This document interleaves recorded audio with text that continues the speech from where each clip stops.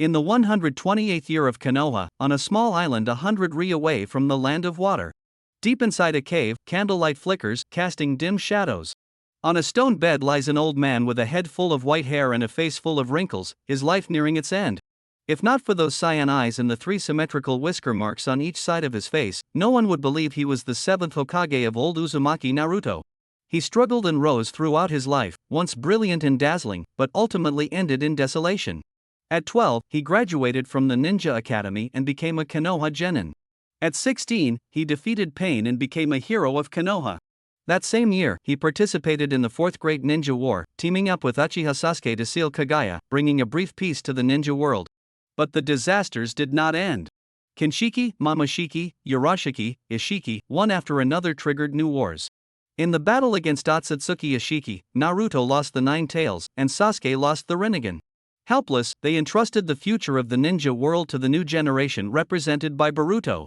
Boruto lived up to expectations, using the Jogan and the power of Momoshiki Otsutsuki to resolve multiple ninja world crises, once surpassing his father's peak, bringing new prosperity to the ninja world. But this prosperity was destroyed by the sudden attack of Otsutsuki Kinshiki. Kinshiki's power was several times greater than Kagaya's. The ninja world fought with all its might but suffered a devastating defeat. Close friends, wife and children, comrades all fell in battle. Their dying cries echoed in Naruto's heart every night, tearing his soul apart. Naruto, our power was not enough. Naruto-kun, please live on, forgive me for not being able to walk with you any further. Father, I have done my best. 7th Hokage, retreat quickly. You are our last hope. In the end, the exhausted Naruto was sent away by the hidden cloud village using a secret technique. When he woke up, the enemy had withdrawn, and the ninja world was reduced to scorched earth. He knelt on the ground, crying bitterly, his tears dried up, beginning a long exile. Now old and powerless, he could only helplessly bid farewell to this world. Beside the candle holder lay an ancient treasure shaped like a turtle, the Otsutsuki clan's time travel device called Rei. It was brought by Urashiki back then and eventually came into Naruto's hands. But now Rei was broken, having lost the ability to traverse time and space, unable even to speak. Lonely and companionless, Naruto could only pour out his heart to Rei. Ah, turtle, do you know? The biggest mistake of my life was underestimating that clan's power. After confronting the Otsutsuki, Naruto finally understood the harsh truth. Far beyond the ninja world, in the outer space, there is a planet called Takamagara, the origin of the Otsutsuki clan. There, the strong are numerous, far surpassing Kagaya. Back then, we united to seal Kagaya and defeat Momoshiki. I thought the enemy was no more than that. How naive, thinking that unity alone could defeat those extraterrestrial invaders. Humans lost from the starting line. The path of the 6 paths sage was not so perfect. Everything Kagaya feared came true. We were too short-sighted, cough cough. Naruto coughed violently, his vision growing blurry. The candle flickered, about to go out, time was running out. After a long silence, Rei suddenly spoke, if you could start over, would you choose revenge? Naruto thought he was hallucinating from impending death and ignored it. His gaze was calm, his tone weary, revenge only breeds hatred. I will not take that path. But if I could start over, I would give everything to gain the power to stand against them and protect those most important. Rei was silent for a moment, at any cost? That doesn't sound like you. Naruto slowly closed his eyes, a bitter smile appearing at the corner of his mouth. That idealistic Uzumaki Naruto died long ago when the country fell and the family was destroyed. Lee was silent for a long time. Maybe I can help you fulfill your wish. Naruto whispered, you can send me back to the past? Lee said, soul transfer is possible, but it's one way you'll stay in the past forever. Are you willing? Naruto smiled, in a world with no one left, what do I still cling to? Lee reached out his hand, give me your hand. Naruto trembled as he stretched out his hand with his last strength. The final trace of chakra in his body was absorbed by Lee. The treasure tool activated. Naruto's soul left his body, flowing along the river of time back to the past. The candle flame went out. The Naruto of this time closed his eyes forever. Cracks spread across Lee's body. He was about to be destroyed. I have witnessed countless Narutos. If anyone can stop that clan's atrocities, it is you. Rise again, in the space-time that is neither too early nor too late. Naruto's consciousness sank in the tunnel. When he opened his eyes again, he was in a gray enclosed space. In his hand was The Strong-Will Ninja Chronicles, written by Jiraiya. Inside the mechanical train before him, the frail Nagato and Konan were standing. Is this a dream? Naruto pinched his leg hard. The pain made him clear-headed. Not a dream. Nagato spoke sadly. With a different protagonist, the story changes. I am your senior brother, from the same school, both revering our master. I said before, we should understand each other. Although that was just a joke. You really are an incredible person. You remind me of my past self. Nagato. His unusual tone put Conan on alert. I no longer believe in Jiraiya. No, I can't even believe in myself. But I have a premonition that our paths will lead to different futures. I'm trying to believe in you. Uzumaki Naruto. As soon as he finished speaking, Nagato pulled his hands out from the thick bandages and formed a shocking hand seal. Outer path, samsara of heavenly life technique. Nagato, you. Conan exclaimed. Nagato said firmly, Conan, enough. I have found a new choice. A choice I once gave up. Naruto suddenly became alert. This is. Seeing Naruto's confusion, Conan explained, those who possess the Rinnegan can not only control the 6 paths of pain, but legend says they can transcend the cycle of life and death. Nagato's ocular power is the 7th path of pain that controls life and death. I know. Naruto clenched his fists tightly, hearing the voice of Rei in his mind, as if his soul had traveled back to the moment after defeating pain and negotiating with Nagato. He was so excited he could barely breathe, his trembling hand holding the book, its cover soaked with sweat. The Naruto before him was still Naruto, but his soul came from the future. Conan, puzzled, anxiously looked at Nagato. He was using all his chakra to perform this technique, giving his all just to help this child. She then looked at Naruto, feeling in her heart, it was this child who changed Nagato. Outer path. Nagato's hand seals trembled, cold sweat sliding down his emaciated body, his chakra and life force drained to the limit, his signature red hair turning pale. After finishing the technique, Nagato weakly lowered his hands. This is a trivial act of atonement. Rustle, rustle, rustle. The small slug hidden in Naruto's clothes crawled out and said, people in the village keep being resurrected. I understand. Naruto knew clearly in his heart that all of this was something he had experienced before, but with a completely different mindset. Nagato spoke his final words weakly. War comes with casualties on both sides. The more important the person who dies, the harder it is to accept. Actually, important people shouldn't have died. Especially your generation, who don't understand war, it's even harder to comprehend. The meaning of death. Only pain and hatred with nowhere to vent remain. Dying like ants. Endless hatred and wounds that never heal. That is war. Naruto, this is also something you must face. It seems my mission ends here, Naruto, but maybe, truly only you can accomplish it. With a rustle, the large tree disguised by jutsu turned into pieces of paper drifting down.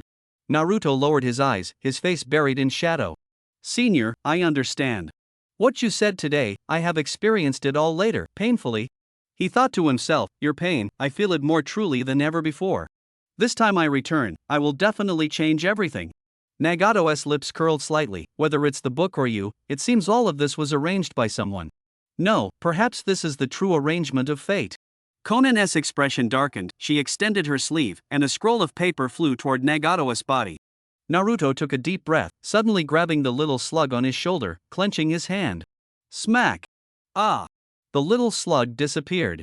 Conan was surprised. Naruto, what are you doing? Naruto said in a deep voice, what I'm about to say isn't for others to hear. Senior Conan, for the future of the ninja world, I will inherit Nagato's Rinnegan. Conan was stunned. What did you say? Inherit the Rinnegan? Naruto repeated firmly, I will inherit Nagato's Rinnegan. Conan's gaze grew heavy as she looked Naruto over again. He didn't seem like someone who would say such things, but she still calmly said, Naruto, Nagato entrusted his will to you, but will is not the same as I's. Naruto explained, my senior brother has already passed, but the power of the Rinnegan cannot be buried. More importantly, there are others coveting these eyes, and if they fall into enemy hands, it will bring disaster. It's safest if I keep them. She knew Naruto was referring to Madara, who was no longer the innocent child he once was. Conan's expression turned cold. The Rinnegan is the treasure of rain hidden as Nagato. No matter who it is, I cannot agree. Nagato has already revived the Konoha ninja, and I have left the Akatsuki. I will not act against Konoha. Now I will take Nagato and the bodies of Pain's Deva path back to rain hidden. Naruto closed his eyes and began absorbing natural energy. After a moment, orange eyeshadow and the horizontal pupils of a toad appeared. Sage mode activated. He opened his eyes, his voice low, Senior Conan, you misunderstand. This is not a request, it's an order. Before the words fell, he instantly moved in front of Conan and landed a precise punch on her abdomen. Ugh! Conan's orange pupils suddenly widened, and her body went limp as she fell to the ground. Naruto withdrew his fist, looking at the fallen Conan, and said softly, "Sorry, senior. To avoid unnecessary conflict, this is the fastest way. I will explain everything to you later." Naruto turned to look toward the direction of the Konoha ninja, his eyes full of urgency. Everything he had lost could be regained with just a turn. But the decision he was about to make went against the will of Fire of Konoha. Even if he told the truth, would everyone believe him? It's too unbelievable, no one would believe it. He withdrew his gaze, suppressing the urgency in his heart. "Sorry, everyone, I love the village deeply, I love you all deeply. Before the time is right, please let me bear all of this alone." That day, the Konoha villagers guarding the village entrance did not see their hero return. The searching ninja found at Nagato's hideout a Strong-Will Ninja Chronicles with fingerprint marks and a Konoha forehead protector engraved with the rogue ninja symbol. At this moment, the fifth Hokage Tsunade had fallen into a deep coma due to the massive consumption of Hyakugo chakra. The Jonin led by Shikaku Nara held an emergency meeting. Shikaku said, "Earlier on the mountain, I met Naruto. He said he would settle things with the enemy and asked us to leave the negotiation task to him." He looked at Kakashi, who was staring blankly at the recovered book. Later, the people who died in the village all came back to life, which means Naruto's negotiation succeeded. But he suddenly killed Lord Slug's clone and left behind the book and forehead protector. "We don't know exactly what happened," Shikaku said solemnly. "I analyzed there are only two possibilities. First, Naruto was controlled by the enemy's jutsu and had no choice. Second, Naruto has other motives and it's inconvenient for us to know." He paused. "As for these two items, putting aside personal feelings, the most direct explanation is that Naruto has abandoned the ninja way he inherited from his master and decided to become a rogue ninja." At these words, the Jonin all gasped. That tenacious Naruto has become a rogue ninja? At this moment, Kakashi spoke. "Naruto was my student, I know him, he would never betray the village. I believe he must have a reason for doing this." He showed the book cover. The fingerprints show he was tightly holding this book at the time, struggling inside. Shikaku sighed and said solemnly, "The facts are unclear, we cannot jump to conclusions. But Naruto defeated Pain and saved the village, that is a fact. I propose we temporarily conceal the news of Naruto's departure and tell the outside world he is resting due to battle fatigue." The Hyuga clan agrees. The Mountain clan agrees. The Aburame clan has no objections. The heads of the various clans all expressed their support. Nara Shikaku nodded and said, "Hiding it is not a solution. Expand the Umbu search, we must find Naruto as soon as possible. The village has just suffered a great disaster. The most important thing now is to stabilize morale. The fifth Hokage is unconscious, Naruto is in trouble, and the village cannot be without a Hokage. I recommend Hatake Kakashi as the sixth Hokage." Hatake Kakashi placed the book on the table and said solemnly, "I am already mentally prepared." In the forest behind the ruins of Konoha, Black Zetsu and White Zetsu emerged from the tree trunks. White Zetsu exclaimed in surprise, Pain was actually taken down, unexpected. That little brat Uzumaki Naruto even took Nagato's body away, unbelievable. Black Zetsu hurriedly said, "Go report to Amage Cure." Within the land of fire, inside a dark cave, Naruto sat on a stone chair, his left eye bandaged, resting his chin on one arm, his right eye fixed on the flickering candlelight, deep in thought. "You're awake." He glanced sideways at Conan, who was tied up with ropes in the corner. Conan struggled desperately but couldn't untie the ropes. Naruto said calmly, "For easier communication, I tied you up and sealed your chakra to prevent you from turning into paper and escaping." His tone was deep, unlike that of a 16-year-old boy. Conan thought, Uzumaki Naruto's acting is really good, both Nagato and I were deceived. Naruto smiled faintly, neither confirming nor denying. Conan questioned, "Where did you hide Nagato's body?" "You took his Rinnegan and achieved your goal. If you don't want to kill me, then return the body so I can take it back to Amage Cure." Naruto turned around and said slowly, "The Rinnegan isn't Nagato of Amage Cure, it belongs to Uchiha Madara, the ancestor of the Uchiha clan of Konoha." Conan exclaimed in shock, "The Rinnegan belongs to Uchiha Madara? Impossible." She couldn't accept this truth that overturned her beliefs. Naruto continued, "The Madara I'm talking about isn't the masked man from Akatsuki. He called himself Madara to deceive you."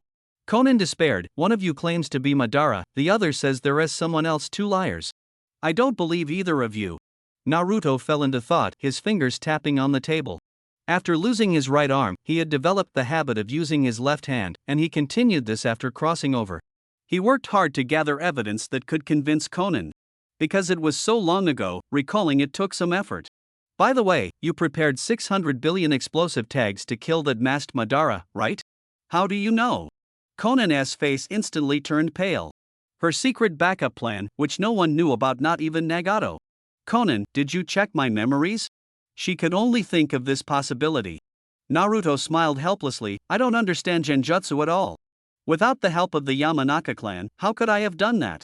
It was during the Fourth Great Ninja War, when he extracted the 10 tails from Obito, that he saw Obito's memories and learned about Conan's secret stash of 600 billion explosive tags.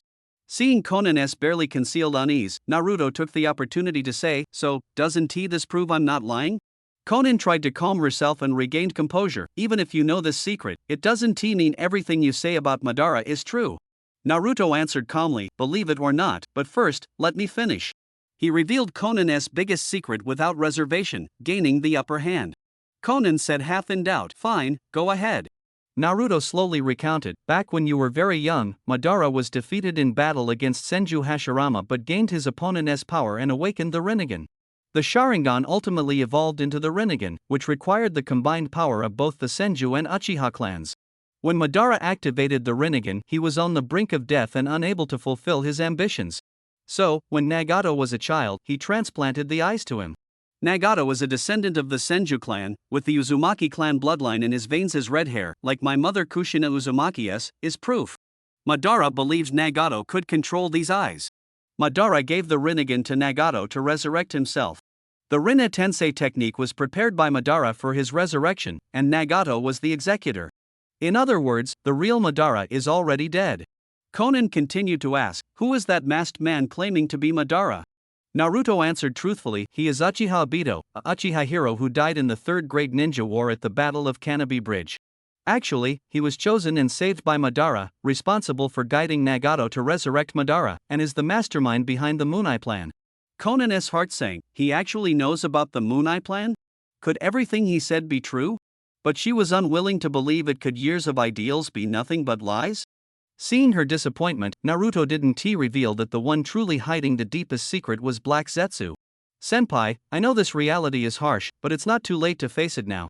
Conan's eyes sharpened. No. The Akatsuki investigated you. You've stayed in Konoha for years and only traveled with Jiraiya for training in the past 3 years. How do you know all this? Naruto sighed. It seemed he couldn't avoid this question. Naruto sighed, stood up, walked over to Conan, untied her ropes, then extended his left fist. Clash fists with me, and you'll understand everything. Though Conan was doubtful, seeing the complex emotions surging in Naruto's right eye, she couldn't help but want to find out. She took a deep breath and extended her palm. Tick-tock. Their fists collided, ripples instantly spreading across their mental lake, and images continuously emerged. Is this real? Conan's orange eyes flickered violently, her heart unable to calm for a long time. Absolutely, Naruto said in a low voice, these are true scenes from the future. I escaped from the moment I was about to die. Ironically, I could come back only because of that clan's treasure.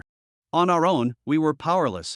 Since I've returned, I have only one goal: to defeat those guys and protect this world. For that, I must become strong enough to stand against them. Conan almost believed Naruto. Words can be forged, but the emotions in one's heart do not lie. What are you planning to do? She asked. Naruto answered, become stronger at all costs. I will act based on this premise. First, I'll start by collecting the secret techniques in Kekkai Genkai from the major ninja villages, then integrate the power of all the tailed beasts. Conan frowned. Secret techniques in Kekkai Genkai are the highest secrets of the ninja villages, and the tailed beasts are the key to the power balance among the 5 great nations. You're planning to make enemies of the entire ninja world. Naruto smiled. Exactly. You have to be enemies with the whole world first to save it. Sounds crazy, right? The only person who unconditionally believes in me is one, and I don't want to involve her too early. Besides, I have to betray Konoha first. As a Konoha ninja, my actions would only bring trouble to Konoha. Naruto looked at Conan sincerely. Conan, nay, now that you know the whole story, can you understand me? Conan asked back, where is Nagato's body? Follow me. Naruto turned around, and the stone chamber's door thundered open, revealing 2 coffins inside. Conan approached and saw Nagato lying peacefully in the first coffin. Though his eyes were hollow, his face was intact. She turned to the second coffin, which held the body of Painus Devapath. Conan looked very surprised. Naruto smiled faintly. That's Yahiko, right? He's important to you. Conan gently stroked Yahiko's face. He was my comrade and my lover. Naruto teased, only such a handsome boy deserves Senior Conan. Conan smiled, and the resentment in her heart dissipated. Stepping out of the cave, Conan looked around. Although protected by a barrier, there was still a risk of being discovered. She said, "This is within the land of Fire's borders. Konoha is definitely searching for you with all their might." Naruto said confidently, "My sage mode can sense every little movement. I want to be easily found." Naruto pressed the bandage over his left eye and said, "I'll stay here and wait until I get used to this left eye." "Where is Nagato's right eye?" someone asked. "I've put it away. I heard transplanting the Rinnegan is risky, so I want to take it step by step. So far, nothing unusual. Konoha can't be returned to. Where do you plan to go?" "Home is wherever I make it. The ninja world is so vast, there must be somewhere to stay." Conan was silent for a long time, then said, "Then come with me to Amigakure." Naruto was surprised. "Conan, you..." Conan finally revealed her true feelings. "Such a dangerous plan can't rely on you alone. You inherited Nagato's will and eyes. I have no reason not to help you. Amigakure is willing to be your support." Naruto was deeply grateful, and only the words, "Thank you so much," could express his feelings. Conan asked calmly, "When do we leave?" Naruto's gaze was deep. "We still have to wait a while. There's someone I must see." In the wilderness of the Land of Fire, beneath the skeleton of a giant beast, was Akatsuki's base. The outer path demonic statue sat cross-legged on the altar, its hands bound by chains. Masked Tobi sat on a stone chair, the Sharingan in his orange mask flickering dimly, the candlelight fluctuating with his aura. Black Zetsu brought 3 shocking pieces of news, leaving Tobi silent for a long time. Pain Nagato, invincible as he was, had been defeated. Nagato betrayed them, using the Rinne Tensei technique to revive the dead of Konoha. Naruto was suspected of betraying Konoha and had taken Nagato's body away. Tobi said softly, "Nagato's betrayal surprised me, but Naruto's actions are even more unexpected." White Zetsu asked, "What should we do then?" Tobi turned his head. "Did you hear the conversation between Naruto and Conan?" White Zetsu said, "No, it was too close. I was in danger." Tobi withdrew his gaze. "In the worst case, Naruto has set his sights on the Rinnegan. Also, Raikage has already sent invitations for the 5 Kage Summit, aiming to hunt down Sasuke. I originally planned to take this opportunity to declare war on the 5 great nations and announce the Moon Eye Plan." At this, Obito clenched his knees, "But the capital for declaring war is the power of the 7 tails sealed inside the golem by Akatsuki. To control this power, one must have the Rinnegan." White Zetsu exclaimed in alarm, "Damn!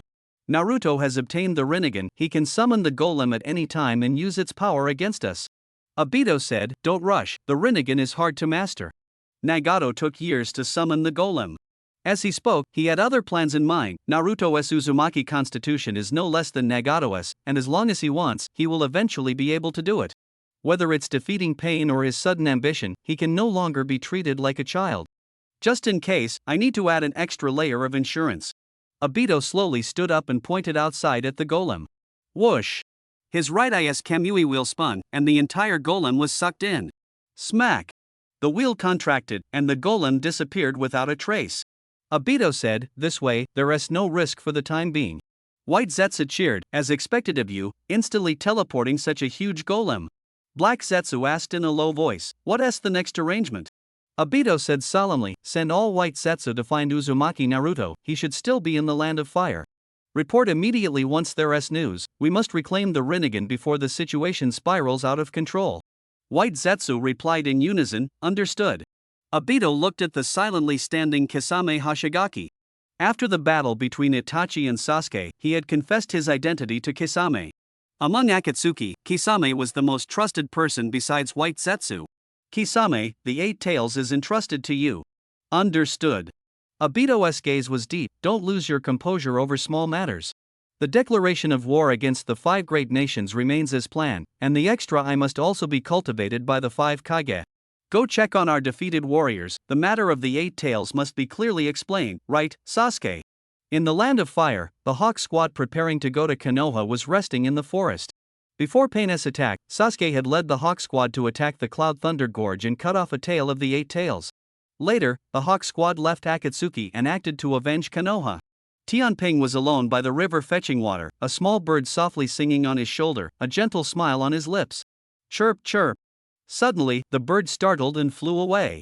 Tianping turned his head toward the forest and saw a blonde-haired boy with a bandage over his left eye approaching. "HM? It's you." Tianping recognized Naruto. Before the Sasuke and Itachi battle, Konoha had been searching widely for Sasuke. Naruto's shadow clone had once encountered the Hawk team, and Tianping remembered his face. To the Naruto who came from the future, Tianping was somewhat of an old acquaintance. He smiled and asked, "Long time no see, Tianping. You really love little animals, don't you?"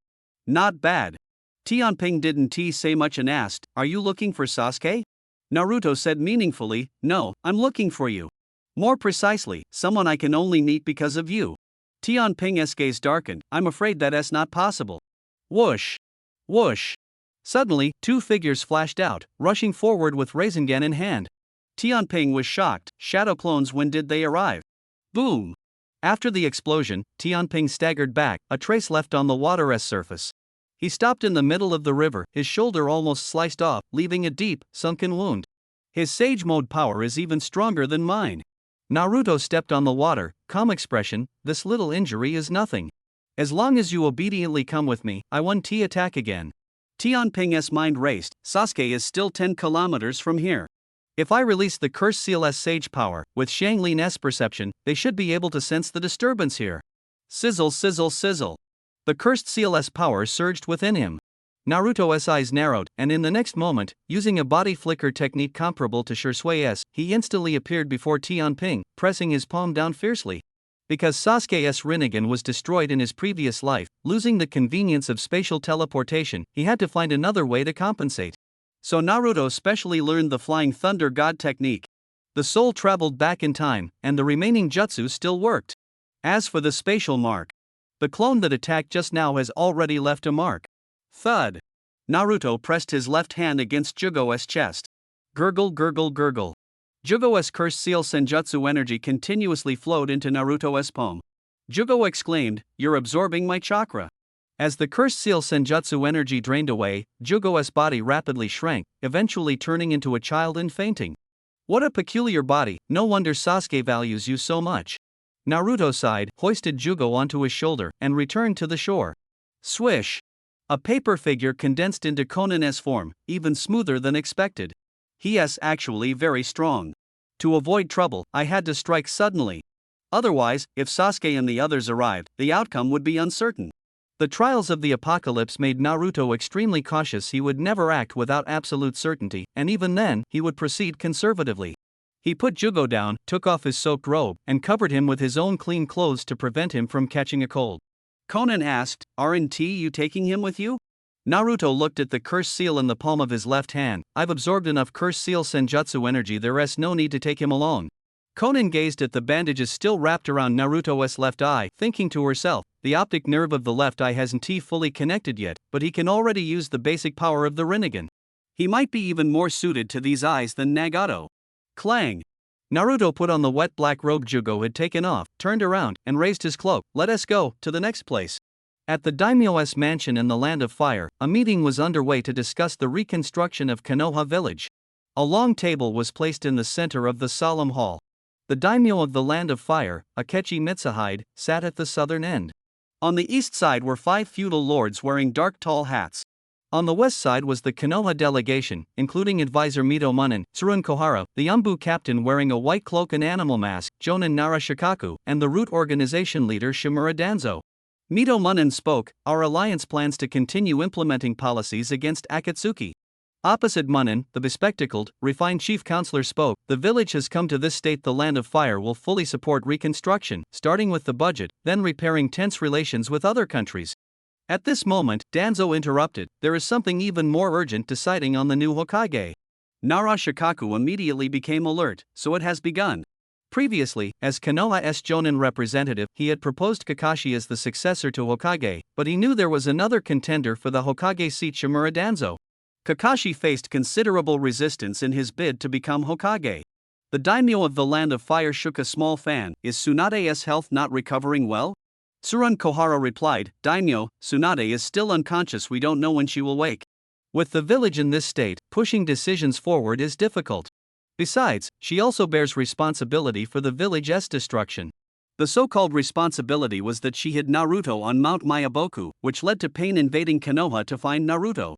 The daimyo said, I originally wanted to choose Jiraiya, I admired him greatly, but unfortunately he has gone. Is there anyone else? Danzo spoke, in that case, I recommend Hatake Kakashi. Nara Shikaku forcefully interrupted Danzo, ignoring his cold glare. Oh, the son of White Fang? Not bad. The daimyo was pleased and looked toward the council seats. What does everyone think? His reputation, strength, and character are all outstanding. But isn't he too young? The fourth Hokage, Minato Namikaze, was young at the time as well. The counselors expressed their opinions one after another, and the situation gradually became favorable to Kakashi. The bespectacled leader asked, whose disciple is Hatake Kakashi? Mito Munin answered, the disciple of the fourth Hokage. The daimyo clapped his hands. The fourth was Jiraiya's disciple, and Jiraiya was the third's disciple. Looks good, then. Seeing the situation being controlled by Kakashi's side, Danzo suddenly said, the teachings of the third Hokage have instead pushed the village toward destruction. The daimyo was frightened by Danzo's gaze and hurriedly covered his face with a fan. Danzo took the opportunity to say, the leader of Akatsuki who destroyed the village was once Jiraiya's disciple. This naive sympathy for foreign powers granting strength has caused a grave mistake. It is precisely this inherited naivety that led to the alliance's betrayal and created the opportunity for Orochimaru's attack on the village. The newcomers in Akatsuki are even led by the traitor Uchiha Sasuke. Shikaku listened heavily. Suddenly, a sly smile appeared at the corner of Danzo's mouth as he dropped a bombshell. More serious than these is that Jiraiya's other disciple, the Nine-Tails Jinchuriki Uzumaki Naruto, has actually betrayed the village. Hearing this, Nara Shikaku's face changed drastically, and the hall immediately erupted in uproar. The council leader hurriedly said, wait, isn't Naruto the hero who defeated the Akatsuki leader? He's currently resting with honor. Danzo sneered, his gaze landing on Shikaku. This matter still needs to be asked of you, Jonin representative Nara Shikaku. The daimyo looked at Shikaku, his tone serious. Shikaku, what exactly is going on? Shikaku broke out in a sweat, thinking he couldn't hide it from Danzo after all. But he quickly calmed down, Your Excellency, after the war Naruto indeed did not return to the village, but we cannot confirm he has betrayed us. Danzo said darkly, we have received critical intelligence that Uzumaki Naruto is suspected of contacting the Akatsuki's second-in-command, plotting treachery. Everyone frowned, is the intelligence reliable? Danzo added fuel to the fire, basically reliable. I even suspect that Pain's attack on Konoha was a conspiracy in collusion with Naruto. The daimyo pondered, he's just a simple boy, of good character, a role model for many ninjas. Danzo sneered, there's no such thing as pure or impure. He has the nine-tails fox sealed within him, a symbol of evil. Even the purest can be corrupted by darkness. Jiraiya's failure in teaching, Tsunade's indulgence and cover-up, and even Kakashi's failure to notice have led to today's situation. The council head pushed up his glasses. Lord Daimyo, Danzo's words have not been confirmed, but Kakashi is also not suitable to be Hokage for the time being. Rokuya wanted to argue but was powerless to change the situation. Danzo brought up Naruto's defection, and the situation was already beyond saving. Bang! Danzo slammed the table fiercely, the sound shaking the room. What kind of Hokage do we need now? Someone who can turn the tide in the worst circumstances, bring about reform, and reshape the iron laws of the ninja world. This Hokage can only be me. The daimyo closed his eyes in deep thought. Rokuya urged anxiously, Lord Daimyo, you can't just listen to Danzo's one-sided words. Konoha Zanbu are tracking Naruto, and soon the truth will come to light. The daimyo opened his eyes and made a decision. Very well, it's decided. Danzo, I appoint you as the sixth Hokage. A satisfied smile appeared at the corner of Danzo's mouth as he thought, I originally planned to use the power of my right eye to manipulate the daimyo's decision, but I didn't expect that exploiting Naruto's defection to suppress Kakashi would work even better. Rokuya, you can't help anymore. Leaving the daimyo's residence, Danzo leaned on his cane, walking alongside an umbu in white. How is the matter you arranged progressing? According to your instructions, rumors have been spread at the grassroots level that Naruto and Pain were acting to gain trust, and after you saw through it, Naruto fled the village overnight. Danzo smiled, very good. The white-clad umbu said, Lord Danzo, Naruto's betrayal of the village hasn't been confirmed yet. He's one of the few in the village who can rival Jiraiya. Isn't this too risky? Danzo replied coldly, whether Naruto has betrayed or not, as the Nine-Tails Jinchuriki, he is an unstable factor in the village. Before he grows stronger, we must crush this sprout in the cradle. No matter how strong the power, if it cannot be used by me, it is a burden. This is the price that must be paid for Konoha. Danzo raised his hand to cover his right eye, ambition fully revealed. After dealing with Naruto, I will control the Nine Tails. I, Shimura Danzo, will become the strongest Hokage in history. Within the Land of Fire, in a dimly lit hideout, inkwash-style mice scurried about. This was Sai's technique Super Beast imitating drawing, which fuses chakra with painting skills. Sai maintained his hand seals in the bushes and said to Mitarashi Anko, who was investigating Kabuto's whereabouts with him, "This is a hideout once used by Orochimaru." Anko put her hands in her pockets. Kabuto was still using his old lair. Suddenly, the big tree behind them moved slightly. Sai drew his sword, and Anko shouted, "Don't move, it's one of our people." Appearing were 3 members of the Konoha reconnaissance team, Hyuga Tacoma, Aburame Muta, and Aburo, who were Jonin, Special Jonin, and Chunin respectively. Muta wore a light-colored coat of the Aburame clan, black sunglasses, and carried an insect jar on his back. He stepped forward and said, "Captain Mitarashi, there has been a change in the village orders. Temporarily stop searching for Yakushi Kabuto, prioritize capturing Uzumaki Naruto. We will cooperate with you." Akato was surprised. Naruto? Just now Yamato hurried back to the village, is this related? Muta said, the Akatsuki attacked Konoha, the village suffered heavy losses, and Tsunade is unconscious. What? So Danzo has been appointed as the 6th Hokage. Upon hearing this, Sai's pupils contracted sharply. Akato found it hard to believe. What exactly happened to Naruto? Hyuga Tacoma stepped forward, glancing sideways at Sai, whose identity was sensitive. Some things can't be said in front of him. Let us go first. Sai jumped out of the bushes and ran toward Konoha. He thought to himself, Danzo became Hokage, but Naruto left the village. I have a bad feeling about this. With the mission changed, Akato led the team to start searching for Naruto. She clearly understood the cause. Naruto would betray us? I just can't believe it. She remembered Naruto's carefree personality during the Chunin exams and had always been watching his growth. Muta said in a deep voice, "No one wants to believe it, but only by finding Naruto can we uncover the truth and prevent him from being used and framed by Danzo. Bad rumors have already started spreading in the village." At this moment, Hyuga Tacoma, who was using the Byakugan to conduct an all-around scan, shouted loudly, "At 12 o'clock, found Naruto, he is coming toward us." What? Akato jumped onto a tree trunk, surprised. What a coincidence, everyone be on guard. Everyone immediately became alert, gripping their kunai tightly in defense. 1 kilometer away, Naruto exited Sage Mode, thinking to himself, we've been discovered. Since returning to the village, this was the first time he had to face his comrades, and he couldn't help but feel nervous. When he came to his senses, he was already standing in front of the Akato squad. Huff! Naruto took a deep breath and greeted calmly, "Miss Akato, long time no see." The 4 members of the Akato squad sized him up along with Konan, the Akatsuki member behind him. Yamanaka Muta frowned, that woman is wearing Akatsuki clothes. Akato put her hands in her pockets and stepped forward. Naruto, not only did you leave without permission, but you're also mixed up with the Akatsuki. You owe us a good explanation. Naruto replied indifferently, there's nothing to explain, as you can see. Akato's heart tightened, she clenched her pocket, veins bulging on her forehead. You actually did it, you really dare to act. Naruto adjusted his rogue ninja headband and said, yes, this is my ninja way.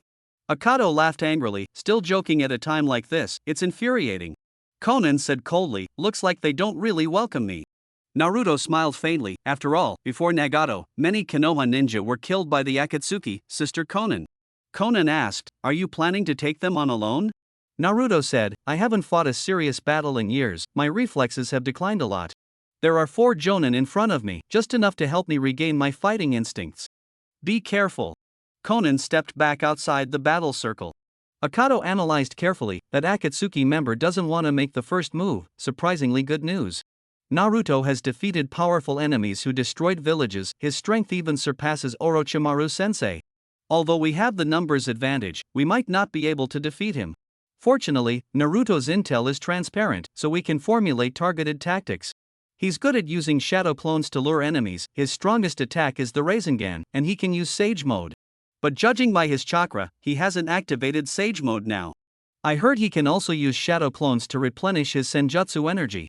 Tokma looked around carefully with a sidelong glance, searching for any of Naruto's shadow clones. Tokma replied, besides that Akatsuki woman, it's only Naruto himself. Kazuki's eyes narrowed, he didn't activate Sage Mode. Does he not think it's necessary? That brat I once intimidated has really grown skilled. Formation B. At her command, everyone quickly dispersed. Kazuki stood directly in front of Naruto, Tokma and Muta were on the right side, and Aburo circled behind. Naruto, let me see if your skills are real or not. Kazuki's lips curled with a hint of battle intent. She bit her finger and formed a summoning hand seal. White smoke rose as a giant serpent coiled out. Naruto exclaimed in surprise, so big. Just like the giant snake in the forest of the Chunin exams back then. Miss Kazuki, you're still Orochimaru's apprentice from the Sannin. The giant snake lunged forward, and Naruto quickly jumped back to dodge. The tree he was standing on was broken by the snake's impact. Behind him, Aburo threw multiple kunai rigged with explosive tags. Naruto precisely intercepted them with shuriken. The kunai exploded in midair, and he landed safely.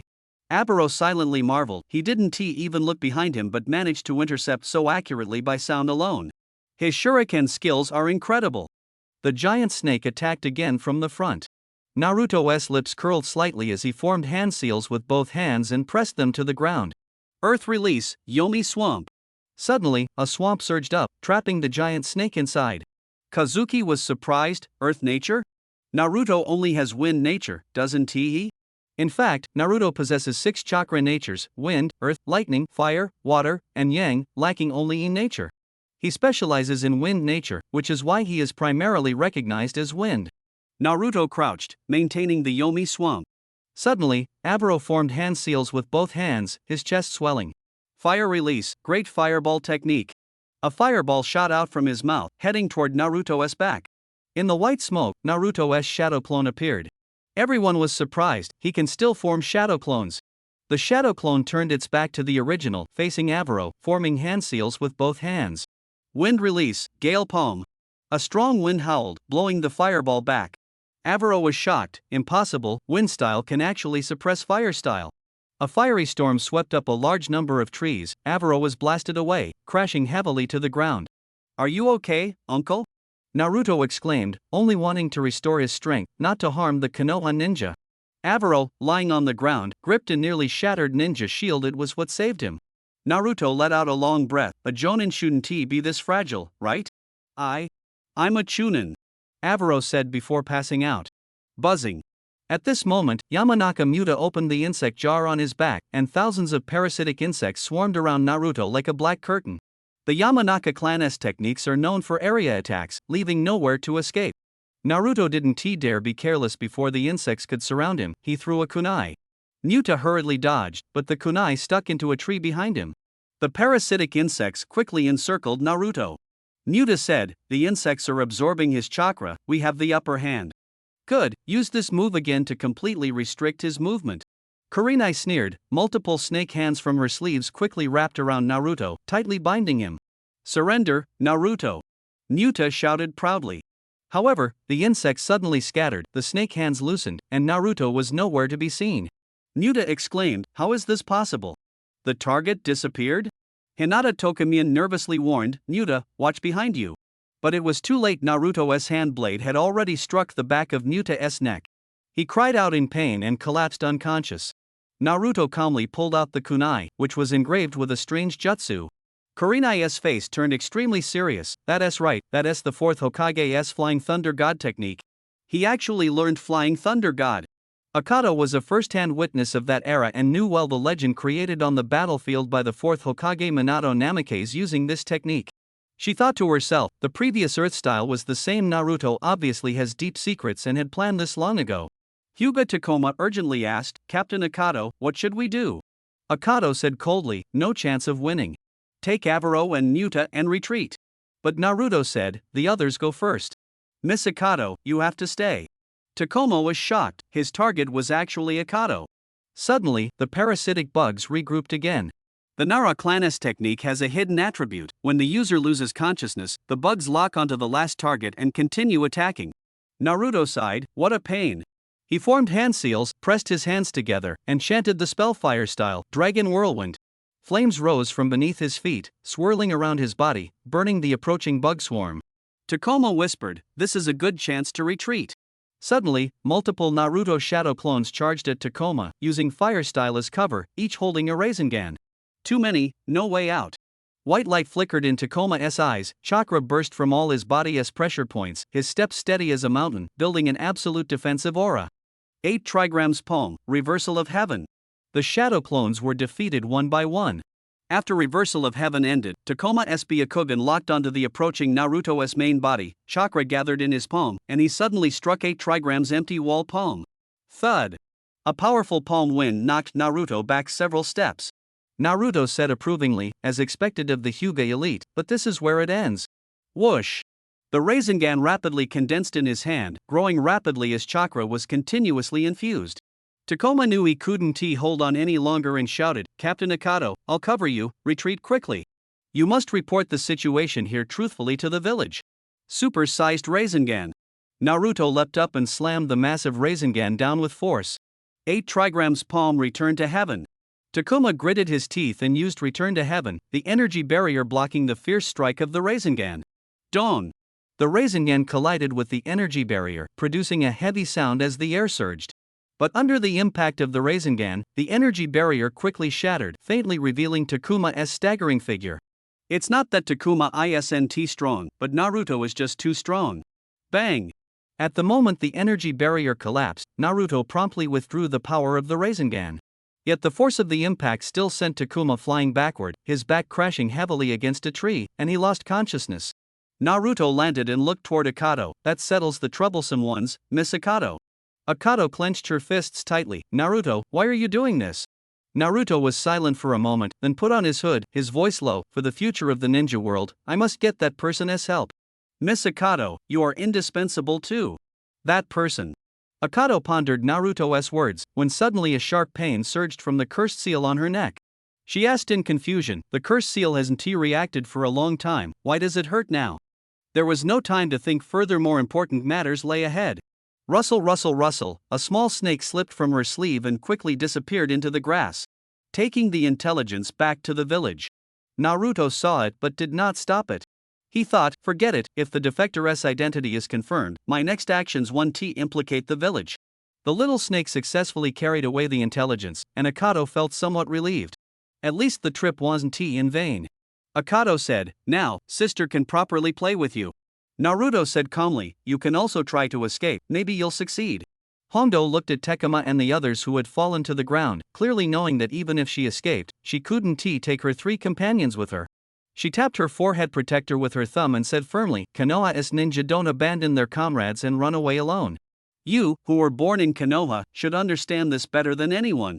Naruto smiled, "I get it. In the ninja world, those who break the rules are trash, and those who don't cherish their comrades are even worse than trash." "Then don't say any more." Hondo began forming hand seals, gathering chakra, thinking to herself, "The only move I have now that can threaten Naruto requires him to be close and off guard. I need to set it up first." With the seals formed, Hondo stood tall with her chest out. Fire style, dragon flame technique. Blazing flames shot out at high speed, rushing straight toward Naruto. Seeing the approaching fire, Naruto quickly thought fire style would hurt Hondo too. It's safer to use water style. Both hands quickly formed seals water style, water dragon bullet technique. The water flowed like a dragon, instantly engulfing the flames, then flew toward Hondo. Ugh! Hondo was overwhelmed by the water, panicking. Naruto rushed forward, reaching out a hand toward Hondo. But Hondo's fingers quickly grabbed his hand, forming seals. "Let us die together, Naruto.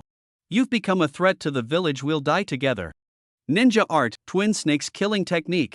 2 snakes emerged from Hondo's sleeves, coiling around them, the dark red glow signaling an explosion. Naruto's pupils contracted sharply. Boom! The explosive flames erupted instantly. In a flash of light, Naruto disappeared with the unconscious Hondo using the Flying Thunder God technique. Gazing at the ruins, Naruto whispered, "A real battle makes one recall the glorious days of the past." Konan stepped forward, looking at the unconscious Konoha ninja, and comforted, "The birds and beasts here have all left. The people of Konoha will come soon to take them back. Indeed, we should head back as well." Naruto jumped down from the tree with Akadama on his back, placed his hand on Konan's shoulder, activated the Flying Thunder God technique, and instantly departed. Soon, several ninjas wearing Konoha Umbu uniforms arrived. Leading them was a ninja draped in a white cloak, holding the intelligence scroll left by Akadama. The scroll was not encrypted with complex codes. They easily deciphered it and learned what had happened here. Several black-clad ninjas examined Takuma and the others, reporting to the white-cloaked ninja, "They are still alive. Naruto didn't finish them off. Akadama's whereabouts are unknown, likely taken away by Naruto. What should we do with these three? Should we bring them back and await Lord Danzo's instructions?" The white-cloaked ninja was a mid-level leader under Danzo, firmly following the path of dark justice. His eyes were cold and sharp. Konoha ninjas have different ideals. They are like water and fire, incompatible. The root's style is to ruthlessly eliminate unfavorable elements. He raised the scroll. With this intelligence, plus the bodies of these three, Naruto's crime of desertion is confirmed. The public opinion among the lower ranks is also evidence. No need to consult Danzo. The root's principles must be enforced. Kill them. Understood. The black-clad ninjas fell silent for a moment, drew their kunai, and coldly stabbed into the chests of Hyuga Takuma, Aburame Muta, and Avaro. The three who should have been rescued by Konoha fell silently under the blades of their comrades. The white-cloaked root member stared at the three bloodied corpses, his gaze dark as he said, "Thus, Lord Danzo's era is finally about to arrive." In the forest, a swirling vortex suddenly appeared before Sasuke and his group who were resting. Though the timing was different, masked Tobi still descended before Sasuke. He spoke in a low voice, "Yo, Sasuke." Sasuke, Karen, and Suigetsu all stood up. Karen frowned, his chakra suddenly appeared. "How is that possible?" Suigetsu said casually, "What a coincidence." Sasuke asked coldly, "How do you know I'm here?" Tobi responded calmly, "Don't underestimate me. I have the corresponding ability too." Kamui's spatial movement and marking differ from the Flying Thunder God technique. Kamui can leave marks with the eyes, which is more convenient and cannot be erased except by yin-yang release. Sasuke said coldly, "What are you doing showing up now? Our Akatsuki has disbanded. We have nothing to do with each other anymore." Obito said in a deep voice, "I told you, betraying Akatsuki only leads to death. You broke the previous agreement." Sasuke frowned, "What agreement?" Obito said coldly, "The matter of capturing the tailed beasts." Karen retorted, "Haven't we already handed over the 8 tails to you?" Obito sneered, "That was just a decoy. You failed." The three were stunned. Obito continued, "You were completely fooled by the 8 tails. To be honest, I'm utterly disappointed in you." Sasuke recalled the battle at Unrai Gorge, confirming the 8 tails had no chance to use a clone, then suddenly remembered when Chidori cut off the tail and it fell into the river. Could it be? Suigetsu said firmly, "Even so, what do you want to do? We have nothing to do with you anymore." Obito said, "No, I just want you to see things through and complete the mission assigned by Akatsuki. Forget about the 8 tails, there is something else for you to do today." Sasuke asked, "What if I refuse?" Obito muttered to himself, "I came to find you because I don't want you to return to Konoha." Sasuke said coldly, "Looks like it has to be settled by force." He activated Chidori and thrust forward, but it passed right through Obito's body. Exclamation point. Sasuke was shocked, recalling the situation with Deidara. His attacks were being penetrated. Is this his ability? Obito glanced sideways slightly. "I've long heard your goal, but unfortunately, it's going to fail." Sasuke turned around, "What do you mean?" Obito sneered, "Konoha village has already disappeared." The three were shocked once again. Shinran asked anxiously, "What is going on?" At that moment, the ground beside Obito cracked open, and a figure slowly emerged. Shinran was on guard, that is. "Don't be afraid, he is my comrade." Obito whispered to White Zetsu, "Who became Hokage?" Zetsu replied, "It's that guy Danzo." Obito nodded, "More or less what I expected." Sasuke frowned, "Danzo really became Hokage?" Obito said, "That is right, the Konoha upper-up who forced your brother out became the new Hokage." Sasuke asked, "What exactly happened in Konoha?" Obito glanced at the two behind Sasuke, "What about your subordinate Jugo?" Suigetsu answered, "He went to fetch water, but why isn't he come back for so long?" Shinran adjusted her glasses, her face serious, but secretly smiling. "Sasuke, hurry up and kick them out, run away with me, hee." Suigetsu shrugged, "Isn't this all your fault, Shinran? If you're thirsty, just drink the water I have." Jugo went to get water for you. Shinran clenched her fists, veins bulging, "Who wants to drink your stupid water? I'm afraid I'd get stupid too if I drank it." She also secretly thought, "And our future child with Sasuke, hee." Suigetsu retorted, "You're not smart to begin with, not much difference." Jerk! Shinran punched Suigetsu in the head, then kicked him. Suigetsu screamed repeatedly. Sasuke sighed helplessly. Stop it, Suigetsu, Shinrin. Obito looked at this farce helplessly, then returned to the main topic. Forget it, Jugo's absence doesn't matter, it won't affect what we're about to do. Konoha was destroyed by my subordinate Pain.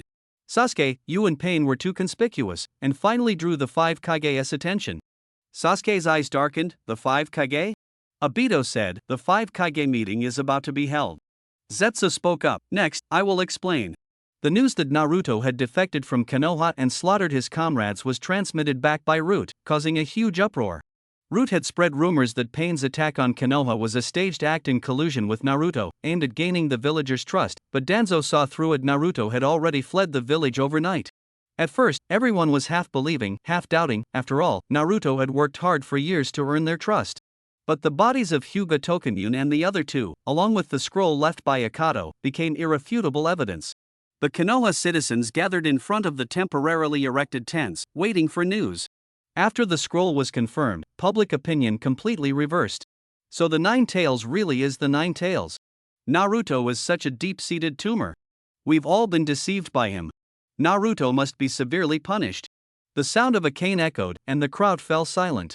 Danzo approached, his voice steady. Konoha never shows mercy to traitors, but only because the 5th Hokage was lenient has this tragedy occurred. I am Shimura Danzo, and I will definitely quell this storm and give everyone in Konoha an explanation. After a brief silence, thunderous cheers erupted. We swear to loyally support Lord Danzo to the death. No one noticed the conspiratorial smile appearing at the corner of Danzo's mouth beneath his Hokage straw hat. Naruto and Konan were initially in the cave. Konan asked, "Are you ready?" Naruto replied, "Let's begin." Konan lifted the cursed seal on Akato's neck. Can this really be done? I still have some doubts. Naruto said, Orochimaru's cursed seal is essentially an independent consciousness. As long as the seal exists, he is immortal. But awakening him requires the original blueprint of the seal, which I have already obtained from Yugo. Naruto stepped forward and placed his left hand on the cursed seal on Akato's nape. Whoosh! The cursed seal chakra absorbed from Yugo was injected into Akato's body. Naruto slowly lifted his hand, and a white snake poked its head out from the cursed seal. The snake's mouth opened, revealing Orochimaru's figure. Akato collapsed to the ground with a thud, still unconscious. Naruto and Konan both took a step back simultaneously. Orochimaru rose from the viscous substance, his gaze locking onto the blonde boy. His hoarse, seductive voice sounded, "Ha ha ha, I never expected it would be you who brought me back to the world. Naruto." His black hair draped over his shoulders, golden pupils narrow, purple shadows extending from the corners of his eyes to his nose wings, pale skin, wearing blue-green Magatama earrings, a pale yellow sash tied around his waist with a light purple knotted hemp rope. This is Orochimaru, known as the Wind of Calamity, still ethereal and extraordinary. He carefully examined Naruto, no longer showing the disdain of the past. Because inside Akato's body, he witnessed Naruto's current strength. Orochimaru, Naruto, don't beat around the bush. I want to obtain immense power and establish a brand new ninja world. Your knowledge in ninjutsu are indispensable. Orochimaru's gaze deepened. I thought you wanted me to help you see your father, Minato Namikaze. I didn't expect your appetite to be this big. Naruto said, looks like you're not very willing.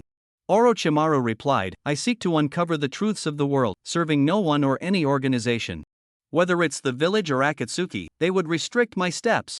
Naruto said, I won't be your restraint. Helping me, you can continue your research, as long as. Orochimaru smiled and interrupted, as long as what? Not harming the ninja world? Naruto unexpectedly retorted, completely not harming it is impossible. I only hope you can keep your bottom line. Oh? Orochimaru frowned slightly, you actually said something so realistic. I'm curious, what exactly has happened to you? Naruto smiled and said, if you're interested, I'll tell you slowly later. Orochimaru shook his head and laughed, forget it, don't dig too deep into these things, be rational. At this moment, Konan interrupted, Orochimaru, you need a stable place now.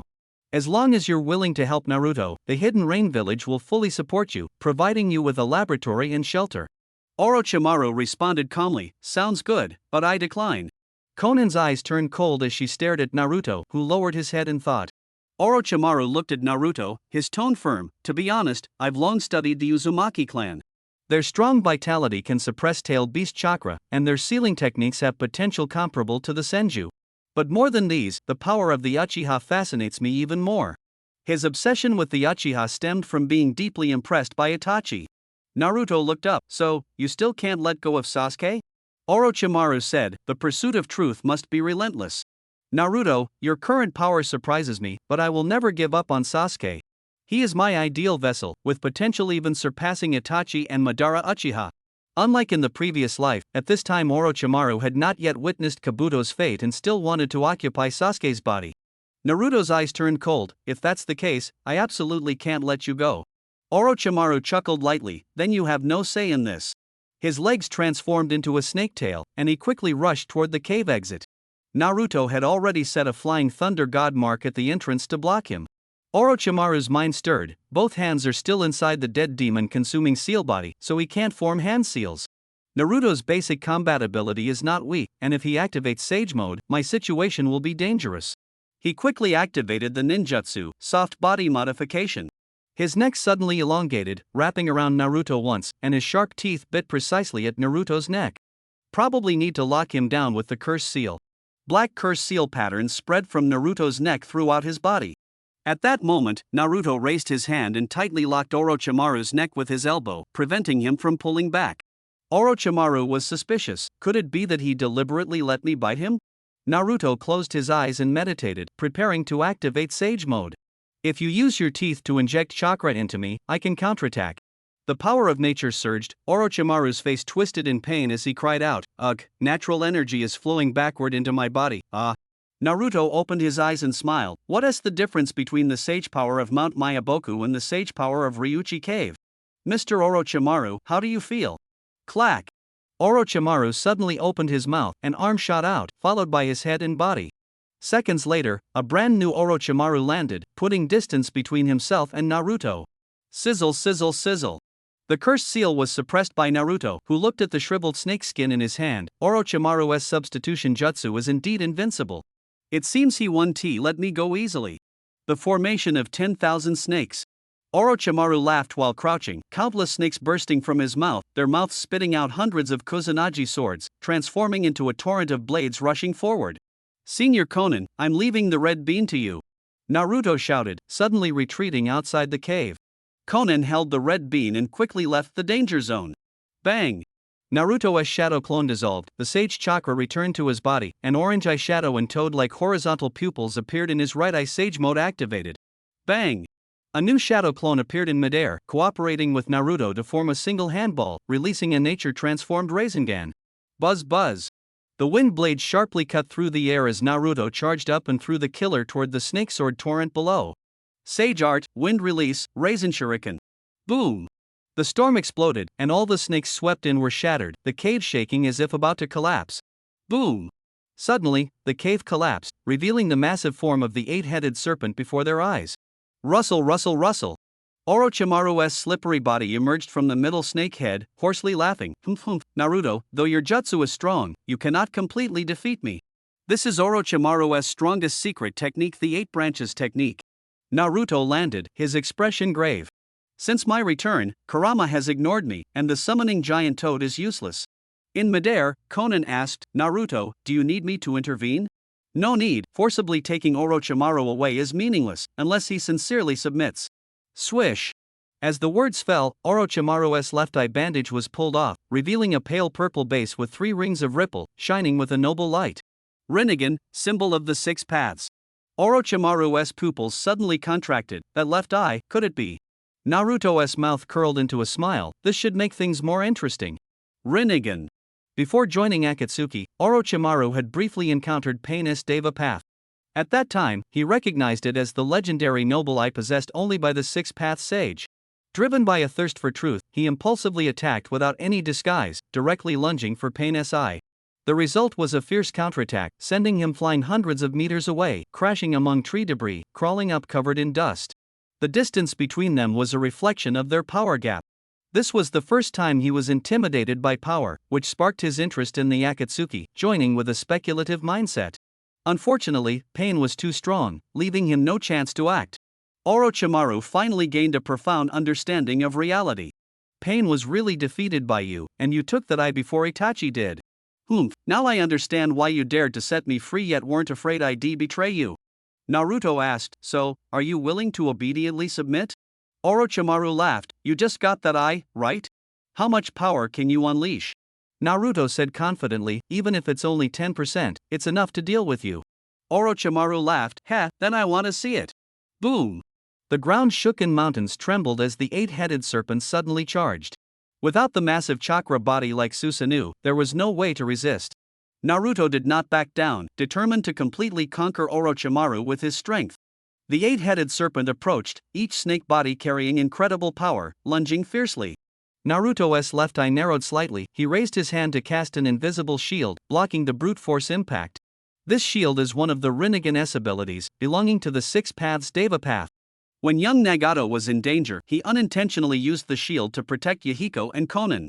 Pain's Deva Path shield can also easily block tailed beast bomb attacks. The only drawback is that the hand must be extended in advance to deploy it. Orochimaru, let me try this. Seeing brute force couldn't break the defense, except for the snake head where Orochimaru was, the other 7 heads simultaneously spat out huge Kusanagi swords. After charging, the 7 swords combined to strike Naruto. Naruto raised his hand, clang clang clang clang, the 7 giant swords stopped midair. Orochimaru's eyes widened, That's not a shield. Naruto's left eye flashed, shouting, Shinra Tensei. Boom! Centered on Naruto, a powerful repulsive force erupted, the ground quickly caving into a basin. The massive body of the eight-headed serpent kept retreating under the repulsion. Konan, holding the unconscious Akato, spread her white paper wings and watched from the air. It's like watching Nagato fight. Naruto has mastered this move so quickly. Boom! The eight-headed serpent retreated, crashing into the mountain wall at the edge of sight. Swish! Naruto quickly approached, suddenly throwing a kunai high into the air.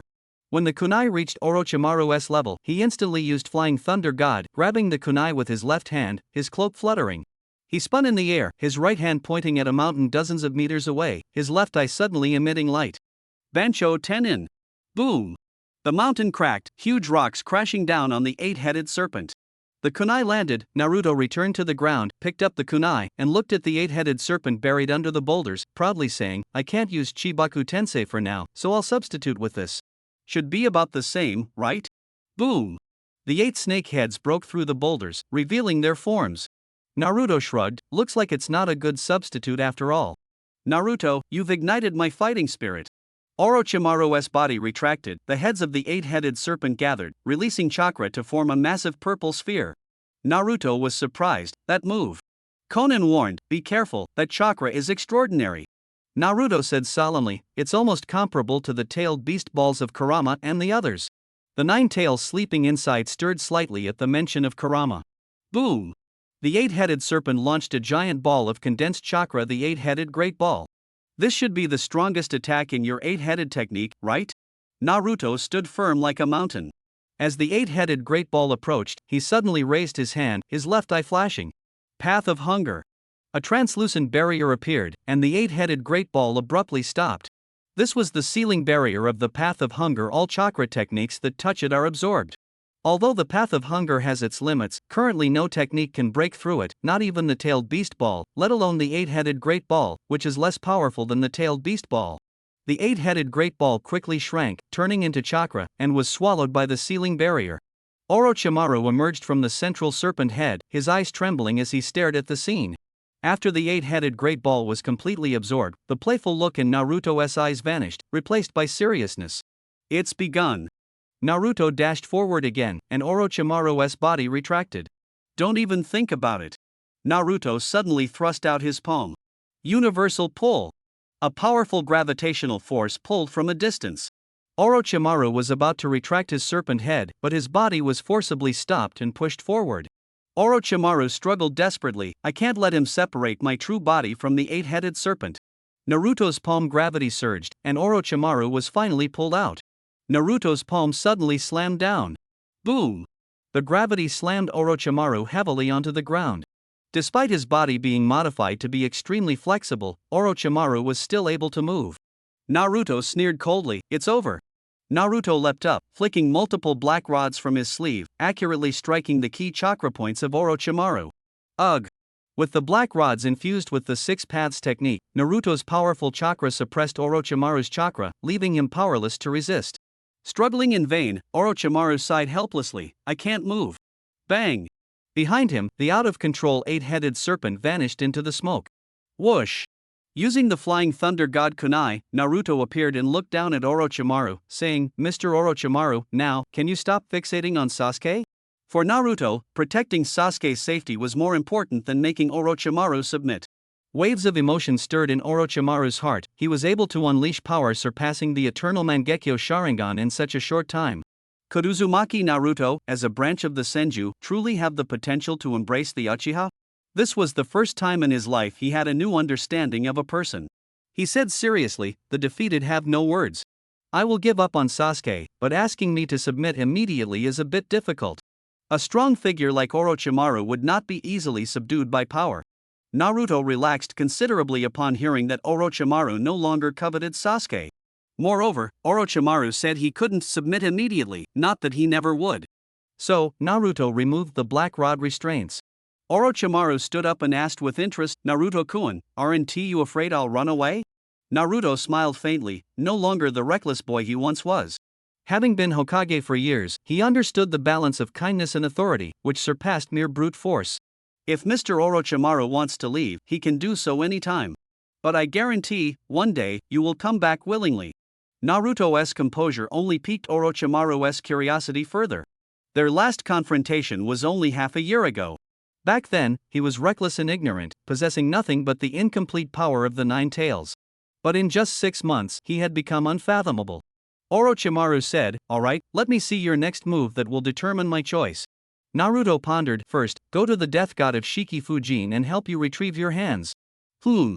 Orochimaru's eyes suddenly narrowed. Naruto smirked subtly, that place isn't far from the Uzumaki clan's Neimando, convenient for your actions. As soon as he finished speaking, he waved his hand. 10,000 phenomena pull. Whoosh! A Hakuja, hidden in the bushes observing, was sucked over from a distance. Naruto's left hand gripped Hakuja's throat. Did a Fae send you? You've already scouted this place, impressive. Uzumaki Naruto, you won't be allowed to send out any information. Sizzle! Naruto's left eye, the Rinnegan, tightened, and Hakuja's gaze instantly went blank. Naruto turned around, let us go, Mr. Orochimaru. Don't you want to first reclaim the jutsu you've long dreamed of? Orochimaru gazed deeply at Naruto's back. This wind's strength far surpassed Sasuke's.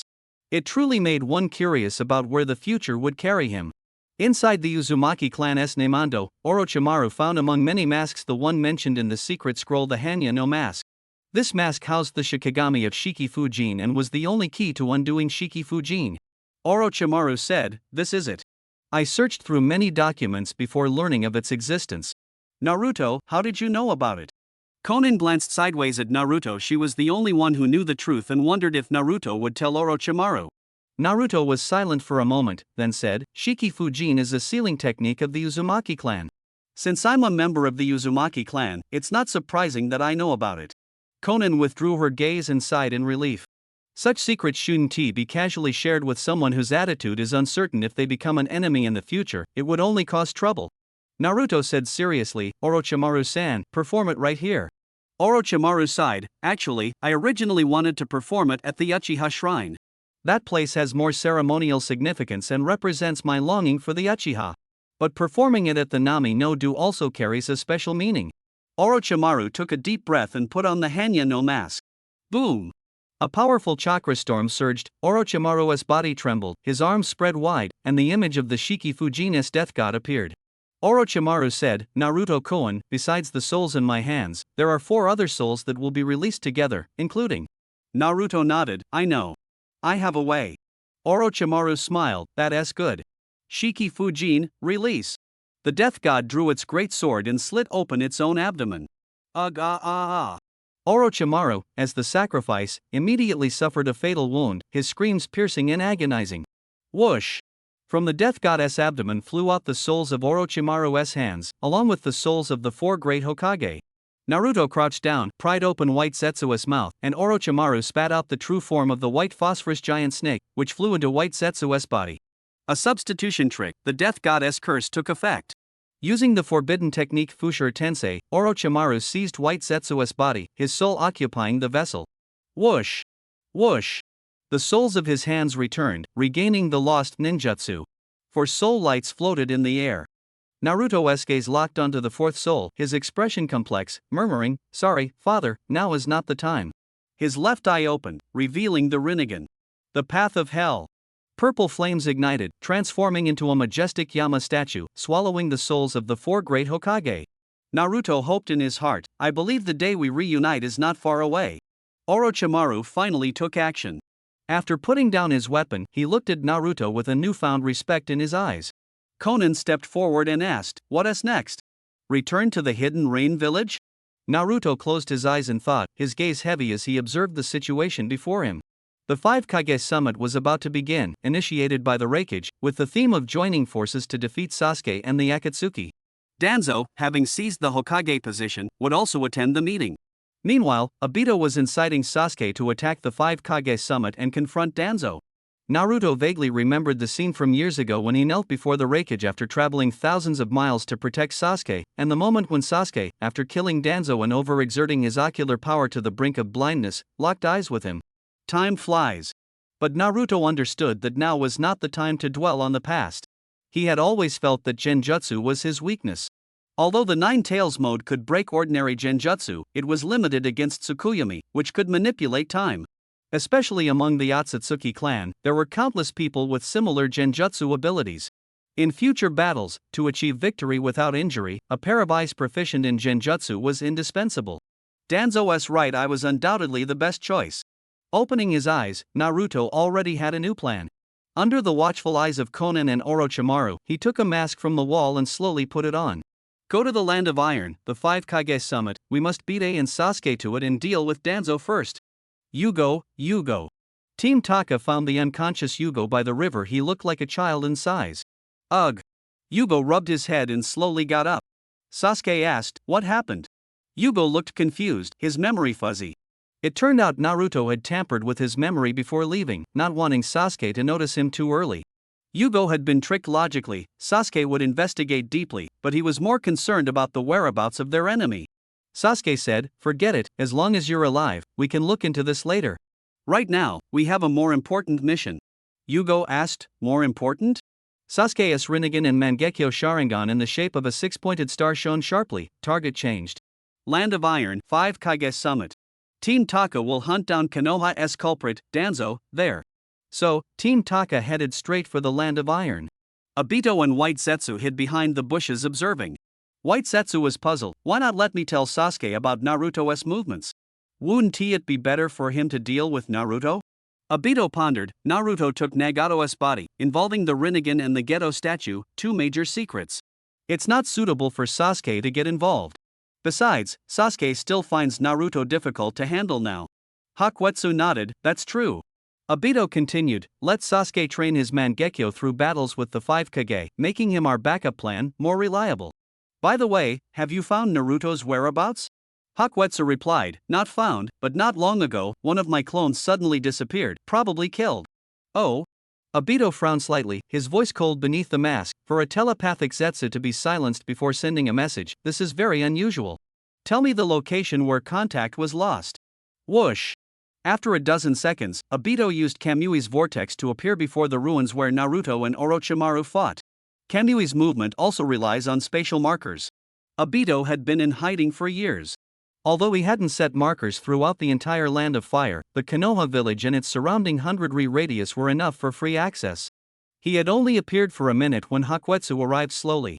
Obito scanned the broken walls and rubble, speaking softly, "That's right, only those eyes could cause this kind of destruction. Naruto has already mastered the power of the Rinnegan." Hakuetsu exclaimed in surprise, "Unbelievable." Back then, it took Nagato several years after Akatsuki's formation to reach this level. Obito responded calmly, "Naruto is a late bloomer. His current strength probably already surpasses Nagato's." Hakuetsu asked anxiously, "Then what should we do? How do we break this passive situation?" Obito's gaze darkened, "Don't be afraid. As long as the golem and the tailed beasts are in my hands, Naruto can't have complete advantage. Even in the worst case, I still have a backup plan." That backup plan was a secret he had not dared to touch lightly for many years. Inside Konoha village, apart from the Jonin led by Shikaku, the populace had completely accepted Danzo's leadership. This was a situation Danzo successfully created by smearing Naruto. Now they were just waiting for the 5 Kage summit to end, Sasuke to be hunted down, and the Jonin to have no choice but to recognize Danzo as Hokage. In the temporary tent of the Hokage, Danzo sat upright, with 3 white-clad root members kneeling before him. Danzo said in a deep voice, "Only then can I attend the 5 Kage summit with peace of mind. This is a critical time, everything must be foolproof. Send more men, make sure to capture Kabuto." He thought to himself that Kabuto might know his secret with Orochimaru, and if exposed, his position as Hokage would be shaken. And Kabuto's human experiment data must be on him. We must retrieve it at all costs. As he finished speaking, Danzo revealed his iron right arm, pressing his bandaged right eye. His face darkened. "That thing is still useful to my right eye and right hand." After giving instructions, Danzo looked at the 3. The Fu and Torian stay behind. Terai is in charge of the perimeter, move quickly. Yes. Terai slipped away, leaving only Fu and Torian. Danzo said, "I have to attend the meeting now." According to the agreement, unless there are special circumstances, only 2 bodyguards can accompany me during the meeting. You 2, as the top operatives of Root, will come with me, but you must remove your masks. The 2 removed their masks, revealing their true faces. Fu asked, "As bodyguards, how should we configure our weapons?" Danzo said, "You decide that yourself." Fu nodded, understood. Danzo continued, "Torian, be responsible for finding Uzumaki's whereabouts. The 9 tails must never escape our control. Also, keep an eye on Sai, he might betray Root, be extremely cautious. Eliminate the rogue ninja Uzumaki Naruto. Eradicate the 9 tails demon fox Naruto. Return our homeland."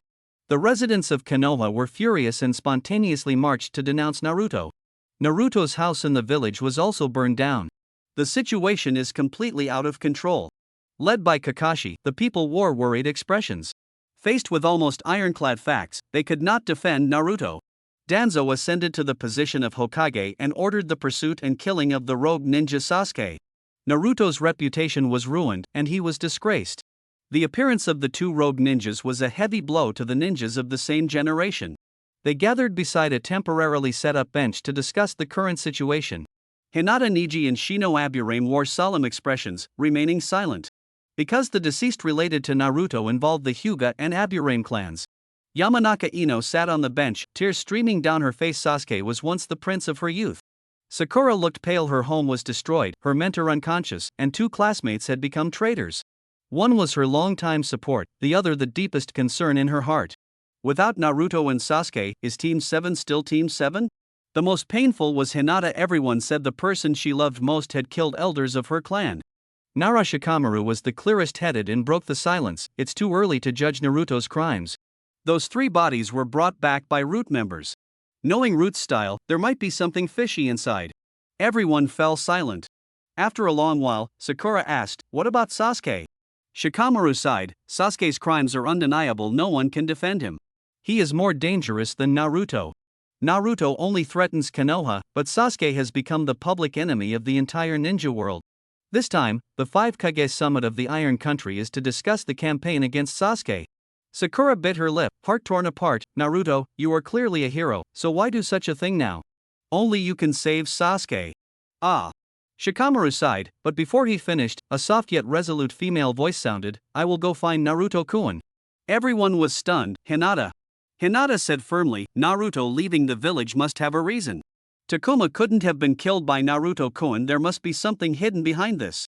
Neji advised, "Miss Hinata, I understand your feelings, but a ninja cannot let emotions cloud their judgment." But Sakura said, "Hinata makes a good point." "Sakura?"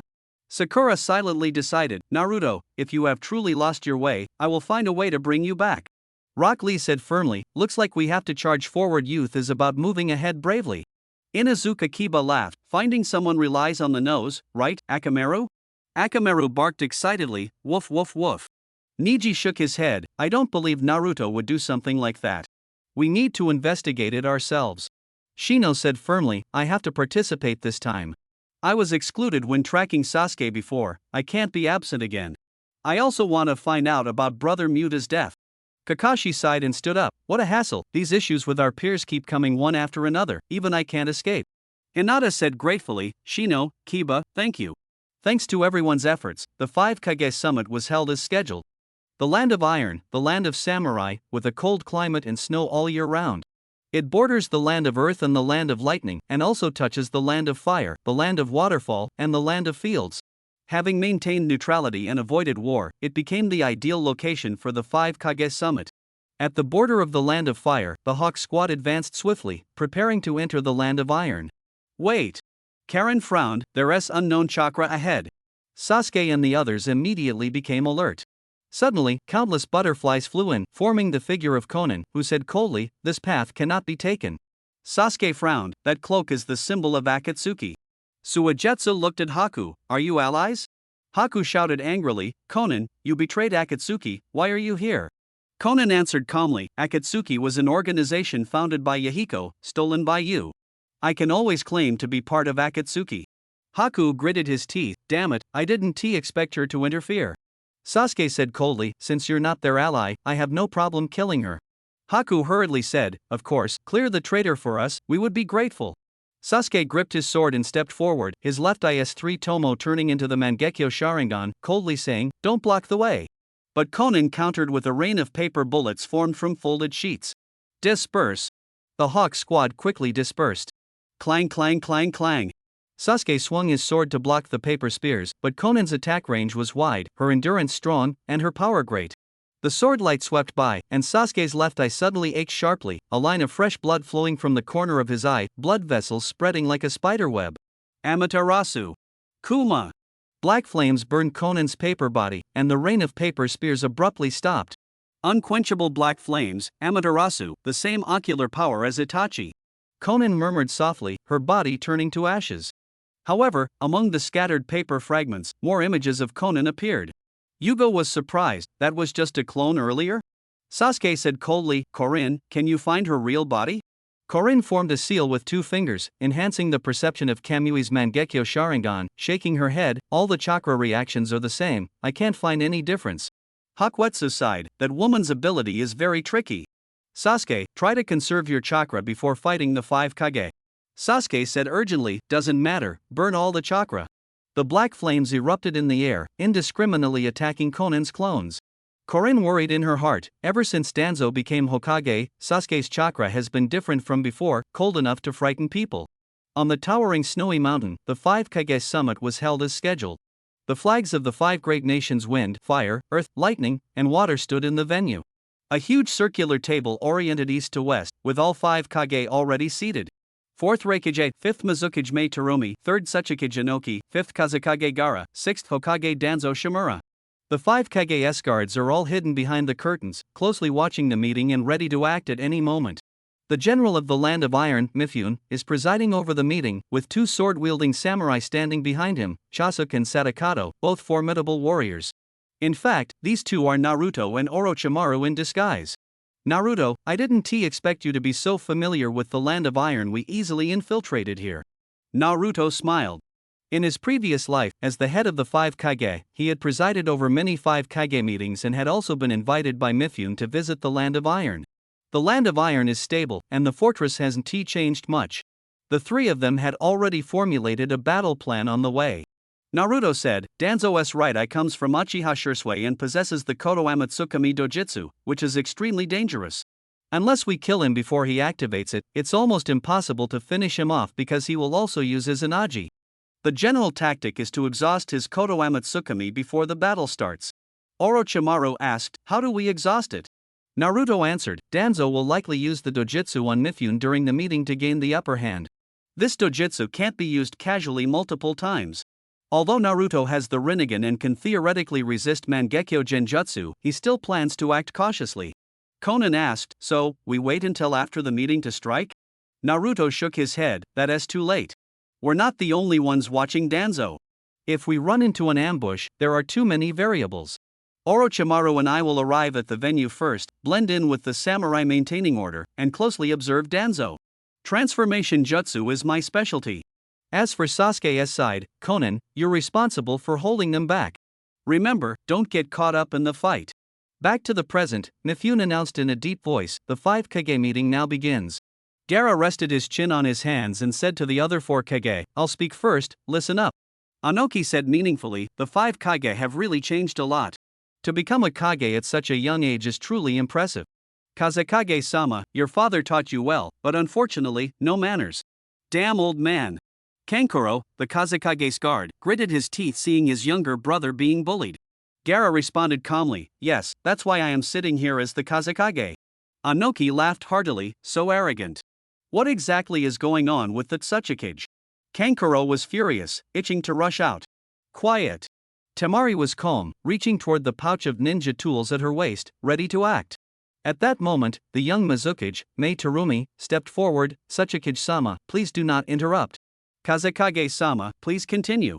Gaara said, I was originally a Jinchuriki, captured by Akatsuki, so Akatsuki is very dangerous. I have repeatedly requested help from the 5 Kage, but was ignored, except by the previous Hokage. By the time the Jinchuriki of each country were taken, it was too late to unite. Anoki analyzed, the 5 great nations lost their Jinchuriki and cannot establish authority, so they can only recover them secretly. Just after being taken, it's impossible to seek help from other countries. Gaara sneered, protocol? Authority? Utterly outdated. Anoki thought to himself, young people these days. Mei Terumi said, whether outdated or not, Mizukage admits we have been too passive. But after losing the tailed beasts, they cannot immediately become a threat. Controlling a tailed beast requires knowledge, technology, and time. Anoki added, Jinchuriki and tailed beasts need to grow together. Adaptation is difficult. Enough said, right, Kazekage-sama? Gaara remains silent. Danzo spoke, those who can truly control tailed beasts are only Uchiha Madara, the first Hokage Senju Hashirama, the fourth Mizukage Yagura, and the Raikage's brother Killer Bee, but... Snap! Hearing his brother Killer Bee's name, the Raikage clenched his right hand, radiating murderous intent. Exclamation point. The Kage's guards sensed the killing intent and appeared instantly. Stop nagging. Raikage slammed the table hard. Crack! The table and chairs shattered. The guards were on alert, the atmosphere tense. Mifune sighed, this is a place for discussion, please mind your manners. The guards dispersed, and the meeting continued. Raikage shouted loudly, Konoha, Sunagakure, Iwagakure, Kirigakure, the Akatsuki members are all your rogue ninjas. Investigations have found that even the Kage have used the Akatsuki. Gaara was surprised, used them? Raikage roared angrily, how can I trust you? Let alone cooperate. I called you here today to ask, what does loyalty mean? Gaara asked, what exactly do you mean by used? Raikage pointed at Anoki and shouted, as the Tsuchikage, don't you know? Ask the old man beside you, he once used the Akatsuki during the war. Anoki said calmly, now that all the countries are stable, armies have been reduced, and the ninja villages have become a financial burden. But risks still exist. If war breaks out, whether ninjas without combat experience can be relied upon is still unknown.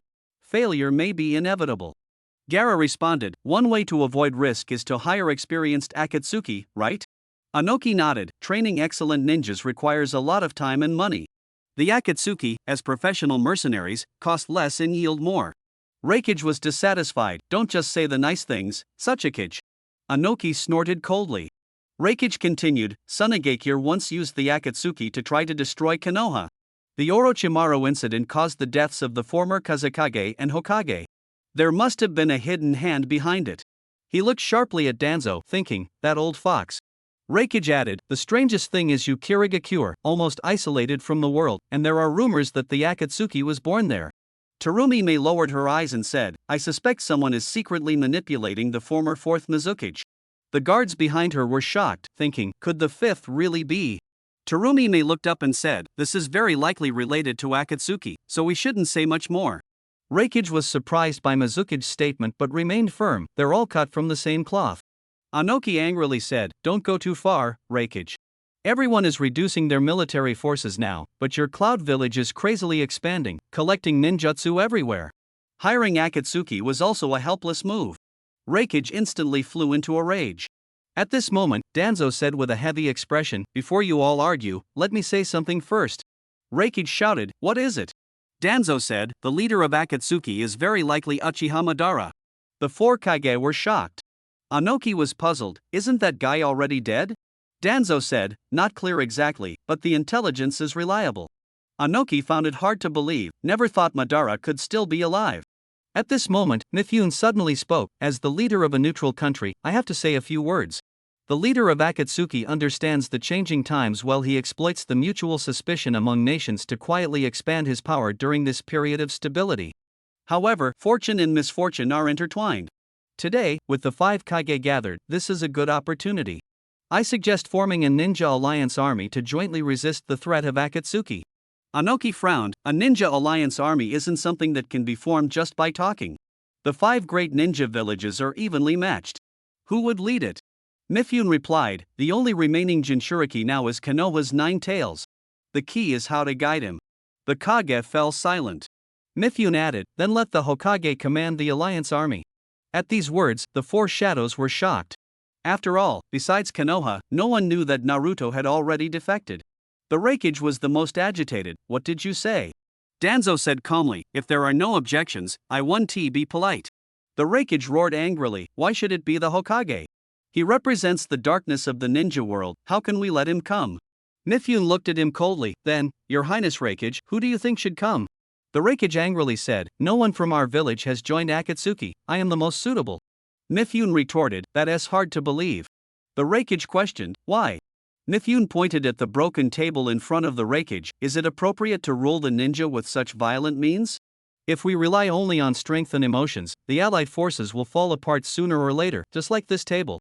The Raikage was burning with rage, grinding his teeth. Mifune withdrew his gaze and said calmly, this is my view as an outsider. The Kazekage is young and hard to command respect, and his burden is already heavy. The Tsuchikage is old, lacks vitality, and tends to use Akatsuki, making him untrustworthy. The Mizukage comes from Akatsuki's hometown, Kirigakura. The leakage of intelligence is worrying, and there is the spy problem. Although the reason why Akatsuki collects tailed beasts is still unclear, the 9 tails must never be handed over to them. The 9 tails belongs to Konoha, so letting the Hokage be the commander is the safest choice. Mifune's words left the Raikage speechless. He knew he had no chance, so he roared, I'm here to show the strength of Kumogakure. The Ninja Alliance has nothing to do with me. The Mizukage Escard, AO, was clear-headed and noticed Mifune's obvious bias. He was secretly alert, there's a problem, we must confirm. Chojuro, prepare for battle. The young Chojuro did not yet understand the situation but tightly gripped his giant sword, Hiramakari. Sizzle. Ao formed hand seals, and under the black seal eye patch on his right eye, the outline of his Byakugan appeared. Danzo's chakra color was clearly visible through Ao's Byakugan. He thought in shock, how is this possible?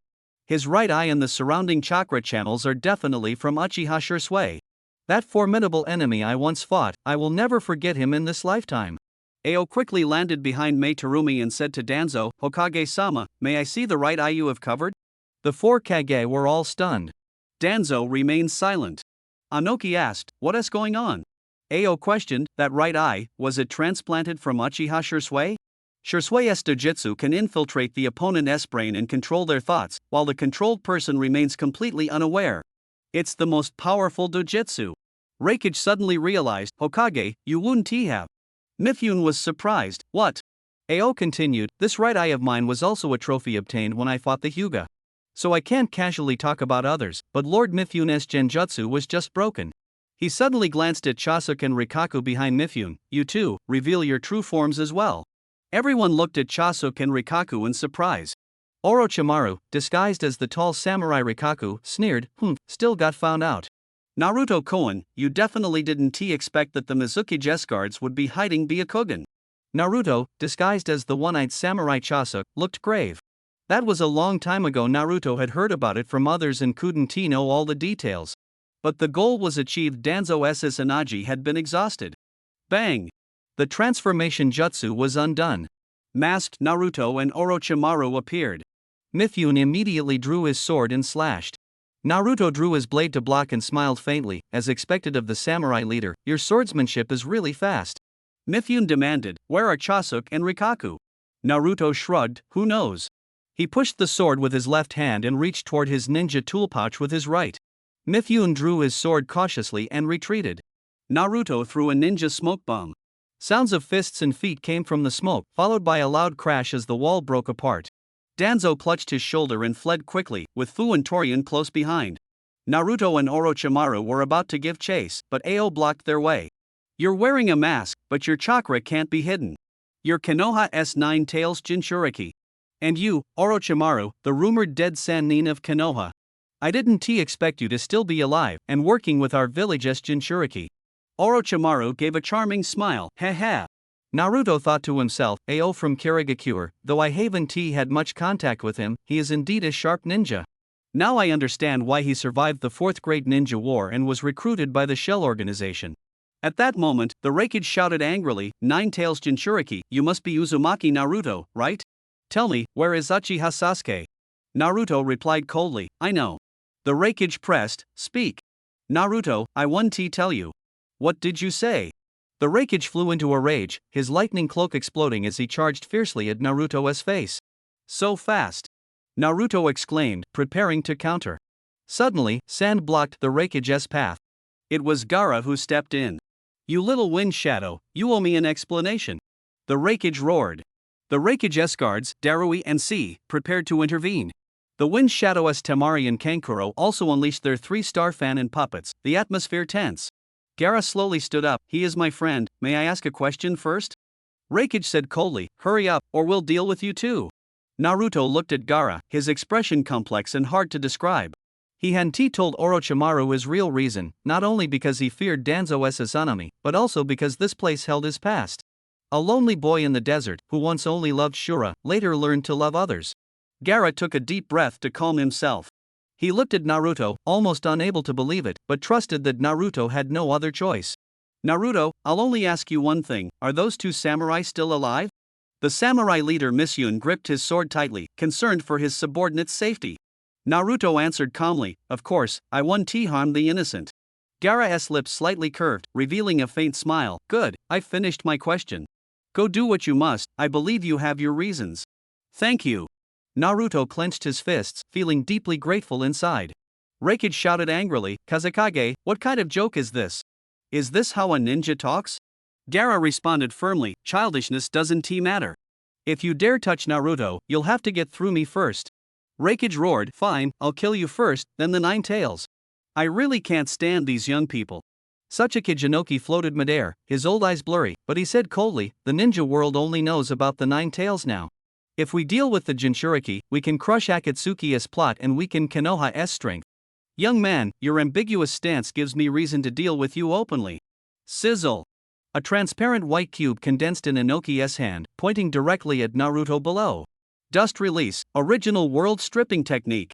Gaara shouted urgently, "Naruto, watch out. Too late, no one can escape my dust release." A dust release beam shot diagonally downward, capable of erasing all molecules. Naruto lightly raised his left hand, and the dust release beam instantly vanished. Inoki was shocked. "What?" Akatsuki was stunned. "He actually countered the old man's dust release. How did he do it?" Kuratsuchi's eyes gleamed with admiration. "Impressive." Naruto said softly, "That Sachike's dust release is still tricky."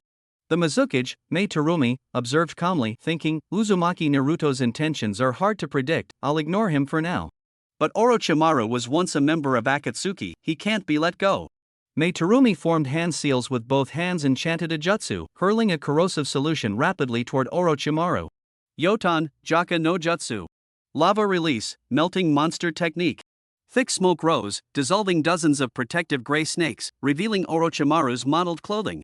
Orochimaru sighed, "The Kekei Genkai of lava release is indeed troublesome."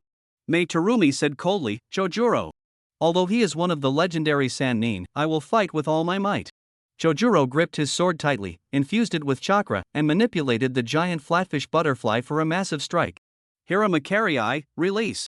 A heavy blow landed, breaking through the wall and sending Orochimaru flying into the corridor. Mei Terumi followed closely behind. When Orochimaru got up, he found the collapsed wall had been filled by lava release, turning it into a sealed chamber. Mei Terumi declared with authority, "Orochimaru, rumors say you conduct dangerous experiments and collude with Akatsuki. Your existence threatens the ninja world. Eliminating threats is the duty of the Kage." She formed hand seals and sprayed out scorching acidic mist. Futen, Takomi Kirigakure no Jutsu. Boil release, artful mist technique. Acid mist filled the air, the confined space shrouded in haze. Orochimaru's skin began to melt, his vertical pupils gleaming. Dissolution release and boiling release, dual bloodline limits. "You have potential. Want to be my test subject?" Tomei Meiying said coldly, "Don't joke around, just melt obediently." "I'm not joking." Orochimaru's neck stretched out strangely. "HM?" Tomei Meiying recoiled in surprise. The space was narrow and hard to evade. Orochimaru's neck coiled around several times, his fangs biting her neck. His neck quickly retracted. Ugh! Tomei Meiying collapsed weakly. This is a binding action curse seal, but the acid mist concentration has already been set to maximum. Your body will be dissolved. Not necessarily. Orochimaru, covered in scars, smiled seductively, opening his mouth to spit out a brand new version of himself, standing up on the sticky ground. Tomei Meiying's pupils trembled. How is that possible? To kill me with a finishing move, your jutsu isn't strong enough. Among the current 5 Kage, only the Earth Shadow Inoki's dust release can truly threaten my life. Whoosh! Naruto suddenly appeared in the chamber, placing his hand on Orochimaru's shoulder. It's time to get down to business, Orochimaru. Whoosh! He took Orochimaru and left the chamber. The Flying Thunder God technique has already left a mark on Danzo. Tomei Meiying's gaze grew serious. Her weakness made it difficult to precisely control chakra, and the dissolution release sealing the walls began to break down. This is bad, the acid mist is about to flow into the venue. The concentration needs to be adjusted. The confrontation at the 5 Kage summit temporarily came to a pause. Naruto was about to face Danzo in battle. In the snowy plains of the Land of Iron, Naruto and Orochimaru appeared before Danzo. Unlike the battlefield on the bridge back then, this time Naruto arrived using the Flying Thunder God technique. The timing was different. Danzo had not yet left the territory. Danzo pondered, his peripheral vision sweeping toward his shoulder, the mark of the Flying Thunder God technique. He deliberately waited until I left the venue to make his move, so as not to involve the other shadows. Orochimaru asked meaningfully, Danzo, long time no see. Are you used to that right arm? Danzo ignored him, set down his cane, and unwrapped the bandages around his right arm, revealing a delicate arm guard. Fu, Toryun, buy me some time. I need to unseal my right arm. Yes. Fu and Toryun stepped forward. Naruto took Nagato's body. He should have gained the power of the Rinnegan. You must be cautious. Danzo instructed, undoing the clasp at the front of the right arm guard. Facing the approaching Fu and Toryun, Naruto's expression beneath his mask was cold. My target is only Danzo. If you try to stop me, I won't hold back. Aburame. Toryun stood firm, resolute. If you want to get close to Danzo, you'll have to step over our corpses first. Naruto replied calmly, that's truly unfortunate. Yamanaka. Fu thought, the Nine Tails' fate is crucial to Danzo's future plans. He must be captured alive. He made a strange hand sign, pointing at Naruto from a distance. Naruto's gaze sharpened. That hand sign. Yamanaka. Fu whispered, this move leaves nowhere to escape. Mind-body switch technique. Buzz. Naruto trembled as Yamanaka. Fu's spirit invaded his body. I will destroy your left eye. Though my left eye will also be damaged, the cost is worth it. Yamanaka. Fu controlled Naruto, drawing a kunai and stabbing toward his left eye. Click. The kunai's tip stopped right before the eye, unable to advance any further. A few seconds later, Yamanaka. Fu opened his eyes and sighed, failed. The spirit power of the Jinchuriki is too strong. My mind transfer only took 3 seconds to break. Yamanaka. Toryun nearby said, then I'll use my jutsu to deal with him. He unbuttoned his black shirt, and dark purple poisonous gas flowed out, rushing straight at Naruto. Orochimaru warned, he is Yamanaka Shikaku's son, able to control nano-level poisonous insects. Without the protection of the first Hokage's cells, once hit, death is certain. Naruto, be careful. Understood. Naruto's left eye beneath the mask narrowed. Shinra Tensei. Boom. A repulsive force burst out, and when Toryun rushed over, he was suddenly repelled, rolling awkwardly and falling to the ground. Yamanaka. Fu asked in shock, was that the power of the Rinnegan just now? Toryun struggled to get up. My whole skeleton feels like it's shattered. If I get hit 2 or 3 more times, I might not survive. Naruto took out a pair of black gloves and put one on his left hand, reaching out toward Toryun from a distance. Bancho Tenin. Whoosh. A gravitational force erupted, pulling Toryun through the air. This time it's a gravity jutsu. Toryun shouted. Yamanaka. Fu suddenly charged forward, grabbing Toryun's shoulder while swinging out chains that wrapped around a tree behind them. The chains tightened, pinning the two firmly in place. But the dark purple poisonous gas spread from Toryun's shoulder to Yamanaka. Fu's arm.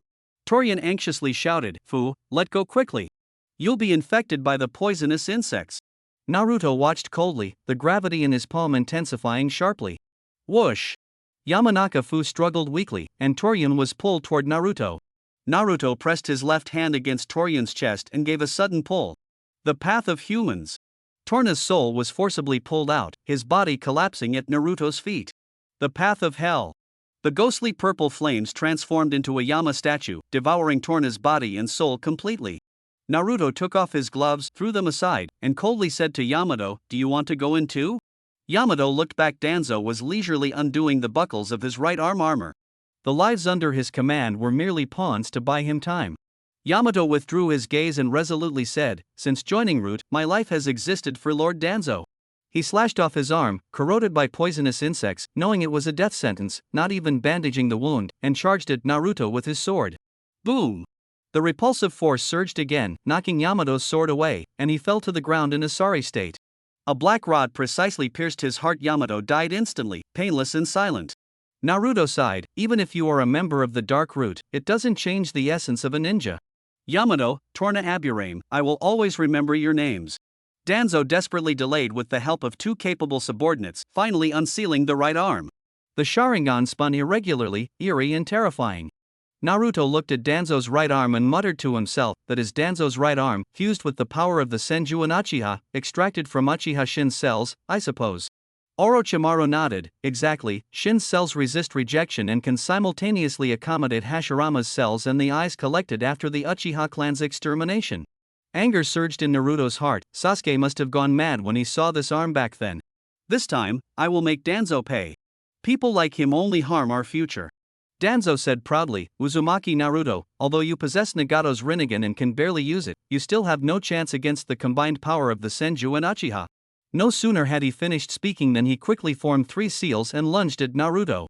Naruto stood firm as a rock, battle intent flashing in his eyes. "Izanagi, are you ready?" Orochimaru stepped back, smiling. "Both Danzo and Naruto have mastered the 6 paths power. This duel will be spectacular." Danzo sneered, "I never got Shirsui's left eye back then, but fate has brought us together now. Your left eye, I won't hold back." Before he finished speaking, he was already close, his right hand quickly reaching for Naruto's left eye. Digging out an eye barehanded was not a reckless impulse, because Izanagi could turn damage into a dream, which was why Danzo dared to take the risk. Naruto muttered softly, "Danzo, you also used this trick to get Shirsui's right eye, didn't you?" His left eye suddenly exerted power, activating Shintenshin. With a boom, a powerful repulsive force erupted, forcing Danzo to retreat awkwardly. Naruto explained, Shintenshin emits repulsion centered on the user, deflecting all attacks, both offensive and defensive, but there is a 5-second gap between techniques, which is a weakness. Danzo's figure flashed, appearing right in front of Naruto. Recalling when Pain attacked Konoha, Danzo and Root did not participate in the battle but closely monitored the situation. Jiraiya and Konoha gathered information on the Rinnegan through a war of attrition, and Root also obtained some of the intelligence. Danzo's original plan was to wait until Pain and Konoha were both severely weakened, then intervene to stir up trouble, weaken Tsunade's faction, and seize the opportunity to climb to the peak of power. Unfortunately, Naruto returned from Mount Mayaboku and defeated Pain in one fell swoop, disrupting his scheme. Swish! As Danzo sprinted, a kunai slipped from his sleeve, stabbing straight at Naruto's face. Naruto closed his eyes slightly, his hidden shadow clone vanished, Sage Chakra surged back into his body, and his original body simultaneously entered Sage mode. He shifted his body, dodged the kunai, grabbed Danzo's arm with his right hand, formed a Rasengan with his left, and struck Danzo's chest fiercely. Sage Art, Rasengan. Ugh! The Rasengan exploded, leaving Danzo's chest bloodied and mangled. Naruto kicked Danzo hard, sending him flying. Danzo crashed through 3 large trees before stopping, snowflakes covering his body. Soon, Izanagi took effect, instantly healing his wounds. Danzo got up, brushed the snow off his body, his expression calm. Sage mode enhances perception and taijutsu, combined with the Rinnegan, it's almost flawless. A slight smile appeared at the corner of his mouth, but no matter how strong you are, Izanagi still allows me to remain undefeated. Whoosh! Danzo formed hand seals with both hands, took a deep breath, and the wrinkles on his face tightened around his mouth. Wind release, vacuum sphere. Baiu. Baiu. Baiu. Wind release chakra shot out like bullets, wide in range and extremely fast. Naruto dove and flipped, skillfully weaving through the gaps of the vacuum sphere, quickly closing in on Danzo. You're using wind release too? Then I'll return the favor with a move of my own. As the vacuum sphere faded, Naruto used Shadow Clone, combined with the nature transformation of Rasengan, the sound of wind howling, his heartbeat accelerating. He spun elegantly, charging up, and threw the deadly weapon in his palm at Danzo. Sage Art, Wind Release, Rasen Shuriken. Danzo had nowhere to dodge and was struck by the wind blade, flying back. Boom! The powerful spiraling windstorm exploded, engulfing Danzo and the surrounding forest. Whoosh! 20 meters away in a clearing, Danzo appeared, looking at the ruins after the storm, his expression complex. Integrating nature transformation into Rasengan, combined with Sage Chakra, turning it into a long-range attack, the pinnacle of wind release. Unfortunately, this ninjutsu will become extinct in the ninja world.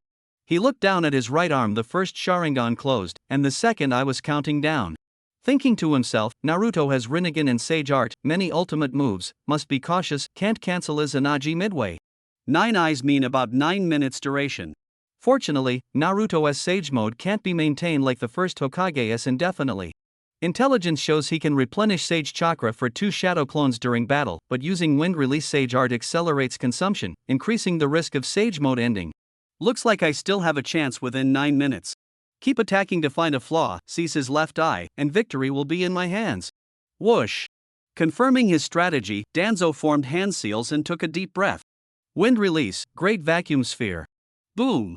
The powerful wind release transformed into a shock cannon, whipping up the remaining snow, and fiercely blasted toward Naruto's feet. Shinra Tensei was originally reserved for self-defense, used when Danzo was close by.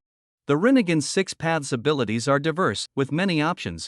Facing the sweeping vacuum Rasengan, Naruto extended his left hand, and a sealing jutsu barrier lit up in his palm. Preta Path. The vacuum Rasengan quickly shrank and was swallowed by the Preta Path. That's the Rinnegan's ability to absorb ninjutsu. Danzo quickly unfolded a stack of explosive tags and detonated them on the spot. When Izanagi is activated and the user dies, they can freely choose their rebirth point.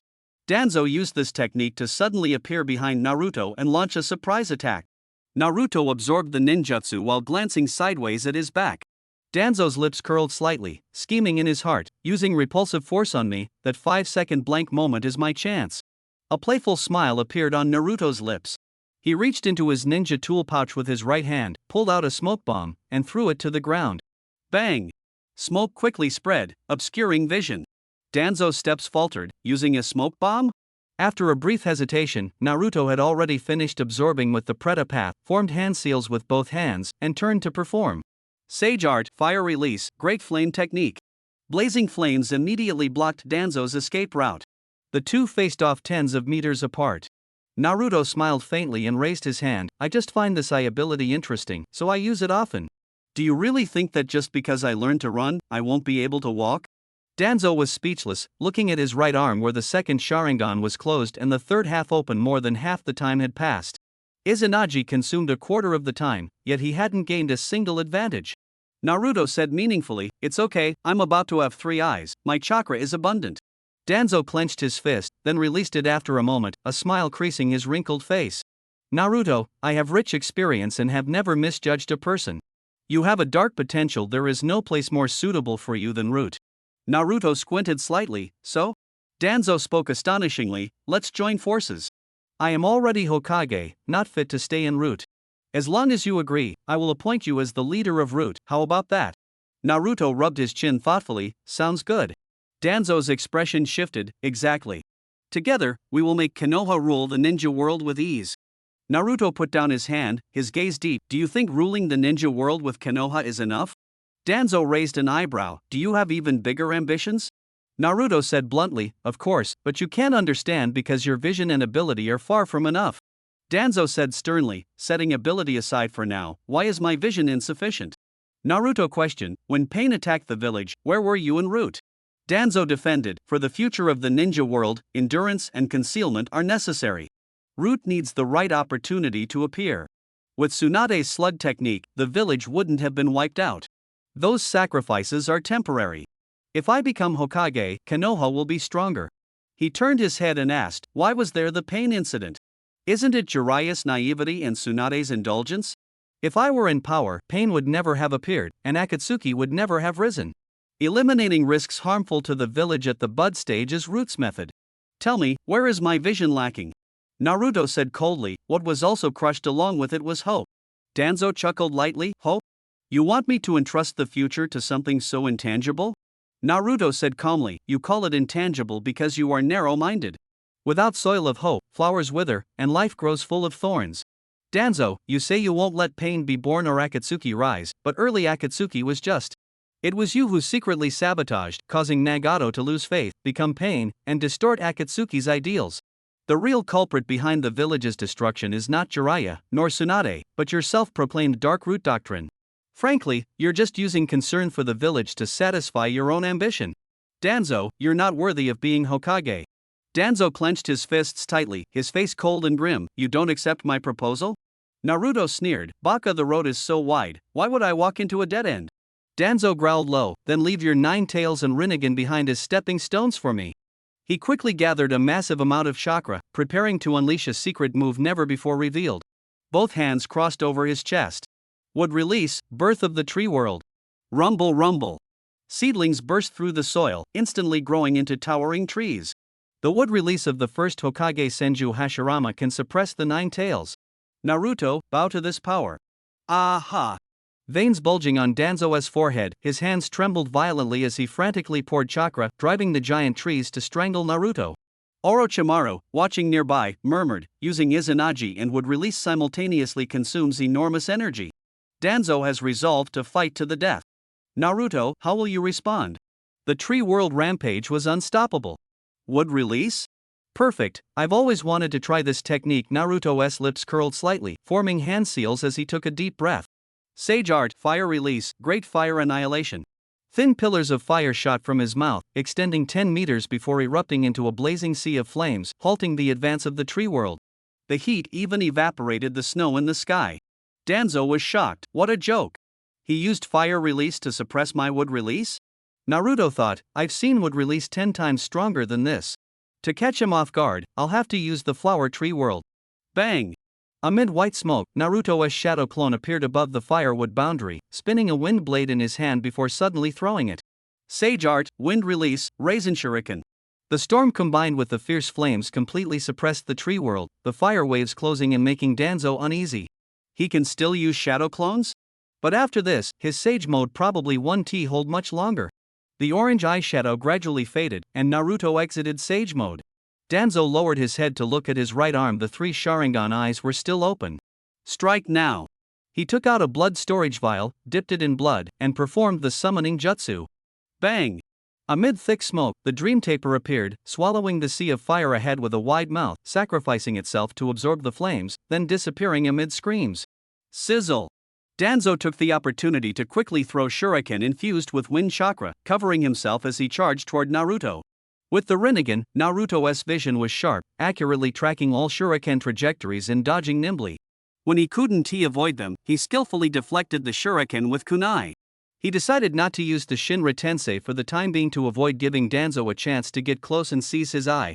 Seeing his plan fail, Danzo frowned deeply and formed hand seals again. Wind release, vacuum wave. A strong gust of wind blasted from his mouth, sweeping forward. Naruto leapt up, his body flying horizontally as the wind brushed past his back. Danzo's eyes turned cold, and his right hand slammed onto the ground. Wood release, violent spear technique. Sharp tree trunks shot out from the earth. Naruto was slightly startled and immediately activated the substitution jutsu. The violent spear pierced the substitute and landed 5 meters away, where he landed safely. Bang! The second shadow clone storing sage chakra was dispelled, allowing Naruto's sage mode to continue. Really troublesome, but it's about time to restore the right eye's dojutsu power, Danzo thought. He looked down at his right arm to check the Izanagi time but found the 3 Sharingan eyes still open. Impossible, there were clearly 3 just now, so why are there still 3? Danzo gasped sharply, a wave of terror washing over him. Could it be the Izanagi never activated?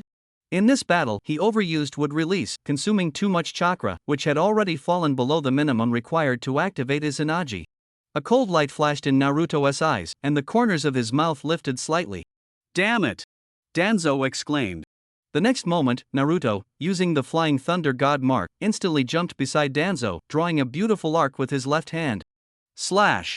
Blood splattered as Danzo's right eye was gouged out. Aga! Danzo painfully covered his bleeding eye, retreating repeatedly.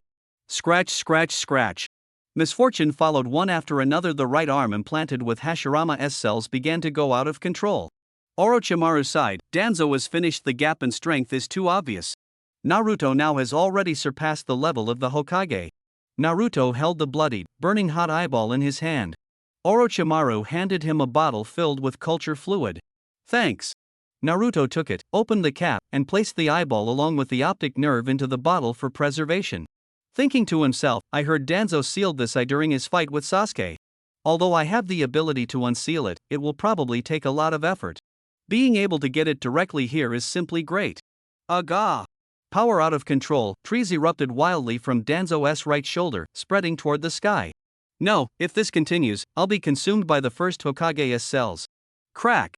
Gritting his teeth, he forcibly broke off his right arm and collapsed to the ground, gasping. Danzo had now lost his claws and had become a true paper tiger.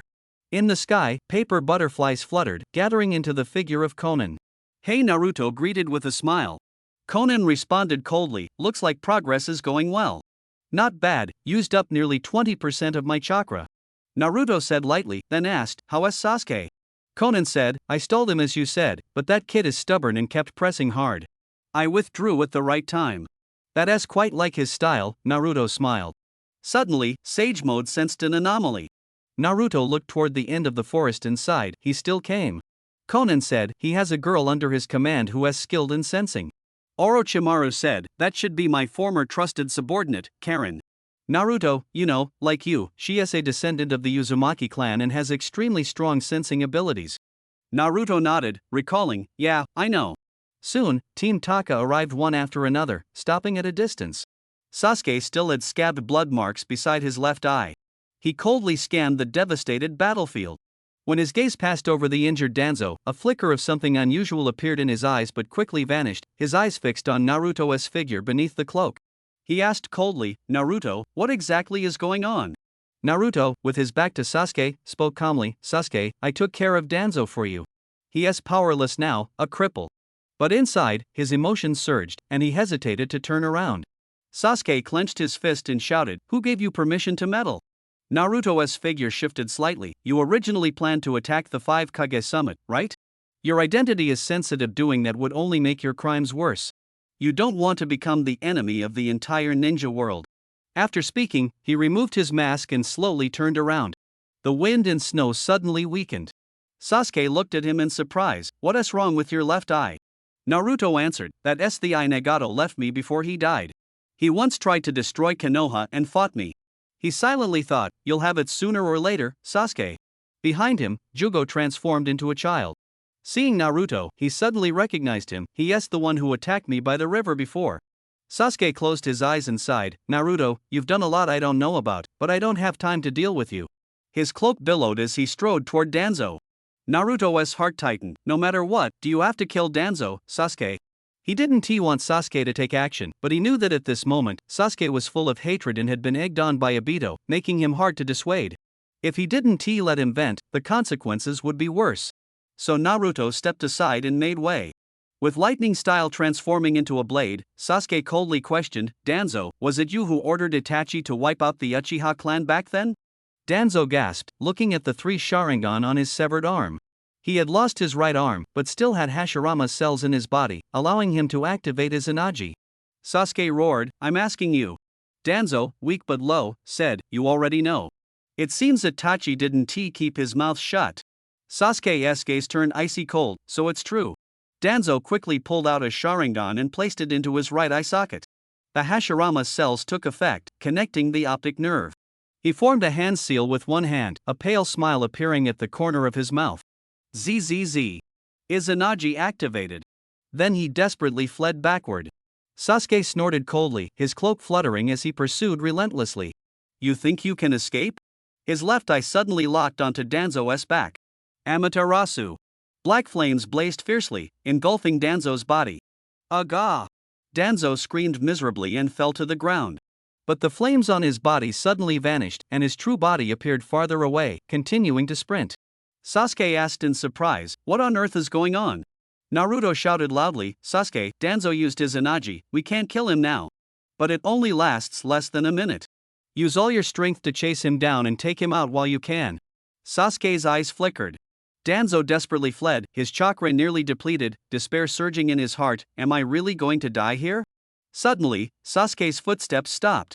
Everyone exclaimed, Sasuke, what's wrong? Sasuke said calmly, it doesn't matter. Let him live through today. Revenge carried out by someone else is not enough to purify the honor of the Uchiha clan. He turned around, the Mangekyo Sharingan flickering with complex emotions, staring at Naruto, especially you, Naruto, the one I least want to have do it for me. In the wind and snow, Danzo's battered figure gradually faded into the background. Naruto and Sasuke locked eyes, time seeming to freeze. Suddenly, from the swirling vortex in the wind, masked Tobi appeared. In the distance, at the border gate of the Land of Iron, the Konoha group ran through the snow. Leading them were Hinata and Sakura. Naruto Kuin. Sasuke Kuin. Beliefs intertwined, fate about to collide. Naruto and Sasuke silently faced each other, as if certain events were destined to happen. Orochimaru's eyes gleamed with anticipation. The two forces I've been most looking forward to were about to clash so soon. Sasuke noticed Orochimaru, someone who shouldn't have appeared, and thought expressionlessly, Orochimaru was back too. It seems Naruto was behind this. That woman from Akatsuki who stopped me before was buying time to deal with Danzo. Naruto is using his identity to do what I want to do. Is this really a coincidence? That fool who only knows how to charge forward, I'm starting to not understand him, it's really frustrating. Sasuke clenched his fists tightly, feeling irritated. The whirlpool appeared again in the wind, and masked Obito fell to the ground. Everyone turned their heads, their expressions varied. Konan's eyes were filled with coldness, fully alert. Orochimaru couldn't read his thoughts and tensed up as well. Naruto put his mask back on, his heart turbulent. Obito appeared earlier than I expected. He is one of the few SSR-level threats and must be dealt with carefully. Note, in the Boruto era, ninja card games are popular. The 7th Hokage Naruto was rated as an SSR-level card, representing an existence on par with him. Obito had been searching for Naruto all along, and when he saw him, he remained calm and unruffled. You two talk, I won't disturb. He adjusted his clothes, slowly sat down, exuding an unshakable aura. The more so, the more it made people wary. Rustle, rustle, wind and snow fell. White Zetsu, traveling with Sasuke, sneaked underground and appeared beside Obito, whispering, "Is everything okay? Nagato's Rinnegan is nearby." Obito said calmly, "There's no use rushing now. With Orochimaru and Konan guarding, it won't be that easy." White Zetsu asked, "Is the 5 Kage summit going smoothly?" Obito thought for a moment and said, "Naruto acted first. I don't think now is a good time to declare war." Kisame went hunting the 8 tails, Naruto defected from Konoha, carrying the 9 tails, becoming the target of all. The war's goal is to seize the tailed beasts. Since there's a shortcut, why start a full-scale war? The 4th Great Ninja War, which should have erupted immediately, was thus postponed. White Zetsu said helplessly, "Sending Nagato to attack Konoha was a mistake. The whole plan is messed up." Obito sighed, "I underestimated Naruto. Who would have thought he would casually take Nagato's Rinnegan, revive Orochimaru, and even get Konan to side with him?" His gaze deepened, "I want to see with my own eyes how strong he is now. Looks like he doesn't intend to make a move here." Naruto breathed a slight sigh of relief and withdrew his sidelong glance, but Sage Mode still kept alert to Obito's every move. Sasuke only stared at Naruto, unable to resist wanting to test his strength. He ordered, "Yugo, Suigetsu, keep a close watch on the Akatsuki woman and Orochimaru." "Understood."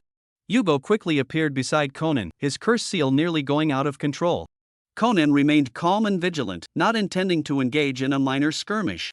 Suigetsu held his knife, speaking timidly, "Lord Orochimaru, I'm so glad you revived me." Orochimaru smiled and said, "Suigetsu, my dear subordinate, you look well. How are your skills?"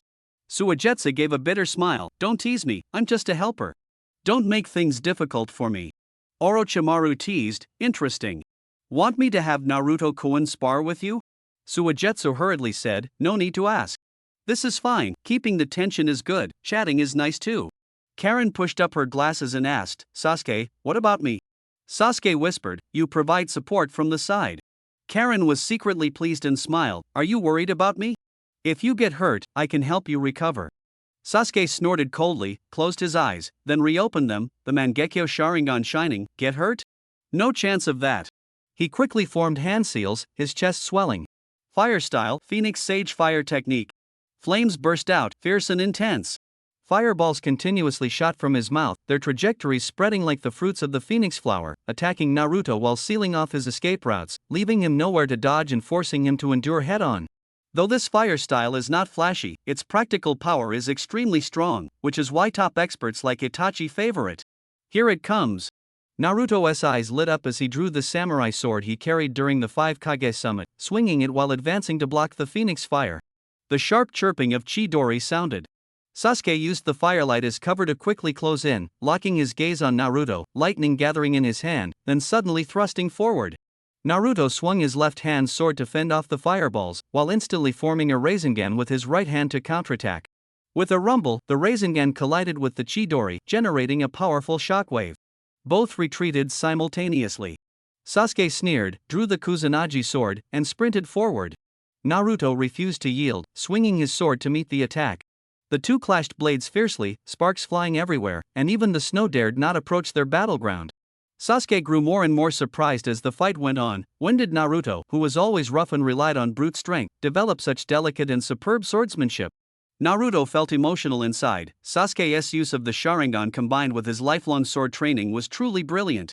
After sealing Kaguya back then, to make up for his lack of ninja fundamentals, he had spent a lot of effort honing his sword skills. How about this? Seeing his offense falter, Sasuke wrapped lightning chakra around the Kusanagi sword, crackling loudly. Naruto did not back down either, wind chakras swirling around his blade, the sword light howling. The two swords clashed, their eyes locked. Sasuke asked coldly, "Is your left eye just for show?" Naruto replied, "I don't want to use it against my friends." Friends? A flicker passed through Sasuke's eyes, then coldness surged. "You're so naive.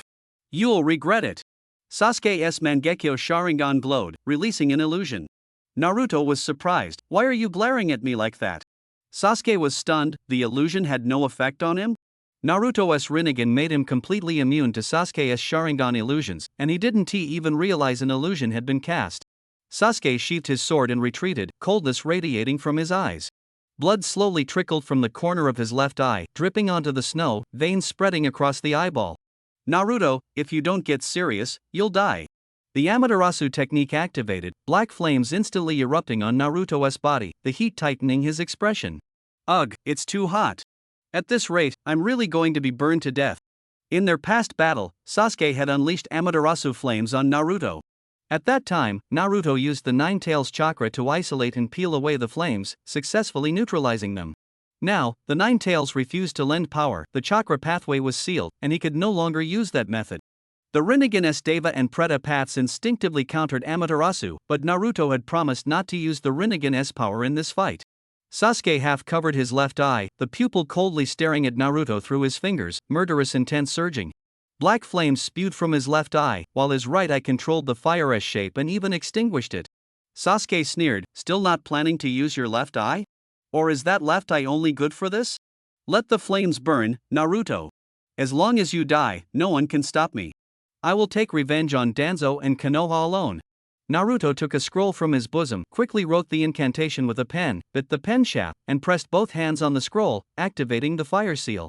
The Amaterasu flames converged into the center of the scroll. A fire character appeared, surrounded by black runes. Although the flames burned his body, it was unavoidable. The onlooking experts were all moved. Konan murmured, "That is Jiraiya Sensei's technique." Orochimaru was surprised. To be burned by Amaterasu and still smoothly complete such a complex seal, the endurance and precision are extraordinary. "Naruto, what exactly have you been through all these years? Your growth is astonishing." Obito sighed. He and Sasuke are no longer on the same level. Naruto put away the pen and scroll, calmly standing up. "Shall we continue, Sasuke?" Sasuke clenched his fists, anger boiling, dark purple chakra flowing out cold as an ice cellar, condensing into a skeletal frame. Sasuke arrogantly shouted, "What can you do to me now?" Naruto's expression grew serious, forming a hand seal with 4 fingers. A shadow clone suddenly appeared, infusing wind nature into the left-hand Rasengan. With the whistle of wind blades, the Rasen Shuriken took shape. Sasuke's pupils shrank sharply. "What is that?" "A wind nature enhanced Rasengan." The shadow clone dispersed. Naruto shouted loudly, "Take this, Sasuke." After charging, he threw the Sage Art, Wind Release, Rasen Shuriken. The Rasen Shuriken flew through the air, and Sasuke used Susanoo to block it head-on. With a thunderous explosion, a violent storm erupted, instantly engulfing Sasuke's footing. Sasuke screamed in pain, "Ugh!" The storm rapidly spread, forcing Jugo and the others to retreat. Crack! Crack! The sound of bones breaking came through the storm. Karen shouted, "Sasuke!" The storm gradually subsided. Sasuke was unharmed, but the Susanu's bones were almost shattered, with only a thin layer of purple covering the surface. Sasuke lowered his head, his shoulders trembling, his expression dark, again and again. Crack! New bone buds sprouted from that purple layer, connecting to the original skeleton. Sasuke suddenly raised his head, his gaze ferocious, roaring, "How many times do you want to provoke me before you stop, Arg?" Boom! The dark purple skeleton stood up again, chakra-forming muscles wrapping the bones, the armor appeared, Susanoo evolved. Obito's eyes were cold and deep. "That's right, keep pushing Sasuke to grow, Naruto." Crack! A magnificent longbow formed in the left hand, a mighty long arrow gripped in the right. Surprise flashed in Naruto's eyes. The heavenly Magatama Bao, Sasuke Susanu's divine weapon, appeared. Crack, crack, crack, the arrow was knocked, its sharp point aimed directly at Naruto. Naruto dared not be careless, fully activating Sage Mode Perception, his body leaning sharply backward, left hand chakra bursting forth, the Sage Art, Super Giant Rasengan pushed against the great arrow. Boom! The arrow veered off, shooting into the forest, dust flying. Sasuke was no longer surprised by Naruto's abilities. He had long expected the first arrow to be blocked. "Huff, my whole body aches. Is this how it felt when Itachi used Susanoo back then?" Sasuke gasped heavily, enduring the pain as he knocked another arrow and drew the bowstring tight. "Don't think you can pull the same trick twice. This arrow will be shot with even more force. I won't let you block it again." Whoosh! A stronger arrow tore through the air. Snap! Naruto bit his finger, pressing one hand to the ground. Orochimaru's eyes flashed with surprise. "This is..." The triple Rashomon gates thunderously rose, 3 iron doors adorned with demon-faced spikes surrounding the front. Clang, clang, clang. The arrow pierced through 2 gates, half of it lodged in the third, its tip about a meter from Naruto. Bang! The Rashomon gates and the arrow dissolved into white smoke. In the snowy iron country, Sasuke's gaze was hazy, his overstrained eyes unfocused as he stared at Naruto. "Naruto, what exactly are you?" Naruto answered sincerely, "I am your friend, past, present, and future never changed." "Friend? Oof." Sasuke sneered a few times, then asked in a deep voice, "What if I want to destroy the village? Would you help me? Answer me." "Well." Naruto lightly pinched his chin, his eyes reflecting the depth of time. "How about this time I use my right hand?" Sasuke asked suspiciously, "Right hand? What do you mean?" Naruto took a deep breath and held out his left hand. "Remember back in ninja school? The exercise Iraka-sensei made us do?" Sasuke lowered his head to recall how they had quarreled on the training ground and were then asked to form a reconciliation seal, which Sasuke did with his left hand. "So this time, switching to the right hand, is that what you mean?" Sasuke guessed. "You mean, if I destroy Konoha, you wouldn't help me, but instead would break my left hand so I could never form seals again?" Sasuke continued questioning. Naruto couldn't help but laugh. Sasuke pressed on stubbornly, "Answer me." Naruto grinned mischievously, "That's right, I'm going to break your hand." Sasuke was angry, "So it is. You shameless guy." Speaking of the Valley of the End back then, who was the loser? If I really wanted to at that time, forget the left hand, your life would have been over long ago. Naruto did lose that battle, and Sasuke had the chance to kill him. But many people overlook a crucial moment. Naruto's Rasengan was angled upward, striking Sasuke's forehead protector, and the scratch on the protector was left at that time. Sasuke's Chidori, however, was angled downward, aimed straight at Naruto's heart. If it weren't for that, the one who fell might not have been Naruto. Naruto recalled this with a gentle expression, "Don't take it too seriously, I was joking with you." Sasuke's expression softened slightly, but he said coldly, "I'm not joking. You always say you treat me as a friend, yet you mock me in your words. Don't look down on me. I know everything. You're now the hero of Konoha, the idol in everyone's eyes. I want to destroy Konoha, and you are my greatest enemy." Naruto was silent for a moment. "I have already betrayed Konoha." "What?" Sasuke was suddenly stunned, noticing the forehead protector Naruto wore, symbolizing a rogue ninja. Sasuke turned to look at Obito, recalling when they met in the forest outside the village earlier. Obito only mentioned the 5 Kage summit in Danzo becoming Hokage, and casually said Naruto defeated Pain, but never mentioned Naruto's defection. Obito's expression was unreadable beneath his mask. Sasuke withdrew his gaze and asked Naruto, "What exactly is going on?" Naruto answered, "My goals are at odds with the village's ideals, so I must break free from the village's constraints to act." Sasuke's eyes were complicated, his tone tinged with disappointment. "So, your attack on Danzo was for personal reasons, not to clear obstacles for me?" "People are just that complicated. When it's for you, you think it's meddling. When it's not for you, you feel resentment." Naruto sighed, I can't blame you entirely, it's half and half. I wanted you to kill Danzo, to relieve your grudge, maybe then you wouldn't direct your hatred toward the village. But you let him go out of spite, I underestimated your resolve for revenge, and trouble will surely continue. Sasuke clenched his fist, the chakra of Susanoo flickering uncertainly outside his body. Naruto's gaze was serious. Sasuke, if you seek revenge on Danzo again, I won't stop you. But anyone else besides Danzo, I don't want you to hurt. Sasuke replied coldly, what if I insist on doing it? Naruto said firmly, then I will do everything I can to stop you. Sasuke sneered, you still have strength left? Naruto stood his ground, at least I haven't used my full strength. Sasuke chuckled lightly, arrogance mixed with coldness, your power has grown, but do you understand me? Do you know why I want to take revenge on Konoha? Naruto was surprised, I know, the truth about Itachi. What? Sasuke was shocked, that's top secret. How do you know? Could it be? He turned to look at Obito. Obito shook his head, indicating he hadn't told Naruto. In fact, Naruto learned it from the past Obito. Sasuke said coldly, you know what Itachi went through, so why do you still want to stop me from taking revenge? Naruto said, if Itachi were still alive, he wouldn't want you to do this either. Sasuke's shoulders trembled slightly. Itachi was his Achilles heel. No matter how special Naruto was, he couldn't casually judge Itachi. He didn't know that Naruto had actually fought Itachi more than once. Don't pretend you understand Itachi. Don't use Itachi's name to stop me, Naruto. Boom. Sasuke was furious, purple chakra suddenly surging out, Susanoo transforming into a majestic armor, the Crotengu form. This cold and powerful chakra shocked the Hawk Squad and moved the experts present.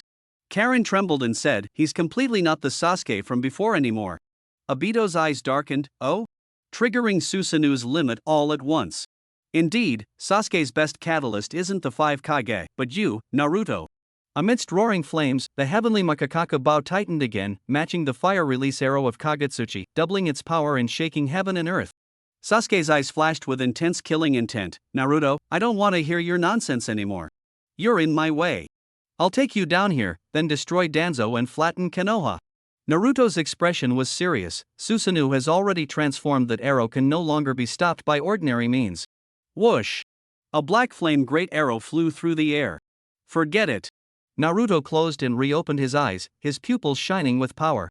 Shinra Tensei. Boom! A repulsive force suddenly exploded, and the black flame great arrow instantly shattered into flames, falling to the ground. Obito's expression was grave, finally using the power of the Rinnegan. The Sage Mode sensed the movement. The battle here has attracted outside attention, a large amount of chakra is coming, we must finish quickly. Naruto formed hand seals with both hands, gathering astonishing chakra. Boom boom boom boom. Hundreds and thousands of shadow clones appeared with white mist, each gathering a massive Rasengan, firing simultaneously at Sasuke's Susanoo. Sage Art, multiple massive Rasengan barrage. Rumble rumble rumble. The Rasengan layered upon layer, firmly covering the Susanoo, the explosion waves rising and falling, the armor nearly cracking under the powerful attacks. Sasuke roared, where exactly did he get this power from? Snap! Naruto dipped his hand in the blood burned by Amaterasu, forming hand seals. Summoning food stall collapse technique. A giant toad descended from the sky, becoming the final blow to crush the Susanoo. Ugh! Before the Susanoo collapsed, Sasuke jumped out with all his might. Naruto stretched out his palm. Universal pull. The strong gravity pulled Sasuke closer. Sasuke reacted quickly, forming hand seals with both hands, using the gravity to counterattack. Fire style, great fireball technique. Naruto stood firm as Mount Tai, maintaining the Tenchi Kaigen, activating the Rinnegan protective shield to withstand the flames, while his palm grabbed Sasuke's throat. Hungry Ghost Path. Whoosh! Sasuke's chakra surged along Naruto's palm. Sasuke sneered, is this the power of your left eye? Naruto said, sorry, this is the only way to keep you quiet. If you overuse your ocular power again, your eyes will go blind prematurely. Sizzle! Chakra drained away, Sasuke's Mangekyo transformed into 3 Tomo, eventually degenerating into dull, ordinary eyes. Before losing consciousness, Sasuke whispered, those things no longer matter. Seeing this, Naruto gently laid him down on the snow, sighed, and retreated. Sasuke! Karen rushed over. Whoosh! Masked Tobi appeared even faster, hoisted Sasuke up, his right eye's whirl shining, absorbing both him and Karen. Hurry and help Sasuke restore his chakra. Yeah! Swish! Swish! Konan and Orochimaru quickly arrived beside Naruto. Konan asked with concern, "How is he? Is he okay?" Naruto forced a smile, he overused his chakra. "There might be some trouble ahead. I'll need your help." Konan smiled faintly, "That's only natural." Orochimaru's lips curled slightly, "Looks like you still can't bring yourself to be ruthless with Sasuke, not fully absorbing his chakra." Naruto did not respond. To the south, Mikoto led the samurai of the Iron Country and the five Kage rushing over, all except Danzo. To the north, several young figures appeared in the wind and snow, wearing Konoha forehead protectors. Under the mask, Obito's expression was complicated. "Forget it, this time I'll stay out of it. You figure out how to end this yourself. Remember, the Rinnegan must be protected, it's my treasure, Naruto." Whoosh! Obito and White Zetsu disappeared into the spinning vortex. Crack! Reikage AI arrived first, accompanied by two guards. They stared at the Amaterasu flames still burning on the snow. "Kumo-s Jonin," Ki said in a low voice, "Amaterasu is Itachi's ocular jutsu. He is dead. The only one who can use Amaterasu now is." Darui added, "The one who was here not long ago is Uchiha Sasuke." The Reikage shouted angrily at Naruto, "Where is Sasuke? Where the hell is he?" Naruto ignored him, his gaze was drawn to another anxious group. Hinata. Hinata stopped, sweat running down her face in exhaustion, frozen into icicles by the wind and snow. Surrounded by the crowd, her Byakugan eyes were fixed only on Naruto. Naruto's heart ached deeply. "How long did you run before you finally arrived?" Years had passed without seeing each other. They should have reunited, but were overshadowed by the past. In front was his anxious beloved, behind were the watchful Reikage and others. "Please, don't come any closer." Naruto prayed silently. Naruto-kun. Hinata couldn't help but worry and was about to step forward. Whoosh! A shadow reached out from behind, entangling her feet. This was shadow imitation technique. Inkwash flying birds appeared in the air. Shikamaru sat on a bird's back with a single leg fractured, forming a seal, and said, "Hinata, I understand how you feel, but you can't go over now. Judging by the situation, if you go, Naruto will only be distracted." Hinata gritted her teeth and ultimately held back her impulse. Naruto felt grateful in his heart. "Shikamaru, thank you." Reikage's guard Ki observed, "They're from Konoha. Judging by their age, are they ninja from his generation? There are two from the Hyuga clan? The relationship between Kumogakure and the Hyuga is deep, so the Byakugan naturally became the focus." Darui's gaze locked onto Niji. I've seen this kid during missions." Hyuga Niji, a young jonin from Konoha. Unfortunately, born from a branch family, destined to be a caged bird. Handling their own traitorous ninja, yet they send these little brats. Konoha is still hypocritical. "I'll first beat Uzumaki Naruto half to death, take him back to Kumogakure prison, and interrogate him about Sasuke's whereabouts." Crack! Crack! The Reikage twisted his neck, lightning wrapping around him, and charged fiercely at Naruto. Too fast, Konan and Orochimaru nearby didn't react in time. A flash of lightning passed, and Naruto was knocked flying. Clang! Naruto blocked the Reikage's fist with his katana, sliding his foot on the snow. Humph! The Reikage snorted coldly, adding force to his fist. Crack! The katana in Naruto's hand broke. Sage Mode's perception was excellent. Naruto dodged the punch by sidestepping. The Reikage changed his fist into a handblade, slashing horizontally at Naruto's right shoulder. Crack! A dislocation sound rang out. Naruto's face twisted in pain, activating the power of his left eye. Hungry Ghost Path. Crackle! The lightning armor on the Reikage's body disintegrated, turning into pure chakra, which Naruto absorbed. Ha! The Reikage was surprised. Clatter! Konan attached paper tags and explosive seals on the Reikage's back. Boom! The explosion was right at hand. Naruto took the opportunity to retreat, pressing his left hand against his right shoulder. Crack! The dislocation popped back into place. He thought, "Luckily, I absorbed that layer of lightning chakra in time, otherwise the dislocation wouldn't be the only problem." Kiba anxiously shouted, "Boss, are you okay?" Darui calmly replied, "Lost the protection of the lightning armor, but this explosion can't hurt the boss." Sure enough, the Reikage emerged unscathed, eyes wide open. Looks like you got some good eyes. You used them to resolve Inoki's dust release at the summit, right? Too bad, there's a tiny delay between getting hit and absorbing it. That small gap means I could kill you 3 times over." Crackling! Lightning wrapped around the Reikage even more fiercely, his hair standing up like spikes. Darui was surprised. "Boss, did you crank it up to max power to deal with the Nine-Tails Jinchuriki?" The Reikage said fiercely. Lightning Release Chakra Mode 2 is a ninja body technique passed down through the Reikage line. Each generation has its own traits. The 4th S defense isn't as good as the 3rd S, but the speed is faster. Too bad the yellow flash is dead, so I'll end his son here. Naruto thought. Lightning Release Chakra Mode is a hereditary ninja body technique of the Reikage line, with different features each generation. The 4th S defense is weaker than the 3rd S, but speed is faster. Even though I learned Flying Thunder God, without the Nine Tails chakra backing me, my reflexes still can't match his.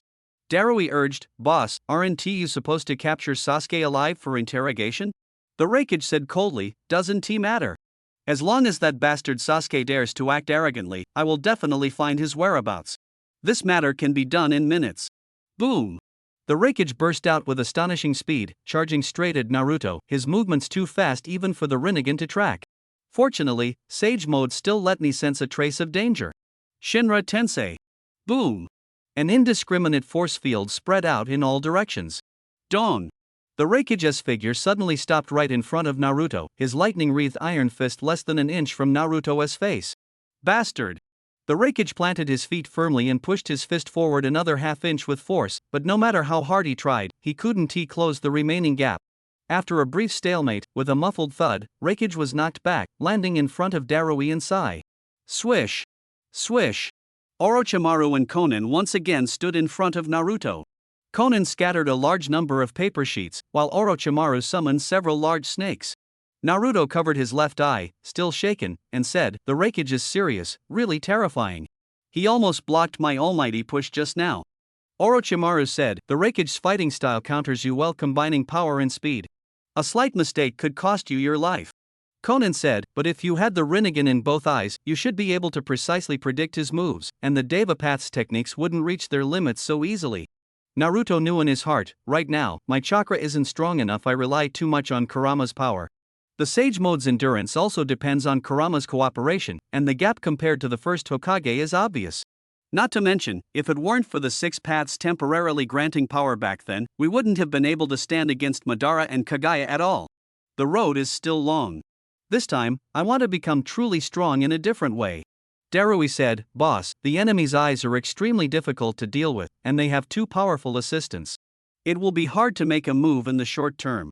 The Reikage turned back and glared angrily at everyone. Are you just going to stand there and watch the show? Mifune responded politely, Reikage Dano, we have been searched by the impostor's subordinates but came out unscathed. We will temporarily not intervene in the ninja conflict. Anoki rubbed his waist and said, My old back aches unbearably. I'll leave it to you young ones. He glanced at the Kazekage, thinking, since just now, the Kazekage has been warning me with his eyes. Tsukaime said, This is the territory of the Land of Iron. Ninja disturbances would be out of place here. Gaara said, I still trust Naruto. He wouldn't do anything that harms the interests of the ninja. What a bunch of useless talkative fools, the Reikage roared. Seeing that none of the Kage made a move, the Reikage gritted his teeth and shouted at Naruto again, Uzumaki Naruto, I know Sasuke was just here. Where did he go? Tell me, this is your last chance. Sasuke was just here? Sakura, behind Hinata, heard the news and her expression changed. Naruto smiled and said, Reikage, why do you have to make things difficult for Sasuke? The Reikage shouted angrily, Bastard, he killed my brother. Naruto said, Your brother Killer Bee is still alive, but Akatsuki has already set their sights on him. If you act quickly, you might still be able to save him. The Reikage was shocked, What did you say? He widened his eyes, Are you serious? Naruto turned around and said, in front of several Kage, I wouldn't say such things lightly. The Reikage clenched his fists, clearly unable to let go of his brother's safety. The lightning armor dissipated, and as the Reikage left, he said coldly, Uzumaki Naruto, consider yourself lucky today.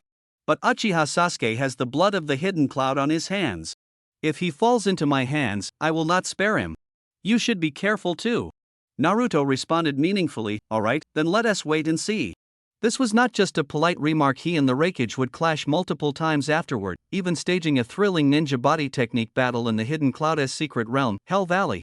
Anoki put on the Tsuchikage's hat and sighed, What a great show, it was worth coming all this way. I wonder when the next 5 Kage summit will be. Tomei turned her head, Tsuchikage-sama, are you going back? The Land of Iron is a rare place to visit. One you soak in the hot springs? It might help with your back pain. Kuratsuchi's eyes lit up, clearly tempted. Although hot springs are not a specialty of the Land of Iron, the cold climate here complements the hot springs perfectly. Anoki pondered, the ninja world is dangerous now. I always feel there are undercurrents behind the scenes.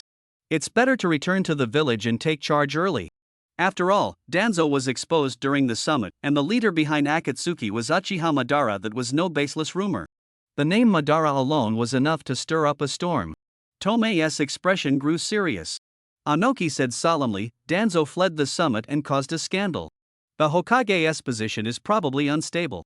But he will still use tricks. I plan to call on several Kage to jointly send a letter to the daimyo of the Land of Fire to impeach him. What do you think? Tomei replied, I'm willing to cooperate. His ideology will harm the interests of the Land of Water. Gaara looked at Naruto, his eyes complex.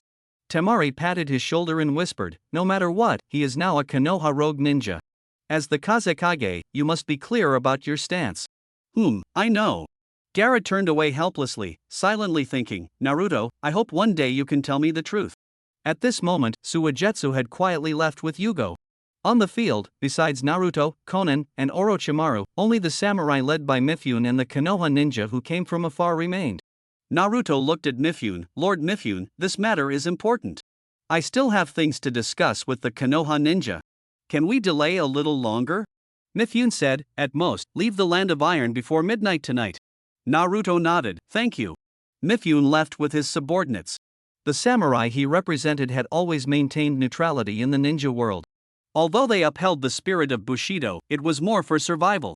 He was unwilling to intervene lightly in ninja conflicts as long as samurai interests were not affected. However, Mifune had a sense of justice. When Obito declared war in the previous life, he led the samurai to join the fight against Akatsuki to protect the world. Therefore, Naruto maintained basic respect for Mifune. Orochimaru was sharp and, without waiting for Naruto to speak, took the initiative. Naruto-kun, I'll step aside first. Naruto said, go ahead, wait for me at the old place. I'll be there soon. Konan and Orochimaru left. After the crowd dispersed, the snowy field was empty, with only the crackling of black flames. Perhaps it was the psychological effect of the black flames burning, or the tension of facing former loved ones and comrades. Naruto wiped his sweat. The Konoha ninja also felt a sense of loss in their hearts. Naruto deliberately mentioned Konoha ninja in his conversation with Mifune, sharp and clear, indicating that Naruto had drawn a clear line with him. The atmosphere was heavy, and no one spoke first. Hinata's shoulders drooped, her face buried in shadows. Suddenly, the large bird in midair dispersed like ink, and Sai helped the plastered Shikamaru to the ground. Sai, the least perceptive, asked himself, where is Lord Danzo? Naruto admitted frankly, still alive. I wanted to kill Danzo, but Sasuke appeared and wanted to use him to avenge by killing Danzo. Sasuke refused to let me do it and let Danzo go. This news shocked everyone. Shikamaru, the Kamist, composed himself and asked sternly, Danzo is the Hokage. You attacked the Hokage, which means you are completely against Konoha, right, Naruto? Naruto's eyes darkened, and he answered coldly and firmly, that's right, exactly like that. Bastard! Haruno Sakura, furious beyond control, rushed forward and threw a punch. Naruto could have dodged but didn't, and was knocked flying. Clang! Sakura pounced, grabbed Naruto's collar, and pulled hard. Do you know what you're saying? Naruto remained calm. Wasn't I clear enough? Sakura became even more agitated. Liar. Where did the brave Naruto who charges forward go? Where did the Naruto who swore to become Hokage go? Naruto looked at Hinata, who was sorrowful behind him, and swallowed his bitterness. Times have changed. Snap. Sakura drew a kunai and pressed it against Naruto's neck. There are limits even to jokes. Believe it or not, I could kill you right now. Everyone knew Sakura wouldn't really go through with it. Sakura lowered the kunai, her eyes red, emotionally breaking down as she asked, Naruto, is it really that promise that put too much pressure on you and made you do this? She could only think of this reason to explain Naruto's betrayal of Konoha. No. Naruto flatly denied it. How could it be such a childish reason? Some things can't be explained in a single sentence. Sakura, don't ask anymore. One day you'll understand. I don't want to wait for that day. Sakura cried, tears streaming down her face. If I begged you, if that promise didn't count, would you come back to Konoha? Naruto said coldly, no. Sakura said bitterly, then what if I said the person I like isn't Sasuke, but you? Naruto remained silent. Back then, Sakura had said the same thing. He knew it was a lie at the time, yet his heart still stirred. But now, he was no longer that boy. He wasn't moved by her words, but he knew Sakura was genuinely helpless. Alright, Sakura, don't say such childish things. The world isn't something we can control. We are ninjas, we must endure and keep moving forward. Naruto placed his hand on Sakura's shoulder and slowly pushed her away. Sakura was stunned. Naruto's sudden distance left her at a loss. Naruto's words were ostensibly for Sakura, but in his heart, they meant something else. If Hinata were crying and begging him like this, he feared he would lose control of his heart. He took a deep breath, brushed the snow off his clothes, and turned to Hinata. Sorry, Hinata. He tried to act indifferent, but his heart was full of tenderness. Everyone thought this was Naruto apologizing to Hinata, who had stepped forward bravely during the battle with pain. Even Hinata herself believed this. After all, perspectives differ. Naruto had experienced reincarnation. Hinata was his wife and the mother of their 2 children. This apology and his gaze were full of deep meaning. But Hinata only felt that she had protected Naruto and mustered the courage to confess. She still didn't understand Naruto's feelings, nor did she see the depth in his eyes. Even so, she sensed Naruto's profound helplessness. Hinata lifted her face, clear and calm, and said, "Why apologize? Naruto-kun has always stuck to his ninja way, keeping his word and moving forward bravely. That's the Naruto I know. So then, Hinata, why are you crying?" Naruto's heart trembled as he clenched his sleeve, eager to reach out and wipe away her tears. Yes, why is that? When she learned of Naruto's defection, pain overwhelmed her like a tidal wave. The trust and reliance built since childhood made Hinata firmly believe that Naruto must have some unspeakable difficulties. She was desperate to find him and understand everything. After seeing Naruto, Hinata gradually understood his pain. Naruto wanted to escape and tried to bear it alone, so he deliberately distanced himself from everyone. This did not escape her eyes. Every glance and movement, she saw clearly. Naruto must be in great pain. Hinata was not crying for herself but shedding tears for Naruto's suffering. Suddenly, a lack of oxygen caused severe dizziness, and she could not stand steadily. Anxious calls came from beside her, and Naruto firmly supported her shoulder. "Don't rush, breathe slowly." In her blurred vision was that familiar yet strange Naruto, young but full of hardships. She raised her hand to gently stroke his face, tears shimmering, and said softly, "Naruto, I believe you have difficulties. You don't have to say it now, but I have a request. Let me stay by your side, okay?" Inuzuka Kiba's face changed drastically upon hearing this, and Shikamaru stopped him with a glance. Naruto quietly listened to Hinata's plea. "I know my strength is not enough, but I promise not to cause trouble. Please don't bear all this alone, okay?" She didn't know what Naruto had been through but was willing to worry for him. Naruto said complicatedly, "That would be very dangerous." Hinata said firmly, "I'm not afraid. I understand your feelings." Precisely because of that, Naruto said softly, "I can't let you stay by my side. Stay well in Konoha and wait for me to come home." These words sounded like Naruto's muttering.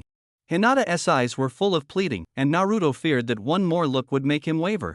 He cupped the back of her neck with one hand, while the other hand gently waved in front of her eyes, a lullaby gesture full of love and concern. Hinata's eyes gradually grew heavy, reluctant but slowly drifting into sleep. Naruto took a deep breath, the most intense emotional fluctuation since his return. He closed his eyes to calm down, then opened them to look at Neji. Neji was an important figure from his past, the genius who died young and had been a key person in Naruto's growth. "Neji, I won't let the tragedy happen again, I swear." Naruto made a silent vow. He said seriously, "Neji, please take good care of Hinata. Don't let her leave the village rashly, it's very dangerous." "I will." Neji carried Hinata on his shoulder, and the question in his heart finally had an answer. Shino Aburame asked, "Naruto, I'll only ask you one thing, did you kill Muta?" Aburame, Muta and Hyuga Takoma were members of the Ikado squad. They died in the forest, their bodies taken away by Root, who also framed Naruto. Naruto was shocked. "They are dead?" Shino, wearing black sunglasses, spoke calmly, "Yes, they're dead." Ikado left behind an intelligence scroll saying you fought in the forest outside Konoha, so you became the prime suspect. Naruto hurriedly explained, "I did fight them, but I didn't kill them." Shino was silent for a moment. "That's not convincing at all. Even if we believe you, the villagers won tea." Naruto knew in his heart, it seems that after we left, Root took the initiative. At that moment, Shikamaru asked, "Is Ikado still alive?" Naruto glanced at Sai. Although Danzo was dead and Sai had officially left Root, he was still part of Root now. Naruto feigned mystery, "Who knows?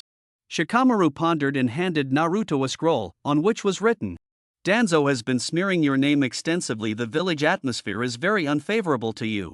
Akato is the only one who knows the details of that battle and the only one who can prove your innocence. If she is in your hands, don't let her go, because Danzo will definitely silence her. If you plan to return to Konoha, you must protect Akato well. Naruto furrowed his brows and took up a brush to write on the scroll. With Danzo in power, Konoha will inevitably face darkness. You and your father must be cautious to protect yourselves. I guess Sasuke will seek greater power, vowing to kill Danzo without anyone's help. His hatred needs an outlet, so I won't stop him.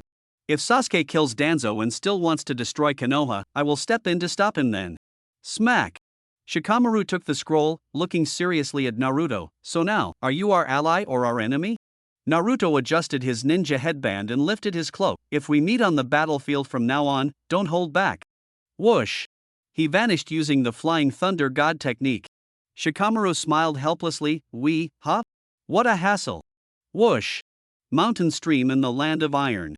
Naruto appeared before Konan and Orochimaru. It's been a while. To see old friends, to chat about old times.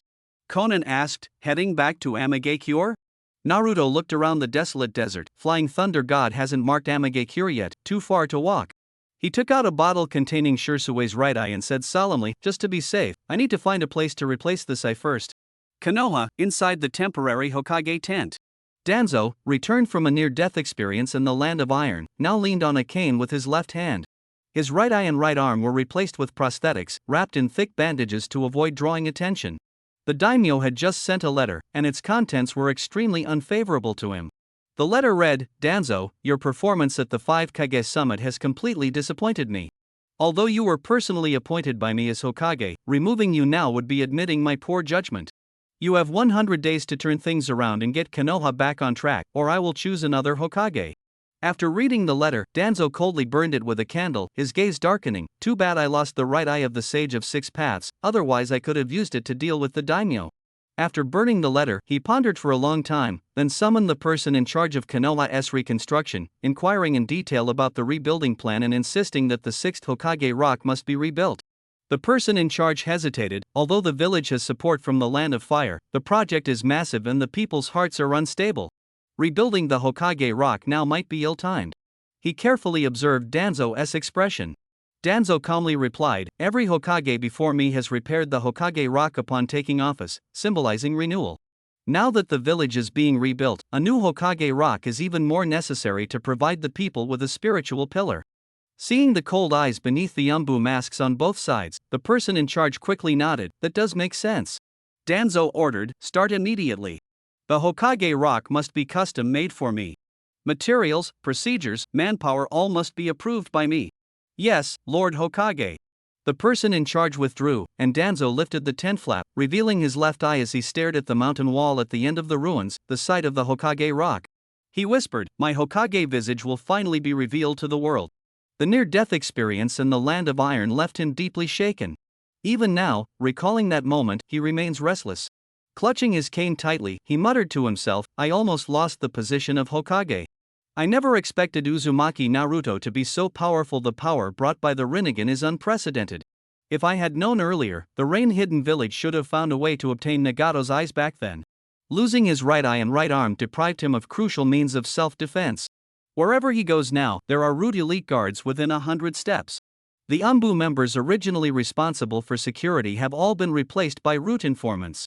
At dusk, on the eve of the 5 Kage summit, Terai, sent by Danzo to capture Yakushi Kabuto, returned wounded. Terai said, Lord Danzo, I found his whereabouts, but his strength far exceeds the intelligence we have. Danzo frowned deeply, far beyond the intelligence? Then how did you come back alive? Terai whispered, to be honest, it seems he deliberately spared my life. Hiss. A snake-shaped vertical pupil flashed briefly in Terai's eyes. Danzo's gaze sharpened. He suddenly threw down his cane, jumped up from his seat, and quickly grabbed Terai by the throat. A white snake holding a scroll in its mouth was spat out from Terai's mouth, and he immediately collapsed and died. Danzo bent down, picked up the scroll, and his eyes flickered as he opened it. Lord Danzo. Someone said respectfully. Dispose of Terai's body. Yes. I am leaving the village for a while. This matter must be kept absolutely secret, no one can be alerted. But you are the Hokage, the village. Let my double take my place. As a schemer frequently targeted, Danzo had, of course, prepared a double. Whether appearance, physique, or behavior, even Jonin would find it hard to tell the difference. Danzo added, though a double, the Hokage's grandeur must not be diminished, or it will arouse suspicion. The daimyo has already pressured me, there can be no mistakes at this time. What about your personal guards? His personal guards, Fu and Toryun, have both died at Naruto's hands. He pondered for a moment and thought of someone. Summon Ryoma Aburame back. Senior Ryoma Aburame? A member of Root in white clothes showed a look of reverence. Ryoma Aburame was a top expert of the Aburame clan, who once fought alongside Orochimaru when he served Root. In the night, everything was arranged. Danzo, dressed in black to conceal his face, quietly left the village. Before leaving, he looked back at the Hokage Rock and whispered, "When I return, this Hokage Rock monument will surely be completed. The era that belongs to me has finally come." Turning around, he disappeared into the darkness. The long night stretched on, shrouded in darkness. Southern land of fire, the hideout of Akatsuki. Ugh! Sasuke woke up. Sasuke! Karen smiled brightly. You're awake. Obito sat above, resting his chin on one hand. Sasuke's consciousness cleared gradually, and he asked, "What about Naruto?" Obito answered, "After fighting the Raikage, he has safely left the Land of Iron." Sasuke suddenly slammed his fist on the stone platform. Damn it, Naruto's power is really that strong. Obito comforted him, "Don't lose heart. In the end, you awakened a powerful ability. If Naruto hadn't gotten Nagato's eyes, he wouldn't have defeated you so easily." Sasuke said coldly, "Don't use such childish excuses to comfort me." Obito prompted, "What's your plan? Going back to Konoha for revenge like this won't change the outcome?" Desire flared in Sasuke's eyes. "I want to transplant Itachi's eyes." Obito descended from above, his gaze flickering slightly. "Finally, you have this idea?" "I want to become strong enough to crush Naruto, to crush Konoha, nothing more." Obito stared at him deeply. "Come with me." Outside the Land of Iron, deep within the mountains, a cave. Sizzle! Naruto's right eye slowly opened, for Tomo shining the Mangekyo Sharingan of Uchiha Shursui. Naruto-kun, how do you feel? After Orochimaru personally completed the transplant for Naruto, he asked with a smile. Naruto said, "The darkness in my eyes has actually become clearer." Orochimaru explained, "Koto Amatsukami is a special dojutsu. Without Hashirama cells, its usage is limited only once every 10 or so years. But you are from the Uzumaki clan, distant relatives of the Senju. Your usage interval is only half a month. The risk is possible blindness." Naruto asked meaningfully, "Orochimaru, aren't you afraid I'll use the dojutsu against you?" Orochimaru chuckled lightly, "If you really plan to use it, why would you tell me? Besides, if you use it, I wouldn't even notice." Naruto withdrew his gaze. Konan stepped forward, "The mission is complete. Shall we return to Amagakure?" Naruto pondered. At this moment, the Akatsuki organization was pursuing the Eight Tails, and the Raikage rushed overnight to assist. That man's fate was worrying. Naruto had never forgotten that man's strong figure, willing to die protecting his comrades. For the upcoming plan, we still need to increase manpower. Konan asked, "Will you recruit after returning to Amagakure?" Naruto half closed his right eye. "There's one man I must keep safe, to have him serve us." Konan pressed, "Who?" Naruto's eyes shone brightly, Kisame Hashigaki of the 7 ninja swordsmen of the mist. Kisame Hashigaki's fate is in grave danger. This time, Naruto misjudged. Because Obito took the initiative, the 5 Kage summit did not declare war as scheduled, affecting the situation. In the past, after the 5 Kage summit, the Raikage quickly found Killer Bee, and a search team composed of ninja villages acted together. This time, only the Hidden Cloud formed a search team, and progress was slow. And there was also Kisame's mission this time. Obito, being far-sighted, foresaw that after the declaration of war, the 5 great ninja villages would protect the 8 Tails and 9 Tails. Rather than letting Kisame bring back the 8 Tails alone, it was better for him to fake his death and go undercover to find the protection location and capture them all in one net. But this time, Naruto defected from Konoha, so even if war broke out, he would not receive protection from the 5 great ninja villages. The situation was different, so the strategy changed. Unable to capture them all at once, this time they adopted a divide-and-conquer approach. Therefore, Kisame's mission was to defeat Killer Bee, bring him back to the base, and firmly control the 8 Tails. Amid the roaring, the forest was almost leveled. Killer Bee was drained of chakra and collapsed to the ground. Kisame's past betrayal was also an act. Now that the situation had changed, there was no need to fake Kisame's betrayal or have White Zetsu take his place. Kisame gasped, "That tricky octopus bastard, but now you should behave." The Eight Tails was completely defeated, subdued by that man without a tailed beast. Rustle, rustle, rustle. White Zetsu appeared from the side, as expected. "It's you, Kisame, still so reliable." Kisame, bare-chested, asked, "Where is the leader?" White Zetsu answered, "Afe has something to do and can't leave for now." Sasuke decided to transplant Itachi's eye. Obito must prioritize completing this task. White Zetsu thought, in this remote place, his Kamui hasn't reached. He said, "Walk 100 li eastward, there's a village, our temporary base. Bring the Jinchuriki there, Afe should be almost there." Clack! Kisame grabbed the great sword Samahata and lifted the barely breathing Killer Bee. "What are we waiting for? Let's go!" White Zetsu warned, "Be careful, the hidden cloud people are already searching for the Eight Tails." The Raikage is furious knowing his brother is being targeted. Kisame sneered, "Raikage? His taijutsu was even trickier than that Konoha rare beast. If Itachi were still around, fighting him would definitely be much easier." White Zetsu said, "Akatsuki is short on manpower now. Once we get the Eight Tails, we can concentrate our remaining forces to deal with the Nine Tails. Sasuke is still in our hands after transplanting Itachi's eyes, new power will soon emerge." Kisame sighed, Itachi's little brother, even with Itachi's eyes, might not see the same things. The future of Akatsuki is truly something to look forward to. Waiting for your news, Kisame. After White Zetsu finished speaking, he withdrew into the ground. In the night, Kisame, alone with his sword, carried the Eight Tails Killer Bee and hurried toward the village. This 100-li journey would rewrite his life. The next morning, the Hidden Cloud search team, based on intelligence, found the site where Killer Bee and Kisame had fought. Hidden Cloud Umbu, there are many traces of ninja swords on the ground. It must be Hai-sama, and also the great sword Samahata. Raikage, Kisame Hashigaki, definitely one of Akatsuki. Umbu, the battle is very recent, probably happened last night. Hai-sama didn't use the tailed beast bomb, otherwise, this place would have been destroyed. In fact, Killer Bee had been practicing Enka with Asuma earlier and couldn't use the tailed beast bomb, so he hadn't gone all out. Raikage, where is Hai-sama? Can we find him? Umbu, it's damp here, with a large amount of moisture, indicating a large-scale water release chakra technique. If the user is killed, the water will quickly disappear. The water is still here, which means the user is still alive. Is not good at large-scale water release like the adult, so it's suspected to be the enemy's doing.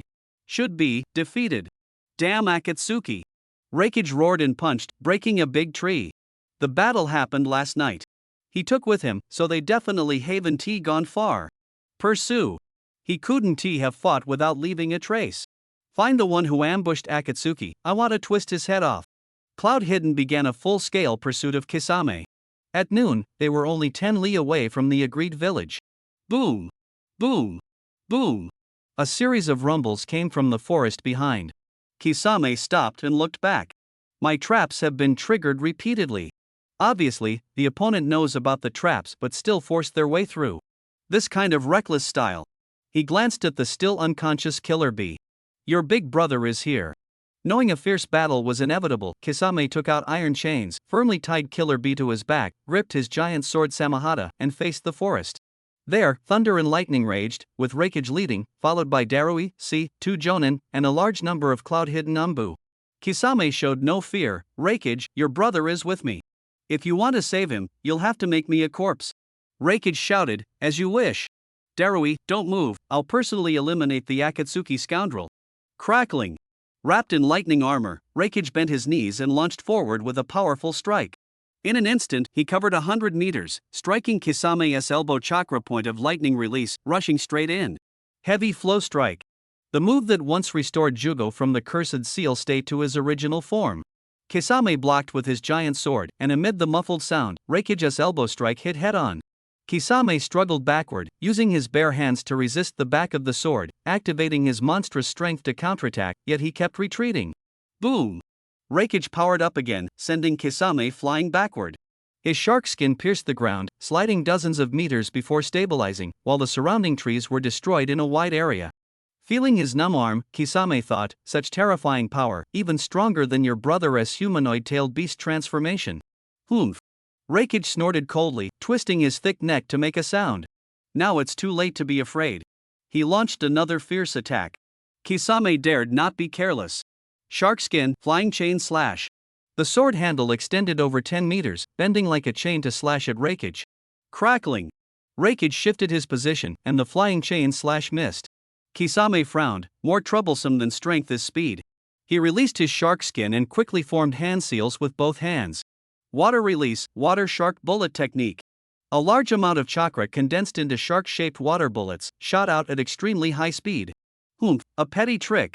Raikage snorted coldly, not dodging at all, and charged his body straight into the water shark bullets. The water resistance made his movements sluggish by half a beat. Kisame took the opportunity to retract Samahata and stood firmly to the side. Usually, water escape techniques don't work on him, so just use this move directly. He formed hand seals with both hands, his chest swelling. Water escape, great exploding water shockwave. Whoosh! He suddenly unleashed a massive tidal wave, instantly forming a huge elliptical water prison. From above, a large forest area was submerged.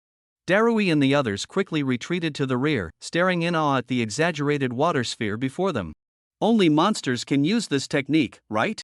The water left on the battlefield earlier must have been from this move, someone said. Fighting on enemy territory, the situation is extremely unfavorable for the boss. Darui drew his sword, alert, prepare to protect the boss. When Raikage came to his senses, he found himself trapped in an endless body of water. His vision was obstructed, the surrounding water pressure restricted his movements, and more critically, he couldn't breathe. Electricity can't conduct in water because lightning-released chakra is absorbed by the water. On the other side of the water realm, Kisame and Samahata merged into a half-human, half-shark form. At this moment, Kisame could breathe and move freely underwater, also able to absorb chakra and sense enemies. That layer of lightning chakra is generated by yourself. You can't escape the fate of being absorbed. I'll speed up the loss of your chakra. Kisame darted rapidly through the water, repeatedly colliding with Raikage. With each collision, the lightning armor on Raikage weakened. He closed his eyes and took a deep breath, enduring the pain. Kisame sneered, losing chakra, unable to breathe, painful, isn't it? Don't worry, you'll be freed soon. Outside, Darui anxiously asked, how's the situation? Hai sensed the chakra, the boss isn't moving at all right now. Still no progress? Darui wanted to rush in. Hai stopped him, wait, the boss's chakra is actually rising instead of falling. Darui sheathed his sword inside, looks like the boss is going to use that move. We don't need to help. So stubborn, when he could gang up, he insists on a one-on-one fight. Lightning exploded underwater, Raikage's hair turned into hard spikes. Lightning released chakra fully activated. Kisame charged again but missed. What? He actually withstood the water pressure and dodged the attack, and his chakra instantly expanded to tailed beast level? How is that possible? Kisame shouted in shock. Raikage held his breath and attacked, while Kisame immediately created distance. This water prison moved centered on Kisame. As long as Raikage kept his distance, he couldn't escape the water prison. The loss of chakra and suffocation made Raikage weaker and weaker. He desperately pursued, but the environment restricted him, preventing him from sensing Kisame's chakra, and he gradually couldn't hold on. Damn it, those Akatsuki guys, each one's ability is disgusting. Raikage growled through gritted teeth. Kisame focused all his senses on Raikage and said calmly, now, it's just a matter of time. The eighth blade. At that moment, Chiriku, tightly bound by chains behind him, whispered softly. Blood-red chakra bubbles emerged from his dark skin, gradually transforming into a transparent tailed beast cloak. Kisame sensed something was wrong. After merging with Samahata, I can continuously absorb chakra just by contact. Where on earth is he suddenly getting so much chakra from? Crack! Crack! Chiriku strained his arms, muscles bulging, and the chains snapped one after another. Kisame's heart tightened. Could it be that Samahata is actively giving him chakra? Rustle, rustle, rustle. Misfortune compounded as Kisame's body was rejected by Samahata, separating from the blade and being flung away, ending the fusion state. Kisame angrily said, that bastard Samahata even took my chakra with him when he left. Without chakra to maintain it, the water prison quickly collapsed. Raikage and Chiriku broke free, and Raikage took deep breaths of fresh air. Samahata happily ran to Chiriku's hand, delivering the chakra it had absorbed from Kisame. Kairabi stroked the coquettish shark skin, humming, Yaoshi Yaoshi, life's luck. From now on, you are my god kid. Kisame was filled with mixed emotions. Shark skin, do you really like his chakra that much? Kairabi carried shark skin on his back, dancing and gesturing wildly. A betrayed afternoon, lonely shark whispers, sashimi is fresh blood, the melancholy of dusk. I still have strength left, my charm shines. The 8-tailed Shikako Kairabi is me. Yeah. The battle has begun, the battle is almost over. Reikage saw his younger brother bouncing with energy and laughed, you really can't sit still. Bye. Use that move. End it. Okay, brother. Boom. The tailed beast chakra on Kairabi's body instantly gathered, forming a dense crimson chakra cloak, with thick bones extending from his back. Crackling. Reikage's lightning cloak reappeared, lightning exploding fiercely, powerful and shocking. Darui said, losing the key ninja sword, facing the strongest combined attack of the cloud-hidden AB brothers, Kisame Hashigaki, this is the end for you. Way. Drink. Reikage and Kairabi adjusted their positions and launched a front and back combined attack on Kisame the Absolute Bull Thunderplow Hotblade. Kisame, knowing his time was short, closed his eyes and sighed, betrayers will eventually be betrayed. I can't escape it either. Mr. Itachi, did you have such a realization before you died? Slash. At that moment, a hand suddenly reached out from the earth, grabbing Kisame's ankle and yanking him down hard. Earth release, decapitation technique from the heart. Ah. As Kairabi and Reikage sprinted forward, their targets suddenly vanished, but the spilled water cannot be retrieved. Boom. Boom. Reikage and Kairabi's strong arms tightly locked around each other's necks, muscles taut, their momentum overwhelming. Ugh. Oh whoa. This scene was indescribably beautiful. The two suddenly stiffened, then tumbled head over heels to the ground, convulsing uncontrollably. Darui clutched his throat and warned, hey, this is no child's play. Kisame only showed his head, buried in the earth, smiling as he said, I see, this move really feels like being beheaded. Now that you're hiding in the soil, it's time to show yourself, right? The earth cracked apart, and the blonde-caped youth slowly stood up, smiling, this kind of entrance isn't my style, but facing the AB brothers of Kumogakure, I still have to be careful. Kisame looked at him in surprise, it's you? Naruto turned back with a smile, Mr. Kisame, long time no see, no need for introductions, right? Back when he and Itachi infiltrated Konoha, Naruto was just a child. Kisame didn't take him seriously then. But over the years, Naruto grew rapidly, first injuring Kakuza twice, and recently defeating the Akatsuki leader Pain. Now even Kumogakure feels threatened and is busy setting up defenses. Kisame said in a deep voice, you're the one Akatsuki was going to take sooner or later, and you even stole his eyes. Our positions are hostile, I don't understand why you want to save me. Naruto replied calmly, things always happen suddenly, the reasons come later. Kisame said coldly, no matter what you're plotting, I won't cooperate with you. A smile appeared under Naruto's mask, I know, that's exactly why I admire you. Reikage and Killer Bee lay unconscious on the ground, their battle was so fierce that surviving alone was already impressive. Darui led reinforcements, angrily scolding, Nine-Tails Jinchuriki, it's you again. You caused a ruckus at the 5 Kage summit and still aren't satisfied? You sent intelligence to the boss and were barely spared, yet you come looking for trouble again. What exactly do you want? Naruto glanced at Killer Bee and said calmly, he saved his brother, I want to save the person I want to save, isn't that right? Darui sneered, the person you want to save is that Akatsuki shark, but he doesn't appreciate it. What exactly are you trying to do? Naruto shrugged, I have no obligation to tell you more. Darui shouted angrily, then speak with ninjutsu. He waved his hands, unleashing multiple beams of storm-release ninjutsu combining water and lightning, shooting straight at Naruto. Naruto raised his hand, a translucent barrier unfolding before his palm, his left eye shining with a strange light. Hungry Ghost Path. Lasers roared in, and the battle was about to erupt. The laser from the storm release instantly dissipated, completely swallowed by the Hungry Ghost Path. Naruto lowered his hand and said coldly, don't move, I don't want to fight you right now. Darui gritted his teeth, what a boring eye. Naruto reached up and removed his mask, revealing his left eye. That eye transformed into a sharply defined four-pointed Mangekyo Sharingan, flickering with dark red light. Koto Amatsukami. This technique can silently control the opponent, making them unknowingly obey commands. The earth cracked open, and Kisame extended his arm. Naruto pulled him up and smiled, Kisame, let's work well together. Kisame brushed off the dirt and replied politely, not at all, I should be the one saying that. Darui exclaimed in surprise, impossible. How could Kisame Hashigaki betray his position just because of a life-saving favor? That man who fears no death. Naruto withdrew the light and put his mask back on, stretching out his left hand in midair Tenchi Kaibyaku. A powerful gravitational force pulled Samahata from behind Killer Bee into his hand. Samahata struggled, its blade shooting out reverse barbs, cutting Naruto's palm, blood flowing non-stop, but his expression remained unchanged as he gripped tightly. Samahata frantically absorbed Naruto's chakra, the blade swelling. Naruto's lips curled slightly. The hungry ghost path absorbed Samahata's chakra in return. Eventually, Samahata weakened and shrank, emitting a pleading sound. Naruto threw Samahata to Kisame. Kisame picked up the sword and said softly, "Fellow traitor, let us look out for each other from now on, Samahata."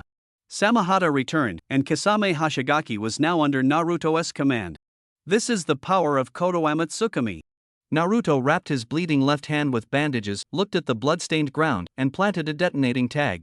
Placing his left hand on Kisame's shoulder, he said to the shocked Darui, "Let us go." The Flying Thunder God technique activated, and Naruto quickly left with Kisame. The detonating tag exploded, destroying the blood-stained ground and sending dust flying. In the distant grass, a small snake flicked its tongue, eyes flashing with unwillingness. TCH, not a single drop of blood left. Naruto now was no longer the reckless kid he once was, cautious in every step. Even Lord Orochimaru was. Ugh! As soon as Naruto left, the Raikage and Killer Bee woke up. The Raikage angrily shouted, "Where's the damn shark from Akatsuki?" Killer Bee anxiously asked, "Where's my good kid?" Darui answered, "Taken away." The Raikage instantly lost his temper. "What did you say?" "That is Uzumaki Naruto again. If he falls into my hands again, I'll make sure his head rolls." Though losing Samahata left Killer Bee disappointed, he spontaneously chanted. The Raikage stared at him, more. Killer Bee looked at the Raikage, "Big brother." Snap! Running around everywhere, such a nuisance. The Raikage's iron claw clamped down on Killer Bee's head. "Ow ow ow, Big brother's discipline is as weak as ever." Killer Bee's pained cries echoed. Darui and the cloud-hidden shinobi exchanged bitter smiles. Naruto returned to Konan and Orochimaru with Kisame. Kisame smiled, "Konan, Orochimaru, I didn't expect we'd cooperate again." Orochimaru smiled and said, "I didn't expect to study your Samahata this time." Konan asked, "Mission accomplished, are you heading back to the rain-hidden village?" In the dusk, Naruto looked at Konoha village. The village had taken shape, with wooden houses scattered around, a ramen shop temporarily opened, and a steady stream of customers. An inconspicuous boy sat in the corner, a steaming bowl of tenkatsu ramen before him, his left hand wrapped in bandages, hands clasped together, one big bowl for Masashi. Starting. Breaking the chopsticks, the boy ate heartily. This boy was none other than Naruto. In the past, after training every day, he would reward himself with a bowl of Ichiraku ramen, and even after becoming Hokage, he continued the habit. That flavor had long been etched in his heart, becoming a part of his life. No ramen, no Naruto. Even now, as a rogue ninja, he couldn't resist the temptation, transforming and sneaking back into the village just to taste that familiar flavor. Naruto forgot his hatred, forgot the hardships ahead, becoming an ordinary diner, focused on enjoying the delicious meal. Within 3 minutes, he finished all the noodles and drank the broth clean. Full, so full, so full. He leaned back in his chair, gently rubbing his stomach, satisfied. Suddenly, turning his head, he found the familiar figure next to him, Irika-sensei. Naruto almost blurted out. Irika's expression was heavy. The ramen before him had long gone cold, yet he hadn't touched his chopsticks. Naruto's gaze dimmed, reaching out then pulling back. The student once full of promise had now become a rogue ninja condemned by all this. Must be a heavy blow for Irika. Unable to bear seeing Irika's disappointment, he stood up and left. At that moment, the Ichiraku ramen shop owner was busy rolling dough, wiping sweat from his brow. His gaze was drawn to the departing figure. "Father, what's wrong?" his daughter I asked with concern. "Nothing." The owner shook his head and continued rolling dough. Naruto walked along the evening street, people coming and going, many familiar faces flashing before his eyes, but he silently moved forward, immersed in his own thoughts. Unconsciously, he arrived before a patch of ruins. This place no longer exists. After Pain's devastation, Konoha was destroyed, so how could this shop still be here? I must be mistaken. Naruto shook his head self-mockingly, about to leave, when he noticed blood-red characters carved into the ruins. 9 tails, traitor ninja, swine dog, demon. Those twisted characters were filled with hatred and malice. Naruto's expression was calm, having experienced so much hardship, such slanders no longer shook him. He stepped on the rubble to examine it and found the writing was fresh, with traces of being wiped off. Just as he was puzzled, Konohamaru arrived carrying a wooden bucket and brush, accompanied by Moegi and Udon. Seeing the blood-written words, Konohamaru urgently asked, "Did you write these characters?" Naruto remained silent. Konohamaru shouted angrily, "Listen! Naruto Nai is not the traitor ninja you think he is. He is the strongest ninja and will become Hokage one day. Little Konohamaru's eyes were firm, carrying a sharp aura. Konohamaru, don't be impulsive. Moegi nervously tugged at his sleeve. I know, as a ninja, I won't act rashly, Konohamaru said, but his expression betrayed him. Ignoring Naruto, he raised the brush and fiercely scrubbed away the words. Naruto smiled faintly, jumped down from the ruins, hands in his pockets, and slowly walked away. A profound light flickered in his eyes. Konohamaru, don't worry. Those who have weathered storms won't be fooled by the mud before them. He arrived at the Konoha cemetery and watched from afar. In the sunset, Kakashi mourned Obito as usual, but his expression carried a deeper melancholy. Yuzuki Uyake mourned her lover and deceased sister, then walked over to greet them. Kakashi-senpai, are you talking about Naruto? Kakashi gave a wry smile. Uyake, sorry to make you witness this. Uyake sighed, everyone is sad about what happened to Naruto. Now that Danzo is in power, public opinion is against him, but once Lady Tsunade wakes up, she will surely turn things around. Kakashi nodded, let's hope so. Naruto, far away, couldn't hear their words, only staring at the memorial monument, thinking of Jiraiya. Jiraiya had been his mentor after negotiating with Nagato. Naruto had built a tomb for him. But this time there was none, because he had seen another Jiraiya, a clone created by the Akatsuki scientist Amato using Jiraiya's cells, the Gokushinkoji. Naruto whispered, if I could go back in time, earlier, maybe Jiraiya wouldn't have died. He added, but it's meaningless to say that now. As long as I can find Jiraiya's remains before Amato does, that's enough. Manipulating time is taboo among ninjas, but Naruto had already defied the flow of time once. I'm not afraid to defy it again.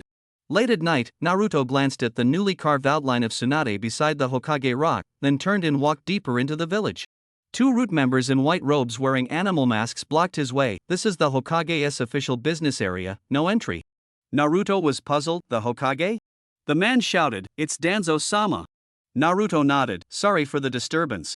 He left and entered an empty alley, thinking, Danzo has returned to the village, the guards are tight, like a frightened bird. Will powerless Danzo just wait for us? Unlikely. I need to confirm. He entered sage mode, sensing into the Hokage's tent, a smile appearing at the corner of his mouth, just as I thought.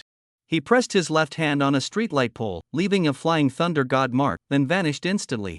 Just then, several ninjas Shikaku, Inoichi, and Choza came side by side. Choza was drunk, supported by Shikaku and Inoichi. Under the streetlight, Shikaku suddenly stopped, staring at the pole in a daze. Inoichi asked, what's wrong? Shikaku hesitated, then withdrew his gaze, nothing. Outside Konoha, in the forest, Konan, Orochimaru, and Kisame stood before a pit. Naruto returned with Flying Thunder God, dispelled his transformation, raised his cloak, and stepped forward, asking, how did it go? After infiltrating Konoha, he had another task to assign. Kisame said, my shark skin isn't suited for digging. That guy was definitely here, but it seems he already. Naruto walked to the edge of the pit and looked down. At the bottom was a grayish head, eyes tightly shut, lifeless. It was Haiden. Universal pull. A gravitational force came from the bottom of the pit, pulling Haiden's head upward, and Naruto caught it. Haiden suddenly opened his eyes, glaring fiercely at Naruto. Naruto ignored him and shoved him directly into a box. The box shook violently, but Naruto was unfazed. Orochimaru looked at the box, a meaningful smile curling at the corner of his mouth. Konan stepped forward and asked, what's next? Naruto replied, back to the hidden rain village. The land of rain lies at the junction of the land of earth, Konoha, and the land of sand. Under a gloomy sky, fine rain drizzled, and the village, surrounded by lake water, appeared desolate. The sculptures at the village entrance were soaked by rain, looking even more forlorn. Naruto felt guilty toward the hidden rain village. He had once promised Konan that after becoming Hokage, he would bring peace to the rain village. But later, the village continued to decline, corrupted by the Akatsuki, becoming a hotbed of evil. Even after uprooting the Akatsuki, the rain village failed to revive, only endless rain continuing to fall. Now, this lonely village would become his refuge and base. Naruto could not enjoy peace. He was determined to share hardship with the rain village. Standing on the lake's surface, looking at the village, he vowed in his heart, from now on, the rain village is my second home. The debts of my past life, I will repay in this one. Konan, Orochimaru, and Kisame, traveling with him, did not understand Naruto's thoughts but felt the resolve rising from his back. After entering the village, the welcome was not lively. Whether civilians or ninjas, everyone greeted Konan respectfully, their expressions sincere. Conan was the angel, the spokesperson for pain, holding an important position in Amagekure. This place was isolated from the world, and people did not know that Pain, the leader of Amagekure, was no longer here. Regarding the few strangers accompanying Conan, everyone was both curious and cautious. Especially the blond man wearing a mask, who sparked quite a bit of discussion. Is that Lord Pain? Impossible. Pain is mysterious and low-key, never showing himself, even his existence is a mystery. Is that an outsider? How could the angel bring an outsider into the village? Lord Pain wouldn't harm us, there must be a reason. Sensing the surrounding doubts, Naruto murmured softly to himself, back then, the lecherous sage sneaked in to investigate and must have suffered a lot. Conan said calmly, this place is isolated from the world. Pain, who defeated Hanzo and unified Amagekure, is regarded as a god by the people. Anyone showing hostility toward Pain becomes a target of public hatred. She continued, before Pain took power, Amagekure was actually divided into two ninja villages, belonging respectively to the Land of Rain and the Land of Rivers.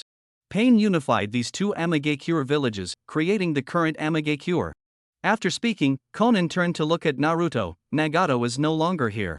Naruto, I want to support you to become the new village leader of Amagekure. Naruto was silent for a moment. It's not the right time yet. I'm an outsider with no roots here. Taking over rashly would affect Senior Conan's reputation. Conan's eyes flickered as she withdrew her gaze. I think the same. There is no wall without cracks. The truth that Pain is gone will be revealed sooner or later. Before that day comes, build your reputation, and then you can rightfully take over as village leader. They left the civilian area and walked deeper into Amagekure. Here, the buildings were mostly made of steel and stone, with a cold style. The walls bore religious reliefs, giving the place a solemn and oppressive atmosphere. Many steel pipes of various sizes stood around, forming a unique landscape, related to Amagekure's rainy climate, with dense pipelines and sewers. Naruto felt that the atmosphere here resonated deeply with his inner self. He looked toward the tallest tower in the south. It said that Pain lived in that tallest tower. Conan nodded. Yes, Pain liked to overlook the village and the rain from that tower.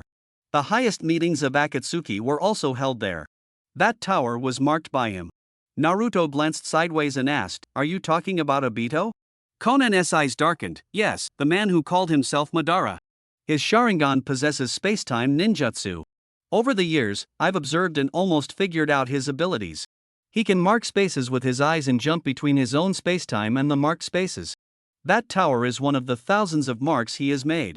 Naruto thought to himself, so, Kamui's space-time marking targets space, not the individual.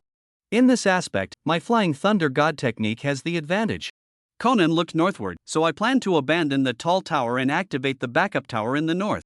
Follow me. The four arrived at the northern open ground. Conan formed hand seals and pressed her hand to the ground. Rumble. A tall tower buried deep underground slowly rose, and many sub-towers appeared around it. She stood up, drenched in rain, her gaze firm. This is our new starting point. Naruto nodded with satisfaction, just as I wished. Conan suggested, we've been exposed to the elements outside for too long. Let's rest for one night and discuss development tomorrow. Naruto turned to Orochimaru and Kisame. What do you two think? No objections. Orochimaru and Kisame spoke in unison. Then it's settled. Naruto swung his cloak and walked into the tower. Though small on the outside, it was spacious inside. There were 9 floors in total. The first 7 floors were filled with corridors and rooms. Conan spoke while walking. Orochimaru, Kisame, feel free to pick any room on the first 6 floors. Don't enter the 7th floor without permission. Kisame stopped on the 2nd floor, Orochimaru on the 4th, while Conan and Naruto went up to the 7th floor. The 7th floor was special, with only 3 rooms side by side. Conan asked, Naruto, which room do you want to stay in? Naruto asked back, what about you, Conan? I'll follow you. You choose first, I'll stay next door to take care of you. Naruto thought for a moment. The middle room, then. Alright, I'll take the innermost one. If you're not used to it. Naruto took off his mask, revealing a young yet weathered face. No, I've been in a cave these past few years. Just having a bed to sleep on is enough for me. Conan smiled faintly. It won't be like that anymore. Naruto, officially welcome to Rain Hidden Village. Late at night, Naruto lay on the bed, hands behind his head, staring at the ceiling in a daze. From near death to rebirth, the experience was still hard to truly accept. He needed the night to settle, to adjust his body and mind, to adapt to reality. The sound of a shower came from next door. Naruto's heart stirred. He took his left hand from under the pillow and slowly placed it on his lower abdomen. Sizzle! The 8 trigrams ceiling style lit up. He asked, Nine Tails, you finished watching the memories I brought, right? Those were nearly 100 years worth of memories, vast information that the Nine Tails couldn't digest all at once. The Nine Tails responded coldly, Humph, so what? Naruto said calmly, since you've finished watching, you should understand why I did this. The Nine Tails remained arrogant, so what? So, how about we be open and honest like before? The Nine Tails said in a deep voice, open and honest? I don't remember having that kind of relationship with you. The one in your memories isn't really me. Naruto sat up, hey, that was clearly you. The Nine Tails shouted angrily, shut up. I am the embodiment of evil, how could I ever bow to you? Those sappy words were never me. Naruto sighed helplessly, Nine Tails, I know you like to cause trouble, but you're just deceiving yourself. Hey, don't call my name like we're close or something. In Naruto's heart lake, the Nine Tails angrily whipped its tail, its rage passing through the seal. Thud. It hurts. Naruto hit the back of his head on the bed, a sharp pain. Even if it's you. I really don't like you now, I hate you so much, it's to the extreme. Kurama, Naruto wanted to explain, but the Nine Tails didn't give him a chance and instead made a vow. No matter what reasons you have, you don't deserve to be called Uzumaki Naruto. Get out of this body immediately. I will never acknowledge you as Naruto, never. Whoosh! The 8 trigram seal faded again, and the Nine Tails fell silent once more, clearly closing off the chakra channel again. Naruto shook his head helplessly, but he could understand Kurama's attitude in his heart. Tailed beasts are also emotional beings, they need time and experience to grow. In a past life, the Nine Tails also gradually opened its heart to Naruto step by step and eventually willingly protected him. The current Nine Tails is not mature yet. Even after seeing those memories and feeling Naruto's inner pain, it cannot immediately reach a consensus. Differences in perception cannot be changed overnight. Naruto said softly, but I believe that one day we will truly understand each other. From next door came Konan's voice, Naruto, what's wrong? Did you have a fight with someone? Naruto replied, Konan-senpai, I'm fine, I just met an old friend. Oh, Konan nodded knowingly. Looking at Kurama's attitude, Naruto asked complicatedly, Konan-senpai, are you willing to help me just because I showed you the past memories? There was a moment of silence next door, then Konan said, we are all Jiraiya's disciples, but only you have always upheld his ninja way. Before I died, I could still see the shadow of Yahiko in you back then. Those memories are important, but they're not everything. Naruto felt relieved in his heart, I understand now, this makes me feel much more at ease. Konan said gently, rest now, the road is long, take it slow. Naruto closed his eyes, alright, good night, Senior Konan. A silent night passed. The next morning, Naruto was full of energy. After breakfast, he went with everyone to the 9th floor of the tower.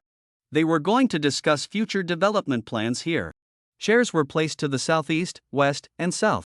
Naruto sat facing north in the south seat, in front of a round table with a wooden box on it. From here, one could see the dark clouds and rain outside the tower. Konan stood behind Naruto. Orochimaru sat in the east, arms crossed over his chest, a faint smile on his lips.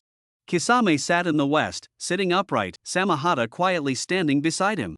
Naruto leaned slightly forward, hands clenched tightly, the backs of his hands supporting his chin, his gaze deep. Let's begin. Konan lightly waved her hand, and a ninja world map drawn on parchment slowly unfolded from the back wall. Thunder roared, lightning illuminated her cold face, and the lip piercing at the corner of her mouth made her look even more mature and stern. Naruto spoke clearly and logically. Konoha, Sunagakure, Kumogakure, Kirigakure, Iwagakure. The 5 great ninja villages rely on their respective countries' economic support and, through inherited ninjutsu, have become powerful forces dividing the ninja world. Our first step is to collect the secret ninjutsu and Kekkai Genkai of each village. Kekkai Genkai depend on bloodline support, so we start with the secret techniques. The lightning release ninja body techniques of Kumogakure, the weight and lightness rock secret techniques of Iwagakure, the assassination skills of Kirigakure, the puppet secret techniques of Sunagakure, and the Ino Shika Cho series of secret techniques from Konoha. All these are powers I must obtain. In his previous life, the 5 great ninja villages lived in harmony. As the core of the 5 Kage, Naruto easily obtained these secret techniques. But at that time, he didn't care much, thinking his existing ninjutsu was enough. It wasn't until facing powerful enemies that Naruto realized the importance of mastering multiple skills, especially those unique ninjutsu, which often could turn the tide of battle. So, in this life, Naruto was determined to first collect these secret techniques. Orochimaru ran his hand through his hair, turning his head to stare at the ninja world map, his voice low and hoarse. Amagakure is close to Suna, Iwa, and Konoha. Prioritize these three villages first. The Flying Thunder God Mark is already in Konoha, and Suna's combat strength is relatively weak, so they are the top choices. Leave Konoha for last. Suna's sandstorms make movement difficult. Iwa's Tsuchikage Noki is a veteran and hard to deal with. Amagakure is at the junction of the three great ninja villages. We can't provoke them easily. They can send people to attack at any time, and we're not strong enough now to fight head-on. Naruto stood up, walked to the map, circled Kumogakure, and drew an arrow pointing toward Kumogakure. Kumogakure has already shown hostility.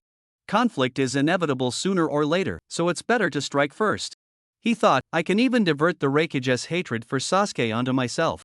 Orochimaru laughed. Looks like you've made up your mind, Naruto-kun.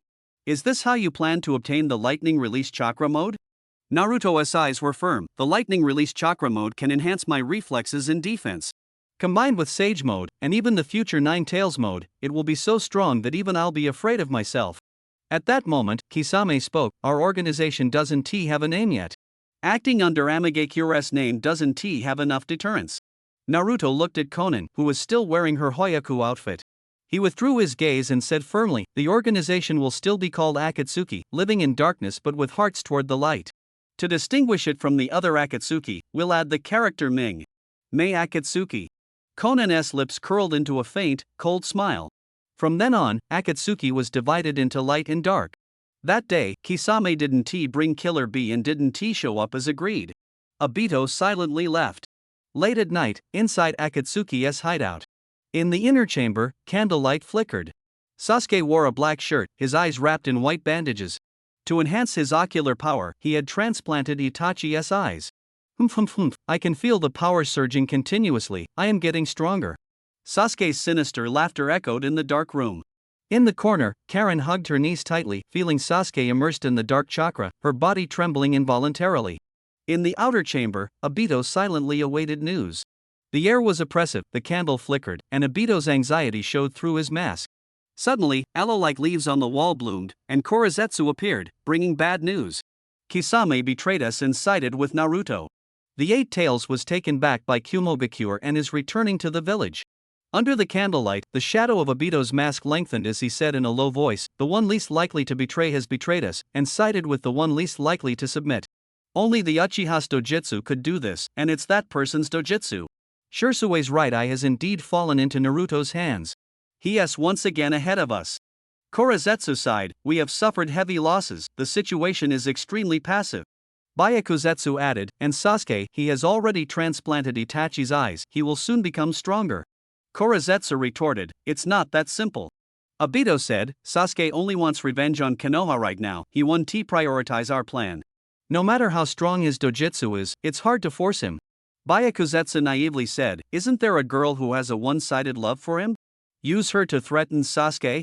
Korazetsu said coldly, you said it yourself, it's a one-sided love. With Sasuke's coldness, he might even kill her. Byakuzetsu continued, then let her have a child with Sasuke, use the child to threaten him. No matter how cold Sasuke is, he wouldn't abandon his own flesh and blood. Korazetsu was speechless. Obito asked calmly, finish talking? Byakuzetsu awkwardly said, I was just joking, trying to cheer you up. This kind of thing still needs a Fae to handle. After the brief interlude, the atmosphere returned to heaviness. Obito's gaze darkened. Ever since Naruto started acting abnormally, we have been on the defensive. The Moon Eye plan has made no progress. The three major elements to revive the 10 Tails, 8 Tails, 9 Tails, and the Rinnegan Naruto has already obtained too. He also gained the dangerous dojutsu Kotoama Tsukumi. To deal with Naruto, we must firmly control the 8 Tails. Hakuetsu said solemnly, but both operations against the 8 Tails failed, and we lost Kisame. This time, who will clean up the mess? Sasuke? Or someone else? The air suddenly tensed. Under the mask, Obito's Kamui Mangekyo Sharingan blood vessels fractured, his murderous intent overwhelming. I'll go myself. He rose slowly and stepped toward the outside of the lair. Hakuetsu sighed while watching his back, since the battle with the Kirigakure shinobi, I haven't seen him this cold and ruthless in a long time. Looks like he's truly angry this time. Kuratsuki said in a low voice, if he slips up and kills the 8 tails like back then, everything will be ruined. Someone should keep an eye on him. Looks like things got complicated while I was away. At that moment, a casual voice sounded, and a white figure rolled his face. Hakuetsu excitedly said, "Oh, you're finally back, Aburame." Kuratsuki frowned, "You stink. Which latrine did you just poke? Did you hear everything we said?" I heard. He wants to capture the 8 tails alone, but his emotions are unstable and he might slip up. Aburame's expression turns serious, so I'm going with him. Amagekure, 7th floor of the tall tower. Naruto stood in front of the mirror, wearing the Hokage cloak, feeling moved. Never thought I'd wear this outfit too. Alright. Fist met palm, cloak fluttering, he strode out of the room. In the corridor, Konan stood by the window, her orange eyes sparkling. That cloak suits you well. Naruto smiled, "Don't tease me." Konan opened her palm, revealing a ring. Naruto took it. The ring had a blue background with the character 0 engraved. 0. His gaze grew serious. Konan said solemnly, the code names for Akatsuki, 1 per person, pain is 0, symbolizing nothingness. I hope you will inherit it. She flipped her hand, revealing a white ring with white characters on the middle finger of her right hand. My name is White, symbolizing the white tiger. Understood. Naruto solemnly put the ring on the thumb of his left hand. Konan smiled. Also, she took out a bulging pouch from her waist. These are soldiers' rations, the ones you had before got damp. Naruto scratched his head. When I was capturing Kisame, I stayed underground too long. Konan said, throw them away, eating them is bad for you. Naruto took them and said seriously, thank you, Senior Konan. We are comrades, no need to be polite. A few minutes later, the two left the tower. Orochimaru and Kisame were already waiting in the rain. Naruto pondered, the news of our arrival at Amagekure might not remain secret, so to be cautious. He formed hand signs. Bang! A shadow clone appeared. I'll leave my shadow clone behind to guard the home if anything happens. I'll use Flying Thunder God to return immediately. From Amagekure to Kumogakure, it's 1,000 miles away, passing through the land of grass, land of waterfall, land of iron, land of sound, land of hot water, and land of moon before reaching the land of lightning. Ordinary ninjas need 10 to 15 days. Naruto can use Flying Thunder God to mark the land of iron, shortening the journey, and can leave marks along the way to shuttle back and forth between Amagekure and the land of iron. This is the power of spacetime ninjutsu. The Raikage and Kisame are fighting in the southern border of the Land of Waves. The Raikage has to pass through the northern part of the Land of Waves to return to the village. There are many waterways, chakra consumption is high, and rest is needed. We might be able to arrive before the Raikage returns to the village. Naruto put on his mask, and his aura changed abruptly. Konan placed her hand behind him, and he pressed both hands on Orochimaru and Kisame's shoulders. Let us go. Before leaving, Orochimaru looked at the empty ground. When we return, I need to start setting up the laboratory. In the snowy mountains behind the land of iron. Aga! 2 patrolling samurai screamed and fell to the ground. Bang! Hozuki Suigetsu stabbed his decapitating sword into the ground, revealing sharp teeth. I left one alive, escape now while you can. Choju, transformed into a childless form, coldly approached a samurai who was not yet dead. The samurai gritted his teeth. You are ninjas. Blame that blonde ninja for turning me into this.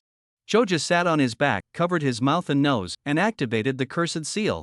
Woo-woo, the samurai wailed, his body quickly withering until only a suit of armor remained. Choju absorbed the life essence and returned to his youthful form. Suigetsu smiled, if this gets caught, it's definitely the death cell. The cursed seal faded, and Choju said grimly, hurry back to Sasuke's side, my killing intent is about to explode. While the 5 Kage confronted Naruto, the two secretly slipped away, not leaving the land of iron immediately, disguising themselves as samurai to wait for the right moment. Yo, Choju, Suigetsu, we meet again. A playful voice suddenly sounded from behind. Swish! The two turned sharply, on guard. Naruto appeared out of nowhere, followed by Konan, Orochimaru, and Kisame. Suigetsu was shocked, that was a dead end just now, how did he appear? Choju whispered, he can jump through space. It's really unlucky for us that he showed up now. Naruto glanced at the corpses and the withered armor on the ground, then withdrew his gaze. A monster capable of pinning Sasuke down like that is best avoided. Wait, that outfit, and Kisame-senpai. He actually joined the Akatsuki too. Suigetsu's heart tightened, and he hurriedly said, he's one of us. Don't attack. Naruto asked with amusement, aren't you guys Taka? Suigetsu explained, Taka and Akatsuki are just allies. Naruto sneered, too bad, we're not Akatsuki. Chogo asked seriously, "What exactly is your purpose in coming to us?" Naruto replied calmly, "I'm really just passing through, but since we've met, this is fate. Come with us, or." The oppressive aura emanating from him made Suigetsu shiver all over. Chogo's eyes grew serious. He did not want to betray Sasuke.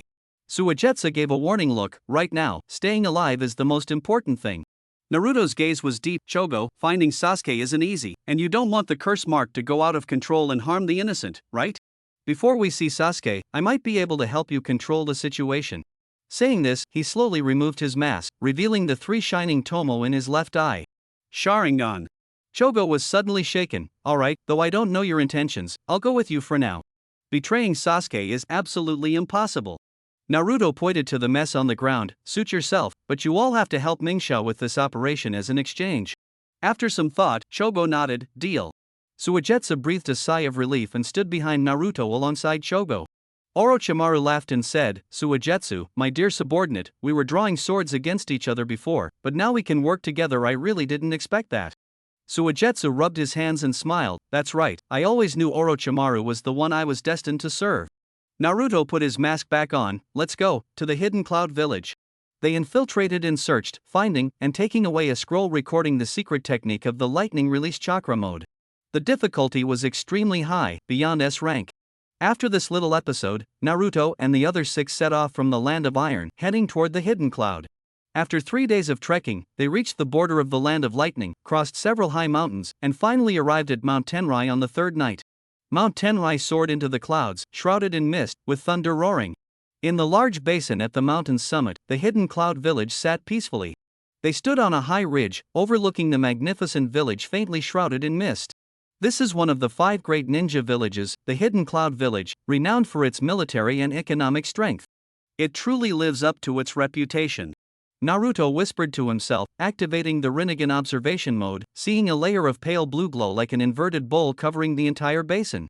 This barrier is really something else. Conan, though unable to see the barrier, knew its power, that is the Hidden Cloud's divine punishment technique. Intruders are immediately identified and struck by lightning until completely eliminated. It's virtually impenetrable. Naruto turned and asked, "Orochimaru, when you infiltrated the hidden cloud and attacked the 8 Tails Jinchuriki, Bulbai, how did you break through that barrier?" Orochimaru replied calmly, "That was many years ago. Back then, the Hidden Cloud's village protection barrier wasn't the divine punishment technique but a sensory technique like Konoha's, combined with encrypted passcodes.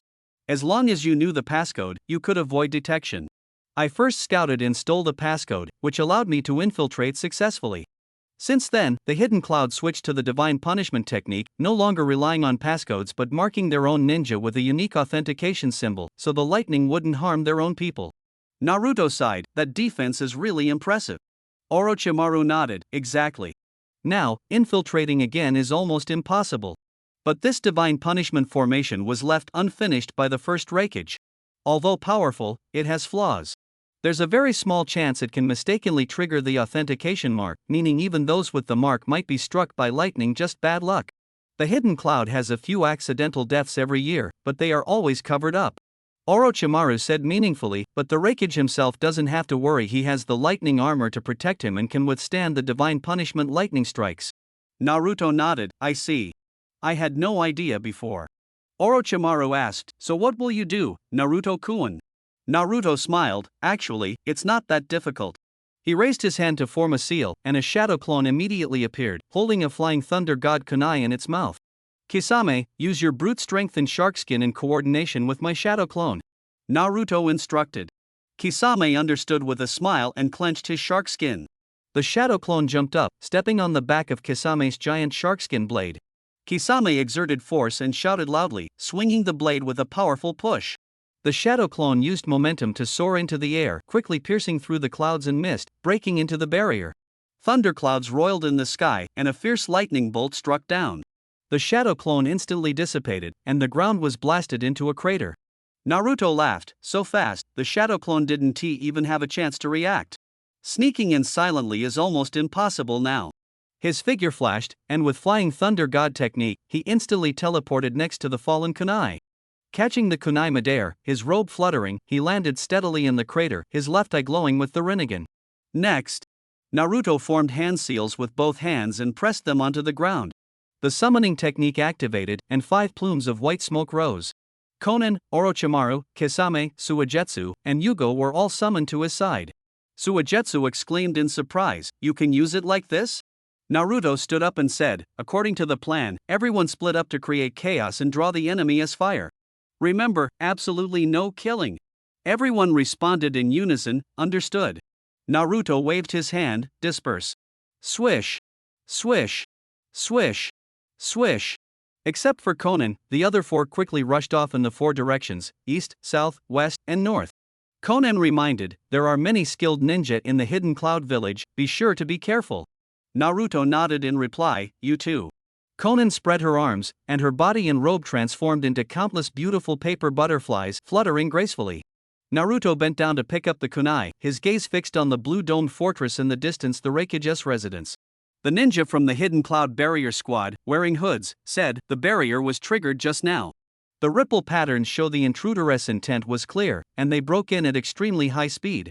Another ninja looked up at the clear sky. The lightning from the divine punishment technique struck only once, which means the intruder has been eliminated. Otherwise, the lightning would have continued. The leader of the barrier squad calmly said, "Let us conduct an on-site investigation before drawing conclusions. To be safe, dispatch a large force to guard the Raikuge's residence." "Yes, Captain."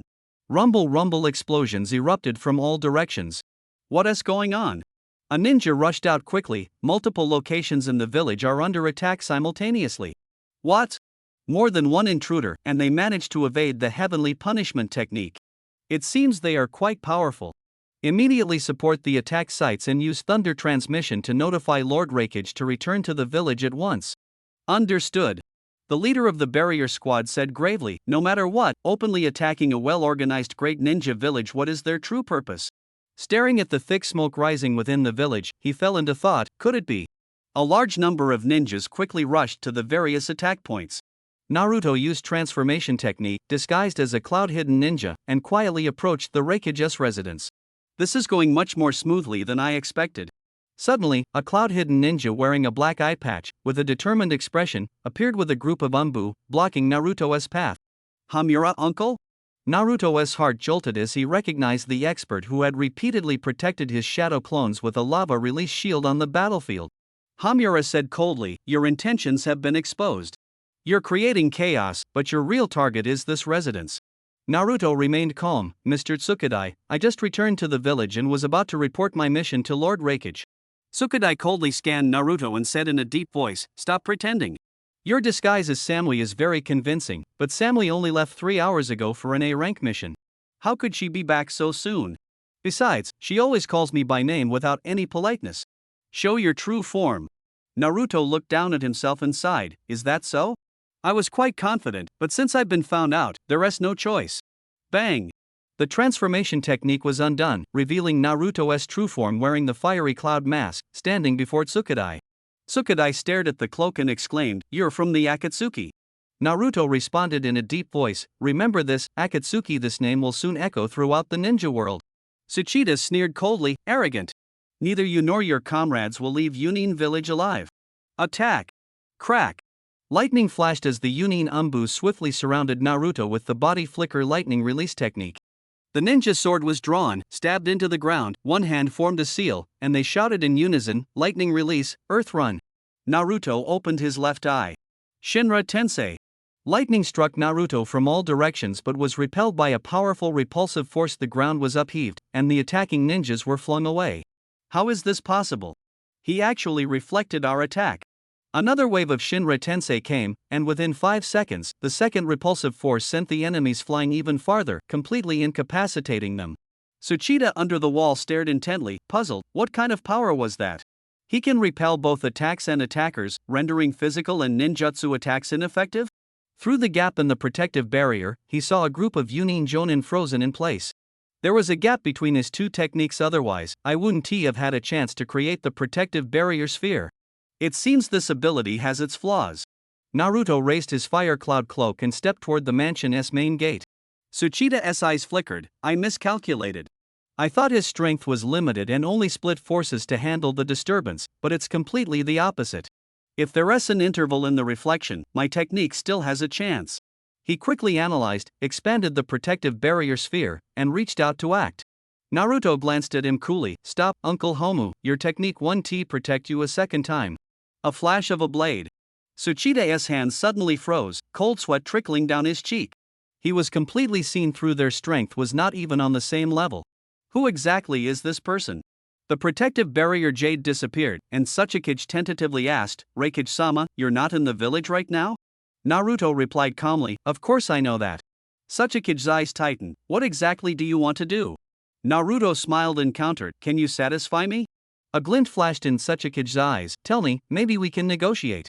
We are all ninja, don't joke around. Naruto withdrew his gaze and suddenly leapt.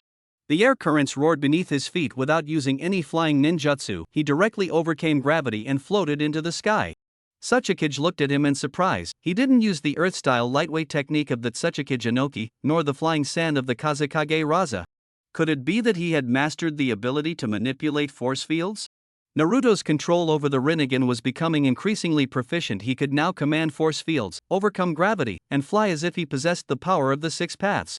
He floated in the air, flicking both sleeves. Four black rods shot out accurately toward the four corners around the Reikage residence. Naruto formed a two-finger seal. Four purple flame formation, modified. Blazing purple flames ignited from the black rods, quickly forming a massive flame barrier that isolated the Reikage residence from the outside world. Outside the barrier, Sachikage exclaimed, releasing an enhanced version of the four purple flame formation alone. Are you a rogue ninja from Konoha who joined Akatsuki? Naruto sneered, not Akatsuki, but Maikatsuki. That's important, don't get it wrong. Inside the barrier, Naruto said lightly to those behind him, then waved his hand. Boom! The main beam of the Reikage residence collapsed, and Naruto fell into the rubble. Outside, smoke rose from Kumogakure. Chogo, Suigetsu, Konan, Kisame, and Orochimaru all sprang into action, fiercely battling the hidden cloud ninjas, desperately buying time. Under the cover of night, in the jungle at the border between the Land of Lightning and the Land of Waves, Reikage and Killer B's group were taking a break. Our survival this time was all thanks to the plan to capture the Jinchuriki alive. If I had been a moment later, the consequences would have been unimaginable. Over the years, they've been acting in secret. The Jinchuriki of the Sand, Mist, and Rock villages have successively been ambushed, and the Konoha Jinchuriki has defected and gone missing. You're definitely a target too. From now on, just stay quietly in the village. Killer B paid no mind, shaking his head and bobbing it, honest guy, dumb guy, bastard guy. The Reikage rolled his eyes in anger. Hey, you damn B, I'm talking seriously here. Killer B took a punch from the Reikage and became much more obedient. Sigh, the Reikage sighed, alright then, as long as you stay quietly in the village, I'll have Samui accompany you around the clock. Killer B's eyes flickered beneath his sunglasses, and he surprisingly stopped humming, around the clock? Even at night? The Reikage shook his head with a smile. We'll see how tough you really are. This kind of thing requires mutual consent. We can't do anything that damages a ninja's dignity. Suddenly, a flash of lightning streaked above the Reikage's head. The Reikage raised his hand and caught the lightning bare-handed. Thunder transmission, what is happening in the village? The lightning disappeared, and an urgent shout entered the Reikage's mind. The village is under attack, return immediately. The Reikage abruptly stood up. Killer B shouted, Big brother. The Reikage turned back and ordered, Asuma, prepare the heavenly delivery technique. Asuma hurriedly asked, what is going on? Reikage said solemnly, the village has been attacked. The ninjas were shocked. What? Who did it? Reikage said coldly, in today's ninja world, the only ones daring to do this are the Akatsuki. Just after rescuing Mr. B, the village was attacked. Who else could it be but Akatsuki? The ninjas of the Hidden Cloud village looked grave. They had long heard of the Akatsuki's brutality, and everyone regarded Akatsuki as a great threat. Reikage instructed, B, I have to return to the village immediately. Killer B nodded, Big brother, don't worry. This time I won't run off. You focus on taking down the enemy. Reikage smiled, alright, after I eliminate those Akatsuki bastards, I'll wait for you in the village. The two bumped fists to encourage each other. Reikage-sama, please enter the jutsu. The man in hemp cloth prepared the heavenly transfer technique. Reikage was surrounded by lightning as he stepped into the jutsu formation, ready to be teleported, otherwise, high-speed movement would tear his body apart. The man in hemp cloth closed his eyes and formed hand seals. Ninjutsu, heavenly transfer technique. A strong flash of light passed by, and Reikage disappeared. Darui sighed, the ninja world is truly in a turbulent time. We should hurry back as well. At that moment, a black vortex stirred the space, and a cold voice came. Finally, I see you, Eight Tails Jinchuriki, Killer Bee. The masked man, with Sharingan eyes, coldly scanned the alert ninjas. With the rakeage gone, it saves me a lot of trouble. The man who emerged from the dark vortex had a strange and eerie aura. Azabui whispered, "What was that just now?" Darui said in a low voice, "Space ninjutsu." Are there really people like that in the Akatsuki? But Killer Bee jumped around casually, saying, "Mysterious night, pitch black vortex, mask with cold eyes, wild wind in the forest, Eight Tails Killer Bee, ready to fight, showtime." He showed no sense of danger at all. Darui worried secretly, the boss just left, and the Akatsuki have already arrived. Could the attack on the village have been just a decoy? This is dangerous. He decisively ordered, "Protect Mr. B well." Yes. The cloud-hidden Umbu immediately formed a formation, shielding Killer Bee in the center. The Sharingan beneath Tobi's mask flickered. Darui, elite Jonin of the cloud-hidden, right hand of the rakeage, and also the strongest contender for the next rakeage. Darui said cautiously, "I don't deserve that. I'm just a bit stronger than my peers. I heard Akatsuki operate in pairs, is that okay?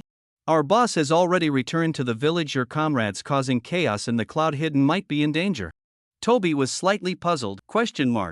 Don't waste time talking to him. Akatsuki are thieves, just take them down.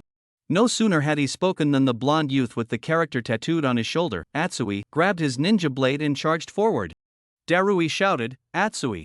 Don't be impulsive. We haven't gauged the enemy's strength yet." But Atsui was full of passion and ignored all that. As he sprinted, his ninja blade ignited with flames. Tobi, however, remained motionless, without any defense. Atsui sneered, "Akatsuki are nothing special." He swung his blade forcefully. Cloud flowing flame slash. The blade cut through the air, and a smile appeared at the corner of Atsui's mouth. Hit. But the blade did not cut into any flesh, as if it had sliced through air. Atsui dashed forward with inertia, his body actually passing through Obito. What? He was utterly shocked. Obito said coldly, "Recklessness or calmness, the outcome is the same, only the timing of death differs." With that, he turned around and grabbed Atsui's shoulder with his palm. A black vortex surged from his right eye, instantly engulfing Atsui. Smack! The vortex retracted, Obito twisted his neck, and Atsui, who had inherited the heat-tattooed body, disappeared just like that. This scene left the Yunin shinobi dumbfounded. Darui asked anxiously, "Where did he go?" Obito said indifferently, "Another dimension." "Don't worry, you'll see each other again soon." Darui felt frustrated in his heart. How am I supposed to explain this to Samui? Atsui is Samui's younger brother. Obito said coldly, "My turn now."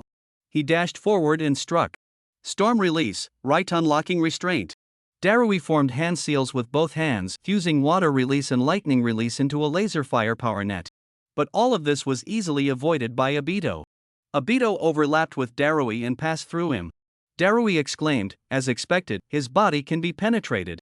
Ignoring the Yunin Umbu's defense, Obito pierced through one after another and instantly reached Karabi, extending his palm.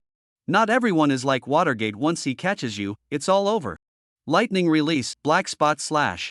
A black lightning leopard descends from the sky. Obito's eyes flash as his palm passes through Kairabi's face. Boom! Reiku explodes, scattering all around, forming an electric forbidden zone to prevent enemies from approaching. In the center of the electric zone, Kairabi convulses all over, lightning baptism, friendly support, legs failing, early retirement, low light moment, Eight Tails Kairabi appears, feeling constipated, idiot guy, bastard guy. Outside the electric zone, Obito, wearing a mask, sharply stares at Darui, the third rakeage specialized black lightning release, with a stronger paralysis effect than ordinary lightning release.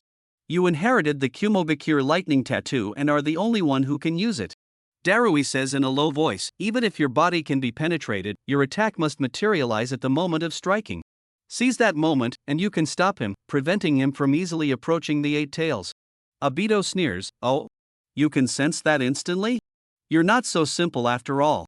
Darui's gaze grows serious, knowing in his heart, as long as he doesn't make a move, we have no way. Catching the moment he strikes is too difficult. One mistake means total defeat. Boom! Boom! Boom! Ninja swords, kunai, shuriken, explosive tags, a dazzling array of ninjutsu unleashed. Kumobikure Umbu launches a siege. But all attacks are useless under Kamui's penetration. Swish! Swish! Swish! Obito ignores the Umbu sword techniques with his intangibility jutsu and suddenly reaches forward. The moment he strikes, he will materialize, it's now. And Umbu takes the chance to strike, but is pierced by the sharp blade, which stabs into his comrade's chest. Umbu shocked. What? He deliberately made an attack motion, then used his own jutsu's weakness to make a strike? Ah! Crack! Obito quickly locks his neck from behind, breaking it and killing him instantly. Darui grows increasingly nervous. The safest way is to send the Eight Tails away. As long as he and the Eight Tails don't fall into Akatsuki's hands, it doesn't matter if we die.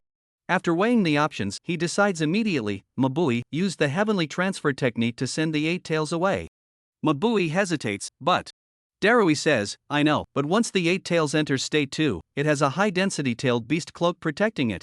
The body won't be torn apart by teleportation at light speed, though it will be severely injured. Mabui's still uneasy. Is it necessary?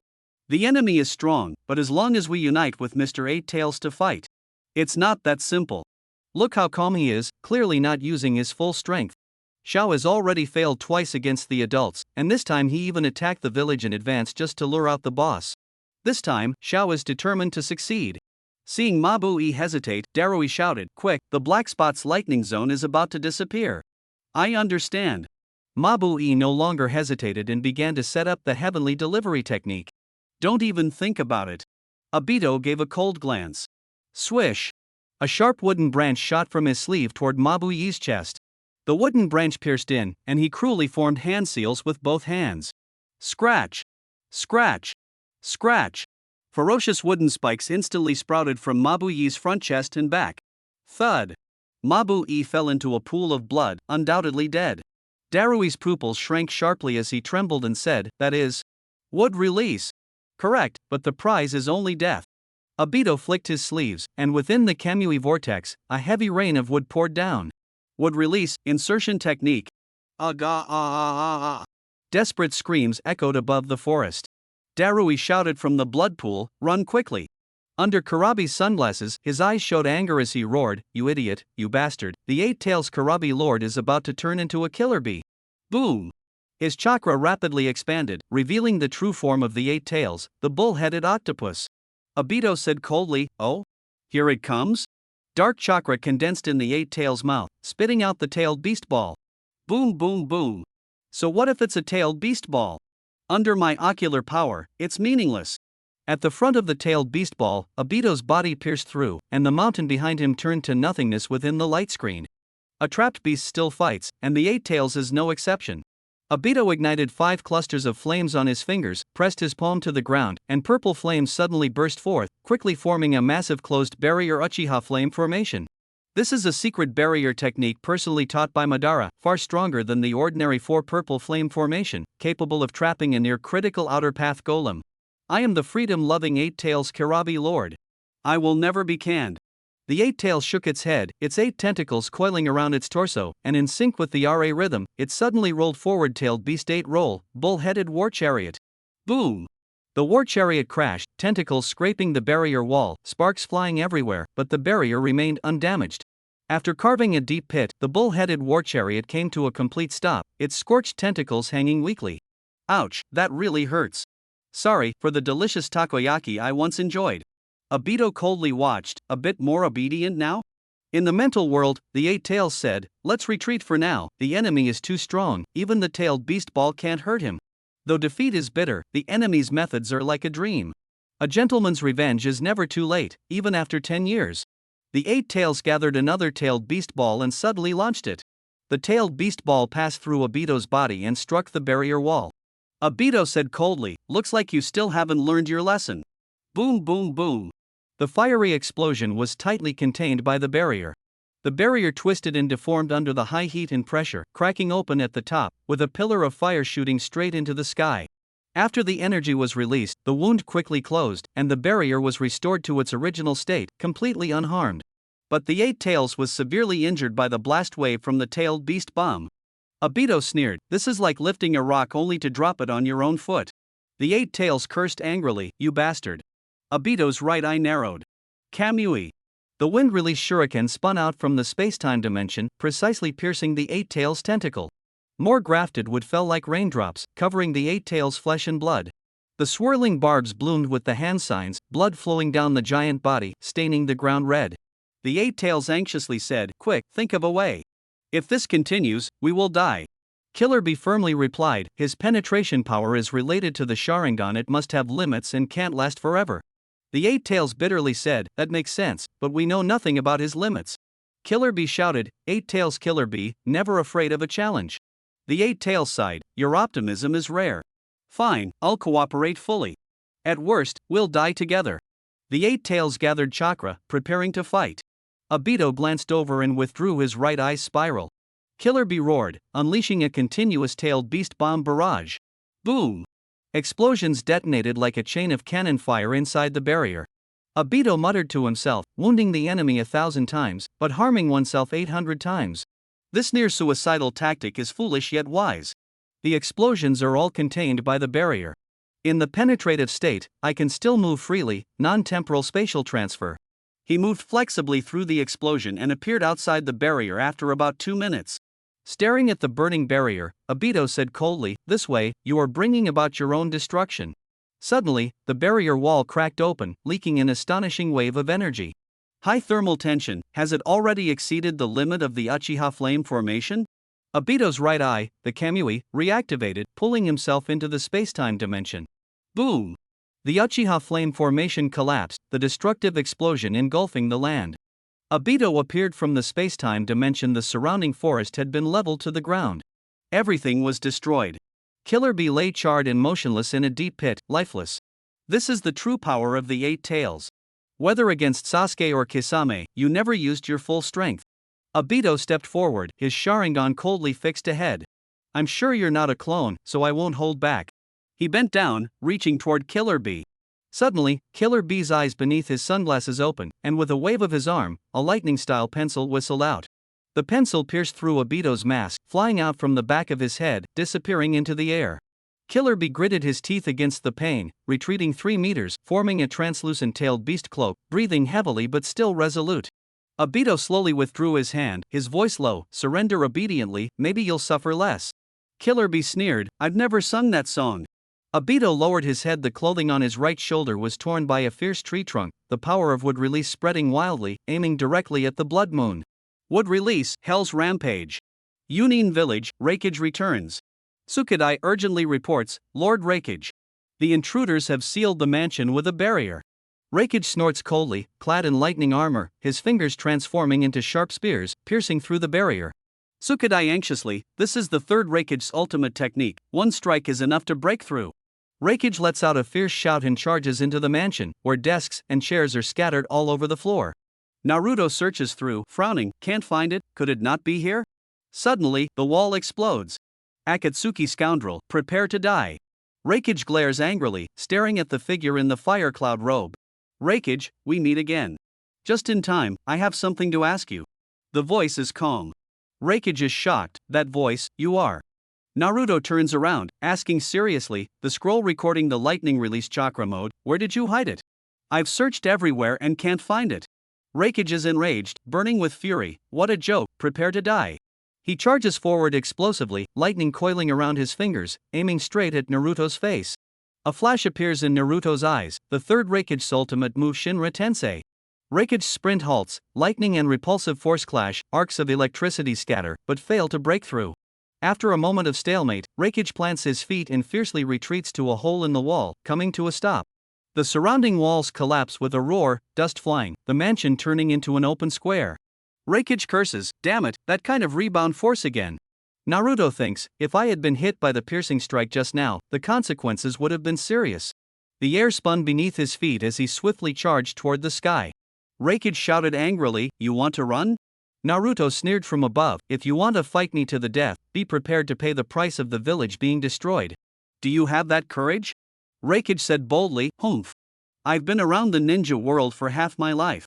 I'm not even afraid of your yellow flashing father, so why should I fear his son? Don't be ridiculous, just a nobody." Naruto's Rinnegan flickered with a cold light as he whispered, "Back then, the Hidden Cloud coveted the Hyuga Byakugan. They kidnapped the Hyuga heiress during the Chunin exams. Even after their plan failed, they wouldn't let go, which eventually led to tragedy. With what you've done, how can you even talk about being righteous?" Reikage arrogantly replied, it's just survival of the fittest. The third Hokage didn't dare offend us and caused the death of Hyuga Hizashi. Don't blame me for that. Naruto closed his eyes and sneered coldly, fine then. Reikage mocked, you Konoha traitor, still trying to speak for Konoha?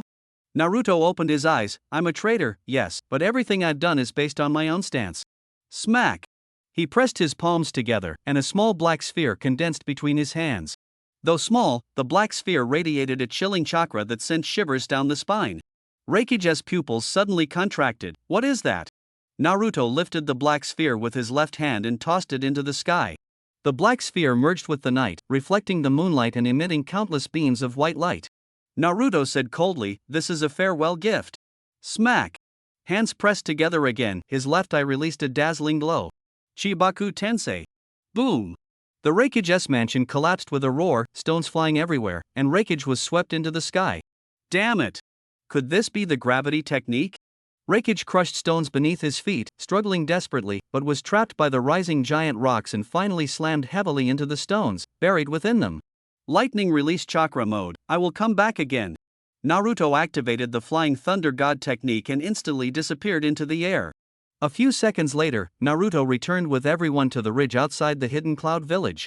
Suigetsu, panting and holding the decapitating greatsword, gratefully said, luckily you arrived in time. The lightning release from the hidden cloud is too much for my water transformation ability. If you had been a minute later, I would have been finished. Yugo's chest and back were covered in knife scars. He said in a deep voice, the swordsmanship of the hidden cloud is indeed formidable. It easily injured my cursed seal body. I almost lost control of my killing intent. Kisame Hashigaki hoisted the greatsword Samahata on his shoulder and said, I actually like fighting people with strong chakra, but unfortunately, in the hidden cloud, you can't find anyone like the Eight Tails or the Reikage. Orochimaru, draped in his long hair with a white snake coiling beside him, spoke hoarsely with a smile, what interests me more are those mysterious bloodline limits in jutsu. During this raid, I collected quite a few precious samples, hee. The Chibaku Tensei froze in the night sky, becoming a spectacular sight. Konan looked coldly and praised without hesitation, Chibaku Tensei, I didn't expect you to be able to use it already. Who is trapped inside? Naruto replied calmly, the Reikage. Everyone was shocked. Konan slightly frowned and guessed, are you planning to use the Reikage's life to show off your power? No, Naruto shook his head, I just want the Reikage to taste what it's like to be trapped. I have no intention of killing him. Orange Eye Shadow appeared as Naruto activated Sage Mode. The wind-release spiral shuriken roared out, wind blades tearing through the night sky, exploding fiercely. A gap was blasted in the edge of the Chibaku Tensei, giving the Reikage a chance to escape. Naruto said, the mark of the Flying Thunder God has been left. From now on, this place will be like home to you.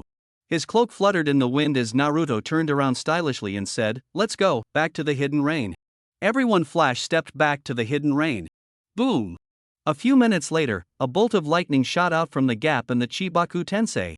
Reikage fell to the ground, exhausted, gritting his teeth in anger. Damn you, Uzumaki Naruto, from now on you are my number one enemy.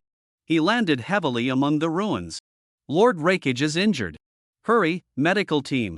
The battle on the other side had also ended. A cracking sound came from Obito's shoulder as a bloodied tree trunk broke. The Mangekyo Sharingan beneath his mask coldly stared at the dying killer bee. Don't blame me, this ninja world has long since decayed. Only the tailed beast within you can uphold the infinite dream of hope. Kamui Uzumaki quickly activated, and Obito wrapped Killer Bee inside. 8 Tails, capture successful. Obito turned his head and saw Amai, who had appeared without anyone noticing, and said calmly, you're here. This time he used his own voice, not Madara's. Amai said worriedly, I was afraid you'd accidentally kill the 8 Tails and ruin the plan. Obito withdrew his gaze, I'm not a child anymore, I know my limits when venting anger. Finally, I've brought the 8 Tails back. Amai asked, should we seal the 8 Tails into the golem immediately? To be honest, with our current manpower, it would take at least 10 days. Obito's eyes were distant, even if we seal it into the golem, it will become stronger and uncontrollable. Amai shrugged helplessly, yeah, after all, only the Rinnegan can master that thing. Obito pondered, before reclaiming the Rinnegan, I will first extract the 8 Tails from its Jinchuriki and temporarily use it as a summoned beast, just like when I controlled the 9 Tails back then. Amai punched his fist, not bad. You could control the strongest 9 Tails, so handling the 8 Tails should be no problem. Obito turned around, putting his arm around Amai's shoulder, his right eye glowing with the Uzumaki swirl. Let's go back. Sasuke's eyes should be almost recovered. Our next plan will revolve around Sasuke. Rain-hidden village, under the tall tower. Naruto walked toward the entrance, his stomach growling. Been out for so long, I'm starving. Can we go now? Naruto stopped and looked back at Jugo. Jugo replied calmly, we helped you as agreed. We have no obligation to stay with you any longer. Suigetsu whispered a reminder, hey, Jugo, this is someone else's territory. Naruto said calmly, Sasuke should be in Akatsuki's underground lair. Do you know the way? Jugo answered, yes, after he fought Itachi, we went there. Naruto said, then let's go. By the way, help me deliver a message to Sasuke. Jugo was surprised he didn't expect Naruto to let them go so easily. Say it. I'll definitely deliver it. Naruto said, Danzo is not in Konoha. He should have gone to find Kabuto. If you're going to strike, do it quickly. Don't give him a chance to make a comeback. Jugo nodded, understood. Let's go. The two left rain-hidden, stepping through the mud. Suigetsu held his head inside. I really didn't expect him to let us go so quickly. I thought he would first use sweet talk to keep us, then slowly force us to help him, and finally use genjutsu to control us into puppets. Jugo was silent. Suigetsu guessed, do you think he wants to use Sasuke to take down Danzo? Jugo pondered, it's unlikely. With his strength, if he wanted to take down Danzo, he could have done it long ago. Danzo couldn't have left the land of iron alive. Maybe he really wants to help Sasuke get revenge. Suigetsu was puzzled, so, are those two friends or enemies? More accurate to say both enemy and friend, Jugo said quietly, if Sasuke wasn't the one Kimimaro entrusted to me, choosing him wouldn't be bad. Suigetsu, what did you just say? I didn't catch that. Jugo, nothing, let's keep moving. At the Hidden Cloud village, after the defensive battle ended, the ninjas counted casualties. The village suffered about 10% damage, with the Raikage residents and surrounding areas hit the hardest. Over 100 injured, mostly minor wounds, no deaths. No deaths, truly a blessing. The enemy was able to break through the heavenly punishment technique. Their methods are unknown. The leading enemy is powerful and uses strange tactics, especially that move that trapped the Raikage unheard of before. The people of the Hidden Cloud gazed up at the starry sky, their feelings complicated. That Deva Path star was still slowly disintegrating, huge rocks occasionally falling, thunderous noises shaking the sky, making it impossible to approach directly below for cleanup. Have we identified the enemy? Lord Sukadai said it's a Konoha rogue ninja, calling himself Ming Xiao, but his exact identity is unknown. Ming Xiao? Aren't they part of Akatsuki? The Raikage knows the true identity, but he hasn't woken up yet. Is he badly injured? Due to suffocation and lack of oxygen, his lungs were damaged. During the breakout, he used all his chakra. The worst injury was a neck bone fracture from the fall. Neck bone? Yes, Lord Raikage, you probably won't be able to twist your neck at will anymore. That's his habit. They should be back soon, along with the others. Rumble, thunder rolling. Outside the Hidden Cloud, Darui staggered forward, pale-faced, eyes unfocused, murmuring as he looked at the village entrance, can't fall, just a little more. His left side was pierced by a tree trunk, already numb. Using the wood release insertion technique, he actually survived. It was both skill and luck. At the critical moment, he blocked the branch with his left shoulder, avoiding a fatal hit to the heart, only injuring internal organs. Enduring immense pain, he used lightning release to instantly escape back to the village. The gate guard ninja exclaimed, Mr. Darui, what happened to you? Captured by Akatsuki, he said, then collapsed, unconscious. Mr. Darui. The injuries are severe, get him to the medical team quickly. Inside Kamui's spacetime dimension. Thud. Killer Bee fell heavily, already a corpse. Howl, you bastards, you actually killed Bee. The Eight Tails' mournful cry echoed. Whoosh. The tailed beast orb quickly gathered. This is a Beto-S spacetime dimension. He cannot use the phasing technique. Afei is also here. I can't let you cause chaos. Afei crossed his arms, the wooden dragon rose from the ground, entwining the eight tails, absorbing chakra. The tailed beast orb quickly shrank. The eight tails glared angrily at Afei, that's the first Hokage's wood dragon. Afei said coldly, Toby, finish it quickly. Leave it to me. Toby looked up, his mask revealing his right eye, bloodshot veins bursting forth. Genjutsu, Sharingan. The eight tails instantly lost focus, its eyes turning into Sharingan, falling into the Genjutsu.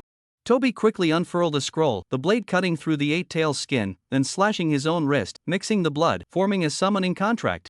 Once the contract was signed, the scroll closed. Kamui, space-time prison. Square blocks rapidly gathered from all sides, forming a cage, firmly trapping the Eight Tails. Toby said coldly, Eight Tails, from now on, you are my summoned beast until I reclaim the Rinnegan. After the summoning ends, the Outer Path Ghetto statue will be your home. Huff. At dawn, with the Kamui vortex, Toby and Afei returned to the Akatsuki's lair. Rumble rumble. A rumbling sound came from deep inside. White smoke rose from the wall. You're finally back, go check on Sasuke. Yeah. In the dark room, Karen curled up in a corner, clutching her head, full of fear. Not far from her, dark purple chakra formed Susanoo armor, like the mythical Karasa Tengu. Inside Susanoo, Sasuke tore off the bandage from his eyes. Swish!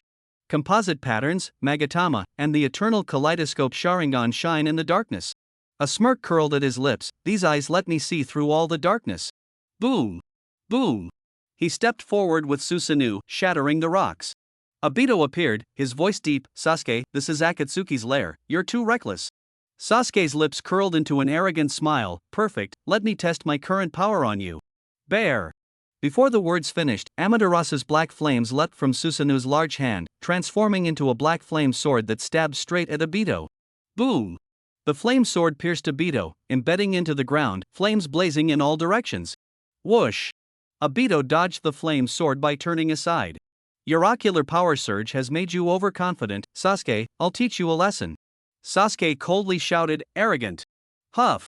Obito charged, his body passing through Susanoo. Sasuke remained proudly calm, his body can pass through anything, but when attacking, he must have a physical form. Huff! Obito closed in, palm aimed directly at Sasuke's face. Now is the time. Sasuke's gaze locked on. Kagetsuchi. Bear! The black flames transformed into a wall of fire for protection. Huff! Obito's palm passed through Sasuke's face, and his body passed through as well. Appearing behind Susanoo, Obito said lightly, I didn't do anything, yet you used Kagetsuchi twice. Swish! The black flame greatsword slashed down, roaring again, as Obito pierced through, ignoring everything. Sasuke roared angrily, you only know how to rely on piercing to show off? I haven't even seen you use ninjutsu yet. Obito squinted slightly, ninjutsu? Fine. Swish! He flashed to the side, away from the flames, quickly formed hand seals, and pressed his right palm to the ground. Would release, thorn killing technique. Swish! Swish! Swish! Vines rose from beneath Sasuke's feet, rapidly wrapping around him. Sasuke's eyes flickered, he is targeting Susanoo's weak points, but when casting the technique, it must have a physical form. Boom! The flame sword slashed down again, and Obito once more pierced through, ignoring everything. Obito said coldly, even if I enter a piercing state, the techniques I cast earlier 1T disappear. The wood continued to wrap around Sasuke, tightening more and more. Sasuke sneered, this is wood release? It's no different from Yamato of Konoha, nothing special. Chidori style. The sound of thunder rang out as the wrapped wood was cut apart. Obito took the opportunity to slip underground and launched a surprise attack from beneath Sasuke's feet. Sasuke jumped up with Susanoo, sneering, a little trick like that, nothing can escape my sight. In midair, Sasuke quickly formed hand seals with both hands. Fire release, great fireball technique. The fireball surged forward with a wave of heat. Obito did not use Kamui to pierce through, but instead formed hand seals with both hands, releasing Kamui distortion from his right eye, combining it with the fire release. Fire release, storm dance. The flame storm instantly suppressed the great fireball. Sasuke gritted his teeth, this dojutsu combined with fire release is surprisingly powerful? But Amaterasu can burn all flames to ashes. Blood flowed from the corner of his left eye as he stared at the flames. Amaterasu. Black flames erupted, incinerating the raging storm. The convection of the flames generated intense heat. Susanoo broke through the top of the nest and burst out of the ground. Obito appeared alongside, the two standing on a massive beast bone facing off. Obito moved his shoulders. Here, I should be able to fully unleash my power. Sasuke arrogantly said, your moves are useless against me. Even the legendary Madara was no different.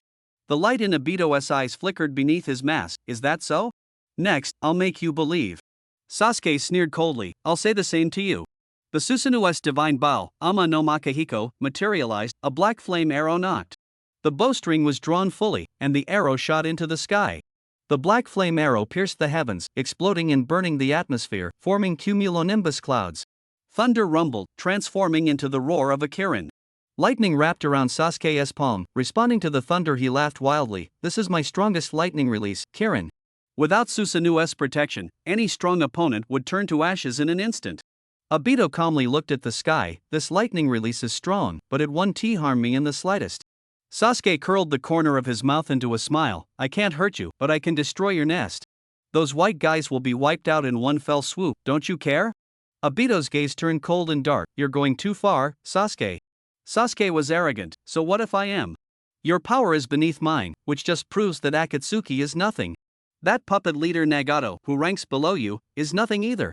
If he can destroy Konoha, so can I. The winds suddenly rose, and the battle was about to erupt. Obito raised his sleeve and said, then try it. But a reminder, it's not just White Zetsu, that red-haired woman is also in the nest. A flicker of hesitation passed through Sasuke's eyes, but it quickly turned cold. That kind of person no longer matters. He raised his palm, activated Susanoo, leapt down from the giant beast's bones, and as he landed, his palm slammed down fiercely. Lightning release, Kirin. Thunder roared, unleashing a staggering thunderstorm. Sasuke coldly stared at the destruction before him, clenching his fists tightly. With this, the troublesome guys are gone. Next up is you, Naruto. The thunderstorm gradually subsided, and the scene before Sasuke shocked him. A magnificent purple flame barrier stood tall, perfectly blocking Kirin. How is this possible? Sasuke shouted in surprise. Obito passed through the barrier and said calmly, this is the Uchiha Fire Flame Formation, the Uchiha clan's top-tier formation. Even you haven't seen it before, right? Sasuke hurriedly put distance between them, thinking, his ocular power only works at close range. As long as I keep my distance, he can't do anything. Naive. Behind Obito, the Kamui vortex spun, and he appeared from within it. Sasuke responded calmly, even if he gets close, as long as I stay alert to him touching me, he won't get a chance. Red veins flashed in Obito's right eye as he issued a genjutsu command to the 8 tails inside the spacetime dimension. The 8 tails gathered its tailed beast ball inside the spacetime, and the tailed beast ball shot out from Obito's right eye, striking Susanoo fiercely. The armor began to crack. This is a tailed beast's technique. How can it be released from the eyes? Sasuke shouted in terror. Obito said calmly, I told you, this time you'll be convinced. The tailed beast bomb exploded with a roar. Fragments of Susanoo scattered, and Sasuke was flung out of the explosion center in a sorry state. Obito appeared with a whirlpool, placing a palm against Sasuke's back, and his right eye released the whirlpool again, pulling Sasuke into a spacetime vortex. The whirlpool contracted, and Obito whispered, Sasuke, you're still too inexperienced. White Zetsu popped up beside him, it's ending faster than I thought. When should we release him? The Uchiha Fire Formation disappeared. Obito looked at the destroyed nest and said in a low voice, before we find a new base, let Sasuke reflect properly inside. White Zetsu shrugged, fine by me. Hopefully this will humble his arrogance. Obito flicked his cloak and turned around, the right eye beneath his mask flashing with a captivating light. That's for the best. Even the finest sword can be ruined if it doesn't fit the hand. No one can override Akatsuki's will, neither Sasuke nor Naruto. Naruto, Konan, and Kisame moved forward through the dimly lit tunnels. They had returned from the hidden cloud village 3 days ago. Orochimaru had gone out to retrieve usable equipment from the old experimental facilities. Konan asked, aren't you afraid he'll run away? Naruto said, no. His thirst for truth surpasses everything. Staying by my side brings him closer to the truth. Konan asked again, are you satisfied with the food? Naruto replied, it's pretty good. Konan said, I specially picked a top chef from the village. If it doesn't suit your taste, tell me, and I can find someone from outside. Naruto said, that would be such a waste, Konan. Konan smiled and said, the Hidden Rain Village still has some reserves. At the end of the pipeline was the boundless ocean. Naruto looked at the sea surface and sighed, the perverted sage probably met his end here. Konan's expression was complicated. Actually, Jiraiya-sensei once lost an arm, and that severed arm was later dealt with by White Zetsu from Akatsuki. Naruto said, that's right, they use White Zetsu to handle corpses to prevent information leaks. Konan whispered, the ocean is too vast, it's hard to search. The deep sea water pressure is a forbidden zone for ninjas. Even someone as physically strong as the third Raikage would struggle with breathing issues. Ninjas who can swim and breathe freely like sharks are another matter entirely. Naruto said to Kisame, I'll leave it to you. Kisame stepped forward, merged with Samahata, and transformed into a half-human, shark form. Marine creatures have fluids inside their bodies equal in pressure to the surrounding water to avoid being crushed. They breathe through gills, with water entering the mouth and exiting through the gill slits for gas exchange. Naruto asked with concern, there are deep-sea fish and shallow-sea fish. Deep-sea fish explode if they go to shallow waters, and shallow-sea fish get crushed in the deep sea. Can your form adapt to the deep sea? Kisame replied, no problem. After merging, I can regulate the pressure inside my cells to adapt to depth, and I can use thousand-eating shark to expand the search range, but my power is still limited compared to the entire ocean. Naruto said, then I'll leave it to you, Kisame. Kisame leapt into the sea and vanished instantly. Naruto sat quietly, waiting. Night fell. Waves rose on the sea surface, and Kisame leapt out of the water. Naruto's spirit surged, and he jumped to the seaside. Kisame ended the fusion, setting down a skeleton entangled in seaweed. Naruto looked closely. The skeleton's arms were intact, clearly not Jiraiya's. Konan said, it should be someone who drowned at sea. In the past, remnants of Hanzo often sneaked in, and their bodies were thrown into the sea. Naruto's voice was low. Maybe that's the case. Actually, Konan understood in her heart that most bodies lost at sea became food for fish, and Jiraiya probably couldn't escape that fate. However, Naruto had solid evidence in his hands. The Akatsuki scientist Amato had used special equipment to find Jiraiya's body on the seabed and created a clone. Kisame took a deep breath and said, then I'll go look again. Naruto quickly stopped him. Kisame, don't search anymore today. Chakra can't be replenished in the sea. Rest first to recover your strength. This kind of thing can't be done overnight. He was already prepared for a long-term battle. Kisame went back to rest. Naruto walked alone in the night rain, his mood heavy. Konan sighed, I'm sorry. If it weren't for us, Teacher Jiraiya wouldn't have died. Naruto smiled faintly. It's okay, that's all in the past. Actually, I was thinking, if I could summon a toad like Pain summons, the efficiency would be much higher. Konan asked, you mean those summons of the animal path? Naruto gently covered his left eye. Yes, amphibious on land, sea, and air, powerful and unlimited in number. If I could also summon those crabs and such, progress would be much faster. Konan said, I might be able to help you with the animal path summons. Naruto stopped in his tracks. Konan continued, the animal path summons all come from the realm of reincarnation, and only those who possess the Rinnegan can enter there. This was the first time Naruto had heard this secret. After all, even Sasuke never awakened the animal path ability later on. Naruto's eyes lit up. Then how do you enter? Konan shook her head, you can't activate it actively. The possessor occasionally enters it in their dreams. Nagato only triggered the realm of reincarnation after summoning the outer path, demonic statue for the first time. Naruto's expression grew serious. I've tried summoning the demonic statue, but the summoning jutsu has a huge barrier. I guess Akatsuki tampered with the statue, like Obito absorbing it into his eye. Konan said, but you're different. Maybe you can enter without the demonic statue. Naruto asked, why? Konan explained, you have already mastered the Deva Path ability of the Rinnegan. Nagato gradually mastered it after sacrificing chakra to the demonic statue. Since you can use the Deva Path without the demonic statue, it means your Rinnegan talent surpasses Nagato's, and you might already meet the conditions to trigger the realm of reincarnation. Naruto asked, but isn't it impossible to activate it actively? Konan answered, right, it can only happen by chance. Maybe tonight, maybe a month later, or even longer. Naruto sighed, but I can't wait that long. Since seeing that sea, he kept thinking about the lecherous hermit sleeping in the cold seabed, tossing and turning in sleeplessness.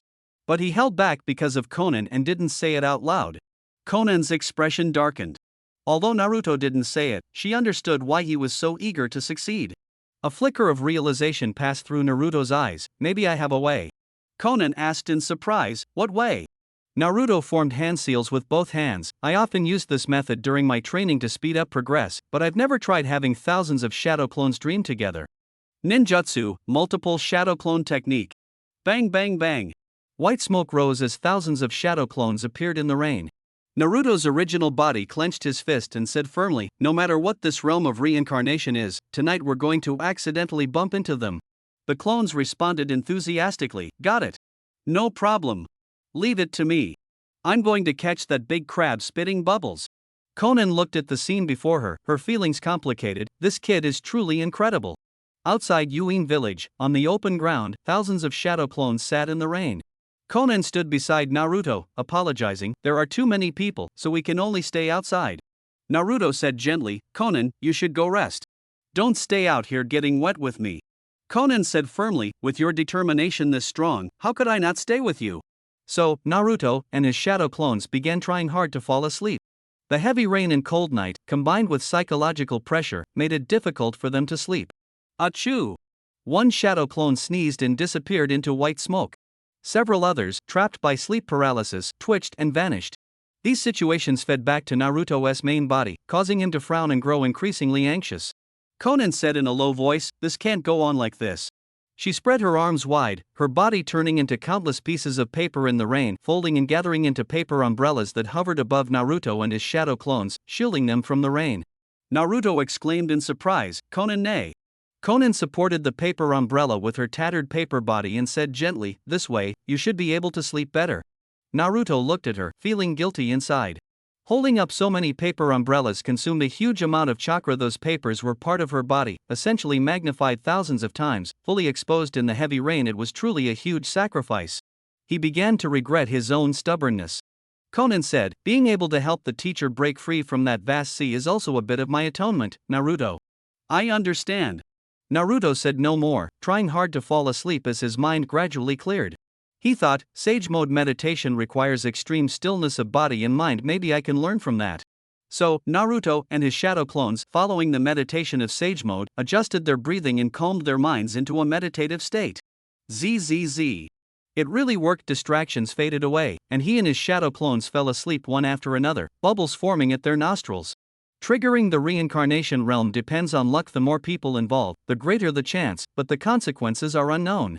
After all, this was an unprecedented attempt. In the long cold rainy night, half an hour passed. Bang!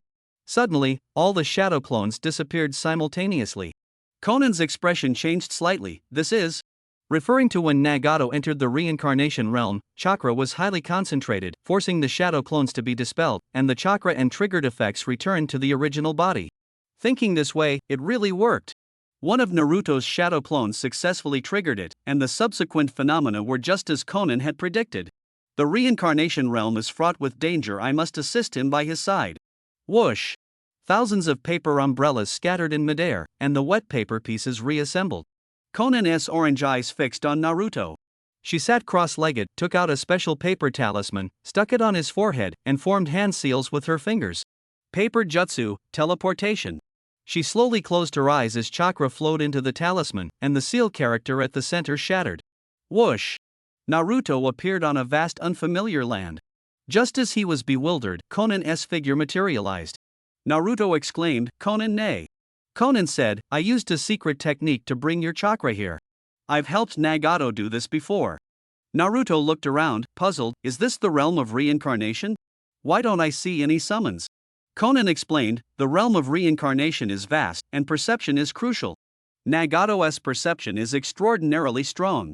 Naruto nodded, thinking, Nagato was reincarnated by Kabuto and discovered me, as well as the whereabouts of Haku and Yakushi Kabuto. Conan added, your sage mode perception isn't bad either. Perfect, I'm going to start meditating. Naruto sat down and activated sage mode. Orange eye markings appeared, and his external form synchronized. Sizzle! He opened his eyes and pointed behind him. I sensed you. You're hiding there. Don't think I don't know. Where? Conan extended her palm, swirling a large number of paper pieces to form an outline. Naruto's eyes lit up. A lizard? Conan said, it's a chameleon, one of Nagato's summons. With Nagato gone, it has returned to the wild. Its ability is invisibility. Naruto frowned, its chakra isn't strong. Conan said, the Rinnegan summoning technique is the amplified summoning technique. After signing the contract, the power will multiply. Naruto suddenly understood. I see, Nagato's summoned beasts have black rods on them, but this one doesn't. Hiss. The acid spit from the chameleon's mouth quickly dissolved the paper talisman, then it stepped away with strange movements and swiftly turned to flee. Conan said, spitting acid is one of its abilities. After defeating it, if you drive the black rod into it, you can form a summoning contract. Naruto rubbed his hands eagerly. Can I hit it hard? Conan smiled, not too hard. The summoned beasts in the Rinne realm don't truly die, they just reincarnate elsewhere. If they reincarnate too far away, recapturing them will be troublesome. Naruto nodded, got it. Boom! He took a quick step forward, his speed in sage mode extremely fast, quickly catching up to the chameleon, charging a punch frog squad fist. Bang! His fist struck the chameleon, no. King it down heavily. Several black rods were quickly driven into the chameleon's body. The chameleon's body dissipated into smoke. Conan said, "It has now become your summoned beast. Once you leave here, you can use the animal path to summon it to assist in battle." Naruto sighed, "Much easier than I imagined." Conan reminded, "Don't relax. The summoned beasts in this Rinne realm were left by ancient powerful beings. Even Nagato at his peak couldn't sign contracts with all of them." The two had been exploring here for 2 hours. Pain's summoned beasts, the panda statue, the mighty rhinoceros, the flying monster bird, and the three-headed hellhound had all successively signed contracts with Naruto. Naruto's shadow clone grabbed 2 of the crab's antennae, cooperating with the frog sniper to drive the black rod into its forehead. Naruto landed, panting, "This is harder than fighting Danzo." The crab disappeared, successfully contracted. Conan said, "We've gained a lot tonight, already 18. Naruto asked, "Is there a limit to the number of animal path summoned beasts?" Conan answered, "No limit on the number of contracts, but Rinnegan summoned beasts require the user's chakra support. In actual combat, the maximum is 27. Nagato's limit was 27. Naruto whispered, 27, huh? I've signed 18 now, 6 are ocean types, still have room left. Conan asked, "Not resting?" Naruto smiled, "Dreams will end, opportunities are rare, must seize them." Conan nodded, "Alright, I'll accompany you." Naruto entered Sage Mode again, walked 10 kilometers, suddenly stopped, staring at a familiar giant beast ahead, surprised, "There's even something like this." Conan was puzzled, "What is that? I've never seen it." Naruto said, "If I'm not mistaken, that's Danzo's summoned beast, Baku." Conan asked, "Did Danzo's summoned beast die?" Naruto replied, "You weren't here then. Danzo sacrificed Baku to resist my Sage Mode fire release." Conan looked at Baku again. "Summoned beasts that can enter the Rinne realm after death are no ordinary creatures. Do you want it?" Naruto smiled, "Meeting his fate, how could I miss it?" Howl. Baku recognized Naruto, fear surged in its heart, and it turned to flee. Naruto laughed, running fast, pretty slick. Bang! Seeing Naruto relentlessly pursuing, Baku knew it couldn't escape, stomped its feet, turned around, opened its mouth wide, trying to swallow Naruto in one gulp. That move? You really don't learn. Naruto remained calm, flicked the black rod in his hand, stabbing it straight into Baku's throat. Howl. A miserable scream, Baku turned into white smoke and disappeared, taken under Naruto's control. Naruto landed, murmuring, "Strong power, but not very smart, quite like your master." If Baku was here, the other guy should be nearby too. Naruto thought. Too slow, need to speed up the search. Ninjutsu, multiple shadow clone technique. Those who can handle it, go alone. Those who can't, work together. If still no luck, mark the location, I'll fly there with the Flying Thunder God technique immediately. Understood. Leave it to me. Any other crabs? Catch them all. Shadow clones rush in all directions. Naruto sits down on the ground. He uses multiple shadow clones to enter the realm of the Rinnegan, and surprisingly, he uses multiple shadow clones again. Conan is secretly surprised. When fighting Nagato, Naruto's chakra was strong but not to this extent. Since obtaining the Rinnegan, his chakra has surged dramatically, probably not much different from Nagato now. The shadow clones fiercely battle the summoned beasts. Although there are many, it still seems insufficient. From a dozen to nearly 100 shadow clones surround a single summoned beast, and the number of contracted summoned beasts quickly surpasses 100, still increasing. Conan says with complexity, Nagato spent over 10 years, entered the realm of the Rinnegan more than 10 times, and contracted about 150 summoned beasts. You've almost matched that in one night. Naruto laughs, quantity doesn't equal quality. Senior brother likes to be selective, but my mother taught me not to be picky. Conan shakes her head helplessly, showing a smile. Oh. Suddenly, Naruto's eyes flash, and he stands up. Conan asks, "A surprise?" Sort of. Naruto puts his arm around Conan's shoulder, uses Flying Thunder God technique, and instantly arrives at a certain place. The shadow clones disappear, leaving Flying Thunder God marks on the ground. Naruto stares at the dozens of meters tall purple giant snake before him and says in a deep voice, "So it's really you, Thousand Snakes." Thousand Snakes' vertical pupils lock onto Naruto. "The blonde brat who was with that stinky toad back then, didn't he expect you to be here too? I'm quite surprised." Naruto smiles, "I guess we can say we only get to know each other through fighting. Want to skip the unnecessary formalities?" Thousand Snakes' vertical pupils coldly stare at Naruto and say, "I'm not opposed to cooperating with you, as long as you promise to help me kill that Uchiha Sasuke." Naruto's eyes flash, "First, tell me why." Thousand Snakes grits his teeth. He used me, used that Sharingan. I'd rather die than let him succeed. Naruto's expression darkens. Thousand Snakes, let me ask you, can you swim? Thousand Snakes is momentarily stunned. Besides not being able to fly, what can I do? It's just that I don't want to hang out with that stinky toad, so I rarely go into the water. Naruto nodded. Then you still have some use. Yamata no Orochi was alert. What do you mean? Sizzle. Naruto's right eye suddenly revealed the three tomo spinning. That eye. Yamata no Orochi was horrified, his vertical pupil actually turning into three tomo. Naruto leapt up, gripping the sharp black rod with both hands, and fiercely stabbed toward Yamata no Orochi's eye. Slash! The intense pain made Yamata no Orochi scream, "Damn Sharingan again." Naruto said coldly, "Do your job well. If you find the lecherous sage, I'll spare you, otherwise, I'll send you back to the reincarnation realm to wander forever." Yamata no Orochi shouted in terror, "I will never go back, there are monsters there." Bang! He was swallowed by white smoke, becoming Naruto's possession. Bang bang bang!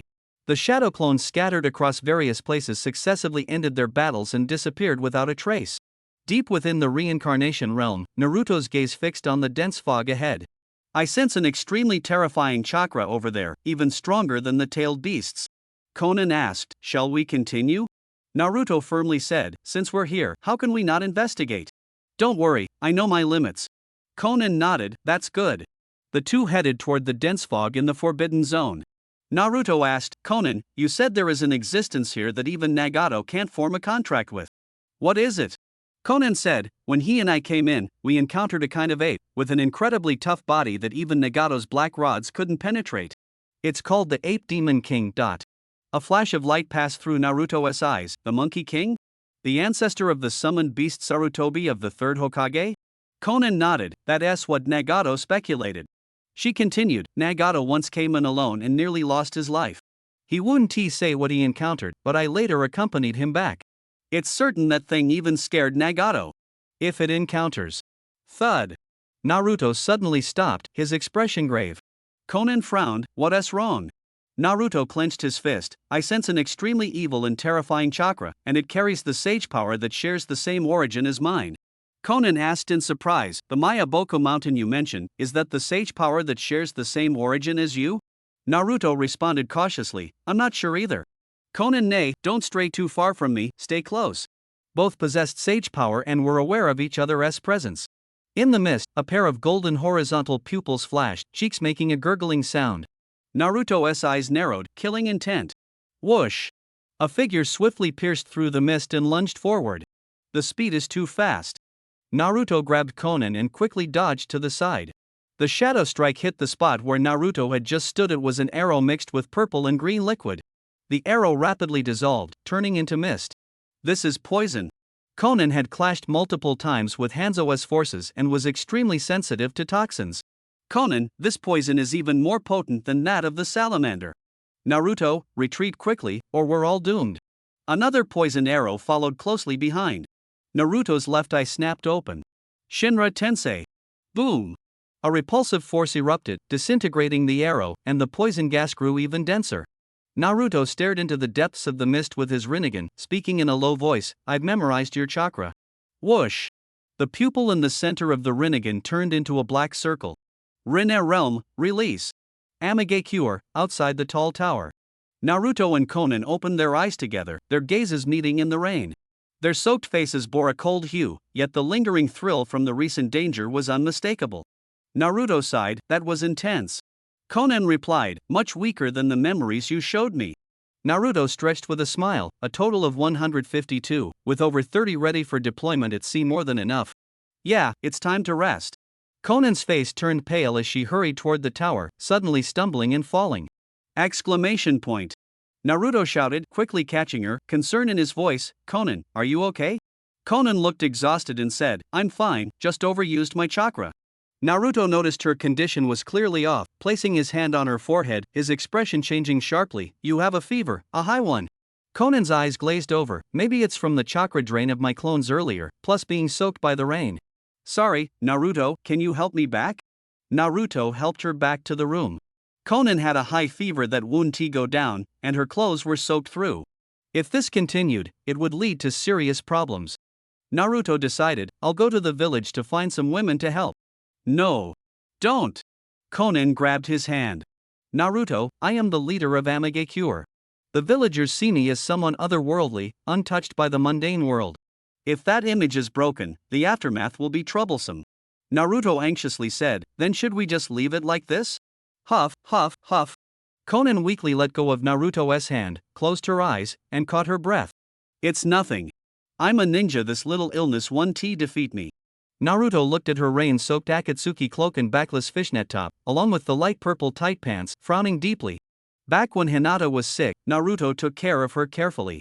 It was natural for husband and wife to look after each other. But Conan was his senior. He respected her greatly, and such intimate matters he couldn't handle them personally, or it would cause trouble later. He took a deep breath and said, Conan, nay, wait here. I'll be right back. But Conan had already fainted. The early morning in Konoha was filled with noise. Since the battle with Pain, Tsunade, who had been unconscious for many days, finally woke up. Shizun, holding the pet Tun-Tun, stepped out of the temporary tent, suddenly stopped, and stared coldly at the shadows. Who is there? Miss Shizun, long time no see. A boy wearing an Akatsuki cloak approached and took off his mask. Naruto. Shizun was surprised, then immediately became alert. What are you doing in Konoha? Naruto said calmly, Shizun, nay, I have something I want to ask for your help with. Shizun held Tun-Tun silently, gripping a kunai. You can't be joking. Naruto's eyes flashed with 3 tomo, his voice cold. Do you think I'm joking? Sharingan, no. Shizun was startled and closed her eyes. Naruto leapt forward and directly hoisted her onto his shoulder. QQ Bridge, what are you doing? Shizun's face changed drastically. Sorry, it's urgent, I have no choice. Naruto instantly took Shizun away with Flying Thunder God. Tun-Tun fell from midair. He flashed back again, caught Tun-Tun, and disappeared once more. Amagekure, the 7th floor of the tall tower. Shizun sat by the wall, her expression serious. Naruto, you need to properly explain what's going on right now. Naruto held Tun-Tun and said sincerely, Shizun, sorry for bringing you here in such a rough way. My companion is sick and needs care, and since it's inconvenient because of gender differences, you were the first person I thought of. Shizun scrutinized him. Naruto continued, you have to trust me, otherwise I would have already used the Sharingan Genjutsu to control you. Shizun's expression softened. She had dealt with Naruto before, and although the situation was complicated, she still trusted him deep down. As a medical ninja trained by Tsunade, she upheld the principle of putting patients first. She stood up and asked seriously, where is the patient? Right in the room behind you. I have a lot to ask you later. After saying this, Shizun gave Naruto a deep look, then turned and walked into the room. Naruto held Tun-Tun, gazing at the cold rain and faint moonlight outside, feeling a heavy weight in his heart. Yeah, I'm no longer Hokage, no longer commanding everyone with a single call. Now I even have to sneak back into the village like a thief. Naruto sighed. The meaning of being a rogue ninja is heavier than I imagined. Sasuke, it's the same for you, right? Our path is still long and difficult. Goo goo. Tun-Tun let out an adorable piglet squeal. Naruto patted its pink, chubby head and smiled, hungry, huh? Don't worry, before you go back, I'll make sure you eat your fill. Inside Akatsuki's new hideout. A Kamui swirl flashed, and Obito appeared. He looked coldly at Sasuke, who had been reverted to his original form, and said in a deep voice, like this, are you calmer now? Sasuke looked up, his eyes icy cold, what exactly do you want me to do? Obito's expression beneath the mask softened a bit. After sitting down, he said, we are all survivors of the Uchiha. I don't want to force anyone. I just hope for mutual benefit. Sasuke stared intently, mutual benefit? Obito said, your goal is to take revenge on Konoha and revive the Uchiha. I want to gather the power of the tailed beasts and declare war on the world. Sasuke fell silent. Obito continued, you alone can't take revenge. You should have realized that after fighting me, right? I, Uchiha Madara, am long past my prime. What remains now is just an empty shell. Even back then, I was defeated by Konoha's founder, Hashirama Senju. Sasuke said coldly, Senju Hashirama is already dead. But his will and power are still being passed down. Obito's gaze was deep. Sasuke, how much do you know about Konoha? Sasuke fell into deep thought. Obito said, you take Nagato as a reference and think you have a chance to attack Konoha. Let me tell you, even if Naruto doesn't intervene, Nagato alone cannot fight the entire Konoha. If Nagato fights to the death, Konoha's losses would be even more severe, but in the end, Nagato would be defeated. I'm talking about the situation where Naruto is not present. So, you taking Taka to attack Konoha is just courting death. Sasuke clenched the edge of the stone chair, a spark of unwillingness lighting in his eyes. Obito shifted his tone, however, if Akatsuki helps you, the outcome would be different. Sasuke suddenly sneered. Obito frowned. What are you laughing at? Sasuke said coldly, you belittle yourself first, then exalt Konoha as supreme. What's so great about Akatsuki? Besides you, Akatsuki is nothing but a bunch of white monsters. White Zetsu grumbled discontentedly, hey, Sasuke, there's a limit to underestimating people, you know? Obito stared deeply at Sasuke. Alright, it's time for you to see Akatsuki's true strength. A flicker of interest appeared in Sasuke's eyes. True strength? Follow me. Obito stood up and led the way. Sasuke followed, half in doubt. Deep inside the lair, facing the astonishing number of white Zetsu troops, Sasuke asked in shock, what exactly is this? Obito answered in a low voice, you think Akatsuki collecting tailed beasts is just a game? I used all the tailed beast chakra and used the outer path Geto statue as a medium to cultivate these 100,000 white Zetsu, the white creatures you see. Sasuke was shocked. 100,000? White Zetsu added, more than the number of shinobi currently able to fight on the battlefield in the ninja world. Their individual strength ranges between Chunin and Jonin level, with the top ones even reaching Kage level. They have diverse abilities and are best suited for group combat.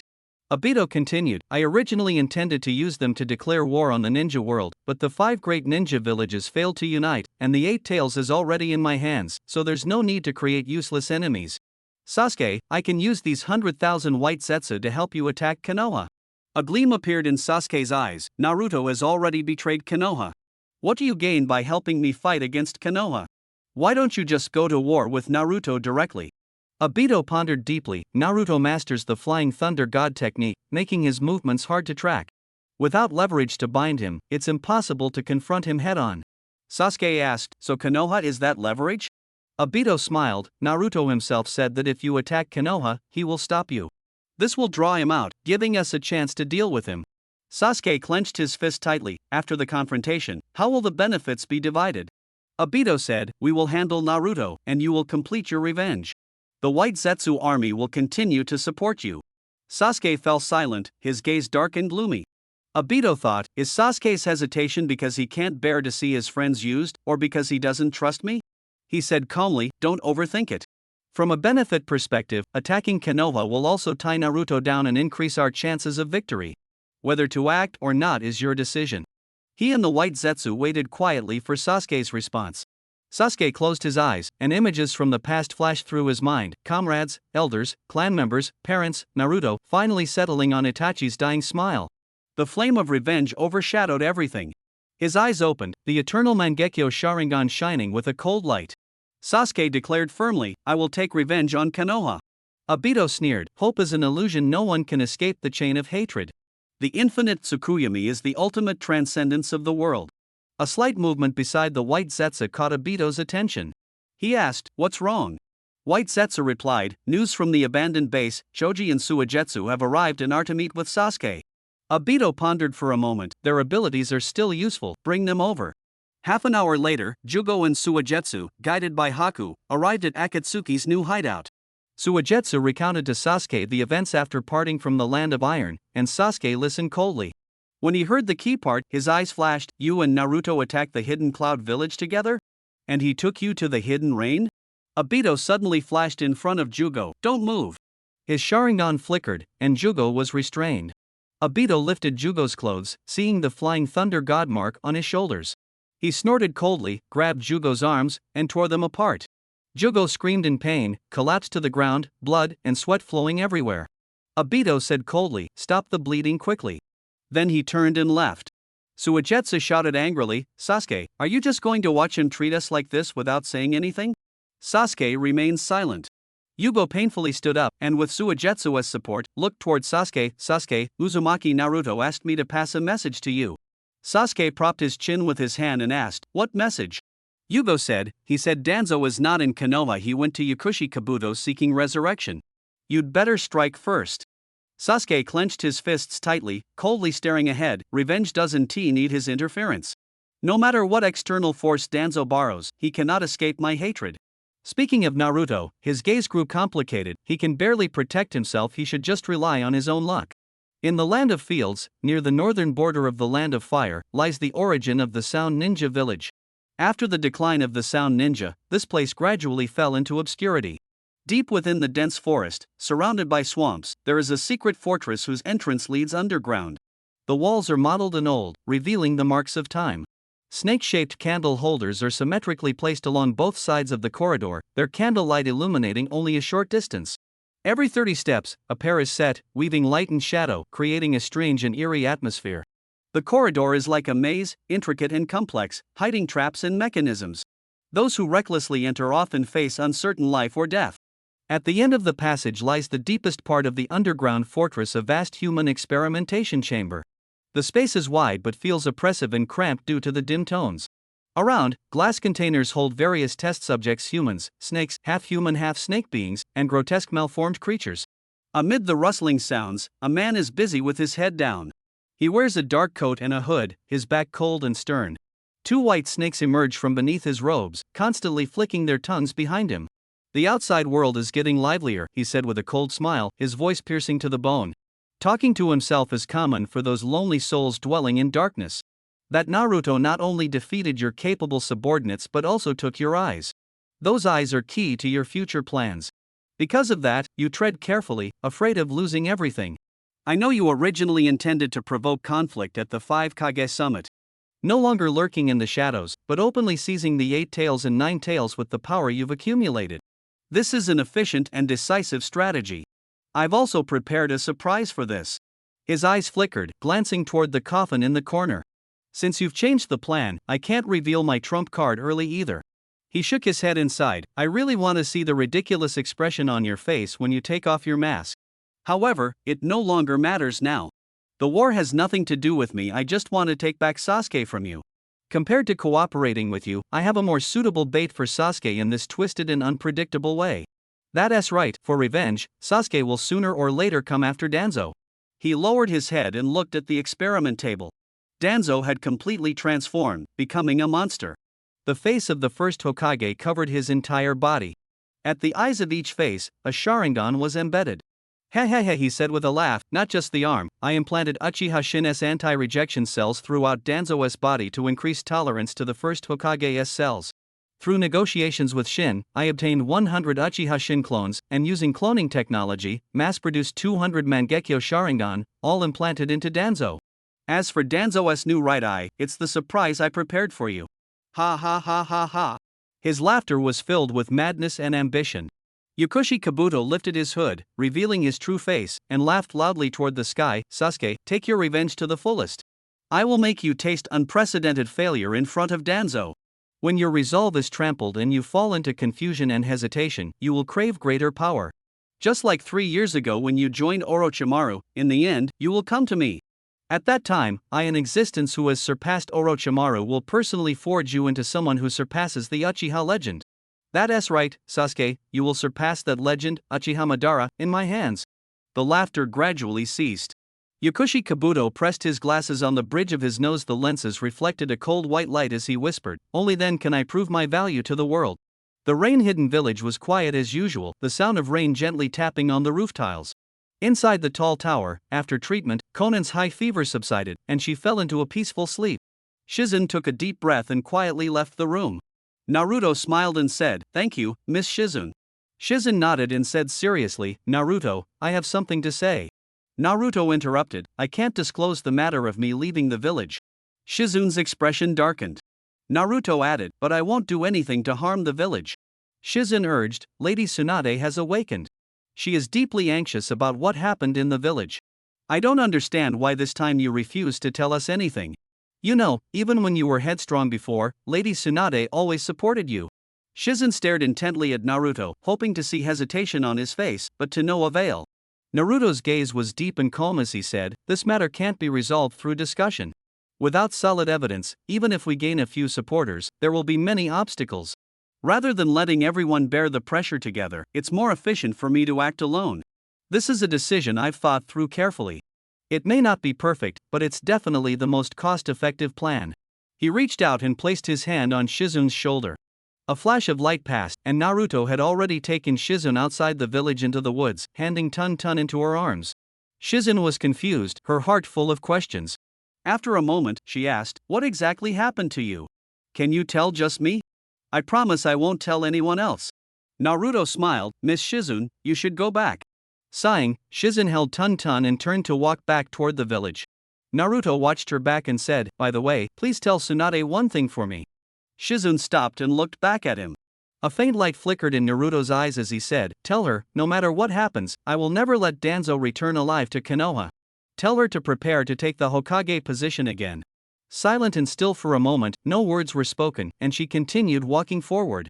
After she left, Naruto's gaze shifted to the side, and he extended his palm. 10,000 phenomena pull. White Zetsu, hidden in the shadows, let out a miserable scream as Naruto grabbed him in one hand. Naruto smiled faintly. "What a coincidence, you guys who are everywhere really are hard to deal with."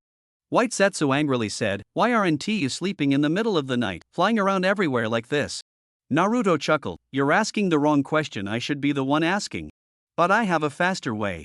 Slash. Naruto's palm tightly gripped White Zetsu's head, his left eye, the Rinnegan, shimmering with light, slowly closing. Human path. In just a few seconds, all of Akatsuki's deployments in White Zetsu's mind were read by Naruto one by one. Naruto opened his eyes. "I see, so this is Akatsuki's next move." Whoosh! He pulled back his palm, and a ball of white light was drawn out from above White Zetsu's head. Having one's brain read by the human path is equivalent to having one's soul taken. I also need to make the necessary preparations. Naruto's cloak fluttered as he disappeared into the dawn's thin mist. At dusk, inside the rain-hidden tower, Konan opened her eyes, lightly placing the back of her hand on her forehead. Memories from before she lost consciousness last night gradually surfaced. Soon, she lifted the blanket and found herself wearing a clean white shirt.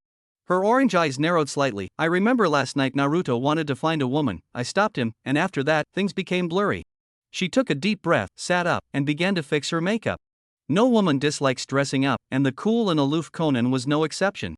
She applied light purple eyeshadow, wore a pale blue paper flower headpiece, and the lip piercing below her lip was something she had worn since her coming-of-age ceremony. After finishing her makeup, she got up to change clothes. She took off her white shirt, folded it neatly, and put it into the wardrobe. In front of the mirror, her graceful figure was fully revealed, her fair skin as translucent as spring snow, and on her taut abdomen was a small ring, a secret even the company commander didn't know. Next, she put on a fishnet backless top with a zipper, changed into light purple tight pants, draped a black coat embroidered with white-edged red clouds over her shoulders, and tied the rain-hidden village forehead protector at her waist. This was her usual outfit, both convenient for battle and a symbol of the Akatsuki and rain-hidden ninja identity. Stepping out of the room, Naruto had been waiting in the corridor for a long time. Konan looked at his back and asked, "Didn't he sleep all night?" Naruto nodded lightly, turned around, and said, "Konan, sorry about last night." He believed that making Xiaonan accompany him and his shadow clone in the rain was the reason she fell ill. Konan lowered her eyelids slightly and said softly, "It's nothing, thank you for your hard work." Naruto smiled, "Let's go eat something together." In the kitchen of the hidden rain village, the food was ready, with most dishes prepared for Naruto. Konan usually only ate light vegetarian dishes, and the only meat she ate was grilled fish. While eating, Naruto told her the new intelligence he got from White Zetsu's mind. The Akatsuki is planning a big move next. Konan's eyes sparkled. "They are going to such lengths just to target you." Naruto sighed. Obito is a clever strategist who knows how to manipulate people's hearts. This move really hits the mark. We also need to quickly build our own intelligence network. Akatsuki has so many White Zetsu deployed all over the ninja world, controlling all the information. His expression turned serious. "The fact that I got this information in advance was pure luck, otherwise something big would have happened. If we delay any longer, we'll definitely be on the defensive. We must finish this quickly." Konan put down her chopsticks, wiped her mouth, and said seriously, "Leave this matter to me." Naruto asked, "Will it be difficult?" Konan replied, "The hidden rain village also has backup ninjas unrelated to Akatsuki. I plan to gather them and select the suitable ones." Naruto nodded, "Train those with potential and give them important responsibilities." After the meal, they went to the seaside of the hidden rain village. Kisame sat shirtless on the rocks, just out of the water. "Thank you for your hard work, Kisame. I will be helping from now on." Naruto descended onto the water surface, forming hand seals with both hands. Summoning jutsu. Boom! Boom! Boom! Boom! Various amphibious summoning beasts emerged: crabs, squids, crocodiles, octopuses, jellyfish, countless snakes, all had thick black rods embedded in their bodies, their eyes projecting Naruto's Rinnegan. This is the Rinnegan Animal Path Enhanced Summoning Technique, which retains the summoning beast's consciousness and combat abilities, uses Naruto's chakra to operate, and even shares vision with Naruto. Naruto instructed Kisame, when your chakra is depleted, you can use them to replenish it. Absorb freely, don't worry about me. Understood, that makes me feel much more at ease. Kisame stood up, merged with Samahata, and dove into the sea. Conan said, Rinnegan summoning beasts operate on chakra and can't be too far away, but there are two modes. The first is to allocate chakra in advance, so distance doesn't matter, but once the chakra runs out, they stop. Naruto said, I get it, they're actually already dead. Since there is still work to do, let us use the second mode. He pressed his hands together and proportionally distributed chakra to each summoning beast. Afterward, the summoning beasts all dove into the sea. Conan asked, shall we head out? Naruto said, the Akatsuki is about to move, we need to speed up. Before Orochimaru returns, we must finish the plan we left incomplete. Conan stepped forward voluntarily. Naruto placed his left hand on her shoulder and activated the Flying Thunder God technique. Let us go to the Hidden Cloud Village. In an instant, they arrived near the Hidden Cloud Village at the foot of Mount Tenrai. Naruto didn't go straight up the mountain but went to a nearby place. He learned from White Setsu's mind that the Akatsuki had successfully hunted the Eight Tails, and Killer Bee had also met with misfortune. Killer Bee was Naruto's old friend from a past life, with whom he had shared a happy time.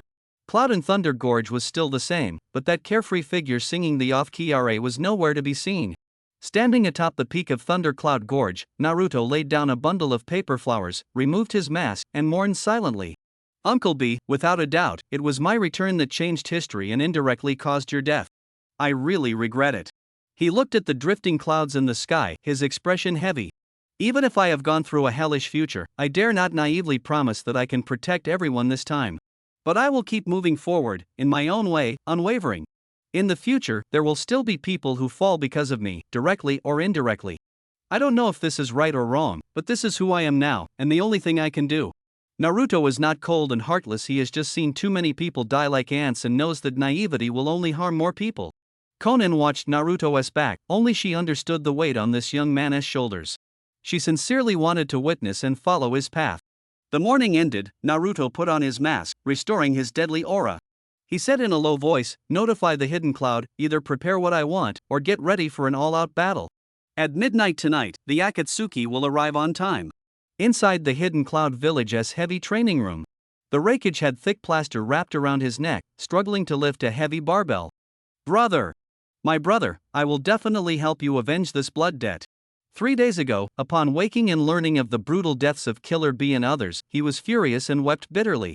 He quickly pulled himself together, turning his grief into strength, training day and night, vowing to break his limits and avenge them. Akatsuki! Uzumaki Naruto! I will never let you go. At that moment, a cloud-hidden Umbu rushed in hurriedly. What's the matter? Can't you see I'm in special training? Just put the food over there. Raikage tried to turn his head, but due to neck pain, he could only turn it along with his neck, alternately lifting the barbell with both hands, glaring fiercely at the newcomer. The ninja handed over a letter scroll. The patrolling ninja received this message scroll. You can read the contents yourself. The heavy barbell slammed onto the ground, shaking the training room. Raikage strode forward, took the scroll, and as soon as he looked at it, his eyes instantly filled with bloodshot veins. That damn brat, I was just worried he wouldn't come. He roared, suddenly crushing the scroll and smashing it against the wall, then stormed angrily into his temporary office.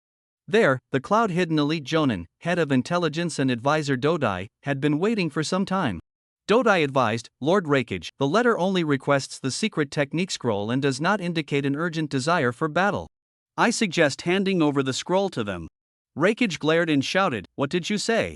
Dodai's expression grew serious, the situation is tense. We have lost Bai, and you yourself are injured. If we force a fight now, even if we win, the casualties will be heavy, possibly giving the IWA Hidden and Konoha ninja villages an opportunity. Raikage shouted angrily, so you want us to bow and scrape? I am the Raikage, and I will never do anything to disgrace the Yazuki clan and the honor of my ancestors. That Uzumaki Naruto is the mastermind behind Bai's death. Dodai's face was grave. With all due respect, Lord Reikage, that Uzumaki Naruto who calls himself Ming Xiao may not be affiliated with the Akatsuki that killed Bai at all. Otherwise, he wouldn't emphasize the difference between Ming Xiao and Akatsuki so deliberately. Reikage gritted his teeth, burning with rage. Dodai quickly took the opportunity to say, moreover, last time he invaded with a group, not a single one of our ninja died. It's clear the other side doesn't want a total break. Although we suffered losses, Ming Xiao's strength is formidable. Given that we still have enemies behind us, it's unwise to make him a mortal enemy. In fact, we should try to win him over. Shut up. Shut your mouth. Reikage smashed the table with a fist and shouted angrily, I want to fight, and I don't want to hear nonsense. Dodai wiped his sweat and slowly said, if you want to fight, you have to target his abilities. Reikage's eyes were fierce. I've pretty much figured out that kid's ability. He can deflect close-range attacks. As long as I master the Ippon Gansu, I can break through his defense. Dodai shook his head. Ippon Gansu is the previous Reikage's ultimate technique. It's not something you can learn in a short time. Forcing a breakthrough isn't the only way. I observed that there is about a 5-second interval between his jutsu. A glint flashed in Reikage's eyes. I noticed that back when I fought him in the Land of Iron, but his eyes have other abilities he alternates using. As long as I continuously use ninja body techniques to counter, it should work. The biggest problem is Reikage's face darkened as he recalled the helplessness he felt when trapped in darkness. Dodai asked, is it that technique that uses gravity to create a massive star to seal you? Reikage clenched his fist and turned to Tsukadai. Tsukadai, do you have any ideas? Tsukadai said with a heavy expression, thinking back to the ritual process I saw earlier, I've been pondering over it these past few days. Reikage listened intently. Tsukadai analyzed in detail, when the opponent performed the technique, they threw a core resembling a gravity ball into the sky, then the ground split and converged toward that core. So I believe the gravity core is the key to this technique. Reikage nodded. Go on. As long as we can shatter that core before being pulled in, theoretically, we can break this technique. Tsukadai shifted his tone, but that gravity core can bear the weight of massive boulders, so it must be extremely sturdy. We need a long-range ninjutsu with super destructive power to break it. Reikage was unwilling to give up. Speaking of long-range attacks, the tailed beast ball is obviously the first choice. Unfortunately, the bijou is no longer here. Tsukadai, how many long-range ninjutsu experts do we have? Tsukadai thought for a moment. About 1,000, with 200 jonin. Reikage asked, how many do you estimate are needed to break that gravity ball? Tsukadai answered, at least 300 jonin. Reikage frowned. If jonin aren't enough, what about substituting with chunin? Tsukadai said, to make up for the shortfall of 100 jonin, we need 300 chunin. But in actual combat, situations change rapidly, and chunin lack the psychological resilience and self-preservation skills of jonin, so the risk is very high. However, we do have an advantage. Gravity is indiscriminate. We can use it to our benefit. Without needing to aim, as long as the enemy performs the technique, we release long-range ninjutsu simultaneously, and gravity will pull our attacks toward the core. All of this is inferred from current intelligence. The enemy may have hidden powers, so I suggest we avoid acting rashly. Reikage interrupted, Tsukadai, select 500 long-range ninjutsu experts and come with me into battle tonight. The other ninjas will stand by to protect non-combatants and can join if there's a chance. I will definitely bring back Uzumaki Naruto and not return empty-handed. Tsukadai sighed silently but obeyed. Understood, Lord Reikage. Under the cover of night, at the foot of Mount Raiden, Naruto and Konan waited quietly. Naruto looked at the mechanical clock in his palm. Konan thought, that is the activation mechanism of the Shirato path. Clack! At midnight, the clock vanished from the palm. Naruto stood up, the Akatsuki cloak fluttering in the wind, the Rinnegan beneath the mask shining with a captivating light. The time has come, let's go. Last time when infiltrating, Naruto left flying thunder god marks inside and outside Kumogakure, so there is no need to use the old method to break through the heavenly punishment technique. Whoosh!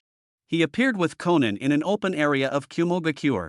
This open area used to be the Reikage's mansion, destroyed in battle, and turned into a low-lying land due to the impact of the Earth explosion star. It was just recently repaired, and the soil is still fresh. As soon as the two appeared, they were surrounded by Kumogakure ninja on guard nearby. Naruto said coldly, it seems your leader doesn't intend to hand over the item quietly. A Kumogakure ninja roared, the will of lightning will never bow to plunderers. Naruto's expression was complicated: the will of fire, the will of stone, the will of lightning. These founders of the ninja villages all adapted to the times, passing down beliefs with strong subjective colors, which later generations worship as truth. I once believed in them too, but as I gained more experience, I realized many of these so-called wills are just excuses for selfish people to unite others. The Kumogakure ninjas looked at each other, unsure what to do. Naruto continued, "Don't get me wrong, I'm not denying you. These wills do strengthen the cohesion of villages and nations. But when faced with overwhelming power, these beliefs seem pale and powerless. By the way, do you know about the will of the gods?" The Kumogakure ninjas were confused. God? Naruto smiled faintly. He wasn't talking about his senior brother who called himself a god, but the true, supreme gods. The will of the gods is to despise cause and effect and reincarnation, treating all living beings as mere fodder. They call us humans, ninjas, inferior creatures. The Kumogakure ninjas didn't understand. What exactly is this guy talking about? Naruto shook his head and smiled. It's too early to talk about this now. Only by being in it can one feel that kind of oppression and despair. His gaze swept to the chakra beneath Kumogakure's feet. By the way, is the chakra under your feet meant to guard against my abilities? Looks like you've made preparations too. But this preparation is completely meaningless. Naruto quickly formed hand seals. He is about to perform a jutsu. The cloud-hidden ninja became alert. The expected repulsive force did not appear. After Naruto finished the seals, he pressed his palm against the ground. Summoning technique. Accompanied by white smoke, a gray-brown monstrous bird appeared, its beak sharp and pointed. Naruto and Konan simultaneously leapt onto the bird's back, flying toward the high sky beyond the cloud-hidden's reach. Then, an elliptical object fell vertically, entering the cloud-hidden's line of sight. Upon recognizing it, the previously shouting cloud-hidden ninja exclaimed in surprise, "Is that an egg?" Bang! The strange egg fell into the soil, its shell cracking as golden light surged forth. The cloud-hidden's pupils suddenly contracted. Not good, retreat quickly. Rumble rumble. The explosion as firelight illuminated the night sky, marking the official start of the attack. The monstrous bird soared hundreds of meters high. Konan said calmly, "Finally, some action." Naruto replied coolly, "We're not playing ninja games. I've already given them a chance." Konan smiled, "That's the right attitude. Honestly, I was worried you'd hesitate at the critical moment and be restrained by it." Naruto smiled as he looked down at the scene below, speaking seriously. "Speaking of which, there used to be someone in the Akatsuki called Deidara. His ability was similar. He was a master at destroying bases." "That's true." Konan nodded and added, "Deidara's aerial combat ability was limited. He wore a miniature telescope on his left eye with a viewing range of about 100 meters. Beyond that distance, he couldn't accurately drop bombs. So, his greatest strength was close-range combat. For long-range attacks against ninjas, anything beyond 100 meters could still be handled." Naruto said, "But if the base is indiscriminately destroyed, even imprecise bombs can pose a great threat."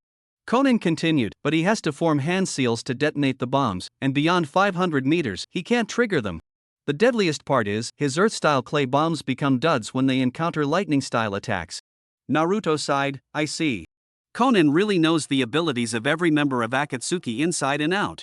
Konan said, "After all, yesterday's enemies might become today's allies, and vice versa. I have to stay on guard. The only one in Akatsuki I couldn't see through in the past was Uchiha Itachi." Suddenly, the bomb-carrying bird swept across the sky, dropping a series of bombs one after another. Boom! The explosions were continuous, with waves of fire rolling. The Raikage and his troops stood guard, while the cloud-hidden ninja observed through telescopes. Unknown flying bird monster spotted in the sky. It's the enemy from the last invasion. Right on that bird's back. Sachikage's expression was serious. "They're taking the aerial attack route. The enemy didn't use their full strength last time. What I feared has indeed happened." "Raikage-sama." The Raikage snorted coldly, "What's a mere bird? As long as we track the bomb trajectories and predict the landing points, the cloud-hidden ninja excel at body flicker technique." As it turned out, after adapting, the cloud-hidden ninja could use the bomb trajectories combined with body flicker technique to greatly increase their success rate in dodging explosions. Naruto whispered, "The appetizer is almost done. Time for the main course." He branded the flying thunder god mark on the bird's back, then stood up and scattered a bunch of kunai inscribed with the mark below.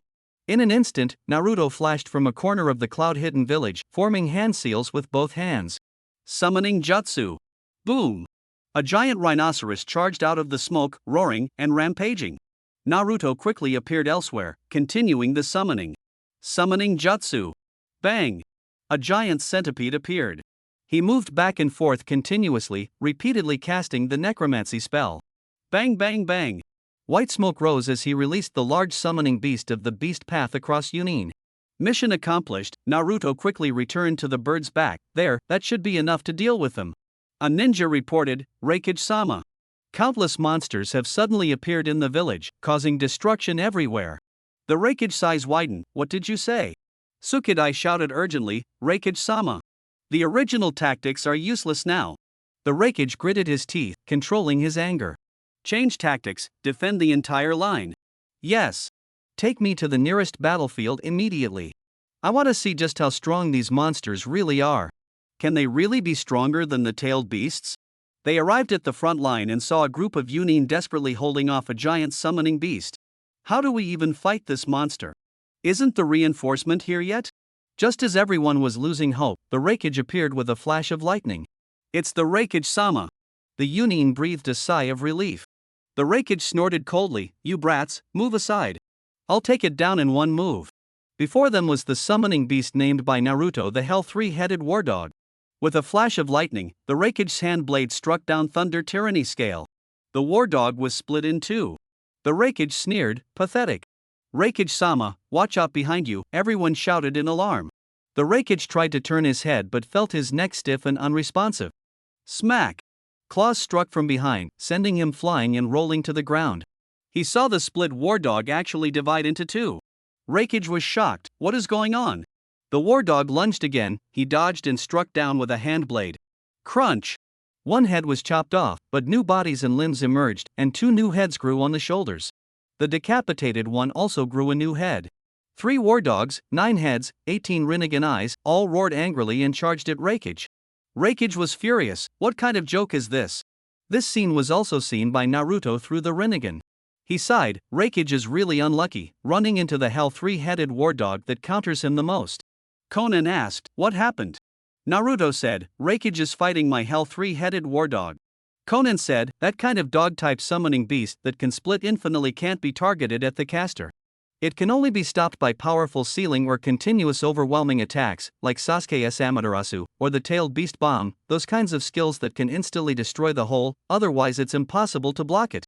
Naruto shook his head lightly, none of these Reikages have that kind of strength, so it's not an opponent he can handle. Die. Die. Die for me.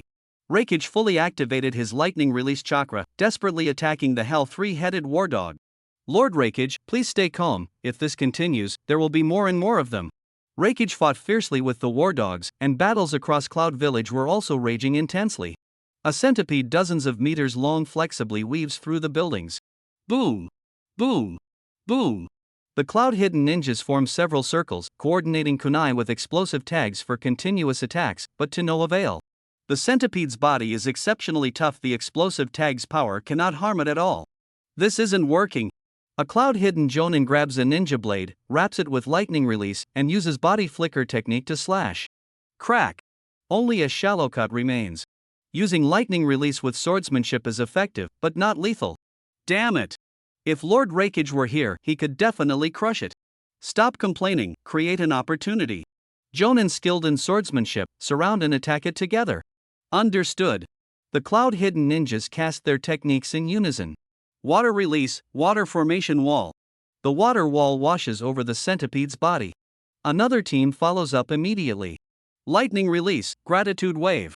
Electricity conducts along the water wall, immobilizing the centipede. It's restrained. Attack the vital points quickly.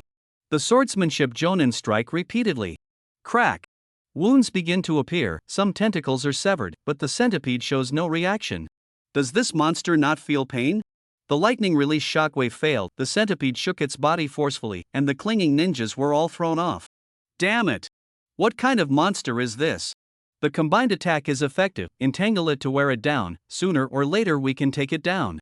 The centipede's Rinnegan coldly stared downward, suddenly spitting out green venom that dispersed into a mist.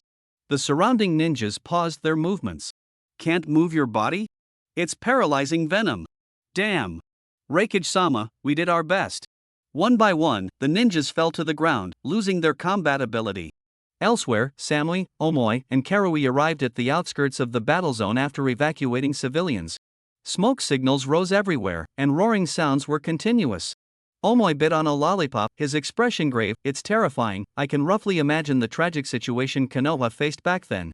Omoi and Karui were once responsible for delivering the 5 Kage Summit invitation to Konoha and witnessed firsthand the devastation after Konoha was attacked.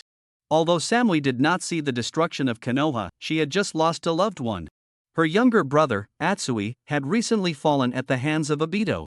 Samui, this blonde, fair-skinned woman as resilient as the Everest of the ninja world, was extremely angry at this moment. She straightened her chest and charged toward the direction of the roaring sound. Captain Samui! Kamui shouted. I must find that masked bastard who dared to impersonate me and deceive everyone. Samui gritted her teeth. She also held a grudge against the Naruto who had previously impersonated her, even though she did not know Naruto personally. Suddenly, Samui was swept up by something and lifted into the air. Omoi and Kamui were stunned.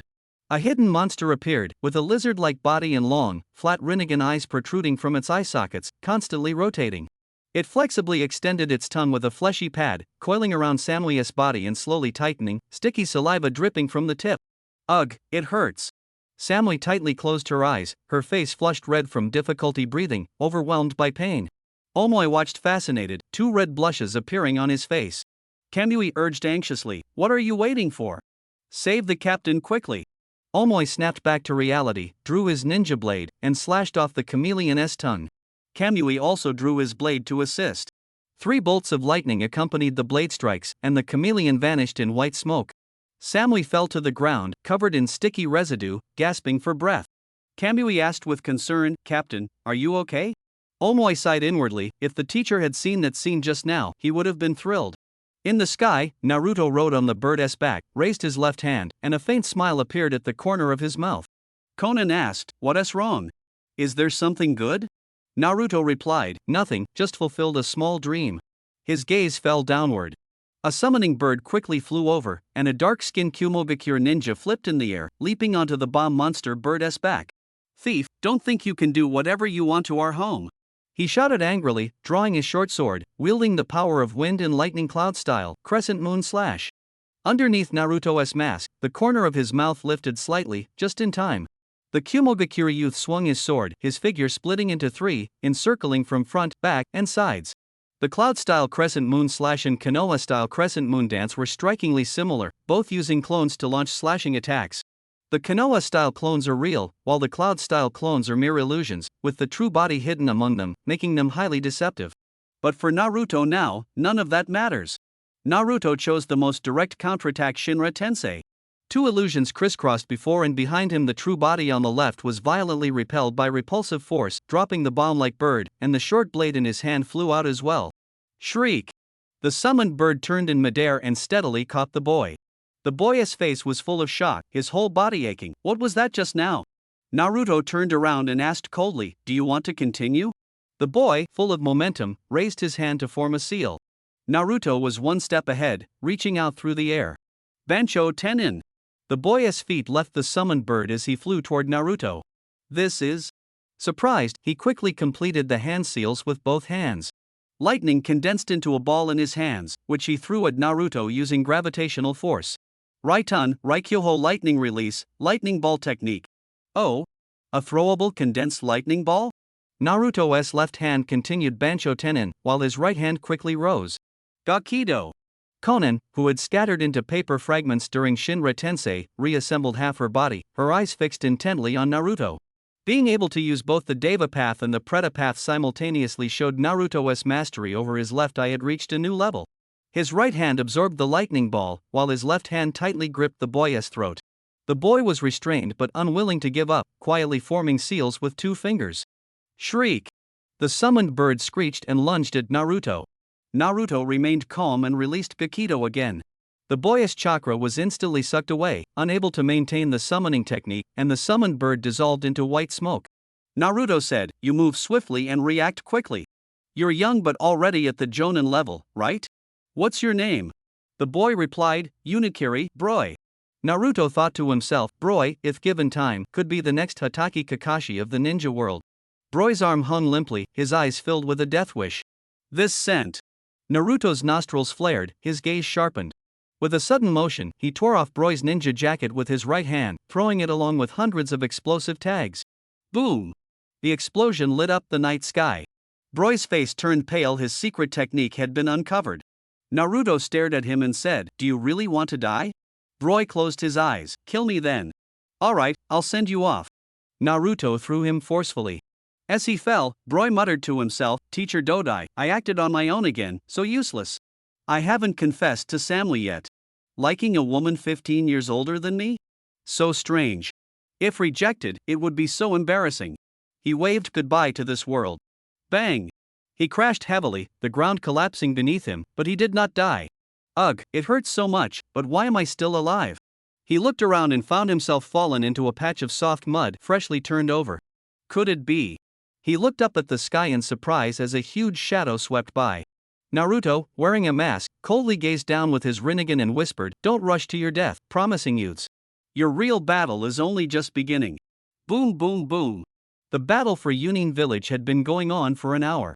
Raikage was still fighting fiercely with the Hellhounds, but he had become smarter, realizing that using cutting-type ninja body techniques only caused the number of Hellhounds to multiply. Heavy flow storm. Dawn. He elbowed a Hellhound and sent it flying. Ninjas skilled in Earth Release immediately surrounded him and jointly cast their jutsu. Earth Release, Earth Flow Wall. Rumble rumble. A thick earthen wall quickly enclosed the Hellhound, temporarily restricting its movement. Howl. There were actually 36 Hellhounds surrounding the Raikage. Ugh, damn it. The Raikage fumed with rage as his chakra gradually depleted. "Lord Raikage, hold on, the Sealing Squad is on its way." The Raikage anxiously shouted, "Where is Tsukadai? It would be great if he were here now." Thump thump thump. Elsewhere, a rhinoceros charged wildly, smashing buildings like tofu. Dozens of cloud-hidden ninjas tightly wrapped thick iron chains around the rhino's body and limbs, desperately pulling. Ugh. But it was a chaotic scene with people and horses tumbling over each other. At this moment, a calm and composed man appeared. Lava release, earth furnace pool. Gurgle gurgle gurgle. The ground suddenly sank, oozing out like liquid rubber. The rhino's four hooves sank in, losing support and unable to move. The surrounding cloud-hidden ninjas breathed a sigh of relief. "Lord Tsukadai, thanks to you, we can handle it now." Tsukadai said calmly, "Leave this to me. You all quickly go support the other battle zones." "Understood, be careful." After the ninja withdrew, Dodo looked up and stared into the rhino's eyes. Those summoned beasts all have those tricky eyes, but how could there be so many? It must be the user controlling them with a projection technique. He paused, then said, "You're looking at me, aren't you?" The summoned rhino did not respond. Dodo continued, "The summoned beasts' attacks only avoid genin without combat ability in civilians. I don't think they have that kind of intelligence, it must be you controlling them. Your control is based on shared vision. I'm certain you and the summoned beasts have achieved visual sharing. We've already fought before, and I know your goal is clear. You don't want to escalate the conflict meaninglessly. Come on, let us talk. Maybe I can give you what you want." Naruto stood on the back of the bomb monster bird, sighing. Uncle Hamo's analysis is really sharp, not losing out to Shikaku at all. He slowly got up and said to Konan, "I'll be right back." The flying thunder god kunai was thrown, and Naruto instantly appeared in front of Dodo. "Mr. Dodo, your analysis is correct. If the Raikage were half as smart as you, things wouldn't have turned out like this." Sukiya forced a bitter smile. "I hate what you have done, but I opposed this conflict from the start. I am a hidden cloud ninja and must obey the orders of the Raikage-sama." Naruto asked, "What about now?" Sukiya took out a scroll from his bosom. "Your strength exceeds my expectations. To avoid more sacrifices, take this." Naruto narrowed his eyes slightly, not immediately taking it. Sukiya sighed, "Rest assured, this lightning release chakra mode scroll hasn't been tampered with. I'm not foolish enough to cause trouble for the village." Naruto used gravity to draw the scroll into his hand. Sukiya shook his head. "To be honest, I don't know what will happen after giving this to you." Naruto confirmed it was correct, tucked the scroll into his bosom, and said seriously, "Sukiya, time will prove your judgment right." Sukiya asked, "Can this matter be over now?" Naruto suddenly asked, "Want to come work with me?" Sukiya was stunned, then shook his head with a smile. "Don't joke around. I am a hidden cloud ninja and would never betray." Naruto sighed, "What a pity. But as long as you live, your talents will eventually be used by the ninja world." After saying this, Naruto's figure flashed and disappeared. Sukiya's gaze was complicated. Used by the ninja world? What is his true purpose? Naruto appeared again on the back of the bomb monster bird. Conan asked, "Did you get it?" Naruto nodded, "It's time to go back." He put his arm around Conan, used Flying Thunder God, and instantly returned to the hidden rain. Summoning beasts across the hidden cloud disappeared one after another into white smoke. The wreckage lay on the shattered ground, shouting passionately, "Ha ha, I have finally defeated these evil dogs." Sweat slid from his bronze skin into the earth. This night, the clouds hid, sleepless. At the top floor of the tall tower in Imhide village, Naruto sipped tea while reading a newly acquired scroll. Lightning Release Chakra Mode, B-Rank Ninjutsu, not very difficult, but for most ninjas, its practical effect is average, he muttered to himself. Naruto paused, set down his teacup. In other words, these two ninjutsu are prepared for the very few ninjas who possess massive chakra. Conan walked over, refilled Naruto's tea, with a hint of teasing, "Like you, who can control dozens of summoned beasts and can spar with a great nation's ninja village all night without losing breath, right?" Naruto looked up at her. "Conan, nay, I know you're teasing me, but at least smile. By the way, I don't think I've ever seen you smile." Conan pondered, "Really? I remember smiling quite a few times." Naruto scratched his head, "Sorry, I didn't notice." "Then how about you smile for me now?" Conan hesitated, "Is this an order from the leader?" "Ahem," Naruto cleared his throat, "you could say that." "Since it's an order, fine." Conan put down the teapot. Naruto drank the tea, staring at her without blinking. Conan took a deep breath, patted her face, then forced a smile by pulling up the corners of her mouth with her hand. Put. Naruto couldn't help but spit out the tea.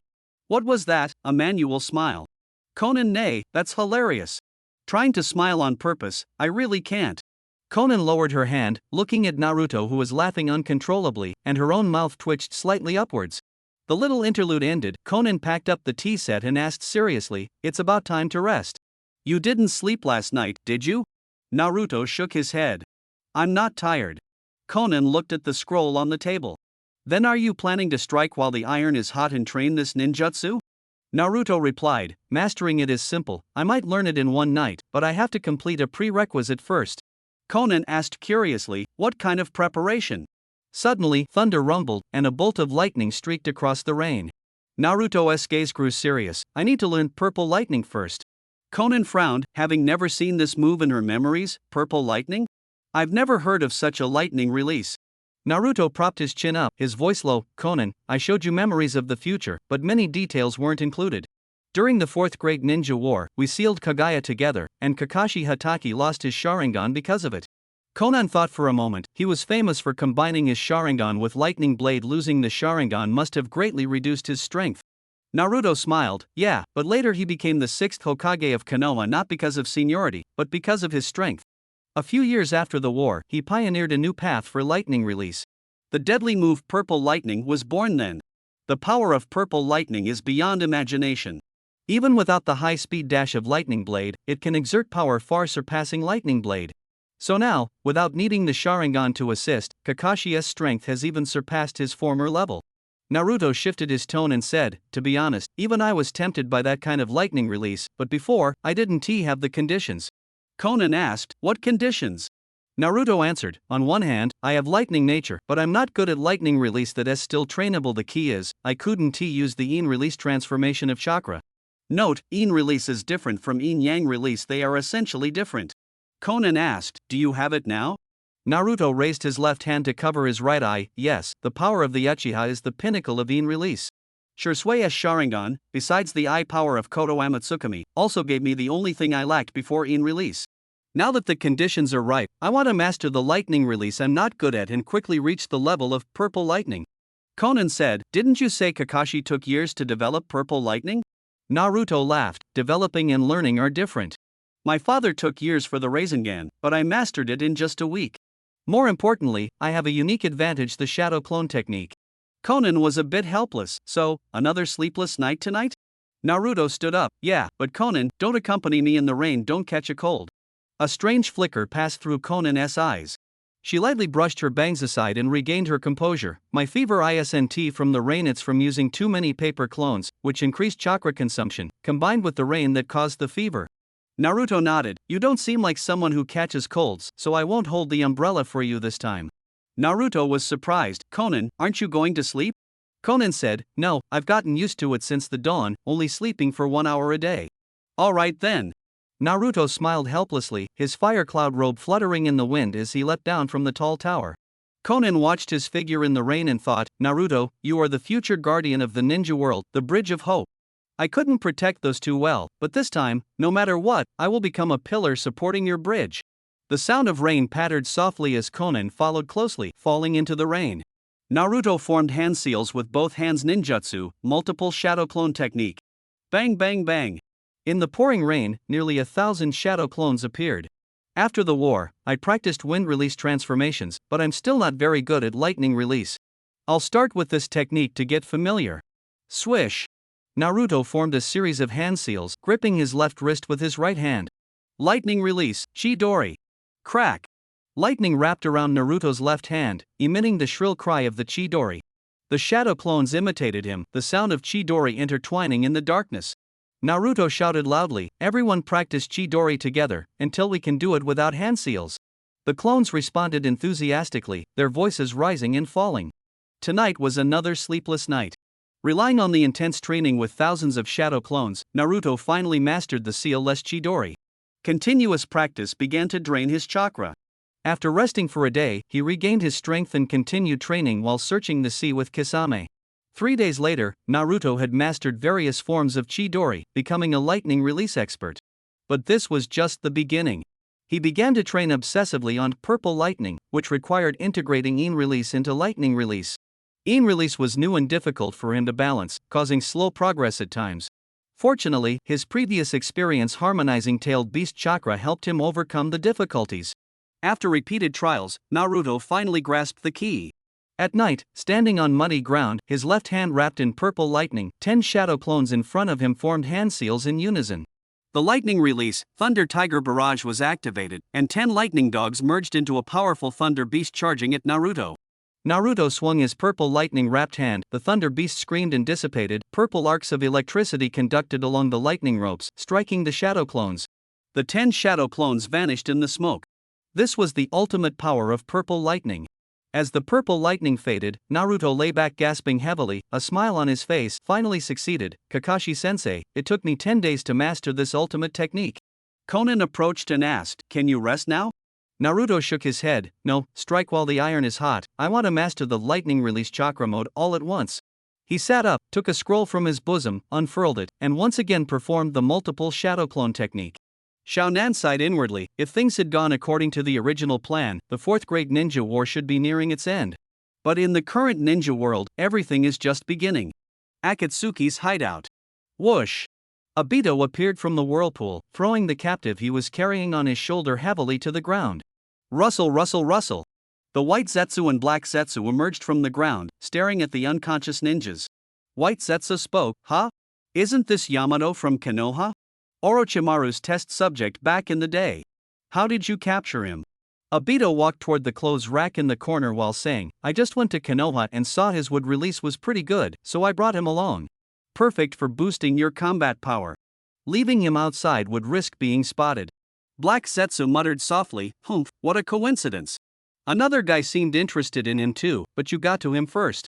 Obito ignored his words, reached the clothes rack, took off his wet Akatsuki cloak, and asked White Zetsu behind him, "How is the intel from the scouts you sent?" White Zetsu replied, "There has been no news of Naruto since then." Obito shook the water off his clothes and hung them on the rack. "Have you figured out Naruto's motive for attacking the hidden cloud?" White Zetsu said, "It seems to be caused by a scroll called Lightning Release Chakra Mode." "Oh? That essay technique the Raikage predecessors specialized in, right? It can activate reflexes in the body, but only chakra experts can master it. Looks like Naruto wants to win through speed and reflexes." Obito instinctively touched his bare shoulder. The wound from 16 years ago had long healed but still throbbed faintly. Black Zetsu gazed at his back and asked meaningfully, "Does it bring up unpleasant memories?" "Humph, that S in the past. Even if Minato were still alive, I'm confident I could defeat him." Obito put on a brand new Akatsuki cloak, turned around, and asked, "What about Sasuke?" White Zetsu answered, "He is repeatedly practicing new moves. Afraid he can't use them well at the base, so he went outside." Obito sat down on a stone chair, leisurely. Looks like the previous failure made him restless. White Zetsu worried, "If we let him grow unchecked, could it be bad for us?" Obito adjusted his sitting posture slightly, his pupils deep beneath the mask. It's fine. Even if his ocular power reaches Madara-S level back then, the lack of real combat experience will still limit his potential. A thought flashed through his mind, but he didn't say it out loud. Even in the worst case, if the Rinnegan cannot be taken back from Naruto, as long as Sasuke can awaken the Rinnegan, the Moon Eye plan still has hope. White Zetsu suggested, shall I send a clone to the Hidden Rain village for on-site reconnaissance? Obito pondered, no need. Although White Zetsu infiltrating the Hidden Rain can monitor Naruto's movements, there is a risk of exposure. With the power of the Rinnegan's human path, the insurance I added with the Sharingan might become ineffective. White Zetsu shook his head and sighed, what a pity. The great battle is imminent, yet our understanding of the enemy is insufficient, which is unsettling. Obito's gaze was deep, don't rush, there's still enough time. Once Konoha is rebuilt, that will be the moment for Akatsuki to launch a full-scale attack. A new beginning, a blank despair, that is the true threat. He accepted the existence of Mingxiao, called himself Akatsuki, and had already regarded Naruto as an opponent, ready for a decisive battle. Hidden Rain Village, at dawn. Bang bang bang. All shadow clones disappeared, chakra and experience returned to the original body. In the open field, under heavy rain, Naruto, shirtless, clenched his fists and closed his eyes in concentration. Crack! Lightning released chakra erupts, purple lightning swirling around the body, forming a protective cloak. Purple lightning chakra mode. Konan was surprised, the chakra is so powerful. Naruto clenched his fist, yeah, stronger than expected. Even if the Nine Tails doesn't cooperate, I won't lose my fighting strength.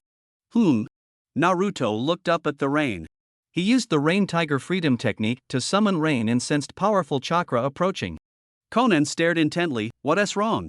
Naruto smiled, Orochimaru has finally returned. It will be hard to deal with him if he is absent next. Naruto and Orochimaru together arranged the recovered experimental equipment. Simple, but now Rain Village also has my experimental base. In front of the base, Orochimaru wore white clothes, standing side by side with Naruto. Naruto-kun, while I was away, Akatsuki has already begun to show its edge. This initial battle wasn't too bad, Naruto said lightly, glancing at the dark red Ku ring on Orochimaru's left pinky. That was Orochimaru's former codename, Akatsuki no Ku. After leaving Akatsuki, he preserved the left hand severed by Itachi along with the ring. Bringing back the ring this time signified his official joining of Akatsuki. In the conference room, Naruto sat down and asked directly, Orochimaru, do you have Itachi's biological material on you? Orochimaru was intrigued, yes, I secretly collected some when I was young. What are your plans, Naruto-kun? Naruto's gaze was serious, try reanimating him with Edo Tensei. Orochimaru laughed, not difficult, but it requires a living sacrifice. Wait a moment.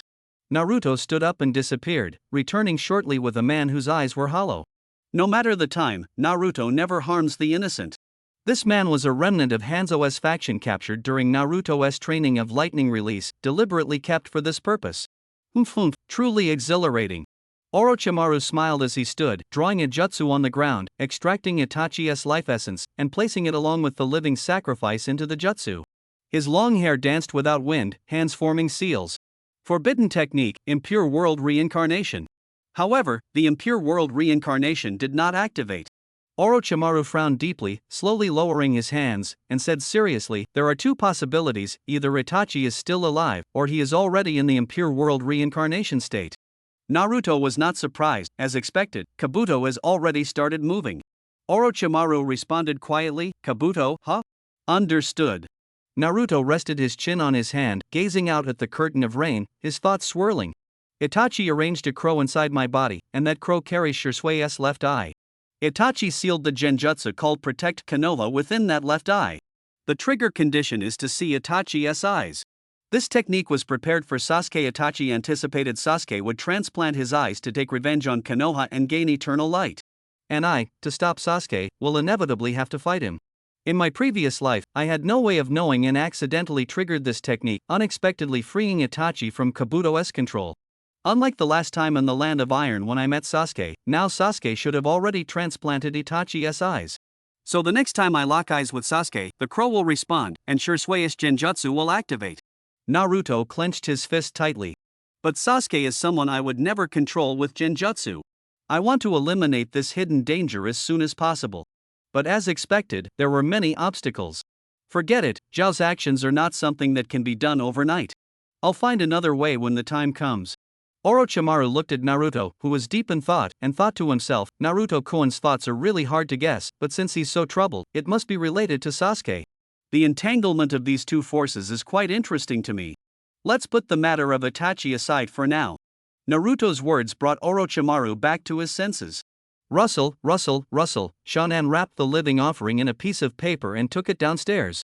Orochimaru also carefully stored away Itachi's life essence. Naruto pushed a wooden box over to Orochimaru. Knock knock knock, the box kept ringing. Orochimaru opened it, and Heiden's head stared with wide eyes, fixated on the face in front of it, as if ready to bite. Naruto said, Orochimaru, can you help him make a new body? And keep his original abilities? Haiden roared, I'll bite you to death. Orochimaru laughed, it's simple. Although only the head remains, the soul is intact. I've long studied the ability of Jashin's blood, that curse involves the soul realm, the body is just a medium. Haiden shouted, I hate soil and darkness, let me out. Naruto asked, how long will it take to finish? Haiden shouted, Kakuzu, Kakuzu, where are you? Orochimaru pondered for a moment and said, about half a month. Haiden anxiously said, no, I can't feel my body anymore. Naruto nodded, it will be a trump card in our hands. Haiden sneered coldly, don't force me to stand up again, or I'll offer you all to the great evil god. Naruto frowned, so annoying. Orochimaru laughed in agreement, indeed. Konan said coldly, it's been over half a month since you used that jutsu last time, hasn't it? Yeah, you mentioning it almost made me forget. Naruto took off his mask. Sizzle. His right eye's 3-tomo transformed into a Mangekyo Sharingan. He lifted Haiden's head. Haiden snarled, blonde hedgehog, what are you looking at? Sizzle. Naruto's right eye focused sharply Bentenjin. Haiden, you can worship the evil god, but listen to me first, understand? Haiden said fanatically, as long as it's for Lord Naruto, I am willing to offer the evil god's head. Sizzle. The Mangekyo reverted back to the 3-tomo, and Naruto put his mask back on. Cooperate well with Orochimaru, don't cause trouble. Orochimaru took Haiden's now quiet head and smiled, then I'll go handle things, Naruto-kun. Naruto nodded, let's go. Orochimaru left first. Konan said, while you were training, I set up an intelligence department. Want to take a look? Naruto perked up, let's go, take me there. On the cold and solemn square, more than 100 rain ninjas knelt on one knee, their faces covered by masks, clad in protective gear. Konan introduced, there are 108 of them, all elites who have survived in harsh environments. Naruto scanned with his Rinnegan men and women, old and young, all at the Jonin level. He felt excited in his heart.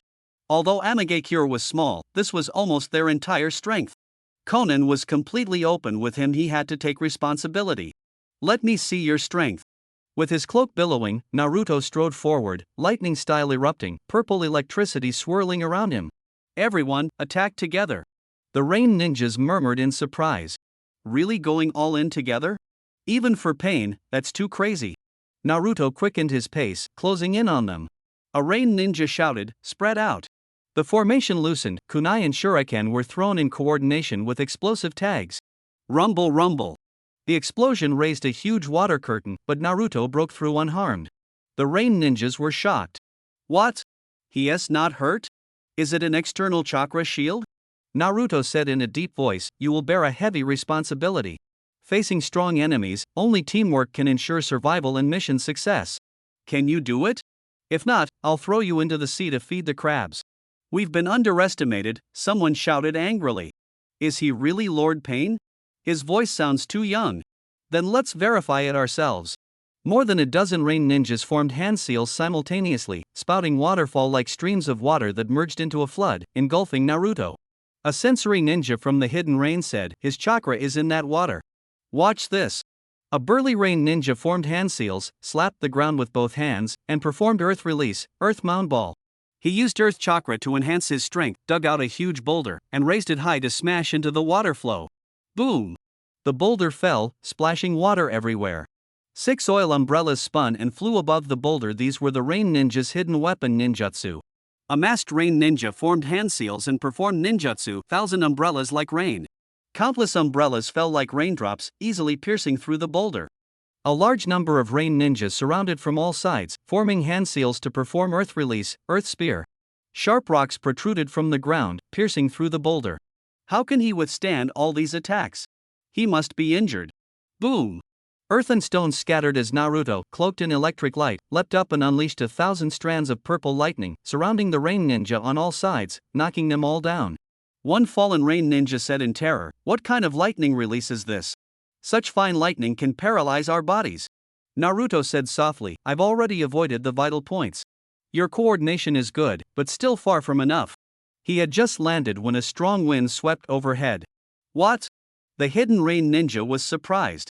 Camouflage concealment technique, suitable for reconnaissance and surprise attacks. Naruto smiled and turned around, swinging his hand blade. Sizzle! Water splashed as the invisible clone was destroyed. Naruto laughed, and this is a camouflage concealment performed with a water clone, making it even harder to deal with. The rain ninja took the opportunity to appear, throwing chains to entangle Naruto and quickly tightening them. Naruto glanced over, wearing insulated gloves specifically to prevent lightning? A large number of rain ninja brandished their blades and closed in. Naruto whispered, "It's a pity, purple lightning can easily penetrate insulating materials." Smack! The purple lightning conducted along the chain, striking the rain ninja holding it, who screamed and fell to the ground. The rain ninja's blade approached, but Naruto vanished instantly, not with flying thunder god technique, just a body flicker technique. He's gone. Too fast, the sensory ninja was shocked. His chakra seems to have disappeared. Could his body flicker technique be beyond my perception? Exactly. Naruto withdrew his fist from the ninja's abdomen, supported the fallen ninja, and gently laid him down. Boom! Boom! Just as Naruto stood up, 2 rain ninjas lurking underground suddenly appeared, wielding huge ninja swords and closing in. "We knew you'd attack the sensory opponents first. Sorry, Amayoshi, but this is our teamwork." Chakra of lightning and wind rapidly wrapped around their ninja swords, one on the left and one on the right, slashing fiercely. Rain style, wind and thunder twin blades. Naruto didn't dodge, he stretched out both hands and firmly caught the blades. With a strong force, the blades shattered simultaneously. How did both swords break? The two lost control, collided, and fell to the ground. That's about enough. Naruto looked around, picked up a broken sword, wrapped it with purple lightning chakra, and forcefully stabbed it into the ground. Purple lightning, 8 extremes earth walk. Electricity scattered, instantly knocking down all the rain ninjas. Naruto looked at the shattered ninja sword in his hand and murmured, "Purple lightning is too strong, it can't smoothly wrap around weapons. Next time, I need to find a weapon that can withstand purple lightning, just like Sasuke's Kusanagi sword." At this moment, the 3 rain ninjas struggled to get up, supporting themselves with their weapons. Naruto said in a deep voice, "Those who can still stand must have considerable strength. Take off your masks and tell me your names." The 3 removed their masks, 2 men and 1 woman. The male ninja said in a rough voice, "Liuguang." The male ninja said delicately, "Shauna." The female ninja responded coldly, "Violet." Naruto nodded, "Good. Liuguang, Shauna, Violet, from now on, you are the 3 rain ninjas." The new rain Anbu was established, the 108 rain shadows are divided into 3 teams. You 3 will serve as team leaders and report directly to me. The 3 ninjas respectfully replied, "Yes, Lord Pain." Naruto was silent for a moment, offering no response. With a flick of his cloak, he turned and walked into the rain. Xiaonan said to the 3 ninjas, "Take them to heal, and after they have rested well, officially accept the mission." On the road, Xiaonan said, "Pain is like a symbol of faith in the hearts of the rain hidden village ninjas and the people, so for now, we have to use this name." Naruto nodded, "I know, so I didn't let them take off their masks." Conan smiled, "I believe that one day, you will openly lead this village in the name of Uzumaki Naruto." Naruto smiled faintly and asked, "That Violet, why does she look so familiar?" Conan said, "She is Hydrangea's older sister." Naruto asked in confusion, "Hydrangea?" Conan replied, "She was once a ninja of Amagakure, killed during an S-rank mission, and her body later became the pain animal path." Naruto fell into deep thought, Violet, Hydrangea, so that's how it is. The next day, 108 ninjas of Inin were ready to set off. They were divided into 3 teams, led respectively by Liuguang, Shauna, and Violet, with 36 people in each team. Facing the blonde, masked boy, everyone sincerely showed their respect. After all, seeing it with their own eyes was completely different from the legend.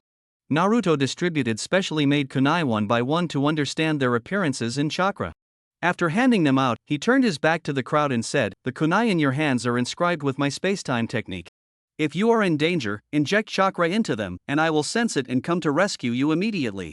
There is a little known secret about the Flying Thunder God technique.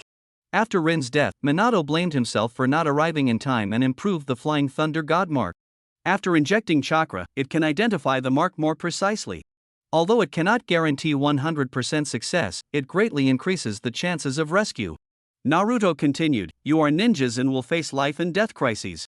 The kunai is your last lifeline, do not rely on it excessively. Focus on teamwork and improving your skills, understand?" Understood. Lord Pain, everyone solemnly put away the kunai. Violet looked at the kunai and thought, isn't this the Flying Thunder God technique of the 4th Hokage of Konoha? How can he use it? Is he really Pain? Captain Setsuna asked, "Lord Pain, what mission are we to carry out?" At this moment, Konan stepped forward. She raised her hand, and pieces of paper fluttered, automatically binding into a book. The ninjas held the roster and asked in confusion, "Lady Angel, what is this?" Konan said coldly, "This is a roster recording the names, appearances, and abilities of ninjas you might encounter. You must judge based on your strength who you can handle and who to run from." This was made overnight by Naruto and includes almost all known ninjas with names.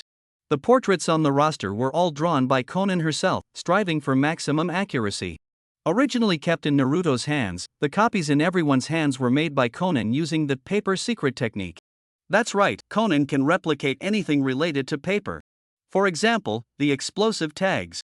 She only needs to create one original explosive tag, and she can replicate it infinitely, as long as she consumes chakra. Those 600 billion explosive tags are exactly Konan's masterpiece over the years. Since she figured out Obito's abilities, she has been working day and night without rest. 600 billion, taking years. If given more time, she could make even more. The ninja quickly flipped through the roster. Truly comprehensive, the Kage of the major ninja villages and almost all the Jonin are here. A masked man immediately caught their attention. What kind of ability is this? The body can phase through, freely traversing time and space? What a joke! Are we going to face people like this from now on? Konan said, there is a possibility of encountering them, but you simply can't handle it. If you can't escape, end it yourself. This was Konan's private advice later on. Knowing that Obito still had abilities she didn't know about, she was even more wary and didn't want Naruto to clash with Obito prematurely while trying to save the ninja. A man from the first squad nervously asked, that guy with the spikes under his crotch, doesn't he seem like a ninja? Konan looked over, her expression cold. The first squad captain, Ryuko, scolded, what are you saying? The angel is here, watch your manners. The ninja quickly apologized, sorry. That was out of line. Konan explained coldly that is White Zetsu, our greatest enemy, an intelligence pawn. They have countless clones and communicate information telepathically, but there is a distance limit and sometimes the connection breaks. They are also skilled at disguising as spores, able to quickly travel underground, undetectable by chakra sensing. The ninja were surprised, undetectable by chakra sensing? So they could be right next to us and we wouldn't notice? As for how to sense them, I will teach you. A low, hoarse voice sounded. A beautiful long-haired man walked over holding an umbrella. Naruto said, Orochimaru, what are you doing here? Orochimaru laughed, came out for some fresh air and happened to see an interesting scene. Are these the newly formed rain-hidden Umbu? Naruto whispered, yeah, intelligence is crucial. We have to start training from now on. Orochimaru nodded, indeed. He not only taught the important results of sensing the White Zetsu but also gave each ninja a special toxin specifically targeting the White Zetsu.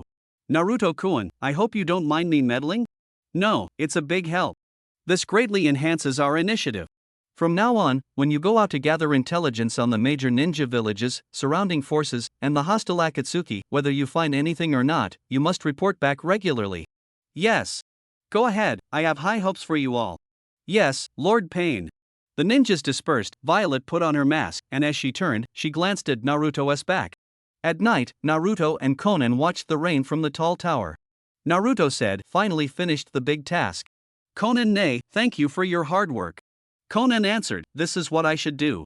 Naruto said, there's nothing major happening in Amagakure for now. I need to continue improving myself. Konan asked, planning to learn secret techniques in another ninja village? Naruto shook his head, Obito and Sasuke are about to make a big move. I can't afford to make more enemies. Konan pressed, then how will you improve?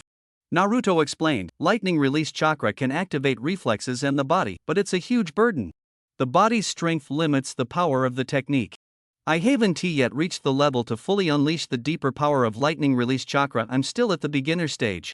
So, I have to train my body first and go somewhere to cultivate. Conan was curious, where? Naruto's eyes grew serious. Hell Valley in Kumogakure. Conan was surprised. Hell Valley? I've never heard of it. Naruto smiled. That's Kumogakure's top secret. I only learned about it after becoming Hokage. It's extremely hot and cold, with a harsh environment, an excellent place to temper the body. Only the Raikage and their successors have been allowed to train there. 1 day of training there is equivalent to 100 days elsewhere. Conan sighed. This place must be extraordinary. Was it naturally formed? Naruto shook his head. No, it was created by the descendants of the ninja clan from the Sage of Six Paths era. Conan was even more amazed. Descendants of the ninja clan from the Sage of Six Paths era? Naruto said gravely. The Land of Lightning, where Kumogakure is located, has close ties to the Six Paths ninja clan. The descendants of the Sage of Six Paths once flourished there. The ninja tools left behind by the sage were also inherited by Kumogakure. Kumogakure also has the infamous Gold and Silver brothers. Besides the Uzuki clan, they have a small amount of Uzumaki blood. I only found out after investigating their family trees. Besides Hell Valley, the true waterfall on Turtle Island is another treasure Kumogakure controls. I went there once to harness the power of Kurama. Conan was worried. So do we still have to clash with Kumogakure? I'll go with you. Naruto smiled. No need. Hell Valley isn't inside Kumogakure village, it's within the Land of Lightning. I know the location. I went there once when I was Hokage in my previous life. The environment is harsh, and only by activating Kurama's chakra mode can one endure it. You're not suited to go. This time, I'll go alone. I will leave a clone to guard at Amiokumo, no different from myself. Only then did Conan feel at ease and reminded, alright, you must be careful. Land of Lightning. As Naruto, the flying thunder god, arrived, after trekking all night, he finally reached the forest outside Hell Valley at dawn. Hell Valley is a key stronghold of Kumogakure, with strict guards. Naruto did not act rashly. He activated Sage Mode and secretly scouted the guards' positions. Although Kumogakure has sensory ninjas, Naruto was currently outside their detection range. Poof! He stood up, his whole body wrapped in purple lightning, took a deep breath, and transformed into a purple light, rushing straight to the valley floor. A purple light flashed past beside a Kumogakure ninja. Did something just flash by? Didn't see anything. Maybe it was an illusion. I confirmed with my senses. No one is here. Besides the Raikage-sama, who could move that fast? But the Raikage is currently training in Hell Valley. Continue patrolling. Passing through the mist, Naruto had already entered Hell Valley. Surrounded by mountains on all sides, there was only a narrow path leading deeper inside. The sky was gray and overcast, as if covered by volcanic ash, with heat waves permeating the air. Naruto recalled the past and smiled slightly. Back then, I came by invitation. Now, I come uninvited. He proceeded along the path. The deeper into the valley, the harsher the environment became. Half an hour later, a large training platform built on the mountainside came into view. Take it slow, get used to the environment first. Naruto jumped onto the training platform and slightly reined in the lightning around his body. He immediately felt the effect. Hot sweat poured from his pores as he closed his eyes and endured. An hour later, the temperature suddenly changed. The heat was replaced by cold, alternating unpredictably between hot and cold. Ordinary ninjas would likely find it unbearable. Naruto used multiple shadow clones, this time only 100, cautiously coping with the environment. A full day and night passed. The shadow clones were dispelled. Phew! Naruto took a deep breath and tried to completely withdraw the lightning. Without the protection of the purple lightning chakra, he found that he could still adapt here. Smiling with satisfaction, he said, "Good, let us continue deeper." He left a flying thunder god mark on the training platform, leapt down, and pressed on. When his body felt unwell, he activated the lightning release chakra protection, reached the second training platform, and adapted to the environment once again. Repeating this process over and over, he steadily and firmly advanced step by step deeper into Hell Valley. He knew that the true essence of Hell Valley lay in the forbidden area at its deepest point. This time, the goal of the cultivation was the forbidden area. It took a full 10 days from entering Hell Valley to approaching the forbidden area. On the night of the 10th day, he finally reached the edge of the forbidden area. At this moment, inside the forbidden area, the fourth Raikage AI was fighting shirtless, vigorously striking a wooden stake.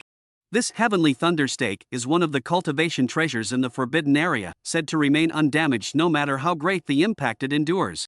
Every heavy strike summoned a powerful bolt of lightning, crashing down on the cultivator. Fists and feet launched continuous attacks, accompanied by rolling thunder, creating an extremely fierce scene. This cultivation method was simply like that of an inhuman monster. Naruto Uzumaki. I will smash you into minced meat. The Raikage, sweating profusely, threw a punch. Thunder roared as lightning struck down, blasting a large crater in the ground. After the lightning strike, the damaged ground slowly began to repair itself. The Raikage panted, wiping sweat from his body, preparing to continue. Suddenly, he looked back, eyes wide open. A familiar figure sat quietly on the steps, staring at him. Naruto smiled and said, "Hey, we meet again, Raikage." The Raikage immediately burned with rage. "How are you here?" Naruto calmly replied, "Why not? Hell Valley isn't in the hidden cloud village after all." The Raikage roared, "I mean, how could you walk here safely?" Naruto was unhurried. "That's a long story. How about you go train in the north, and we don't bother each other?" Lightning instantly enveloped the Raikage's entire body. "What a joke! I'll send you straight to hell." The Raikage suddenly charged at Naruto.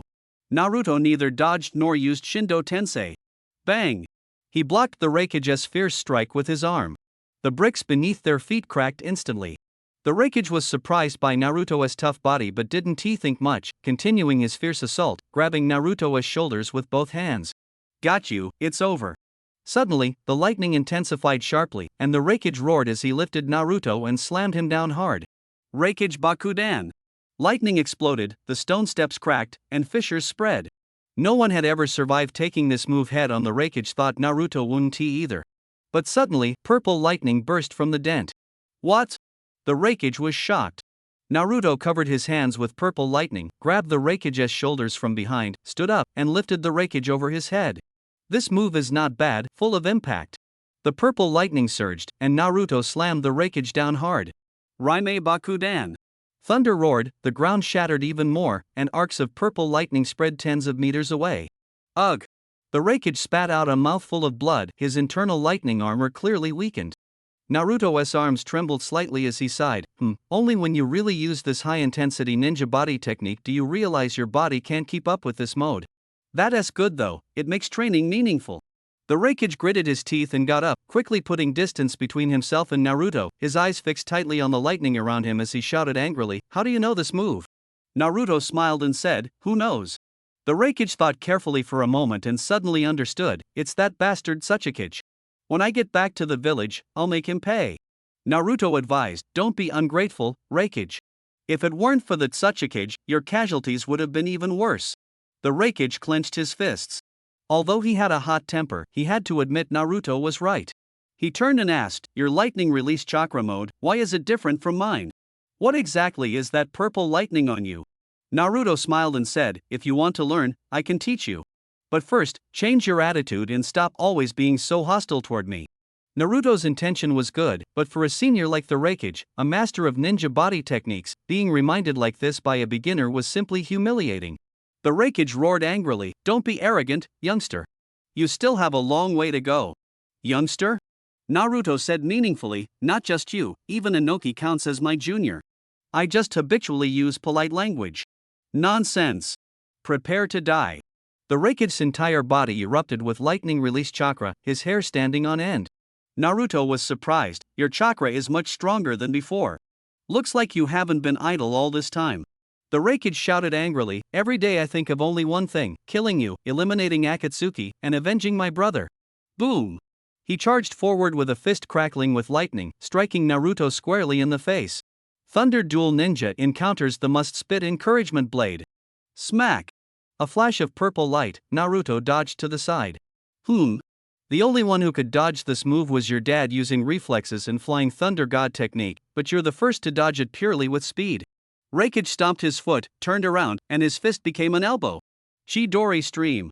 Naruto crossed his arms to block. Don. Raikage was surprised, he actually withstood it. This move used to require the almighty push to counter. Naruto said, "I'm going to counterattack." Smack! Smack! Two streaks of lightning surged up, and Naruto's shadow clones appeared instantly, alternately kicking Raikage into the air. Raikage was shocked. Lightning release shadow clone. More precisely, it's a violet lightning shadow clone. Crack! The shadow clones disappeared, Naruto's whole body surrounded by lightning as he leapt and grabbed Raikage. Crackle! Crackle! The purple electric currents turned into ropes binding Raikage, and Naruto spun rapidly with him, crashing into the ground like a lightning spinning top. Thunder Lotus! Boom! The lightning spinning top slammed into the earth, piercing a full 10 meters deep. The lightning explosion ended, flinging Naruto into the air. He twisted his body, his right leg chopping down like a battle axe, the heel bursting with purple electric light, striking Raikage's chest directly. Thunderclap rapid strikes. Thud. The lightning pierced through Raikage's lightning armor, leaving a wound deep to the bone in his chest. Don't underestimate Raikage. Raikage's face hardened, enduring the intense pain, suddenly grabbing Naruto's ankle, turning the tables and slamming him heavily to the ground. What? Naruto hit the ground on his back, clearly not expecting this move. Raikage raised his leg high, terrifying lightning release chakra gathering on his foot, then suddenly slammed it down. Righteous Thunder Furious Thunder Axe. Naruto smiled, so thrilling. Shinra Tensei. Boom. Repulsive force erupts. Raikage's leg axe stopped mid-air, his body shaken by the repulsive force, swinging like a pendulum before landing, retreating 10 steps to steady himself. He glared angrily, that damn repulsive force again. Swish. Naruto used Flying Thunder God technique to fly back from the deep pit to the ground, flicking his cloak. I have far more options than you. Raikage knew well that with Rinnegan and Flying Thunder God technique, it was almost impossible to hurt Naruto now. He said in a deep voice, Uzumaki Naruto, you've already learned the Cloud Hidden Secret technique. Do you dare to face me head on like a man using taijutsu? Naruto tilted his head, is this a provocation? Raikage shouted, do you dare? Naruto rubbed his chin, I have conditions too. Raikage's eyes lit up, speak. Naruto lowered his hand, if I win, you and the Cloud Hidden will never bother Sasuke for life. Raikage sneered, I almost forgot about Sasuke if you didn't mention him. Fine, as long as you dare to fight me head on, no fancy moves. Even if you die by my hand, I won't trouble Sasuke. Raikage promises with the honor of the Uzuki clan, but only if Sasuke doesn't cause trouble for us Cloud Hidden first. Naruto laughed, deal. Thinking to himself, good, after all, we had some ties in the previous life, I don't want to kill you. Prepare to die. Crackling sounds. Raikage extended his right index finger, and the lightning release chakra condensed into the tip of a lightning spear. Naruto squinted, that's the third Raikage's strongest lightning spear, he's already mastered it? No wonder he's so confident. Too late to regret now. Boom! Raikage charged forward. Here it comes. Crack! Purple lightning surged in Naruto's left palm as he faced Raikage and charged straight at him. Not dodging but meeting head-on, that courage is commendable, but... Die, Uzumaki Naruto. Swish! The lightning spear thrust out, but Naruto cleverly dodged. Clack! The thunder spear slashed, leaving a deep mark on Naruto's mask. Raikiri, Chidori. His left hand was wrapped in purple electric light, directly piercing through Raikage's shoulder. Raikage widened his eyes and shouted in surprise, how is this possible? Naruto said coldly, you lost, Raikage. He supported Raikage's left shoulder with his right hand and pulled his left hand out from Raikage's right shoulder. Raikage roared angrily, I'm not willing to accept this. The lightning gradually dissipated, and Raikage fell straight down. This ninjutsu body technique duel ended with Raikage's defeat. Inside the stone chamber of the Hell Valley Forbidden Area, Raikage opened his eyes, his body tightly bound by chains, chakra completely exhausted, and utterly powerless. He was under the shadow of a giant beast. In front of him was a 5-meter-long black gorilla, covered with black rods all over its body, showing sharp fangs. Its eyes were Rinnegan, coldly staring at him. There was no doubt this was Naruto's summoning beast of the animal path. Yo, you're awake. A 1-meter-long parrot on his shoulder spoke, its wings and back also covered with black rods, its eyes also Rinnegan. Raikage looked at it suspiciously, and the parrot continued, don't be surprised, this is my summoning beast, Great Vajra and Sakura Bro. Raikage questioned, your summoning beast can talk for you? The parrot replied, talking is Sakura Bro's skill. Great Vajra is just brute strength, probably not even stronger than you. Raikage shouted angrily, you mean I still can't beat this gorilla? The parrot said helplessly, I didn't say that, don't overthink it. Raikage gritted his teeth in anger, looking at his shoulder wrapped in bandages, and asked, why don't you just kill me? The parrot said coldly, unless you stand in my way or offend my reverse scale, I won't easily take a life. Raikage shouted angrily, you mean I'm not worth mentioning at all? The parrot sighed, if you think that way, then there's nothing I can do. Raikage gritted his teeth, I get it, you just want to humiliate me. A warrior can be killed but not humiliated, so just kill me quickly. The parrot sneered coldly, I don't have the leisure for that, go bang your head against the wall yourself. On the Forbidden Lands training platform, Naruto, clad in a purple lightning cloak, kept striking that heavenly thunderstake with his fists and feet. Each strike summoned lightning bolts that struck down, tempering his body. The heavenly thunderstake is a precious treasure of the Hell Valley Forbidden Land, capable of withstanding any attack and summoning lightning of equal power based on the force applied. Naruto struck while staring at the black wooden stake, his heart filled with curiosity. Amazing, it's clearly just a piece of wood, yet it can absorb my attacks. It's definitely not ordinary wood. Could it be a product of wood release? He stopped punching, opened his palm to touch the stake, and fell into deep thought. Hell Valley is a masterpiece left by the Six Paths Sage's successor. Everything here, including the ever-changing climate, the self-repairing land, and this wooden stake, are all creations of that successor. The first two abilities should be the sage art of yin-yang release, and this stake made from wood release is extraordinary, likely a combination of wood release and yin-yang release. Come to think of it, the Six Paths successor mastered sage art, wood release, and yin-yang release. Could it be? Naruto suddenly thought of a possibility. The Six Paths successor who built Hell Valley was actually Azura. Azura is the youngest son of the Six Paths sage, and Naruto is the reincarnation of Azura. If that's true, Naruto looked around the mountains and rivers, feeling a certain fondness for Hell Valley. In the stone chamber, seeing Raikage's frustration through shared vision, Naruto deliberately teased him, using Sakura's voice to joke, Raikage, Hell Valley is my home, don't come here to train anymore. Raikage lowered his head and remained silent. Naruto joked again, then how about this, I'll allow you to train, but Kumogakure has to give Amagakure 100 million ryo in construction funds every year. Raikage still stayed silent, only the chains made a clicking sound. Soon, Naruto finished his training, draped a towel over his shoulder, and walked into the stone chamber. He took out the lunchbox prepared by Konan and handed it to Raikage, eat. Naruto broke his chopsticks and began eating with relish. After finishing, he looked at Raikage curiously, why aren't you eating? Raikage looked up, eyes blazing with anger, then untie me.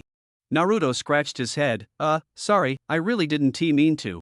After the meal, Naruto returned to the forbidden training platform. Alright, officially starting high-intensity training. He used multiple shadow clones and began devilish training under harsh conditions. Inside the stone chamber, Raikage listened to the roaring outside, unsure of what to think. Late at night, Naruto returned from training. Raikage snorted coldly, if you had the guts, don't use lightning release to protect yourself while drilling. I could do that 3 years ago. Naruto was not to be outdone, don't compare me to a muscle animal like you, but I might just give what you said a try. Raikage sneered, overestimating yourself. Knowing well that without 20 years of ninja body techniques, it was pure suicide. Naruto really gave it a try. He used the power of the Rinnegan's Preta Path, allowing his body to endure some of the lightning. What he couldn't withstand was neutralized by the Preta Path's ability. With this, his training progressed smoothly, his muscles gradually becoming firm. Though not as bulky as Raikage's, they were full of strength. A few days later, Naruto's Bentenjin ocular power was restored. He walked up to Raikage and asked, AI. You attacked Yunin before, there must have been a reason. Are you willing to turn enemies into friends with me? Raikage said, Uzumaki Naruto, I admit you have skill, but in my ninja way as Yoro AI, I have never backed down. Unless you kill me today, I will definitely settle the score with you in the future. As expected, you are still the same. I admire your spirit, so. Naruto smiled faintly, reached out and took off his mask, revealing the Sharingan in his right eye. Bang! At that moment, his shadow clone left and Amagakure disappeared. Naruto was slightly stunned, then put his mask back on. Forget it, war makes ninjas stronger. One day, this power will be directed at the true enemy. I look forward to you becoming stronger, AI. Whoosh! Naruto vanished in the light of flying thunder god, leaving AI with a face full of confusion. Amagakure, the tall tower. Konan said coldly, just received news, Akatsuki is preparing a full-scale attack on Konoha. Naruto's voice was low, I know, that's why I came back. Thunder roared, torrential rain poured. Since Naruto's return, the greatest battle is about to erupt. Inside Akatsuki's lair. Haku said, all clones are ready. Obito ordered, assemble at the outskirts of Konoha, wait for my signal. Understood. The Haku clones infiltrated underground, and the lair instantly became empty. Obito looked at the pensive Sasuke, beside him were members of Team Taka. Jugo's arms had already been replaced with Haku's mechanical arms. Obito asked, ready? Sasuke remains silent. Karen anxiously looked at him, hoping he wouldn't sink deeper into this. Sasuke said to the three of them, "This is my revenge. If you want to come, come willingly." Although Karen's eyes were dim, she still said firmly, "I'm going with you. My abilities can help." Chogo also said, "I'm going too. You are the incarnation of Kimimaro, your actions are his will." Suigetsu hesitated, "Can I not go?" Attacking a major country like Konoha, one more or one less of me 1T make a difference. The words were on the tip of his tongue, but he didn't say them. Instead, he hoisted his decapitation sword. "I'll go, but don't expect me to charge into the fray." Team Taka decided to deploy all members. Sasuke slowly stood up, his eyes filled with murderous intent. "Let us go, ignite the flames of Uchiha revenge." The space-time vortex spun, and Team Taka led by Obito appeared on the outskirts of Konoha. The white Zetsu emerged one after another from underground. The leading black-white Zetsu said, "No Konoha ninja patrols nearby, something's wrong." Obito's gaze darkened. "No patrol means all forces are concentrated inside the village." Recently, white Zetsu have been disappearing frequently, noticeably increasing over the past half-month. Looks like it can't be hidden anymore. But it doesn't matter, it won't affect the overall situation. I originally planned to send the news to Naruto at the start of the attack to save some unnecessary procedures. Obito turned to look at Sasuke. "Sasuke, you lead the main white Zetsu force to attack Konoha. If they get the news early, their defense will be tighter than expected. You can't be careless." "Hoof." Sasuke said coldly, "No matter what formation Konoha sets up, under the Uchiha's dojutsu, they're as fragile as tofu." Obito withdrew his gaze. "As long as you have confidence. Go, strike straight at Konoha. Leave the rest to me and Naruto too." With a flick of his cloak, Sasuke strode forward, Team Taka following closely behind, the white Zetsu army marching grandly toward Konoha village. Getting closer to the village entrance, Sasuke's eyes flashed, and he suddenly charged out. Hakuja shouted loudly, "Hey, Sasuke! What are you doing?" "You surround the village from the outside, the Hawk Squad will launch an internal assault." Before the words finished, Sasuke swiftly passed through the Konoha barrier and disappeared beyond the high walls. The Hawk Squad closely followed. Hakuja was furious and frustrated. "This is really not following the plan. This will only increase our casualties." Clatter. A large number of Konoha ninja gathered at the village entrance. Narashikaku looked at Hakuja's formation and calmly said, "Just as the informant said, the enemy's main force is a large number of Hakuja. That mysterious person also told us about the Hakuja's abilities. Thanks to that, we were able to call for reinforcements in time. Lord Kazekage, it's really good that you came." Gaara and Shikaku stood side by side, responding calmly, "Suna owes Konoha too much, this is just a small repayment." A torrent of flowing sand surged forth. As Gaara stretched out his hand, a rolling stream of sand suddenly surged forward. Hakuja exclaimed, "That is the power of the Kazekage of Suna. How is he in Konoha? We didn't detect any movement from Suna." Gaara said calmly, "Of course, to avoid alerting you, I secretly left the village accompanied by Temari and Kankuro." Boom! The Hakuja army fiercely clashed with the Konoha and Suna reinforcements, and the great battle began. Sasuke stood at the highest point in Konoha, looking out over the village scene. Before launching the final attack, he wanted to confirm his heart once more. When Orochimaru attacked Konoha back then, he had experienced a similar state of mind. Konoha had been rebuilt, more magnificent than before. The Hokage rock of the 6th Hokage Danzo was completed, its chiseled face especially striking. Sasuke coldly withdrew his gaze and looked toward the edge of the village. Konoha was rebuilt, but there was no place for the Uchiha. These people never considered the existence of the Uchiha, they just want to erase our history and blood debts, pretending nothing ever happened. This is the village Itachi desperately protected. Uchiha Sasuke closed his eyes. Swish! Swish! Swish! Several white-clad Umbu landed on the surrounding rooftops, reporting through earpieces. "Intruders detected, numbers match the barrier sensor, the leader is Uchiha Sasuke." On the other end of the earpiece, Hatake Kakashi's expression was grave, the day had finally come. He closed his eyes as well. Might Guy looked at Kakashi, his voice low, "Kakashi, we are ninja." "Yeah, I know." Sasuke and Kakashi opened their eyes simultaneously. "Exterminate Konoha! Exterminate Uchiha Sasuke!" Whoosh! Outside Konoha village, Naruto and Konan appeared together. "Uzumaki Naruto, I've been waiting for you a long time.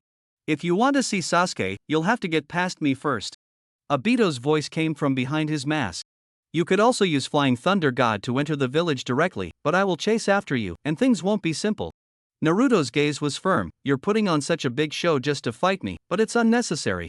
Even if you come to rain hidden to find me, I won T-Run. Obito's eyes darkened. No, my Rinnegan is in your hands. Fighting on your home turf is too risky. Naruto smiled. Your style of doing things is as unpredictable as the pattern on your mask. Let me tell you, that's not your Rinnegan, Uchiha Obito. Obito's pupils suddenly contracted. Inside Konoha village. Before the main force arrives, let's hold them off first.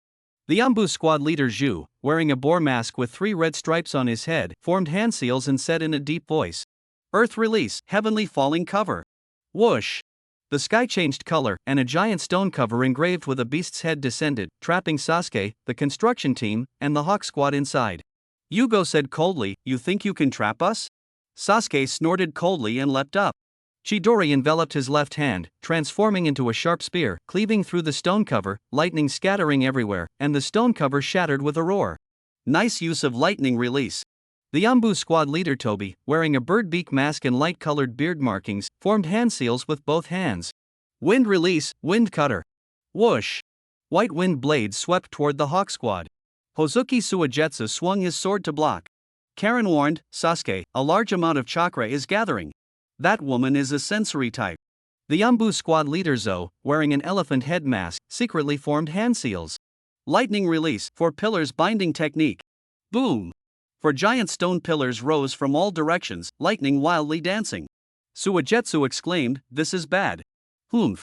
Sasuke snorted coldly, his eyes transforming into the kaleidoscopic Sharingan. Bear! Purple chakra burned, the Susanoo skeleton appeared, and all the surrounding lightning was blocked. HM. The 3 ANBU squad leaders showed surprise beneath their masks. Whoosh! The great sword condensed in the Susanoo skeleton's hand, sweeping in a circle, and 4 stone pillars shattered with a crash. Scatter! Zhu, Yuan, and Xiang quickly retreated, putting distance between them. Tobi formed hand seals with both hands. That thing is too large, the wind resistance will multiply. Wind release, great net technique. Rumble rumble. Sharp blades interwove into a net, suddenly striking Susanoo head-on. Elephant formed hand seals. Blocking it like this is still not enough. Lightning release, 16 pillars binding technique. Rumble rumble. 16 huge stone pillars rose, sealing off all sides. Crackling thunder roared, more violent lightning surging than before, engulfing Susanoo. Shu formed hand seals with both hands. This scene reminds me of when we fought Pain's summoned beasts.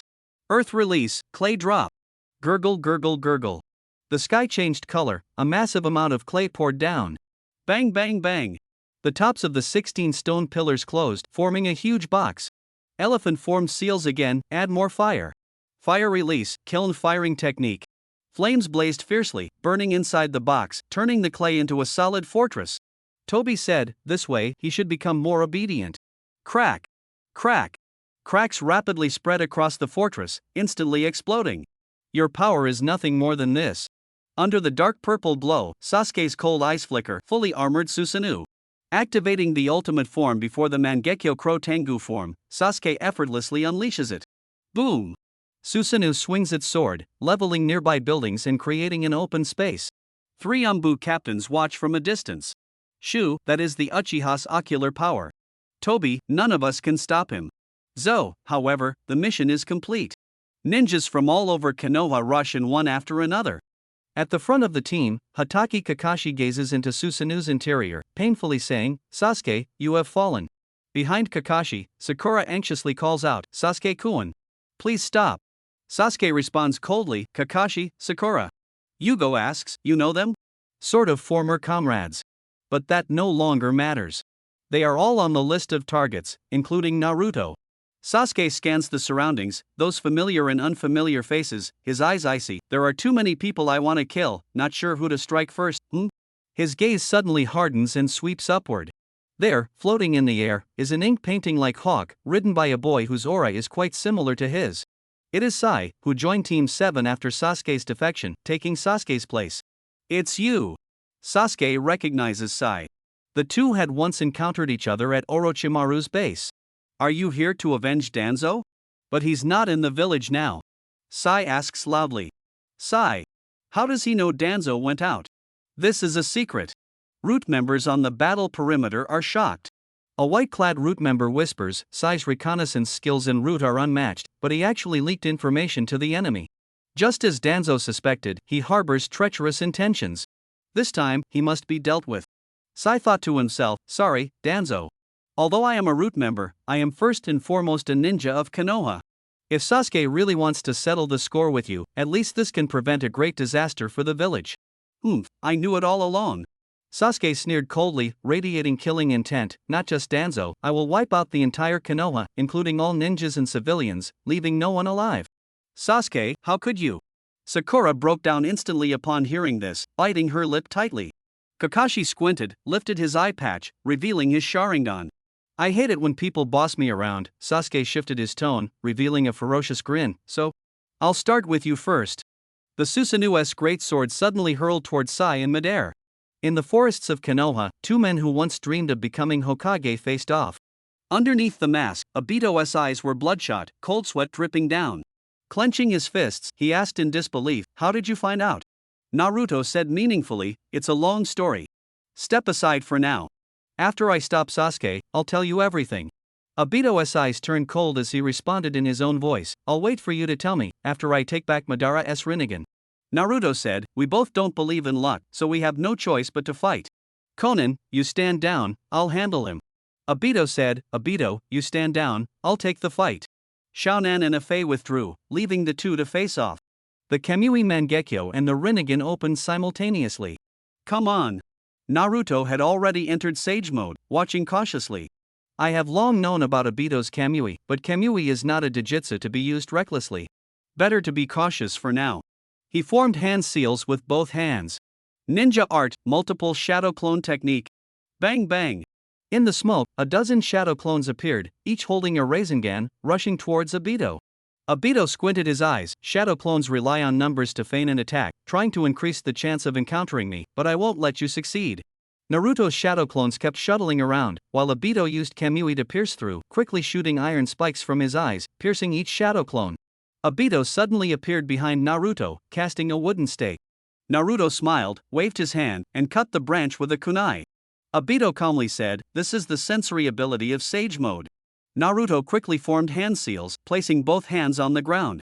Summoned creatures appeared amidst smoke, descending one after another. Obito scanned the surroundings. The Rinnegan's shared vision makes you almost invincible. He reappeared several dozen meters away. Then let's fight head-on. Forming hand seals for fire release, his right eye unleashed the divine spiral, and a raging firestorm surged forward. Naruto stood facing the fire, forming hand seals, his chest swelling. Sage art, toad oil flame bomb erupted, the blazing fire wrapping into a giant flame bomb, fiercely colliding with the fire release storm. In the sea of fire, the toad oil flame bomb gradually gained the upper hand. Obito's expression darkened, he suppressed it. The chakra amount of the Uzumaki clan is indeed powerful, but his fire release was about to end, yet the spiral in his eye grew even stronger. A black-tailed beast orb shot out from his eye, unstoppable. Naruto was shocked. The tailed beast orb actually came out of his eye? As the tailed beast orb approached, Naruto quickly deployed the Hungry Ghost Path sealing barrier upon contact. The orb began to shrink. Obito sneered, "The Rinnegan's Hungry Ghost Path needs time to absorb the tailed beast orb. Though its power is reduced, it remains formidable." He raised two fingers. Boom! A massive explosion engulfed a large forest area. Obito passed through the firestorm unharmed, relying on the divine spiral. Konan shouted anxiously, "Naruto!" Amid the explosion, a purple light flashed, and Naruto appeared from the flames, cloaked in a purple chakra cloak. Naruto wiped the blood from the corner of his mouth that was close just now. This mode can block external injuries, but the roar of the tailed beast bomb still caused me some damage. If I had taken a direct hit, the injury would definitely have been worse. Obito stared at Naruto, whose body was crackling with lightning. "You've already mastered the lightning release chakra mode. Although its strength doesn't match the Raikage, its attributes are stronger. This purple lightning, I've never seen it before. Naruto, you've surprised me again. But the tailed beast bomb can still hurt you, right?" Naruto's eyes flickered. "I think I understand. You hid the Ox Demon in the space behind your eyes and signed a contract with it, using it as a summoned beast to control it, right?" Obito's gaze tightened. "Oh? You noticed with just one shot? But noticing doesn't mean you can change anything." Naruto smiled, "Not necessarily. The Ox Demon would never willingly cooperate with you. You have to keep controlling it with Genjutsu. The Mangekyo Sharingan's control over the tailed beast can't last long, so your number of times to release the tailed beast bomb with your eyes is limited, right? Obito fell silent. Indeed, he could only release 6 tailed beast bombs with his eyes. He had just used one, so 5 remained. Naruto thought his way of using the tailed beast is really ingenious. Back when Obito became the 10 Tails Jinchuriki, his attack power wasn't too strong, but now that weakness is gone. Whoosh! Another tailed beast bomb flew in. Good, Konan is safe now. I can confidently use Flying Thunder God technique to dodge. Whoosh! Naruto used Flying Thunder God technique, jumping back to Amagekure. After the tailed beast bomb explosion ended, he quickly dashed back. Obito looked at the shattered land, his expression heavy. Looks like you've mastered your father's ultimate technique very well. Naruto smiled. Kamui has its strengths, and Flying Thunder God has its own wonders. No matter how you dodge, one-tailed beast bomb after another, you can't avoid them all. Boom! Boom! Boom! Boom! Flames ignited at Obito's fingertips as he pressed his palm to the ground. Uchiha Fire Formation. The purple flame barrier quickly sealed off the battlefield. Sizzle. This time, the fire-style formation was different from before. The flame patterns spread from Obito's palm to the barrier wall. Naruto immediately felt that the connection between him and the Flying Thunder God seal outside had been cut off. Obito sneered coldly, I haven't been idle all these years. Knowing you learned Flying Thunder God, I combined Uchiha Fire-style formation with Kamui's space technique to give the barrier new properties. Here, your Flying Thunder God can't teleport outside. Naruto calmly said, then I can still freely use Flying Thunder God inside the barrier, right? Whether you use it or not, it doesn't matter. Next is an indiscriminate attack. Whoosh! Whoosh! Whoosh! Whoosh! Kamui spun wildly as 4 8-tails Bijou bombs shot out from Obito's eyes in one breath. Obito immediately activated the piercing mode. Bijou bomb, for symbol's resonance. Rumble rumble, the devouring fire waves instantly filled the entire barrier. Naruto's heart jolted at the moment of the explosion. His left eye, the Rinnegan, suddenly opened wide. Super Shinra Tensei! Boom! The force field of Super Shinra Tensei repelled the resonance of the 4 Bijou bombs, shattering the barrier. The explosion pillar tore through heaven and earth, its repulsive force flattening everything. When the dust settled, the plane had turned into a basin. In midair, Konan's expression was grave. Naruto used that secret technique. Sai whispered softly, next, it will surely be a bitter battle. Thud! Naruto landed in the center of the basin. Obito sat steadily without moving, waiting for the right moment. Obito's gaze was deep. Pain's technique to destroy Konoha is incredibly powerful and precisely timed, but after using it, the Devapath's abilities will temporarily be exhausted. Naruto responded calmly, same to you, you just used up all the tailed beast orbs, so you can't control the tailed beasts for now, right? The next moment will be the decisive battle. You know, the moment my palm touches you, you're finished. Chains slipped from Obito's sleeve. The same goes for you. Once you are marked by the Flying Thunder God, you will be restless day and night. A purple cloak covered Naruto again, and a Rasengan formed in his left hand. The two collided instantly, kunai flying out. The kunai pierced through Obito's mask. Obito thought, this scene is too familiar, next must be the kunai teleportation trick. Obito quickly turned and grabbed at the kunai. Naruto's mouth curled slightly. He didn't teleport with the kunai but instead struck Obito's back with the Rasengan. Whoosh! But he missed. Naruto's and Obito's figures overlapped. Obito's eyes darkened. When lies are told too often, even you start to believe them. I've used this trick too many times. At the moment they passed each other, chains blocked Naruto's waist. Hard to tell real from fake, unpredictable illusions. There is no fixed pattern in battle, it all depends on who shows a flaw. The chains tightened, Obito's hand reached for Naruto's back. Whoosh! Before contact, Naruto teleported into the already distant kunai. Though brief, this confrontation was extremely dangerous, only the two understood the secret behind it. The result was a draw. Naruto slowly turned, compared to fighting my father, you've improved a lot. Obito touched his shoulder, your reactions are almost as quick as your father's, even more cunning and versatile. Luckily, the Flying Thunder God mark can't be shared, or it would be impossible to defend against. Next time, I won miss. Naruto bit down on a kunai, forming hand seals with both hands. Ninjutsu, Shadow Clone Technique. Bang! The Shadow Clone, clad in a purple lightning robe, quickly moved to the other side of Obito, biting down on a kunai. Obito muttered softly to himself, the original and the Shadow Clone, working together to ambush me with lightning release chakra? Trying to use the shadow clone to capture my real body while my original is under threat? But my eyes never left you, I clearly know which one is the real body. As long as the original is absorbed by me, the shadow clone will also be dispelled simultaneously, so scattering chakra like this is meaningless. Naruto himself bit down firmly on the kunai and said resolutely, "How will you know if you don't try?" Obito's gaze sharpened, "Then let's see." On both sides, Naruto's original and shadow clone charged at Obito simultaneously, each gathering a Rasengan in their left hand. Obito remained calm, his right eye scanning left and right, thinking, deliberately placing the original on my left side, even exploiting the blind spot of my right eye? Naruto's scheming is really deep now. But I recognized the original from the very beginning. At the moment of confrontation, Obito shifted his steps and his palm struck directly at Naruto's original body. He thought, not throwing the kunai this time was a mistake. This oversight at a critical moment gave me an opportunity. If absorbed into the space, even Flying Thunder God won't escape. This time, I win. Obito's palm covered Naruto's face. Boom! At the moment of contact, Naruto vanished into white smoke. Obito's pupils suddenly contracted. A clone? Impossible. I used the Sharingan to confirm he was the original. Could it be that the original and the clone instantly swapped kunai positions? This is the clever use of Flying Thunder God. Behind him, Naruto's original launched a fierce Rasengan attack. Obito shouted in alarm, "Damn it!" With a loud crash, he was slammed heavily to the ground, his back torn to shreds by the Rasengan, blood splattering onto the kunai in Naruto's mouth. Taking advantage of the moment, Naruto stamped the Flying Thunder God mark on Obito's back. Obito gritted his teeth in pain, got up immediately, and activated the piercing technique to create distance from Naruto. Huff, huff. He panted heavily, bloodshot veins covering his right eye, staring at Naruto. "I underestimated you. Your reflexes now rival Minato's, and I never expected your mastery of the Flying Thunder God technique to surpass his."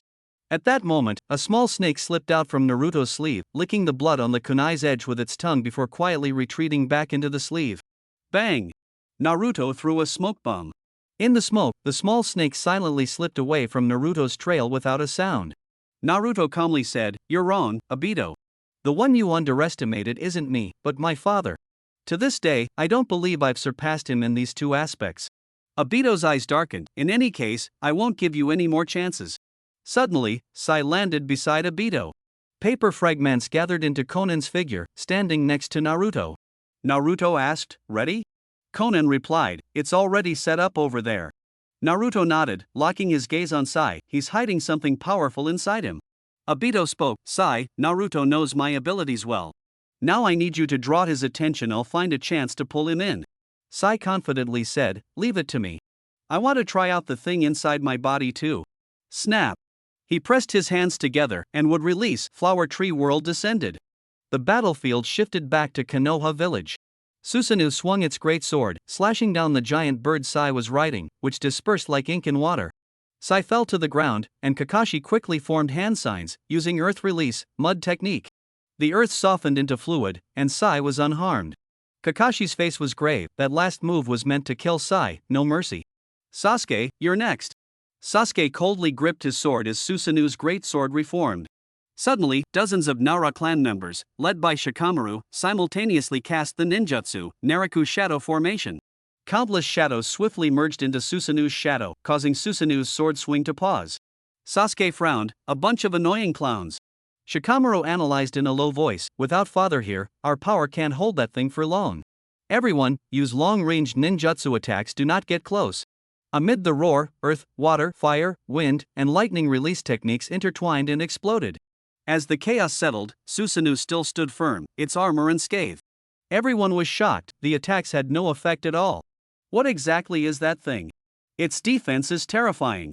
Shikamaru observed calmly. Susanoo is a giant formed from chakra, protecting Sasuke and his comrades, but since they have their feet on the ground, maybe we can attack from below. He changed hand signs, and shadows quietly seeped inside Susanoo, reaching its feet. Karen sensed something wrong and shouted, "Sasuke, danger behind you." Sasuke's eyes narrowed as he quickly dodged. The Nara shadow formation was torn apart, and the ninjas staggered. Shikamaru wiped sweat and smiled. "Just as expected, the weak point is at the feet. Starting an earth release attack from underground is effective." Sasuke snorted coldly, his eyes flashing with light as he struck swiftly. Susanoo's heavy armor vanished, its body lengthened, legs appeared, and it stood steadily. This was the full body form of Susanoo that only the eternal Mangekyo Sharingan could summon. Though not the complete form, with the armor gone, its defense was weaker than the previous Karasa Tengu form, but its mobility was greater, and the weak point at its feet had disappeared. Boom! The heavenly Makagaka Gumi Bao was fully drawn, locking onto a target. Hinata Nijis Byakugan warns, no, that arrow is aimed at Shikamaru. Die! Sasuke clenched his fist coldly. The arrow shot through the air. Shikamaru almost closed his eyes, ready to face death. Suddenly, flowing sand gathered before him, forming a solid sand wall. The arrow struck the sand wall and was blocked. Wind release, great side Itachi. Temari swung her large fan, a fierce wind blowing, further blocking the arrow. Drill technique, human body jamming. Kankuro wrapped chakra threads around the arrowhead and sharply pulled it aside. The arrow veered off course, shooting into the earth beside Shikamaru. Shikamaru exhaled and looked at Gaara and the other two. Did you block the enemies outside the village? Gaara crossed his arms and said, it's tricky. I can only send sand clones to support here. Shikamaru nodded, thanks, that helps a lot. Temari reminded, I told you, don't show off on the battlefield. You've been targeted, haven't you? Shikamaru smiled and shook his head, such a hassle. Within Susanoo, Sasuke said coldly, Sandfall Gaara, your absolute defense is a joke. Day Tiger. As soon as Sasuke finished speaking, Might Guy opened the hidden gate and struck the back of Susanoo fiercely. The air wave transformed into a fierce tiger, pouncing forward and knocking Susanoo hundreds of meters away. Sakura screamed, Sasuke Koen.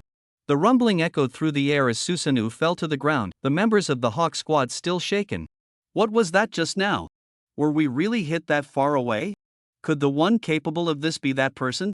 Sasuke recalled the man stronger than Kakashi during the Chunin exams. So the Taijutsu Lee Rock used against Gaara back then wasn't he even the limit? Uchiha Sasuke closed his eyes, deciding in his heart, this was originally Naruto's ultimate move to kill, so I'll use it to baptize Konoha. Susanoo, complete form. On Naruto's battlefield. Would release, Flower Tree World descends. Afe clasped his hands, the earth cracked open, trees rapidly grew and rolled forward. Buds bloomed on the trunks, releasing poisonous pollen. Naruto's gaze was firm, that's right. This is the true Flower Tree World. This pollen is poisonous, don't breathe it in. Konan held her breath, thinking, Naruto just used the great Shinra Tensei, so the Deva Path's power probably hasn't recovered yet. Naruto's mind stirred, Shinra Tensei can't be used for now, I have to use wind release to disperse the pollen. But the pollen covers too wide an area, ordinary wind release 1T be enough. Got it. He quickly formed hand seals. Summoning technique. Bang! A white smoke rose as Danzo's summoned beast, the Mokumokuren, appeared. Unlike before, Mokumokuren was covered in black rods, and its eyes had turned into Rinnegan. Howl, howl, howl. Mokumokuren opened its mouth wide, using the Rinnegan to amplify the summoning technique, its suction power several times stronger than before. Whoosh! The scattered pollen was sucked into the big mouth of the Dream Taper. Bang! The Dream Taper disappeared into the white smoke. The pollen crisis was resolved, but the tree world still rolled forward relentlessly. Bang! Naruto formed hand seals again, shadow clones appeared on both sides, the original used oil, one clone used fire style, the other used wind style. Sage art, Gomen. This technique was co-created by Jiraiya and the two great sages. Jiraiya used oil, Sage Fukasaku used wind style, and Sage Shima used fire style. The combination of the three techniques creates immense destructive power, capable of burning all tangible matter. Naruto, relying on his powerful chakra and shadow clones, can perform this move alone. Bear! The oil and fire flames, aided by the wind style, formed a sea of fire overwhelming the tree world, with power even surpassing Uchiha Madara's great fire annihilation. Boom! The tree world and the sea of fire clashed fiercely, eventually both dissipating. Billowing hot smoke rose, obscuring the view. Afe said, it's blocked. Obito said, the current Naruto, even without the Rinnegan, is not weaker than Sasuke. With the Rinnegan, he can almost rival Madara. Speaking of Madara, Afu pressed his palms together. Rumble! A gigantic wooden thousand-armed Avalokiteshvara rose from the ground. As the hot smoke cleared, Shonen exclaimed in surprise, what is that? Naruto's expression was serious, that's the ninjutsu version of True Thousand Hands. Without the support of Sage Chakra, it's essentially an enhanced version of the wooden dummy technique, but it can already rival a complete Susanoo. Konan was grave, then how do we deal with it? On top of the wooden Guanin's head, Afe and Dato stood side by side. Let's start with some appetizers. The 5 major facial features on Guanin's head all opened their mouths simultaneously. Whoosh! Whoosh! Whoosh! Whoosh! Whoosh! The 5 great elemental ninjutsu of water, fire, earth, wind, and lightning roared down powerfully. Naruto formed hand seals, just as I expected. Bang! Bang! Bang! Bang! 4 shadow clones appeared, cooperating with the original, performing different hand seals. Sage Art, 5 elemental great continuous shots. The 5 elemental torrents collided in the air, canceling each other out. Conan admired, you really know a lot of ninjutsu. Bang! A shadow clone disappeared. Konoha's ninjutsu, aside from bloodline limits and secret family techniques, I basically have mastered them all. Naruto smiled, but inside he was nervous. The true power of the 1,000 hands is more than just elemental ninjutsu. Sai formed hand seals and said, then, the main course is served. False top stage Buddha transformation. Rumbling. The wooden cannon advanced, the arms on the oval board on its back extended, forming a sky-covering fist curtain, pressing down. Here it comes. Naruto's eyes narrowed. Without the power of the Deva path, it's almost impossible to withstand. But as long as I dare to use chakra, there's still a way. Ninjutsu, multiple shadow clone technique. Thousands of shadow clones appeared, each releasing a super large Rasengan, using the strong leaps from Sage mode to charge at the fist curtain. Sage Art, super large Rasengan barrage. When dismantling Sasuke's Krotengu Susanoo before, Naruto also used this move, but now the number of shadow clones is several times greater. Boom boom boom. The barrage collided with the false top stage Buddha's fist curtain, and the world changed color. The fist curtain was continuously shattered, and shadow clones kept disappearing. In the end, the false top stage Buddha was blocked, and the wooden cannon lost all its arms. All of Naruto's shadow clones disappeared, his sage chakra was exhausted, and his main body exited sage mode. Huff, this is trouble now. Naruto panted, I didn't prepare shadow clones storing sage chakra for the fight against Obito. The elliptical board separated from the wooden cannon, and True Thousand Hands lightly advanced toward Naruto. Swish! Conan stepped forward to block in front of Naruto. Above the wooden cannon's head, Sai crossed his arms and asked flippantly, that woman, can I ask a question? Conan replied coldly, what question? Sai said casually, what does the feeling of needing to poop feel like? Conan showed no expression, who knows? Ha! Sai provoked, you're pretty, but you still have to poop, right? Where does the food you eat go? Conan's face turned icy cold. Naruto hurriedly advised, Conan, don't pay him any mind. He's naturally a stink chaser. Of course I won't stoop to his level. Conan said calmly, but her hands began forming seals. Summoning exploding tag Great Flame formation. Countless exploding tags rose from the ground, quickly covering the entire wooden cannon. Rumble rumble. A deafening explosion roared. Naruto asked urgently, what did you do? Conan lowered her hands, these are exploding tags I stored in Amage Cure, summoned here at 1/6000th scale, no need to set them up in advance, this is my limit. Naruto shivered, thinking to himself, Conan is too terrifying, I must never make her angry, or she'll definitely blow me to bits. Bang! After the explosion, the wooden cannon collapsed with a crash, scattered wood fragments all over the ground. Sai muttered softly, what an unreasonable woman, I was hoping to see her poop for me someday, forget it, not playing anymore. Naruto Uzumaki, his chakra is no longer in sage mode, strike now. Obito said calmly. Whoosh! Obito's figure turned and appeared behind Naruto. 10 kilometers away in a concealed spot, Orochimaru extracted a drop of blood from the small snake's teeth. Haiden, it's your turn, Orochimaru said. Haiden licked the blood, and his whole body instantly turned a metallic shiny black. He pulled open his collar, revealing his chest, and dipped his foot in the blood to draw the Jashin ritual circle on the ground. I offer everything to the great Lord Jashin, bring down merciless punishment. Haiden shouted fanatically, raising an iron spike and stabbing it fiercely into his chest. Slash! Pain surged through him, Obito's movements froze, his eyes widened, and cold sweat poured down. Blood stained the front of his Akatsuki cloak. His bloodshot Sharingan flickered with disbelief, this is Jashin's blood. You all know it was used to kill the high priest of the fire temple, Chikoro, and also Konoha's Asuma Sarutobi. Especially Asuma, he was a respected elder of mine. Now, I fight back in his way. Don't worry, Obito, I've already instructed Haiden to avoid vital points because... Naruto turned around and reached to touch his mask. No, he is going to use the hidden right eye. Obito's pupils suddenly contracted, and he violently tore off the left side of the mask, revealing another Sharingan. Sizzle. Naruto's right eye and Obito's left eye glowed simultaneously. Aminota Jikara. Izanagi. Sizzle. Izanagi can transform death and genjutsu into a dream. Obito avoided Aminota Jikara, but the blood injury from Shisui hasn't healed yet. Naruto put on his mask. You escaped Aminota Jikara, now you're invincible for the next 10 minutes. Want to fight me to the end? But the wound on your chest is serious.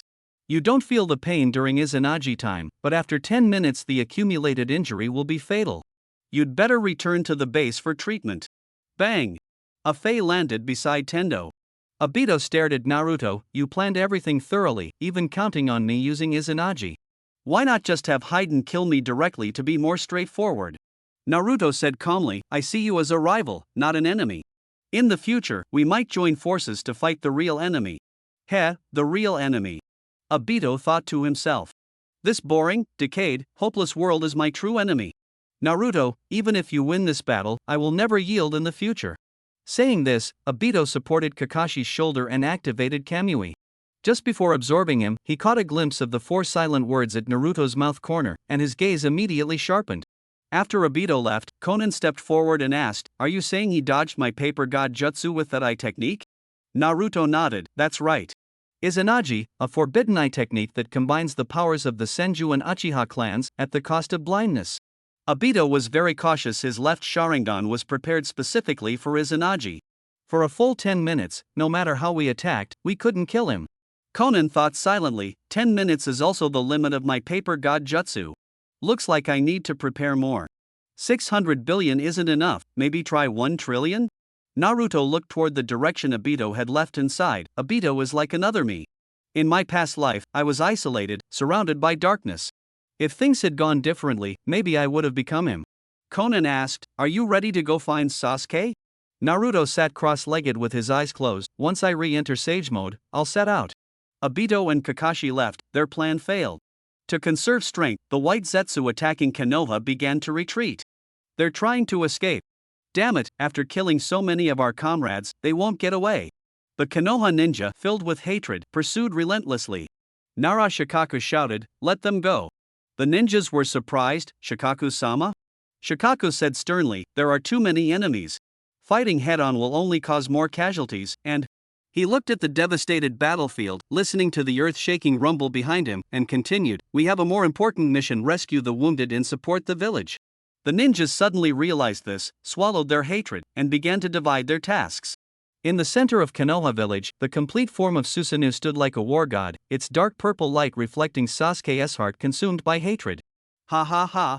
Tremble in despair before this power. Today, the deeds you've done to the Uchiha clan finally meet their retribution. Within the square on Susanoo's forehead, Sasuke laughed maniacally. Swish! The great sword swung, mountains and rivers shattered. Ah! The ninjas' screams rose one after another. Sakura, don't do this, stop. Sakura rushed to Susanoo's feet, tears streaming as she shouted. Sasuke coldly looked down. Sakura, is it meaningful to say this now? Sakura spread her arms. If you want to destroy the village, you'll have to step over my dead body first. Sasuke resolutely said, then so be it. Susanoo lifted its foot, stepping toward Sakura. Darkness enveloped her. Sakura closed her eyes in despair. Sasuke Koen, you're no longer the Sasuke I know. Naruto has changed too. I really can't hold on anymore. Let it in like this. Suddenly, a figure rushed over and saved her. Rumble rumble. Susanoo landed heavily. Sakura opened her eyes and shouted angrily, Kakashi-sensei, why do you care about me? Kakashi said sternly, don't do anything foolish, Sakura. Sakura helplessly, I've lost the will to live. Kakashi firmly, don't say such nonsense, look at your comrades. Sakura looked up. Whether Genin or Chunin, they were all fighting back fiercely, throwing explosive tags and kunai at Susanoo, casting ninjutsu. Shikamaru, Niji, Hinata, Shino, Kiba, Tenten, Lee, and even Ino, who once had a crush on Sasuke, all comrades from the same generation, were fighting desperately. Akimichi Choza and his son Akimichi Choji joined forces, unleashing their family's secret technique, butterfly transformation, turning into giants to confront Susanoo. Sakura suddenly realized, what am I doing? Until now, all I've done is cry and rely too much on Naruto, forgetting that I am a ninja. Kakashi said, go, do what you must. Sakura wiped her tears and stood up, I am Haruno Sakura, Tsunade-sama's disciple. Kakashi looked at the fully manifested Susanoo rampaging across the battlefield. The Nine Tails chaos 16 years ago was nothing compared to this. Sasuke has truly mastered an astonishing power. This chakra giant is both offense and defense. To destroy it, only a strong warrior like the first Hokage could do it, but there is no one left in the village now. He looked up toward the top, his gaze shifting to the chakra flow, but if it's only where Sasuke is, maybe there is a way. Rumble rumble. The butterfly transformed Choza was blasted away, crashing into buildings, his bloodied fists pounding the ground fiercely. Damn it, this thing can't be broken by human strength. Kakashi said, Choza, I have a plan. Help me out. Choza hesitated, are you serious? Kakashi, if we fail, we might not come back. Kakashi was resolute, this is one of the few options we have. Understood. Choza grabbed Kakashi, charged up, and hurled him toward the top of Susanoo. Karen shouted, Sasuke. 4 o'clock in the sky. Sasuke turned his head to look. The wind howled, lightning gathered in Kakashi's hand as he broke through the air. Sasuke sneered, Kakashi, using Chidori against this thing is really overestimating yourself. I thought he was smarter, but I guess I overrated him. Sizzle. Kakashi's left eye suddenly transformed into the Mangekyo Sharingan. As he flew closer, he locked onto his target fiercely. Kamui. Slash. A crack suddenly appeared on the Susanoo forehead S-cube. What? Sasuke was stunned. Kakashi's Chidori was already stabbing straight ahead. Crackling. The Chidori pierced right in front of Sasuke. The Susanoo's protective cube failed to block it. This is bad, Sasuke is in danger. Karen realized and was about to rush forward to protect him, but a hand grabbed her shoulder and yanked her away sharply. Karen was shocked. Sasuke's profile was cold and merciless, so unfamiliar it sent chills down the spine. He pulled Karen in front of him, treating her like a living target. Crack! The Chidori pierced through Karen's chest. Kakashi's expression changed, and he continued to stab fiercely. Don! Yugo suddenly leapt forward, grabbing Kakashi's waist. Kakashi's killing intent was resolute, forcing his way forward. Yugo alone couldn't hold him back, shouting, Suigetsu. Suigetsu shook his head with a sigh, Sasuke, he has a problem for both us and you. Clang! His arms transformed into giant water arms, and Suigetsu pushed Kakashi away with great force. But the forward momentum was blocked. Yugo and Suigetsu together pushed Kakashi, and all three fell outside the Susanoo. Sasuke, you. Kakashi looked at his former student with eyes full of sorrow. A hole in Karen's chest let cold wind and tears stream down her face. Despair and helplessness filled her entire body, trembling as if falling into an ice cave. Sasuke, I. Before she could finish, she spat out a mouthful of blood. Sasuke said coldly, Karen, you're useless now, just a stepping stone on my path of revenge. Die. He pushed with his palm, and Karen gently fell. Sasuke, even if you don't do this, I will stand in front of you. Precious memories flashed through Karen's mind. The Chunin exams in Konoha, their first encounter in the Forest of Death. The boy who once saved her ultimately pushed her into the abyss. If only time could stop back then. Thud. She fell to the ground, motionless. Dingza's large hand caught Kakashi. Kakashi whispered, sorry, Dingza, I failed. Dingza sighed, there's no other way. SSSSSS. The gap on Susanoo's forehead healed.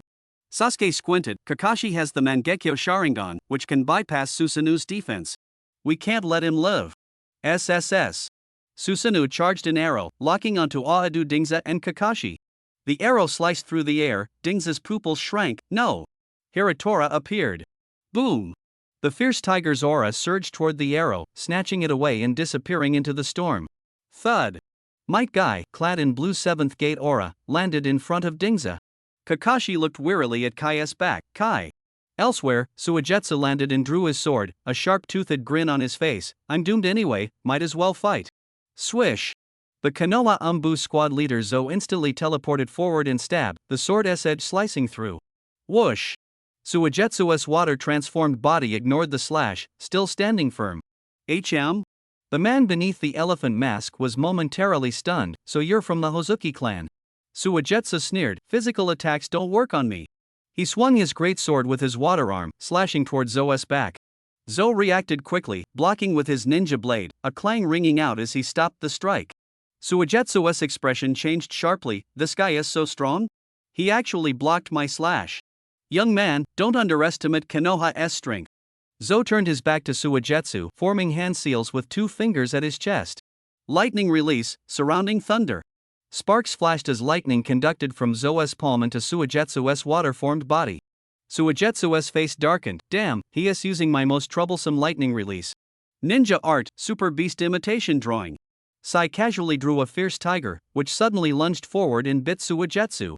Ah, kill them all, kill them all. Yugo landed, murderous intent bursting forth, ready to unleash slaughter.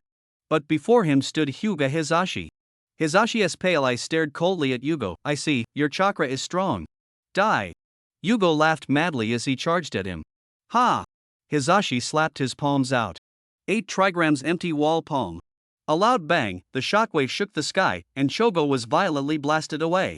Hizashi quickly stepped forward, his white eyes locked onto Chogo's chest acupoint, fingertips pressing down. Soft fist technique acupoint strike. Smack! This finger sealed Chogo's acupoint, the curse seal dissipated, and Chogo fell to the ground in a sorry state, surrounded and captured by the Konoha ninja. Hizashi slammed the ground with authority. Hyuga is the strongest in Konoha, remember that. Slug crawled to Karen's side. Lady Tsunade, the little girl is badly injured, my clone can't save her. Tsunade sat cross-legged, frowning deeply. Sakura is nearby, send her to help. Sakura approached Karen. Lord Slug, leave it to me. Slug nodded, thank you. Sakura crouched down, green chakra swirling around her palm, covering Karen's wound. Sasuke. Karen murmured. Sakura slightly lowered her head. So you like Sasuke too? Boom. Boom. Boom. The complete form of Susanoo still rampaged. The village's destruction was inevitable. Beside Kakashi, Might Guy clenched his fists. Daytime Tiger is useless against him. Only the 8th gate will work. Kakashi exclaimed, Guy, think of another way. This enemy is the village's enemy, you can't sacrifice yourself alone. Might Guy unbuttoned his shirt. No, delaying will only cause more deaths. The death gate is the fastest way. When Pain attacked, I wasn't here. Naruto saved the village, but now, Naruto, it's my turn. Kakashi clenched his fists tightly. Guy, sorry, I always make you. Might Guy smiled. Don't be so down, youth is about charging forward. Just as Kai was about to activate the deadly gate, a kunai flew towards him. This is. Might Kai and Kakashi both looked back. It's Naruto Koen. Hinata's gaze locked onto the figure standing against the wind on the Hokage rock. Within Susanoo, Sasuke stared ahead. You finally come, Naruto. The heavenly Makakugo bow gathered energy, black flames transforming into arrows. Flame release, Kagetsuchi. A familiar scene, but unfortunately no cooperation this time. Buzz. Naruto raised his palm, forming a massive raisin shuriken. Sage art, giant raisin shuriken. Boom. Wind and fire collided, unleashing a black flame whirlwind sweeping through Konoha. Heat waves rolled, creating a grand spectacle. Dust battered the Hokage rock, tiny cracks quietly appearing. After the battle. The usual place. Naruto gazed deeply ahead, his cloak fluttering as he turned. Sasuke knew that since Naruto had appeared, he must have defeated Masked Madara, or else he couldn't continue his revenge. Just as I hoped. Susanoo flapped its wings and flew into the sky, deactivating after leaving Konoha. Sasuke landed and sprinted, following Naruto to the Valley of the End. Swish! When Sasuke landed atop the Uchiha Madara statue's head, Naruto was already standing on the top of the Senju Hashirama statue, waiting for a long time. Sasuke said coldly, as you wish, I have come, Naruto. Naruto slowly turned around, took off his mask, and covered his eyes with a black cloth. This was Naruto's new method to prevent the crow inside Itachi from appearing. Sasuke, unaware of the situation, only felt that Naruto was arrogant and rude. Shouted angrily, Naruto, what do you mean? Naruto half-jokingly, you can't see me now, Sasuke. Sasuke laughed angrily, ha, fine, Naruto, if you underestimate me, you will pay the price. I have never underestimated you, Sasuke. Naruto solemnly formed the ninja hand seal for opposition. Sasuke was silent for a moment, then returned the opposing seal. Come on, Sasuke. Come on, Naruto. The strong wind rises, clouds swirl over the Valley of the End, and the two heroes of light and darkness are about to clash. Fire style, great fireball. Both simultaneously unleash Uchiha fire style, fireballs colliding. In the stalemate, Naruto gradually gains the upper hand. Sasuke's eyes reflect the flames, his robe billowing. As always, his chakra is abundant, and his ninjutsu powerful, but under my dojutsu, all ninjutsu is ineffective. Tick-tock. Blood trickles down from the corner of Sasuke's left eye, the Sharingan divided by blood vessels staring at the approaching flames. Amaterasu. Raging black flames surge forward. The black flames erupt, completely incinerating the fire. Swish! Naruto flips in the air, landing steadily atop Madara's statue head. Sasuke, abusing Amaterasu is unwise. Sasuke sneers, I have obtained eternal Mangekyo, this little fire is just a drop in the bucket. Thud thud thud. The two engage in fierce hand-to-hand combat. Sasuke grows increasingly shocked. Naruto's punches and kicks are extraordinarily powerful, far beyond the Sage Mode enhancement. This is a qualitative leap in taijutsu. Thud thud thud. Repeated strikes numb Sasuke's limbs, unable to defend, while Naruto moves with ease and grace. Just a few days apart, his strength has increased so much? And his eyes are covered, how can he see through my moves? Naruto threw a casual punch. Sasuke, do you know about Sage Jutsu? Bang! Sasuke crossed his arms to block, stepped back 3 paces, his face darkening. What is that? Swish! Naruto easily dodged the kunai, calmly said, I trained on Mount Mayaboku and mastered Sage Jutsu. It allows you to sense natural energy. Even with your eyes closed, you can see through your opponent's moves. Sasuke frowned. Natural energy? This. Naruto swung his fist. Frog sniper. Thud. The fist condensed with natural energy struck Sasuke's face, causing his skin to ripple. He fell from the statue's head into the water. Naruto looked down, his tone peaceful. You can learn Sage Jutsu too, but Mount Mayaboku isn't suitable for you.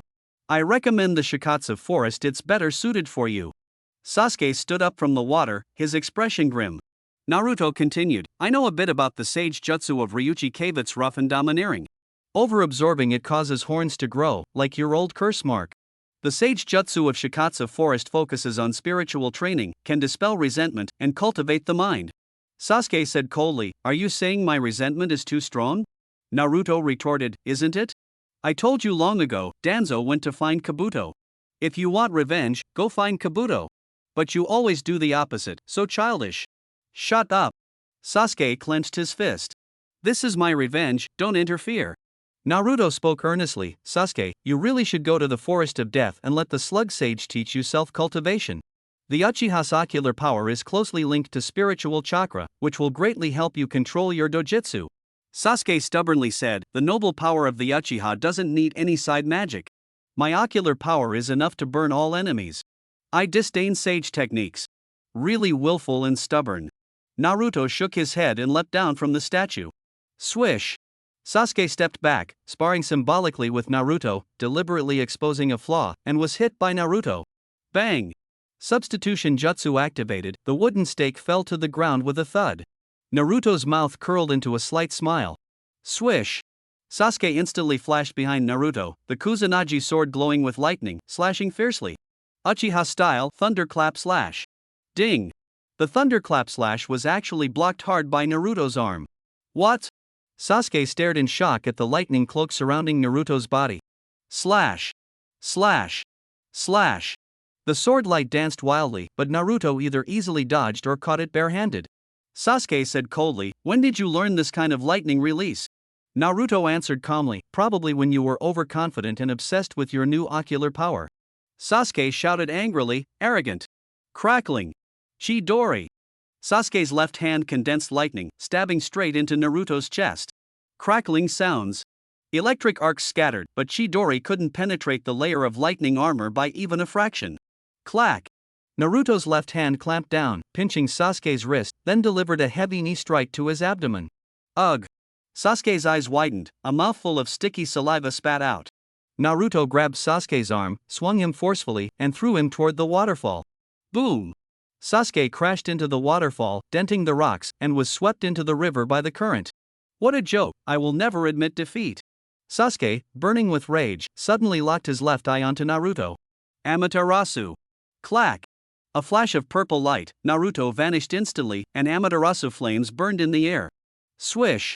Naruto suddenly appeared in front of Sasuke, delivering a fierce punch to his cheek. Thud! Sasuke was knocked flying, a bloodied fang falling into the water. Ha ha ha! Sasuke laughed maniacally as the second form of Susanoo ignited. Fire release, Kagetsuchi. Whoosh! An arrow of Amaterasu shot through the sky, then turned to fire multiple arrows at Naruto, but none hit. Boom! The first arrow exploded into a scorching stream of fire, igniting the atmosphere and forming dense thunderclouds. Swish! Sasuke, clad in Susanoo, leapt onto the top of Madara's statue, holding a lightning ball, summoning thunder down. No matter how fast you are, you can't outrun the falling lightning. Lightning release, Kirin. Roar. The thunder transformed into a Qilin, roaring as it charged toward the ground. Rumble, rumble, rumble. The valley of the end was torn apart by the thunderstorm. After the lightning struck, the river water flowed endlessly.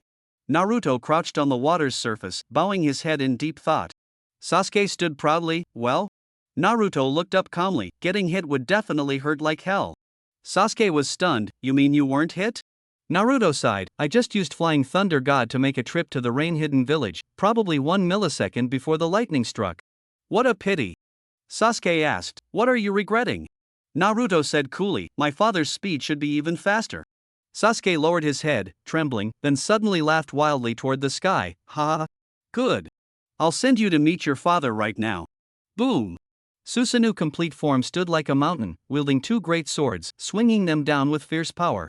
Naruto, cloaked in lightning, agilely dodged and seized the opportunity to perform summoning jutsu.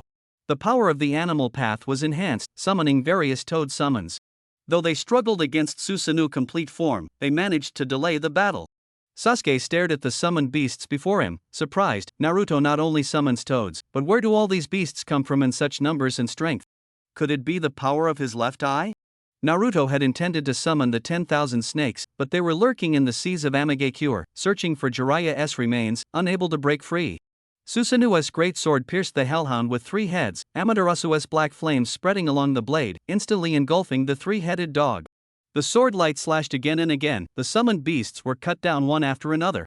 Sasuke roared in dissatisfaction, Naruto, all you do is jump around and summon beasts? Show me some real skill. The great sword cleaved through the mountain wall. Naruto nimbly avoided it, flipping to land atop the Hashirama statue, whispering, the power of the Deva path has finally been restored. All the summoned beasts vanished. Naruto pressed his hands together, his left eye flickering with black light. The Chibaku Tensei rose into the sky, the world's colors shifting, rocks swirling, even Susanoo was drawn into it. Sasuke was shocked. What kind of power is this? Gravity. He hurriedly tried to rescue, first letting Susanoo flap its wings to escape, failing, then locking onto Naruto. A large arrow shot toward Naruto but was thrown off course by the gravitational disturbance, missing its mark. Sasuke anxiously adjusted his aim but found it difficult to hit precisely due to the changing gravity. Susanoo was struck by the heavenly star and quickly buried under stones. Naruto spread his palms apart, raising them above the water's surface. Statues of Senju Hashirama and Uchiha Madara rose from the ground, turning into rubble that bombarded the Chibaku Tensei, amplifying its power.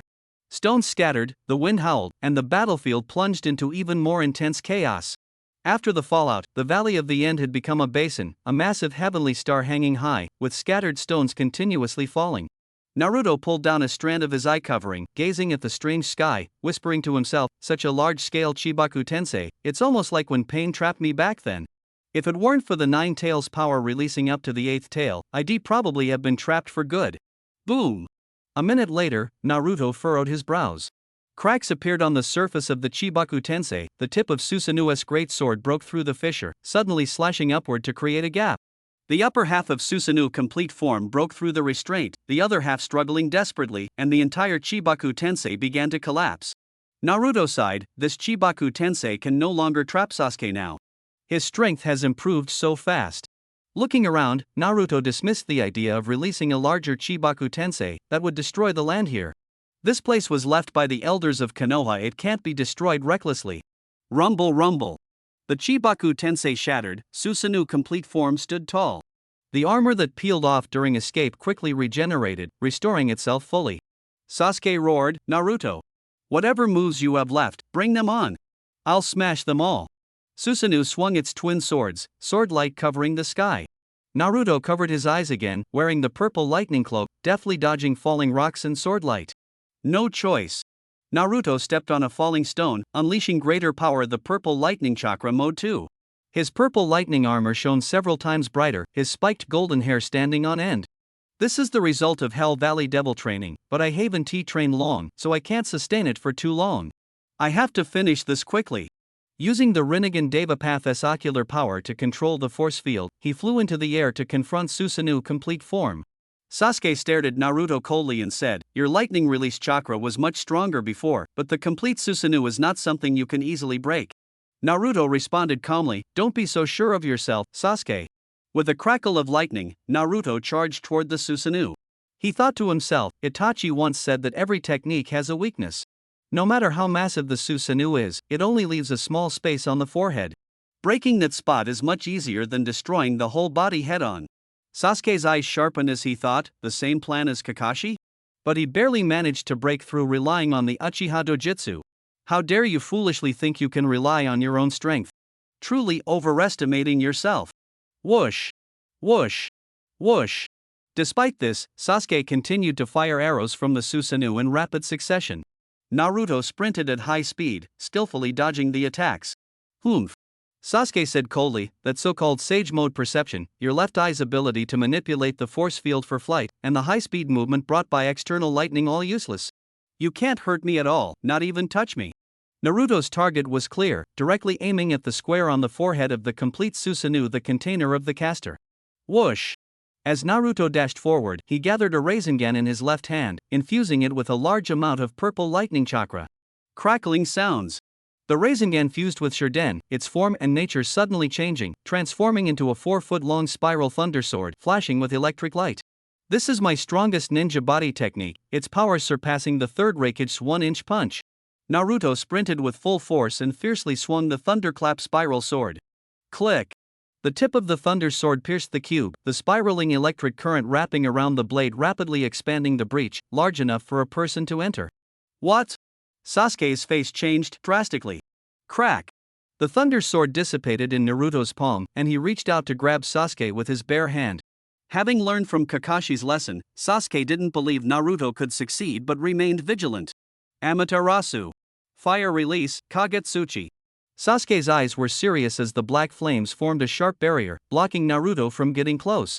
But Naruto ignored it completely, forcing his way through the black flames, his left hand tightly gripping Sasuke's throat. Boom! The two burst out from behind Susanoo, Naruto's left eye focused. Path of hunger. Huff! The Amaterasu black flames inside Naruto were absorbed, and Sasuke's chakra continuously drained along Naruto's left hand. With his chakra depleted, Sasuke was powerless all over, even his Sharingan closed. Behind Naruto, Sasuke's complete Susanoo collapsed with a thunderous crash. Uchiha Sasuke, defeated. Why is the gap between him and me still so huge? Falling, Sasuke looked blankly at the receding Naruto, murmuring to himself. The great battle ended, and Naruto sat on a rock to rest. Sasuke was taken away by the arriving white Zetsu, and Naruto did not stop them. Clatter! The paper fragments gathered into Konan's figure. She looked at the broken walls and ruins, sighing, it was much more intense than I imagined. Naruto smiled and said, yeah, Sasuke has gotten stronger. If it weren't for the trip to the Cloud Village, defeating him wouldn't have been this easy. Konan was puzzled, just let him go like that? Why not take him back and let him see what will happen in the future? Naruto pondered, the timing isn't right yet. Everyone's experiences and perceptions influence their thoughts and actions. Even if Sasuke sees those memories now, at this stage, he would only think they are lies I fabricated. Naruto's gaze grew serious, I need to let Sasuke use hatred to awaken his potential. 30 years ago, he would never have said this. Now, his perspective had broadened considerably. Think about it, wasn't Sasuke's power also born from love turning into hatred? In the end, that power saved the ninja world. As one grows, their horizons widen, and hatred gradually fades. Konan asked, what if Sasuke attacks Konoha again? Naruto smiled, then I'll stop him again. The Uchiha are sensitive emotionally and prone to obsession. If I go easy on them, they'll notice. When they truly want to understand, I'll be honest with them. Konan was surprised, not just Sasuke, you also want to win over Obito? Naruto looked up at the sky, yeah, one Otsutsuki God mode could destroy our entire army. That clan is stronger than the God mode. I'm not stupid, I know I can't do it alone. I not only have to get stronger, but also win over every possibility. In the future, everyone will stand with me. Right now, information is asymmetric and perceptions are biased, so I have to take the lead. I won't suppress them, instead, I'll encourage them to get stronger. Whether it's to fight me or for other reasons, as long as they get stronger, that's our strength against outside enemies. Konan was convinced but still worried. Seeing this, Naruto smiled and said, Konan-ne, I've been through a lot. I know who is worth winning over and who must be eliminated. Conan asked, can you tell me? So I can be clear in my heart. Naruto pondered. Sasuke, Obito, the successive Hokage, Madara, Kabuto Yakushi, Kagaya, all of them can be won over. Conan was surprised. Madara and Kagaya? Naruto's gaze was deep. Madara was just misled by false ideals, and Kagaya stood opposed because no one guided her. Conan asked, isn't Kagaya an Otsutsuki? Naruto lowered his head. She once coexisted with humans, possessing both humanity and divinity. She's more like a woman lacking security than a brutal deity. I know it's risky, but I believe I can win them all over. Naruto looked up at the moon and said, one day, I will resurrect Kagaya and talk with her. But when that day comes, I must have the power to converse with her. His decision was both bold and forward-looking. Years later, it proved he was right. Kagaya truly became their ally, but that is a story for another time. I tolerate Kuratsuchi's existence just to resurrect Kagaya. But to do that, the 10 Tails Jinchuriki must be born first. That 10 Tails Jinchuriki will inevitably become a sacrifice. Madara was the sacrifice last time. This time, I want to win Madara over, so the sacrifice must be someone else. A mysterious light flickered in Naruto's eyes. In his plan, he himself would become the 10 Tails Jinchuriki, an essential power to fight the Otsutsuki. But he intended to resurrect and win over Kagaya first, then become the 10 Tails Jinchuriki. Changing the subject, Naruto said, the ones I want to eliminate are Otsutsuki Yashiki and his Kara organization. They lurk in the shadows, always watching. Those people are the real vampires, sucking people dry without leaving a bone. His eyes were full of resolute killing intent. When the time comes, he will launch a devastating strike against Ashiki and the Kara organization. They once tormented the ninja world nearly to death. Now the tables have turned. Conan felt proud in her heart. She was the first person Naruto fully trusted and confided in without reservation about his future plans. After enough rest, Naruto leapt up. The Valley of the End will be the place where Sasuke and I face off. Let's repair it first. He formed hand seals and performed earth release, transformation of existence. The ground rose, and statues of Hashirama and Madara gradually took shape. Then, he changed his hand signs and performed the water release, waterfall technique, causing an artificial waterfall to flow down between the two statues. Although the Valley of the End hadn't fully recovered, it was almost there. Conan floated in the air, her orange eyes scanning the two statues. These two statues seem a bit asymmetrical, don't they? Naruto stepped back curiously and noticed that Madara's statue was shorter than Hashirama's. He smiled helplessly. Forget it, let's leave it like this. After all, Madara can't see it anyway. Conan couldn't help but laugh. If he really saw it, he'd definitely give you trouble. Naruto shrugged. We'll deal with that if it happens. With a flick of his hand, the Flying Thunder God technique activated, instantly taking Conan and him back to the Hidden Rain village. In the dark room of Akatsuki's hideout, Obito's exposed back wound had been filled with white Setsu's body tissue. On his back were two symmetrical Flying Thunder God marks, left respectively by Minato and Naruto. Originally, since Minato was dead, Obito didn't pay much attention to it, but the mark left by Naruto made him uneasy. He decided to remove it immediately, even if it meant self-harm. Obito said to Kakashi behind him, Kakashi, give me a hand. Kakashi held a kunai, hesitating. Should we use some anesthetic first? No need, just like this. I have to remember this failure and humiliation. Obito folded a towel and bit down on it. A complex expression flashed in Kakashi's eyes as he grabbed the kunai and fiercely scraped it across Obito's back. Obito was covered in sweat, veins bulging, biting the towel tightly to suppress his painful groans. This pain was 10,000 times lighter than losing Rin. The blade cut through, skin scraped open, exposing white bone, blood flowing all over the ground. Obito weakly bent over. Kakashi hurried to disinfect and bandage the wound, disposing of the peeled flesh. Obito took off the towel, gasping for breath, staring at the wall in thought. Naruto's lip reading was correct. It was, beware of Black Zetsu. Black Zetsu is Madara's will, and I have always been wary of him. In terms of strength, there is little point in trying to drive a wedge between me and Black Zetsu. Naruto must know something. He covered the bandages on his back with his clothes and asked Sai, besides the surveillance left by Madara regarding Black Zetsu, what else do you know? Afei was silent for a moment, then replied, don't talk to me about these secrets. We White Zetsu are all products of the golem, and in the end, we all obey the will of the golem, which is the will of the original Rinnegan owner. Obito smiled and said, so that means, when Madara and I were both around, you listened to Madara more? After a moment of thought, Afei said, I am your friend and don't want to deceive you. Obito responded, I also consider you a friend, so I am willing to accept the uncertainties of the future. Afei said again, Korezetsu gives me the feeling that he's not that simple. The rumors about the Nine Tails Jinchuriki might not be baseless. Obito's eyes darkened as he put his mask back on. Did Sasuke bring him back? Afei replied, he did, but he was reverted to his original form. Obito stood up with a smile, both traitors and failures of the Uchiha, maybe we can have less distance between us. Afei asked, going out?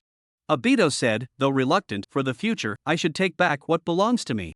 In another room, Sasuke lowered his head, dazed, his eyes vacant, occasionally scratching his neck. His flying thunder god mark was engraved on his throat, so he couldn't peel it off like Obito. At the door, Korezetsu and Byakuzetsu stood quietly, merged together. Korezetsu said to Byakuzetsu, you go check on Obito's side, I'll comfort the defeated warrior. Byakuzetsu agreed, alright, but don't cross the line, he's very suspicious. Korezetsu confidently said, don't worry, I'm just carrying out the Eye of the Moon plan, we're on the same path. Suddenly, Korezetsu and Byakuzetsu separated. Korezetsu walked up to Sasuke, you look troubled. I can help you remove the mark on your neck. Korezetsu placed his hand on the mark, activating yin-yang release power, and the flying thunder god mark was erased. Sasuke looked up, puzzled, who are you? Korezetsu smiled, we see each other every day, and you can't recognize me? I just separated from Byakuzetsu. Sasuke suddenly realized, oh, so it's you, the black part of the yin-yang face. Korezetsu said, usually we merge, sometimes we separate. How do you feel about losing to Naruto this time? Sasuke frowned, are you here to mock me? Black Zetsu explained, don't misunderstand, Naruto was strong because he obtained the Rinnegan that originally belonged to Madara. It's normal that you lost. Sasuke was shocked, what did you say? Isn't the Rinnegan Nagato's? Madara isn't. Black Zetsu interrupted, to make a long story short, the masked man is not Madara. The real Madara is already dead. The Rinnegan doesn't belong to Nagato, it was awakened by Madara. After Madara was defeated by Hashirama back then, he didn't die. He also gained Hashirama's power and awakened the Rinnegan before his death. So, if you want to defeat Naruto, you must also awaken the power of the Rinnegan. Yamato Kabuto might be able to help you. Black Zetsu thought to himself, Obito has no intention of resurrecting Madara. I deliberately let Kabuto discover Madara's corpse so that Madara can be revived through Edo Tensei. But both of Madara's Rinnegan are in Naruto's hands, and that guy is unpredictable. I need to keep a backup plan. Sasuke, as the reincarnation of Indra, might be able to awaken the Rinnegan.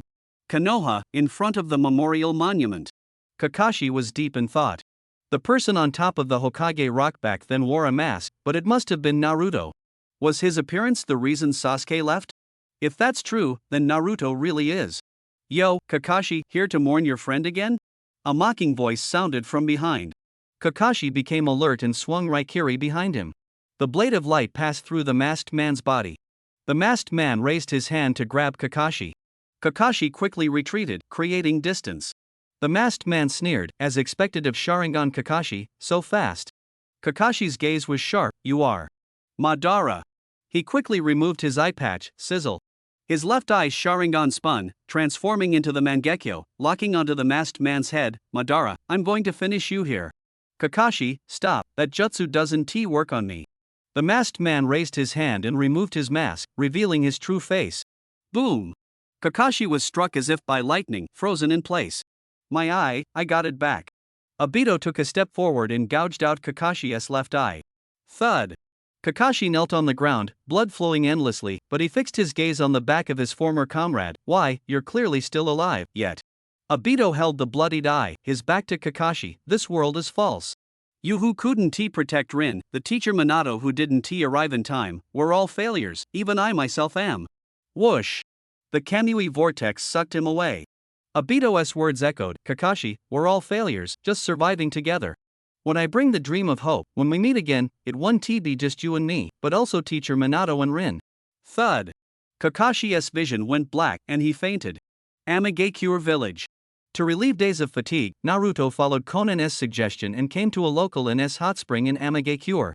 Amagakure rains year-round, so the hot spring is indoors.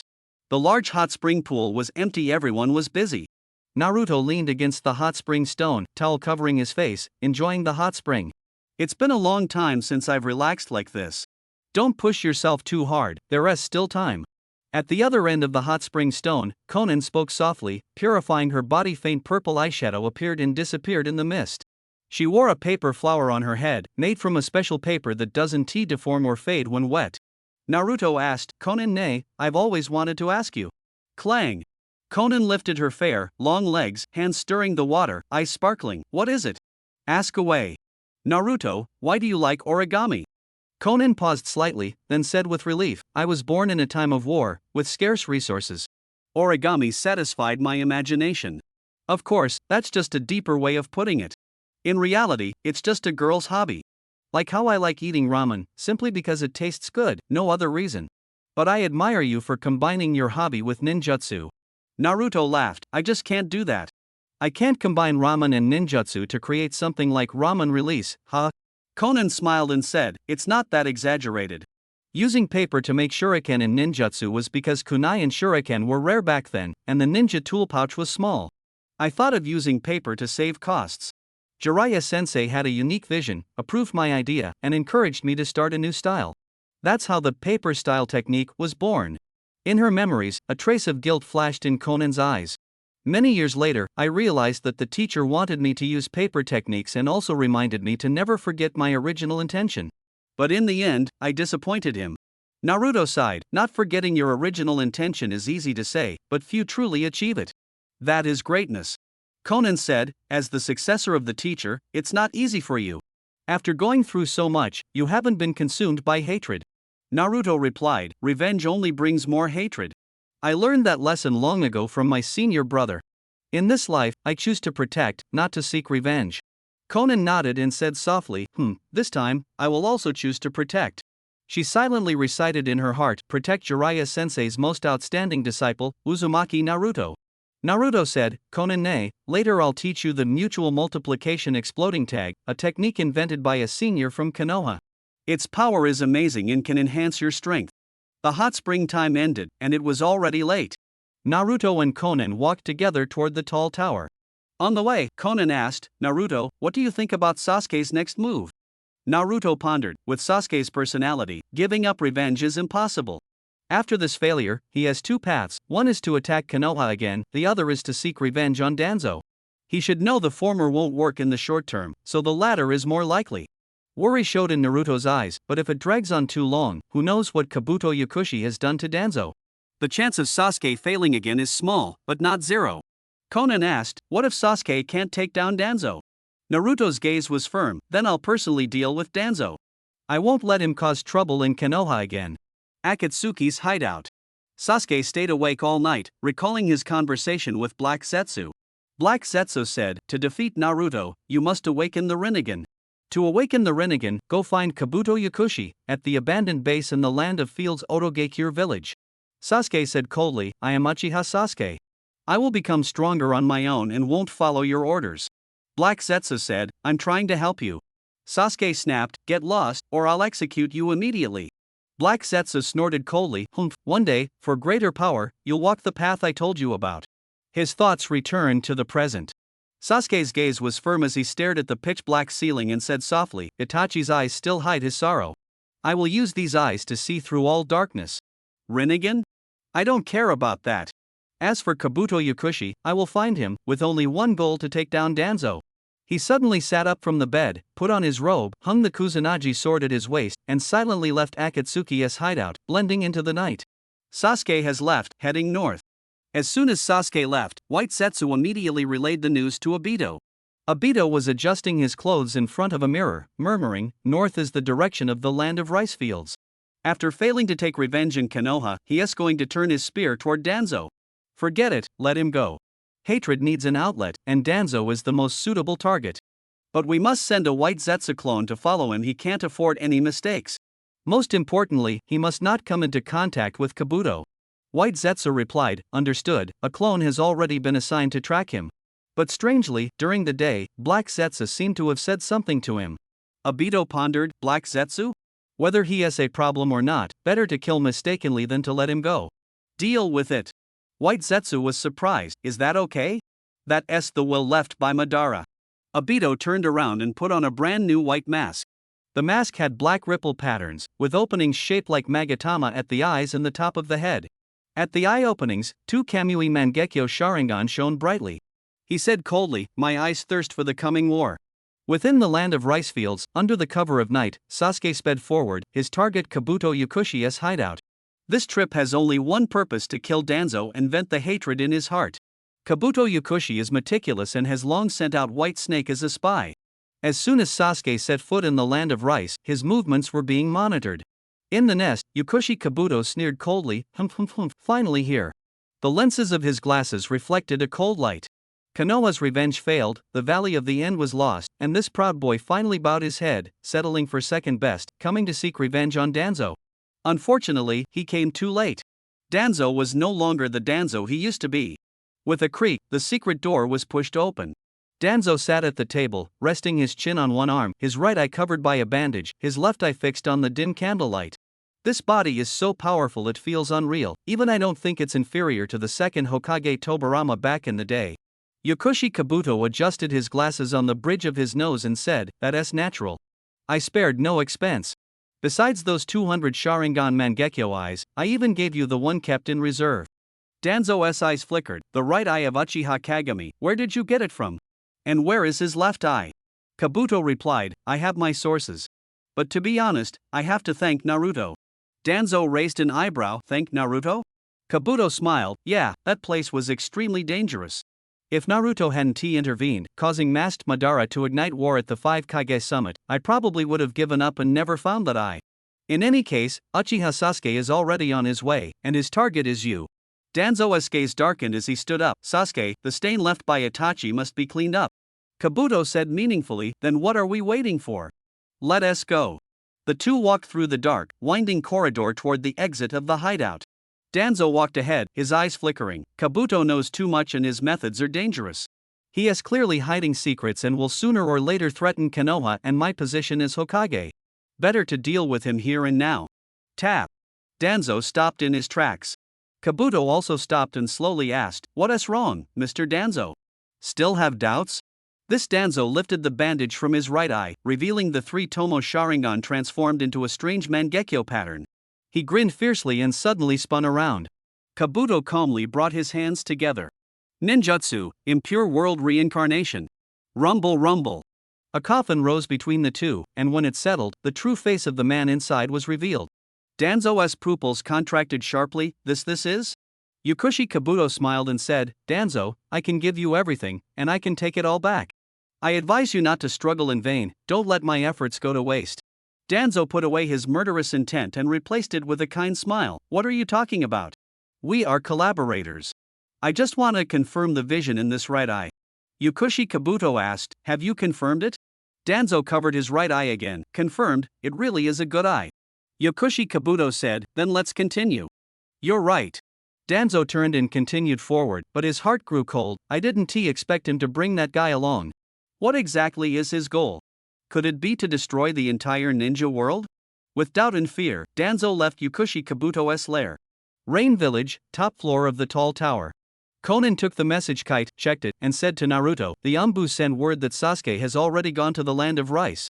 Naruto's gaze grew heavy. The land of rice is a small country where Otogekure is located, and its south also the suspected place where Yukushi Kabuto is hiding. Konan sighed, just as you expected, Sasuke has chosen to take revenge on Danzo. Then we have to be ready too. Naruto stood up and put on his Hokage cloak. Are the kunai ready?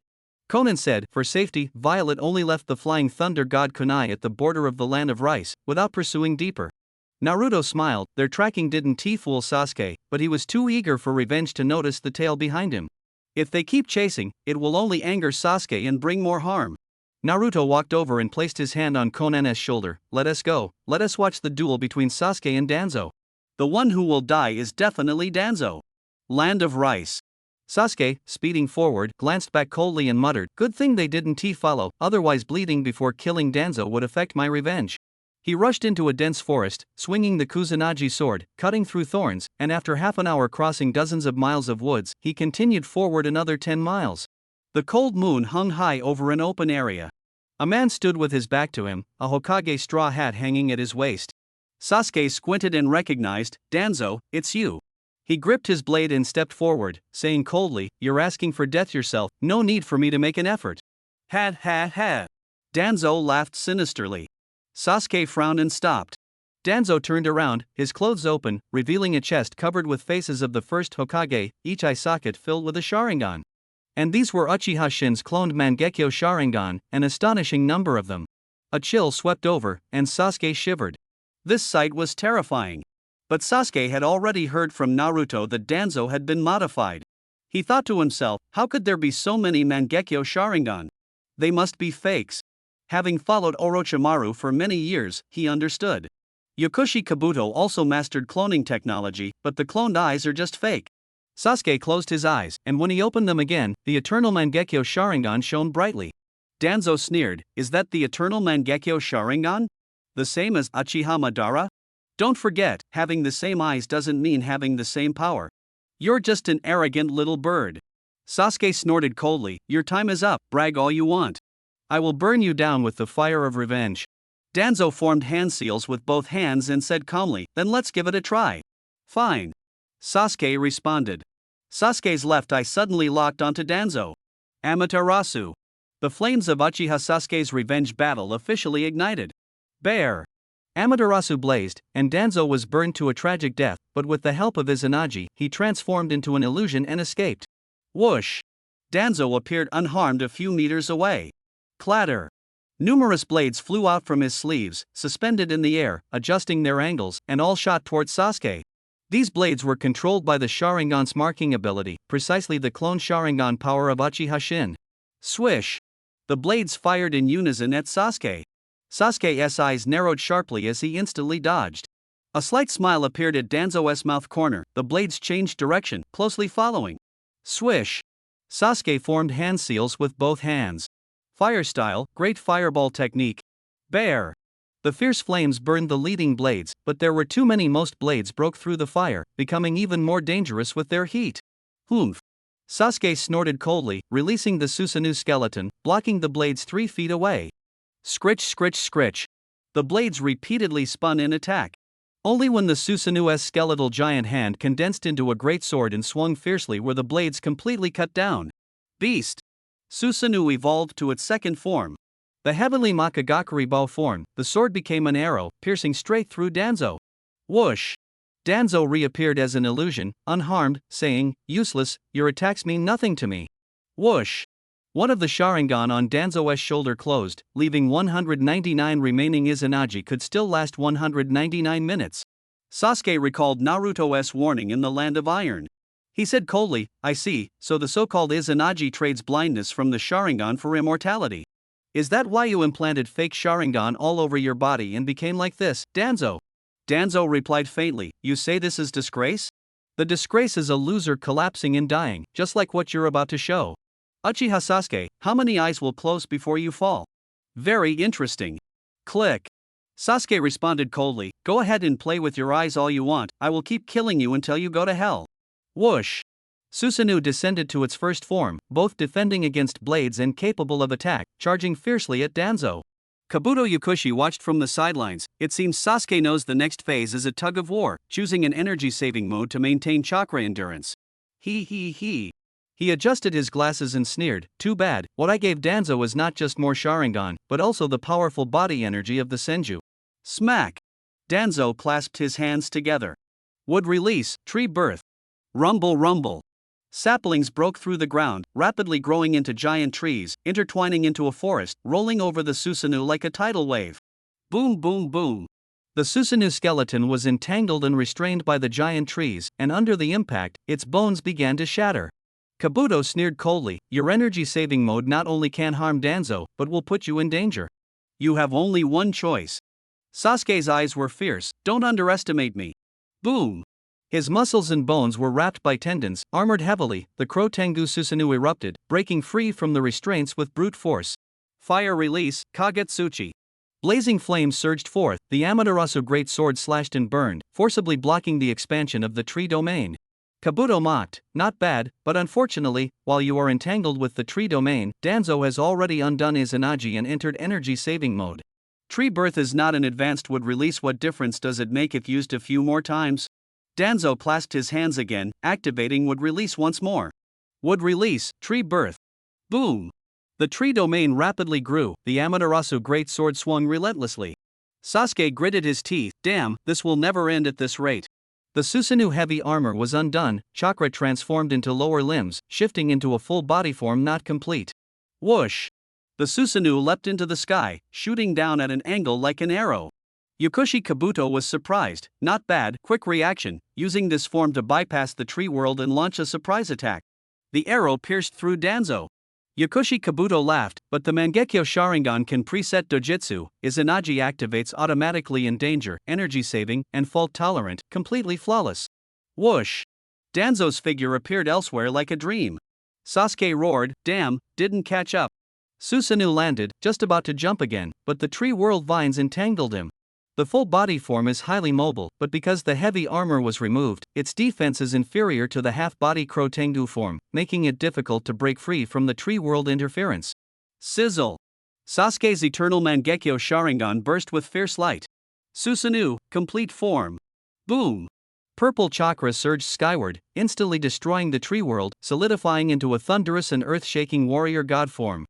Yukushi Kabuto sneered, finally using this, you have no choice, Sasuke. Danzo looked up at the giant divine statue, whispering, this is the complete form of Susanoo, a divine power only Uchiha Madara can wield, truly extraordinary. Sasuke roared, Danzo, I'm going to crush you, arg. The complete Susanoo raised a mighty kick, suddenly stomping down. Rumble rumble. The earth cracked, Danzo was crushed into a pulp. Whoosh! Izanagi activated, Danzo appeared at Sasuke's feet, sneering, with this power, destroying a great ninja country is easy, but unfortunately, you don't deserve it. Boom! Boom! Boom! Boom! Susanoo kept stomping down, Danzo was completely unable to resist, one by one, his eyes gradually closed, clearly Izanagi was being consumed. Huff, huff! But Sasuke's stamina and ocular power were also rapidly draining. He had just activated the eternal Mangekyo Sharingan, driving the complete Susanoo consumed enormous energy. Damn it! Sasuke had no choice but to control Susanoo to attack with full force, desperately wearing down Danzo. Whoosh! Susanoo relentlessly pursued immediately after rebirth. Danzo whispered, Susanoo's attack frequency is dropping, the stamina consumption is too high. Now, it's time to counterattack. Rumble rumble. The tree world rapidly grew, carrying Danzo soaring into the sky. Sasuke's gaze sharpened. Slash! The complete Susanoo swung its sword, instantly cutting through the tree world and the mountains behind. Danzo seized the opportunity to leap up using the momentum. As he approached the Susanoo wielder, Danzo uncovered the bandage on his right eye. The Mangekyo Sharingan of the Uchiha mirror flashed, locking eyes with Sasuke. Aminota Jikara. At the moment their eyes met, Danzo activated the right eye's Genjutsu. Thud! Sasuke's pupils trembled as he found himself trapped in a dark red spacetime, realizing, this is an illusion. A flash of red light, Danzo was already closing in. Exclamation point! Even though trapped, Sasuke instinctively dodged but could only barely avoid vital strikes. His left arm was still severed within the Genjutsu. In reality, Sasuke's left arm fell off, blood spurting. Aha! The intense pain snapped him out of the Genjutsu. Clutching his severed arm, he screamed in agony. A mistake, what a pity! Danzo covered his right eye, whispering regretfully. Thud! Susanoo's giant fist slammed into Danzo's body, blood splattering. But Izanagi made all of this seem like a dreamlike illusion. Only Sasuke's lost arm was real. Exhausted, with a broken arm and severe pain and dizzy from blood loss, Sasuke's will was being tormented. Boom! The complete form of Susanoo began to collapse, unable to be maintained. Kabuto watched coldly, his gaze deep. Tengai Haimai is the Uchiha Kageme's right eye Dojutsu, capable of imprisoning opponents within Genjutsu and causing real damage. Kagami is Shirsui's ancestor. This Genjutsu's power rivals other heavenly gods and works on eyes below the Rinnegan. Kabuto pressed his fingers against the bridge of his nose where his glasses sat. The lenses reflected white light, like his unfathomable thoughts. But Sasuke possesses the eternal Mangekyo Sharingan, which allows him to slightly resist imprisonment within Genjutsu. Tengai Haimai is a true killing Genjutsu. If it doesn't kill in one strike, the victim will struggle free due to intense pain, leaving an opportunity for counterattack. Ha ha ha, this is exactly the result I wanted to see. Susanoo shattered, leaving only the half-body second form barely maintained by Sasuke. Sasuke knelt on one knee, clutching his broken arm, breathing heavily. Danzo looked down at his chest and said coldly, "You've used up 30 eyes, this is as far as you go." Sasuke gritted his teeth, trying to fire another Kagetsuchi arrow at Danzo. Danzo sneered contemptuously, hooked two fingers, and the blade buried underground suddenly shot out from beneath, piercing Sasuke's chest. Sasuke struggled in pain. The arrow missed its target and struck the ground behind Danzo. Danzo sneered, "Your eyesight should have seen through the blade, but you can't see clearly due to blood loss, or were you always useless?" He twisted his fingers, and the blade slowly drilled towards Sasuke's heart. Sasuke screamed miserably, desperately grabbing the blade as blood seeped out. He gritted his teeth and pulled out the blade, using Amaterasu flames to burn away the dojutsu mark. The price was that Susanoo could no longer even maintain its half-body form. Danzo took the opportunity to form a hand seal, exhaled forcefully, and released Wind Release, Vacuum Jade, which shot out like a bullet, striking Sasuke and sending him flying backward. Immediately after, Danzo drew a kunai, exhaled Wind Release Chakra that transformed into a wind blade, and charged at Sasuke to deliver the final blow. Sasuke was severely bleeding, his chakra depleted, and his consciousness blurred. Even maintaining his Sharingan was difficult. He recalled Naruto's warning, "Danzo isn't in Konoha, he's with Yakushi Kabuto. If you want to make a comeback, you have to strike first." Filled with regret, Sasuke closed his eyes. Die, last remnant of the Uchiha. Danzo's wind blade fiercely stabbed towards Sasuke's heart. At this critical moment, a kunai flew in to block the wind blade. Danzo's pupils suddenly contracted. "This is?" A figure surrounded by purple lightning and thunderlight emerged, passing through the kunai. The wind blade shattered instantly upon touching the thunderlight. Lightning release counters wind release. This purple lightning chakra was none other than Uzumaki Naruto's power. Thunderclap, prelude. Naruto delivered a kick. Lightning flashed as Danzo was diagonally slammed into the ground. Naruto quickly retracted his leg, turned around, and firmly lifted the severely injured and unconscious Sasuke. The Rinnegan beneath his mask blazed with fury. The rain-hidden Umbu had left the flying thunder god kunai at the border of the land of rice, causing Naruto to be late. If not for this, he would never have watched Sasuke suffer such severe injuries helplessly. After landing, Naruto coldly scanned the side. "Come out." Rustling sounds as several white Zetsu nervously emerged from the shadows. Naruto extended his palm, and Sasuke was pulled by gravitational force through the air to the severed arm 100 meters away. He gently placed Sasuke on the ground, positioning the severed arm on his chest. Naruto stood up and ordered White Zetsu, "Take Sasuke back and treat his wounds quickly." The White Zetsu hurriedly lifted the barely breathing Sasuke. One White Zetsu wanted to speak, but another urged, "Don't say more, let's go. If he changes his mind, we're dead." The White Zetsu took Sasuke underground and quickly left. Naruto turned his head, coldly staring at Danzo climbing out from the bottom of the pit. Those eyes were not unfamiliar. Naruto had once fought Uchiha Shin. "Those are Shin's eyes, and so many of them. I roughly know what Kabuto Yakushi did to you." He looked down at Danzo's right eye in a low voice. "This hooked Magatama eye, skilled in genjutsu, its chakra color is similar to my right eye, bloodline connected. It's the eye of Shursui, grandfather of the second Hokage Tobirama's disciple, the Uchiha Mirror Eye." Facing the mortal enemy who once pushed him to the brink again, Danzo's eyes blazed with even greater fury. "Uzumaki Naruto, you came just in time. I will avenge the 5 Kage summit here and restore the honor of the Konoha Hokage." Naruto responded coldly, "Shimura Danzo, tonight you will surely die, not even the Hokage before you can save you. I swear this in the name of the Hokage." Danzo lowered his head, looking at the eyes on his body. There are still 169 eyes left, more than 10 times the number during the Iron Country battle. Not only are there many, but their power far exceeds back then. Unless the first Hokage or Uchiha Madara appear, I am invincible in this world. He raised his head and stared at Naruto. The lightning chakra in your body is similar to the Reikage, with even stronger attributes. Previously, wind release was ineffective precisely because he combined it with the Rinnegan. Ordinary ninjutsu doesn't work on him. But I still have killing moves you can't imagine. Snap. Danzo crossed his arms. Would release, birth of the world tree? Rumbling, trees shot up from the ground, chaotic and numerous. Naruto's expression was calm. This birth of the world tree is a bit stronger than during the Iron Country battle, but still not as good as the genuine one.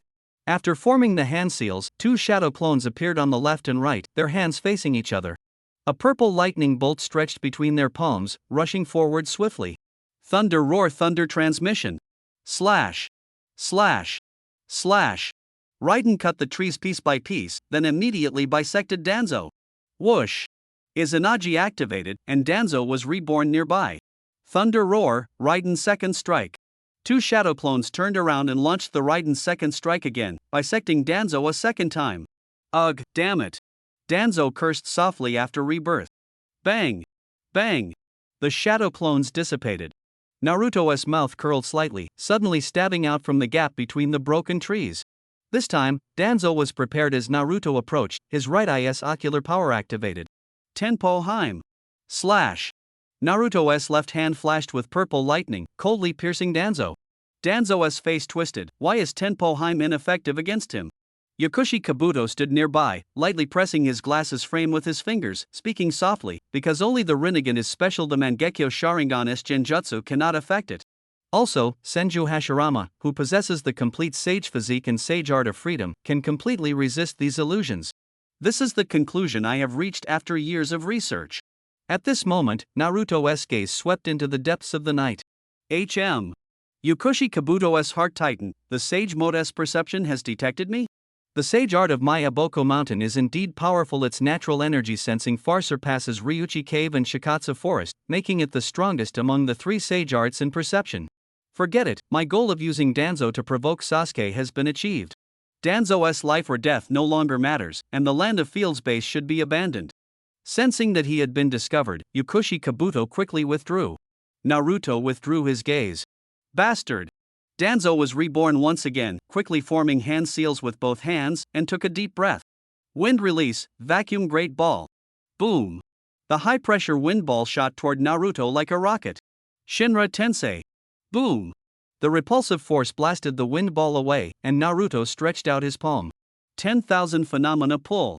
Whoosh! The gravitational force suddenly pulled Danzo toward him. Naruto formed hand seals with both hands, his left hand pressing against Danzo's chest. Summoning technique.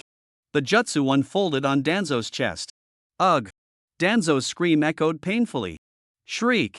The bomb bird's sharp beak suddenly burst out from behind Danzo, followed by its head and torso squeezing out of his body, the scene bloody and violent. Naruto leapt onto the bird's back, and the bird spread its wings, flying hundreds of meters into the sky. Danzo's eyes were complex as he stared at Naruto, barely visible overhead. Even if his Izanagi could prevent death, his jutsu couldn't reach such heights. Naruto stood on the bird's back, looking down below. Rustle, rustle. Paper fragments gathered into Konan's figure. Sensing Sasuke was in danger, Naruto moved with all his might, and Konan finally arrived. Konan asked, "Did you catch up?" Naruto replied, "Of course, I won't let Sasuke get hurt." Crackle! The purple lightning chakra mode deactivated, Naruto sat steadily on the bird's back, ready to fight. Next, just wear him down slowly, take the eyes on his body one by one, then finish him off, it's that simple. The bomb bird dropped oval-shaped bombs from high above, their power astonishing. Boom boom boom boom. Carpet bombing, no need to aim at all. Damn it, this can't go on like this. Danzo reappeared outside the blast zone, unfurled a scroll, and summoned a large number of blades marked with his ocular power.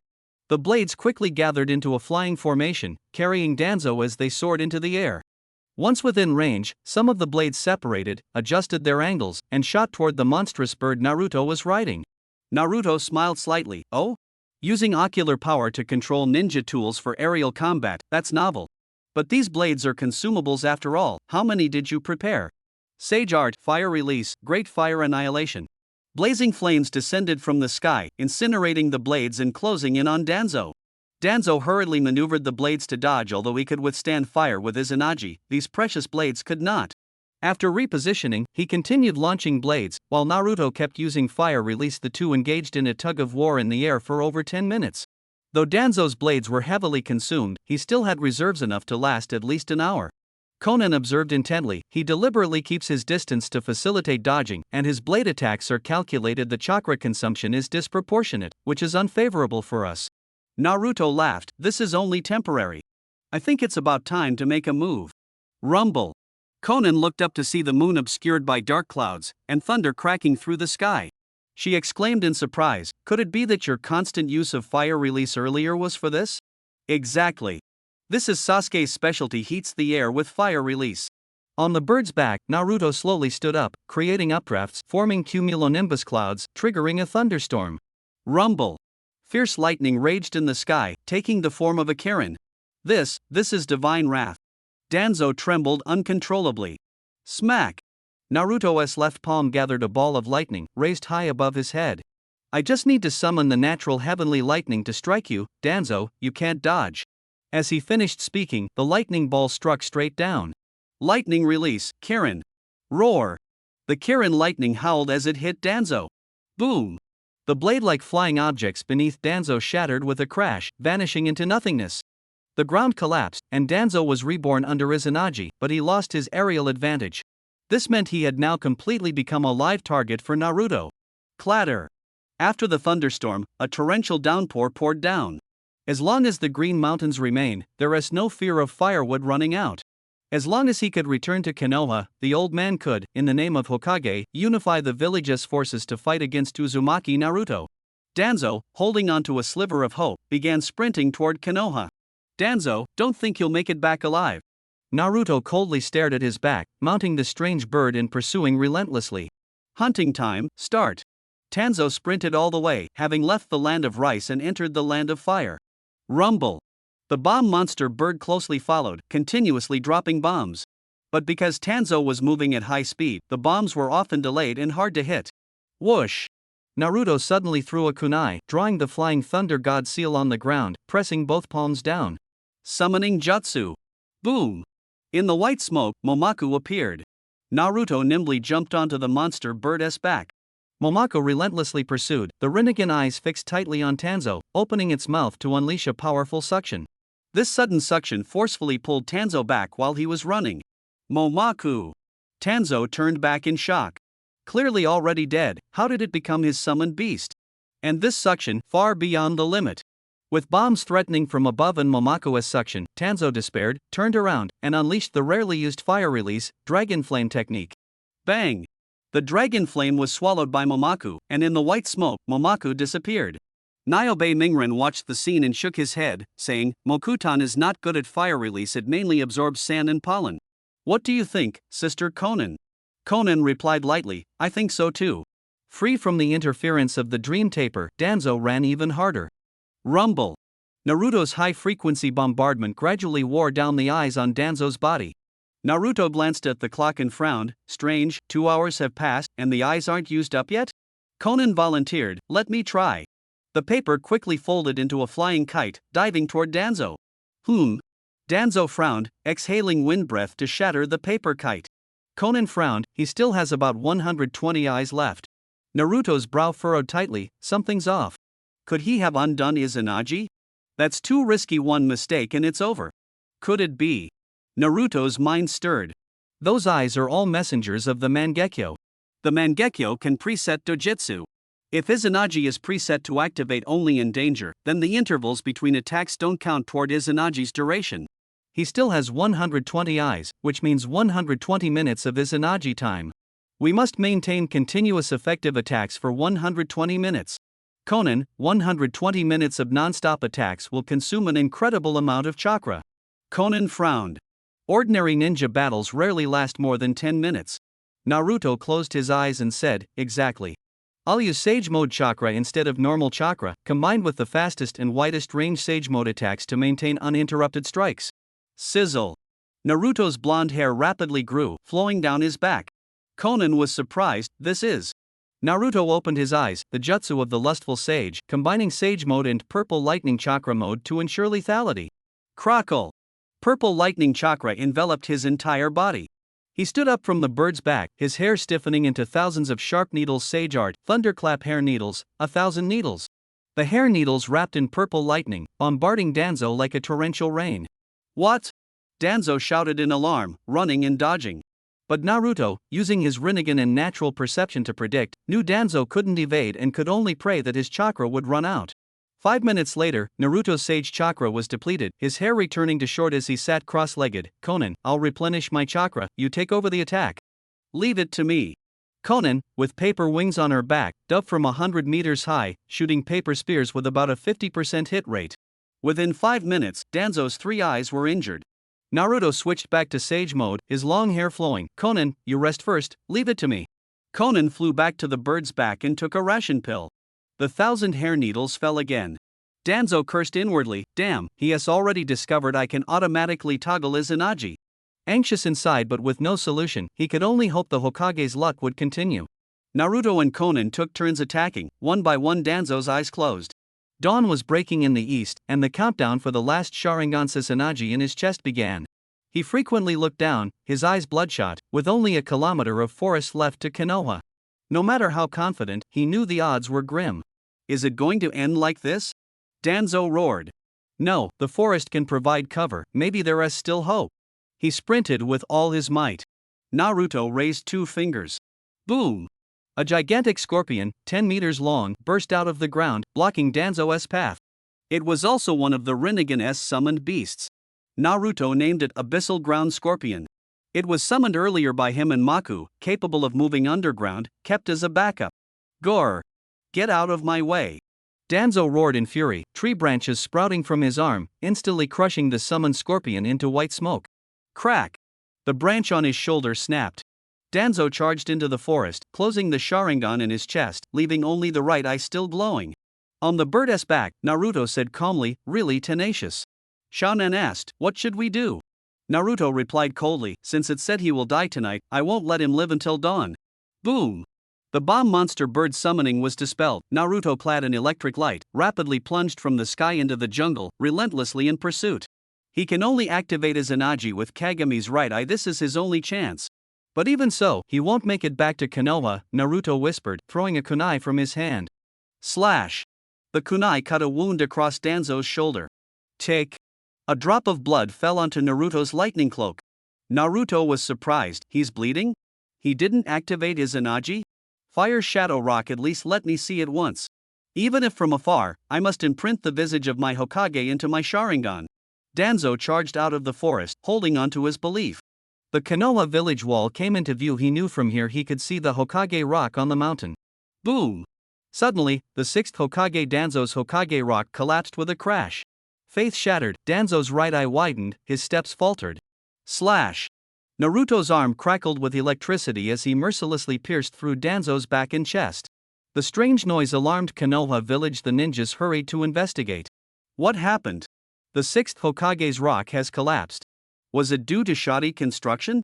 No, it's the scars left from the Akatsuki attack. The cracks expanded and eventually caused the collapse. Fortunately, no one was injured.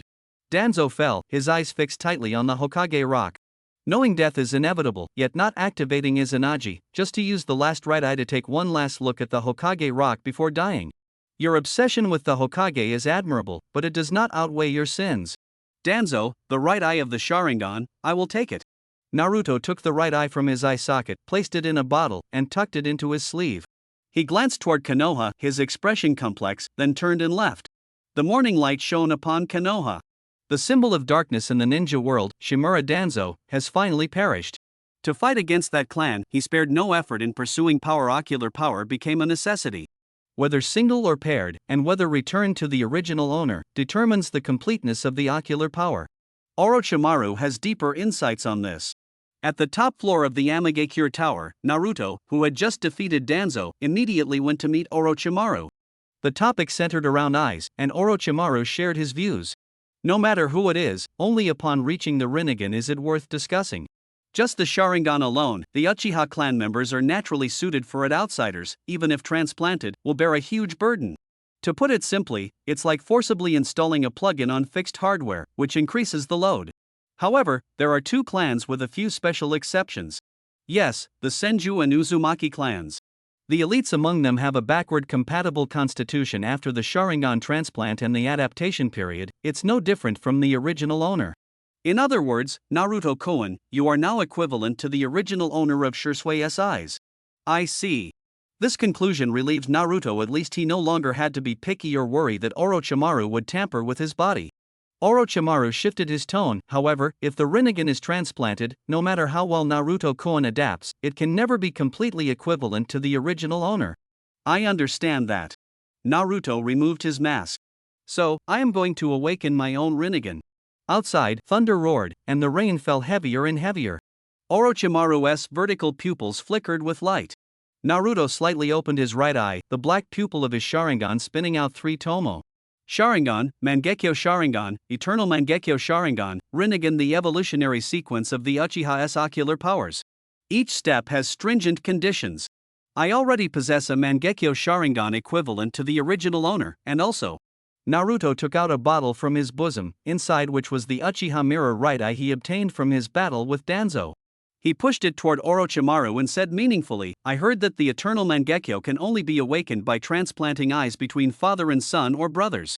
Orochimaru examined the bottle, his gaze deepening. During times of war, it's rare for clans to see their relatives, and the Uchiha are no exception. Transplants mostly happen between fathers and sons or brothers. But according to my years of research, as long as the blood relation is within 3 generations, it's possible to trigger a Mangekyo fusion and awaken the eternal Mangekyo Sharingan. He put down the bottle. The Uchiha mirror belonged to Shusui's grandfather, which is just within 3 generations. Naruto's gaze grew heavy. So, that means the conditions for awakening are met? Orochimaru nodded. Yes, the conditions for the eternal Mangekyo are met. But the higher level Rinnegan, I have not fully mastered yet. Naruto said softly, that much, I know. Orochimaru was surprised. Naruto changed his sitting posture. Alright, I'll tell you the secret about Ashura, Indra, and their reincarnations. Orochimaru listened intently, his eyes growing brighter and his breathing gradually quickening. Within just 10 minutes, his understanding of the truth advanced by at least 10 years. To awaken the Rinnegan, you need Ashura's power combined with Indra's power, and of course, you must first activate the eternal Mangekyo Sharingan. Orochimaru suddenly understood. I see, Hashirama Senju and Madara Uchiha were the Ashura and Indra of the previous generation.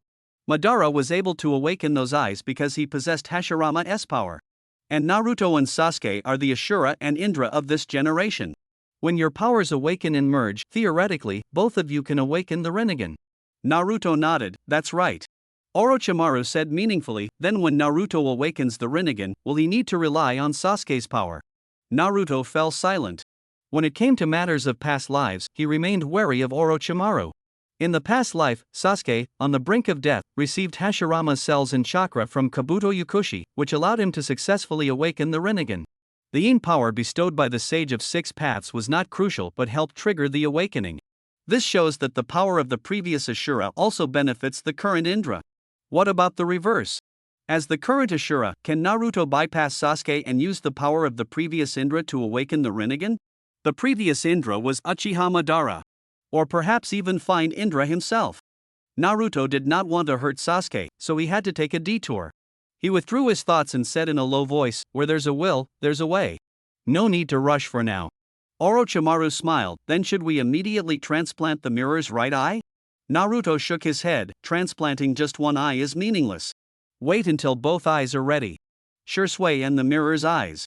As he spoke, Naruto put on his mask. Orochimaru, you can transplant eyes with both hands, right? Orochimaru confidently said, the technique has long been perfected. Just move the eye to the palm and connect the optic nerve. Naruto said calmly, then when I have both eyes, I'll first transfer Madara's Rinnegan to my palm. Orochimaru laughed and added, not just the palm, other parts of the body work too. Naruto shook his head, that's too ugly, completely against my aesthetic. He put away the mirror's eye and stood up. Orochimaru, thanks for helping Haiden rebuild his body this time. Without Haiden's abilities, taking down Obito wouldn't have been easy. Naruto stood outside the tower, looking at the curtain of rain, frowning. Obito won't let go easily. If I were him, I'd definitely try to gather both eyes. Those eyes combined are incredibly powerful, almost rivaling the Rinnegan. Besides, Kabuto still has an SSR-level trump card up his sleeve. Thunder roared, and rain poured down. Naruto turned to look at the ninja world map. It's time to continue advancing the plan. This time we must seize the secret techniques of Iwagakure and Kirigakure in one go. Inside the inner chamber of the Dawn's Nest, Sasuke woke up, his injuries having been properly treated. The Akatsuki organization did not have a medical ninja. Obito had learned medical ninjutsu and, in memory of a deceased comrade, personally transplanted eyes for himself and Sasuke. Sasuke tried to move his left arm, wrapped in plaster and bandages, suspended but without feeling, and exclaimed in panic, my left arm has no sensation. Obito sat beside him, his tone heavy, don't move around. The injury to your left arm is severe. The bones, blood vessels, and nerves are all severed. I used white Zetsu cells to fix the break. You have to stay still. Sasuke frowned, recalling the battle with Danzo. From confidence to despair, he closed his eyes and accepted his fate. He looked at Obito. Was it you who saved me? Obito nodded. Just as he was speaking, a white Zetsu emerged from the wall, delivering urgent news. Confirmed, Danzo is dead. Naruto chased him all the way from the land of rice to Konoha and killed him at the gates of Konoha. Naruto. Sasuke was shocked.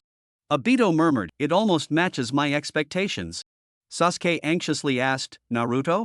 What exactly is going on?" Obito admitted, "Naruto saved you, then had White Zetsu take you back." Sasuke felt a mix of emotions, hard to calm. Obito added, "I never lie to you." Sasuke lowered his head, clenching his right hand. Obito said seriously, "Your greatest enemy Danzo is dead. Do you want to continue seeking revenge, or take another path?" Sasuke was confused, "How would I know?" Obito said, "It seems your desire for revenge has settled. There are two paths: follow Itachi's will to protect Konoha, or embrace Akatsuki's philosophy to cut the chain of hatred and prevent tragedy from repeating." Sasuke looked at Obito, "Are you Madara?" Obito was silent, then denied it. Sasuke withdrew his gaze, "Leave me alone for a while." Obito agreed, "Alright, think it over carefully. I won't force you with violence anymore." After saying that, he and White Zetsu left the room. Sasuke lay on the bed, like a withered eggplant. Memories of the past played repeatedly in his mind.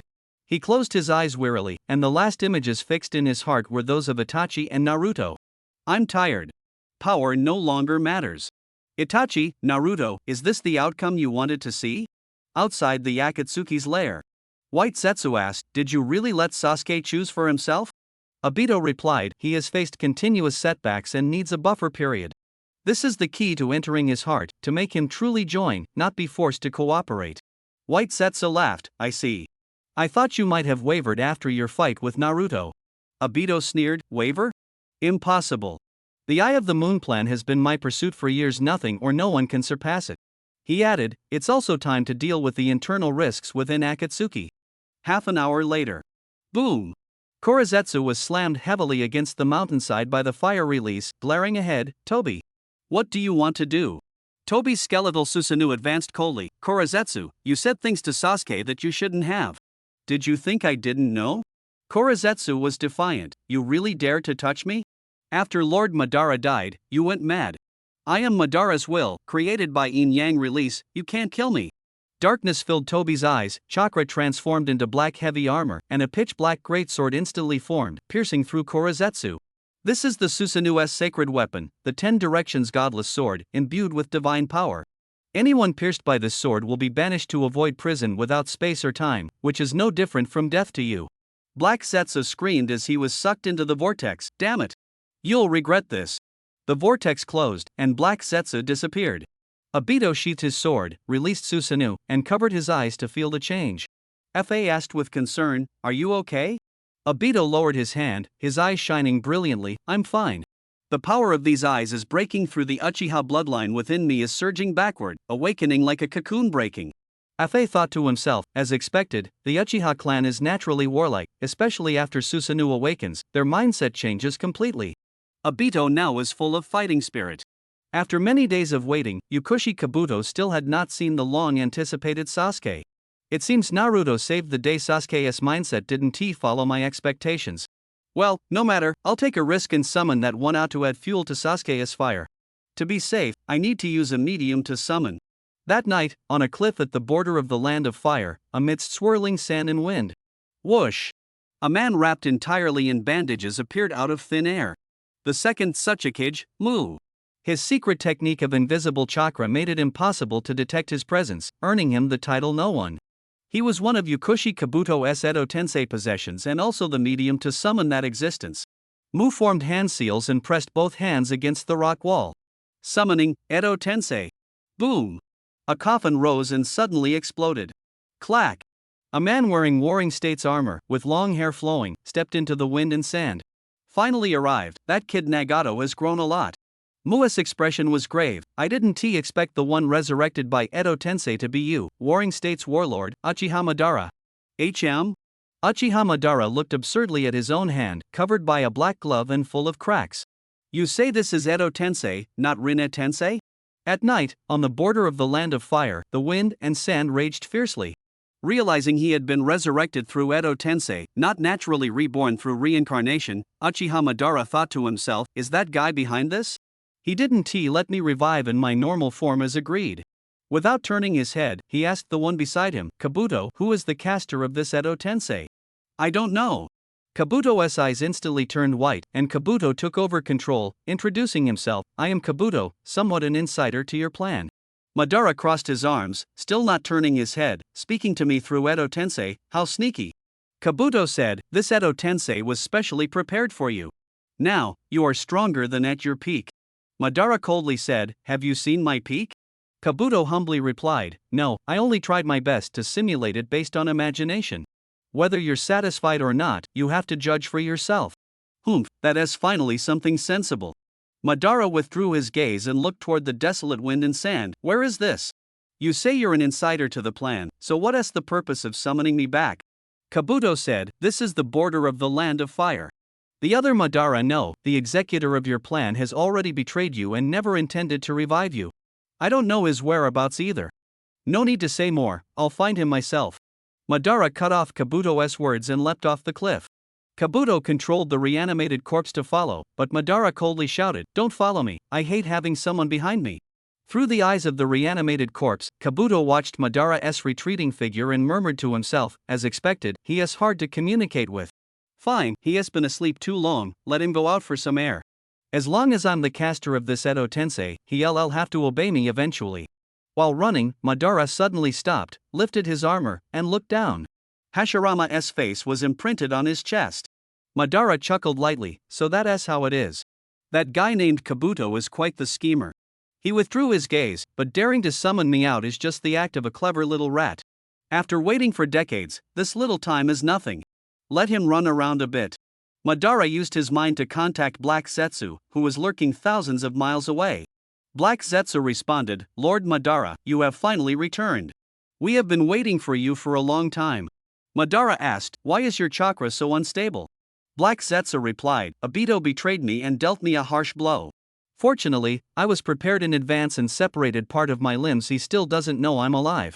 Madara's eyes darkened. Obito is indeed not simple. What about Nagato? Black Zetsu said, Nagato used the Rinne rebirth technique to revive the people of Konoha. Madara said coldly, these guys are really troublesome, I have to handle this personally. Where is Obito's base? Black Zetsu reported the exact location in the Land of Fire, but it seems Obito has gone out and is with Amai. Madara asked, is the base unguarded? Black Zetsu, White Zetsu is still guarding it. Madara sneered, just White Zetsu, no need to go there. Let's go straight to Obito. Black Zetsu added, there's also someone else there you might be interested in. Madara raised an eyebrow, who? Black Zetsu, Uchiha Sasuke. Madara showed little interest, oh, the surviving Uchiha? I thought it was someone else. Black Zetsu said, he has awakened the eternal Mangekyo Sharingan. Madara was startled, then a sly smile appeared on his lips, excellent, a surprise right after revival. Let's go check it out. Boom! Madara fully released his Azure Susanoo, spreading its wings and soaring straight into the sky. The fierce wind howled, and the lake was split in two. Elsewhere, Naruto and Konan trekked to the Iwagakure village in the Land of Earth. Konan used her paper technique, transforming into countless paper fragments to scout the guards. She whispered, the guards are extremely tight, almost no flaws. Naruto said, Lord Inoki is indeed formidable. He must have learned from the lessons of the Hidden Cloud Village and strengthened his defenses. I feel that if we attack head-on, this battle will be even harder than the one against the Hidden Cloud Village. Konan asked, then how should we attack? Naruto closed his eyes and thought, the Hidden Rock Village has an air force that can fly using the ultralight and heavy rock secret techniques, so attacking from the air is unwise. Plus, their earth-release ninjutsu is powerful, making underground infiltration almost impossible. Konan said, if the air and underground routes are blocked, does that mean we have to fight head-on? Naruto opened his eyes and smiled, except for the first time we went to the Hidden Cloud, I always prefer diplomacy before battle. Inoki is a veteran ninja and might be far-sighted. Konan, help me send a letter. Naruto wrote a letter, sincerely requesting to borrow the secret technique scrolls and promising not to disclose them. The Earth Shadow Inoki pondered over the letter. Kuratsuchi was angry, that kid is too arrogant, daring to negotiate with us. But Inoki said, don't rush. I think he has the potential to accomplish great things. Kuratsuchi disagreed, he's just a rogue ninja. Why should we negotiate with him? Inoki said, he does have leverage. At the 5 Kage Summit, he absorbed my dust release secret technique. This move might not even work on him. If a war breaks out, both sides will suffer heavy losses. The painful lesson of the Hidden Cloud Village is right before us. There's no need to sacrifice so many lives for a scroll. Kuratsuchi asked, so we're just going to give it to him for free? Anoki gave a sly smile, no, you help me reply. The reply said that the secret technique scrolls could be lent, but Naruto must exchange scrolls from the hidden cloud village and must not disclose them. Naruto read the letter inside. The old fox is indeed experienced. He agreed, deal, but the hidden rock village must also give one more secret technique, the second Tsuchikige's dustless maze. Kuratsuchi flew into a rage, that's too much. It's just pushing for more. Anoki leapt onto a cabinet and took down a treasure box. It was a secret box where the hidden rock stored their secret technique scrolls, only openable by his chakra recognition. Forcible breaking would release strong acid and destroy the scrolls. He opened the box and took out 2 scrolls. On the left were the heavy rock and light heavy rock series secret techniques, on the right was the dustless maze. He stared calmly at the hot-tempered Kuratsuchi and said, don't get worked up. Since we're negotiating, we have to strive for the greatest benefit. He didn't make outrageous demands. Asking us to hand over dust release is already very reasonable. Dust release is not an innate ninjutsu but was created by Iwagakura's genius ninjutsu inventor, the second Tsuchikage, Mu. It transcends bloodline limits and is an acquired ninjutsu. Anoki's dust release was also taught by Mu. He looked at the scroll on the right, his gaze deep. Mu's dust concealment is the strongest anti-sensing ninjutsu in the ninja world. Ordinary camouflage techniques can only hide the body, but a sensory ninja can still detect it. Mu's dust concealment not only makes the body disappear but completely conceals chakra and scent as well. This way, ordinary sensory ninjas cannot identify it, and even the Inuzuka clan, Sharingan, or Byakugan are powerless. The only things that can sense it are physical reactions, like the sand from the Kazekage or the large-scale insects of the Aburame clan from Konoha, which might have a chance to break through. But this technique is extremely difficult to master. Above dust release, to this day, only Lord Mu himself can use it. Anoki sighed, although I can use dust release, I never managed to learn Mu's dust concealment. It's a regret of my life. But now, it no longer matters. He walked to the window, holding the scroll. Mu's dust concealment is the strongest spying technique. Although using a crystal ball or telescope is safer, it lacks the immersive feeling. In any case, even if you get Mu's dust concealment, it doesn't mean you can use it well. He returned to the desk, put down the scroll, and took out 2 more scrolls from the treasure box. Since Mu's dust concealment has already been given away, Garai style and mountain earth technique won't hurt either. Hopefully, this will build a good relationship with Iwagakure. He looked up and said, Huang Tu, you go deliver these scrolls. Huang Tu immediately refused, I'll pass, I'm afraid I won't be able to hold back from fighting him. Oonoki shook his head, then let me go, Dad, you old fart. A playful female voice rang out. A short-haired, sharp-featured young girl jumped in through the window. She wore an Iwagakure ninja vest, a red tight suit revealing her left arm, and black mesh pants that wrapped her slender legs, making her stand out. She smiled at her father and grandfather, hee. Huang Tu's face immediately changed, Kuratsuchi. That won't do. She's a Konoha rogue ninja who once attacked Kumogakure. Kuratsuchi didn't care, it's fine, he's at our doorstep, can he really eat me? Oonoki nodded, then let Kuratsuchi go, send people to protect her. At the entrance of Iwagakure, Naruto waited quietly. Konan said, we've been waiting quite a while, will they agree? Naruto said, they should, after all, Kumogakure's lesson last time is still fresh. Konan was puzzled, then why not use dust release? If you were forceful, they might really give in.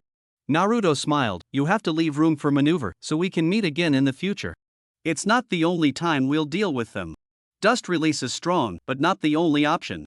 He had long mastered the 6 paths sage technique. The seeking path orb encompasses dust release traits, with better form and range, essentially a superior version. He would regain the 6 paths sage technique and the power of the seeking path orb sooner or later, so why cling stubbornly to dust release? Konan looked toward the village entrance, coldly saying, finally, they're here. Kuratsuchi led the Iwagakure group, surrounded by followers, stopping 5 meters from Naruto. The Iwagakure ninjas were tense and on high alert. Kuratsuchi, however, seemed unfazed and stepped forward, exchanged the scrolls. Naruto casually tossed the Kumogakure scroll. Kuratsuchi caught it, glanced over it, and casually threw it behind her. Then he threw out 4 more scrolls. Naruto took them without even looking and directly put them into his ninja tool pouch. Kuratsuchi asked curiously, aren't you going to check them? Naruto smiled faintly, that Tsuchikige's own granddaughter personally came, how could it be fake? No need to check, let's go. Wait a moment.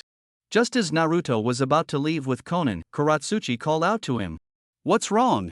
Naruto looked over. Swish! The Iwagakure group instantly tensed up. Kuratsuchi said with her hands behind her back, I heard that when you raided Kumogakure, you descended from the sky riding a bomb monster bird? Naruto, I think so, why? Kuratsuchi's eyes lit up, can I see your big bird? Naruto asked, why? Kuratsuchi looked down and kicked a stone at her feet. I have a sworn brother who also became a rogue ninja and liked to fight riding birds. But he died not long ago. Can I see it? Naruto didn't know that the brother Kuratsuchi mentioned was Deidara, but he felt that Kuratsuchi really seemed like a little girl at this moment. Alright then. Naruto formed hand signs. Summoning technique. Bang! The bomb monster bird appeared from the smoke. Wow! Kuratsuchi's eyes sparkled. Naruto said, this is the Yatagarasu, one of my summoned beasts. Kuratsuchi, can you take me for a flight? Konan frowned slightly. Naruto smiled, forget it, the earlier condition has already been used up. You all should hurry back to report, don't let your father and grandfather worry. Bang! The Yatagarasu disappeared into the smoke, and Naruto used Flying Thunder God, taking Konan away. Phew! The Iwagakure group all breathed a sigh of relief. Kuratsuchi muttered softly, they're all young rogue ninjas, all quite strong. Others' families are very rational, so why did Deidara become a bomb maniac? After a brief rest in Amagakure, Naruto seized the opportunity and headed straight for Kirigakure. That night, the wind rose and clouds surged. Boom, flames exploded, dust flying everywhere. Thud! Uchiha Madara brushed the dust off his armor and said coldly, your dancing skills are too poor to even stir up a dust formation. Between the shattered mountain walls, Sasuke, cloaked in Susanoo, stepped forward. Who are you? State your name. A flash appeared in Uchiha Madara's eyes, this face. Madara looked at Sasuke and thought of his brother Izuna, feeling unsettled inside. He then noticed Sasuke's left hand was in a cast, hanging from his neck, and asked, what happened to your left hand? Sasuke snapped angrily, don't mention that. I'll ask again, who are you? And why do you have the Sharingan? Madara sneered, first you attack me with fire style, then you ask about the Sharingan. Truly an Uchiha. But do you know the real fire style of the Uchiha? Sasuke looked confused, what are you talking about? Enough talk, I'll show you. Madara withdrew his hand and formed a single seal. Fire style, Great Fire Annihilation. A roaring sea of flames surged forward. What kind of fire is this? Sasuke cried in terror, quickly retreating into the cave with Susanoo. Boom! The sea of fire destroyed the mountain walls, instantly engulfing Susanoo. The heat waves scorched the air, Sasuke shouted, Susanoo's armor is actually melting? What a joke! He summoned Amaterasu, his left eye bled, black flames burning, barely holding back the fire. Madara smiled slightly, oh? Amaterasu, huh? Quite fitting for the true nature of the Uchiha. The melting Susanoo armor slowly solidified, and the heavenly Magatama bow and Kusanagi sword arrow also appeared. Sasuke shouted angrily, you, like Danzo, spy on Uchiha power with a fake Sharingan. The arrow shot through the air, aiming straight at Madara's foothold. Madara's eyes suddenly changed to the eternal Mangekyo Sharingan, the Azure Susanoo appeared, Magatama gathered, and the Kusanagi arrow was launched. Boom! The arrow was intercepted, exploding into a zone of black flames. Madara whispered, a mere grain of sand, how could it match even a fraction of my power? Sasuke widened his eyes, Susanoo, you fake Sharingan, how can you have such power? Madara said in a deep voice, why I can is not important. What matters is that all your power? Sasuke roared, don't underestimate me. Boom! The Susanoo armor unfolded, growing legs, transforming into its complete form. Oh! A strong sense of déjà vu surged in his heart. Perfect, I have a jutsu I want to try. Smack! Madara crossed his arms. Would release, Birth of the World Tree? Rumble rumble, the world tree erupted, magnificent and vast. Sasuke was stunned, this is wood release? Stronger than Danzo's? The Kusanagi sword condensed, swinging like a wild wind. Using the convenience of the Kusanagi sword? Very well. Madara smirked slightly and formed another seal. Flower World Descent. Rustle rustle, flower buds sprouted from the trunk, blooming, pollen spreading. What is this? Sasuke, unaware the pollen was poisonous, reacted slowly. Thud. Susanoo vanished, and Sasuke collapsed powerless. The pollen gradually dispersed, and Madara stepped forward. I controlled the concentration, it won't be fatal. Uchiha style, thunderclap slash. Swish. Madara approached, Sasuke struggled to strike with his sword, lightning flashing. Slash! Madara's hand moved like lightning, grabbing Sasuke's wrist. With a slight force, the Kusanagi sword slipped from his hand and fell to the ground. Bang! Madara kicked the sword aside and fiercely pulled Sasuke's body. Don! A knee strike bent Sasuke over. Ugh! Sasuke curled up, unable to bear the pain. Agile movements, swordsmanship a bit stiff, using the sword with your right hand, not your dominant hand, right? Madara stared at him. Look closely, your Mangekyo is straight. From the Susanoo just now, besides the Ameno Makagwe Yumi, I also sensed the Yata mirror, Tatsuka sword, and Yasukani no Magatama, all contained within the host's eyes, so you can't use them for now? Madara proposed, as fellow Uchiha survivors, how about teaming up? I can teach you to adapt to those eyes. Ha ha ha. Sasuke suddenly laughed, you've been talking to yourself from the start. These eyes come from my brother Itachi, I don't need an outsider like you to judge them, aoe. Boom! Dark purple Susanoo chakra exploded with a thunderous roar. Swish! Madara retreated, looking up. In the square on Susanoo's forehead, Sasuke looked down from above, see clearly now? This is the true power of Susanoo. Can you still be arrogant? Humph. Madara closed his eyes and smiled, I was wrong, I shouldn't have treated you like a child. Since you're an adult, then take it a little more seriously, okay? Boom! The deep blue Susanoo soared into the sky, steadily towering above Sasuke, forcing him to look up. Sasuke was dumbfounded. Both were complete forms of Susanoo, yet the gap was enormous. Madara looked down and said, the eternal Mangekyo Sharingan, besides the original and host's ocular power, can also nurture new ocular powers, but that power requires constant training and awakening, otherwise it can never be used in a lifetime. What I awakened is Ipputono, whether ninjutsu, taijutsu, or dojutsu, all far surpass the limits. Who, exactly are you? My name is Uchiha Madara. Rumble. A fierce impact sound rang out. Sasuke was knocked down among the ruins. Madara walked up to him and said coldly, stand up. Sasuke did not move. Madara pressured, stand up. Sasuke's palm gripped the ground tightly. Madara said disappointedly, can't even stand and take a beating? How pathetic. Sasuke said softly, enough. I'm tired of fighting. Repeated failures made Sasuke completely give up on himself. Madara said meaningfully, oh? Looks like you were already defeated before I came knocking. You just said you're tired of fighting? Sasuke said dejectedly, I've already reached a bottleneck. Bottleneck? Madara sneered, wrong. You're just trash. He suddenly kicked Sasuke, flying Sasuke crashed through the wall and fell to the ground.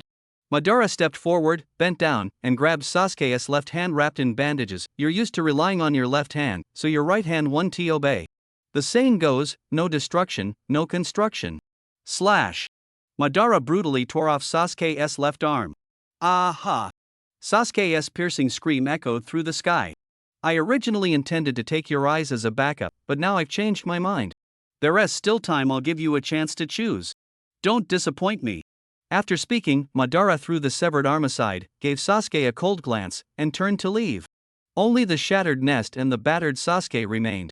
After leaving, Madara's gaze drifted afar, looking toward somewhere in the land of fire, softly saying, it's not far anyway, might as well stop by. In the Konoha Umbu Mord, Shizen came out after the autopsy, confirmed the body is the 6th Hokage.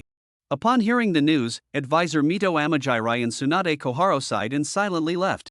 The sudden death of the Hokage was no small matter. Konoha's department heads in Jonin held an emergency meeting.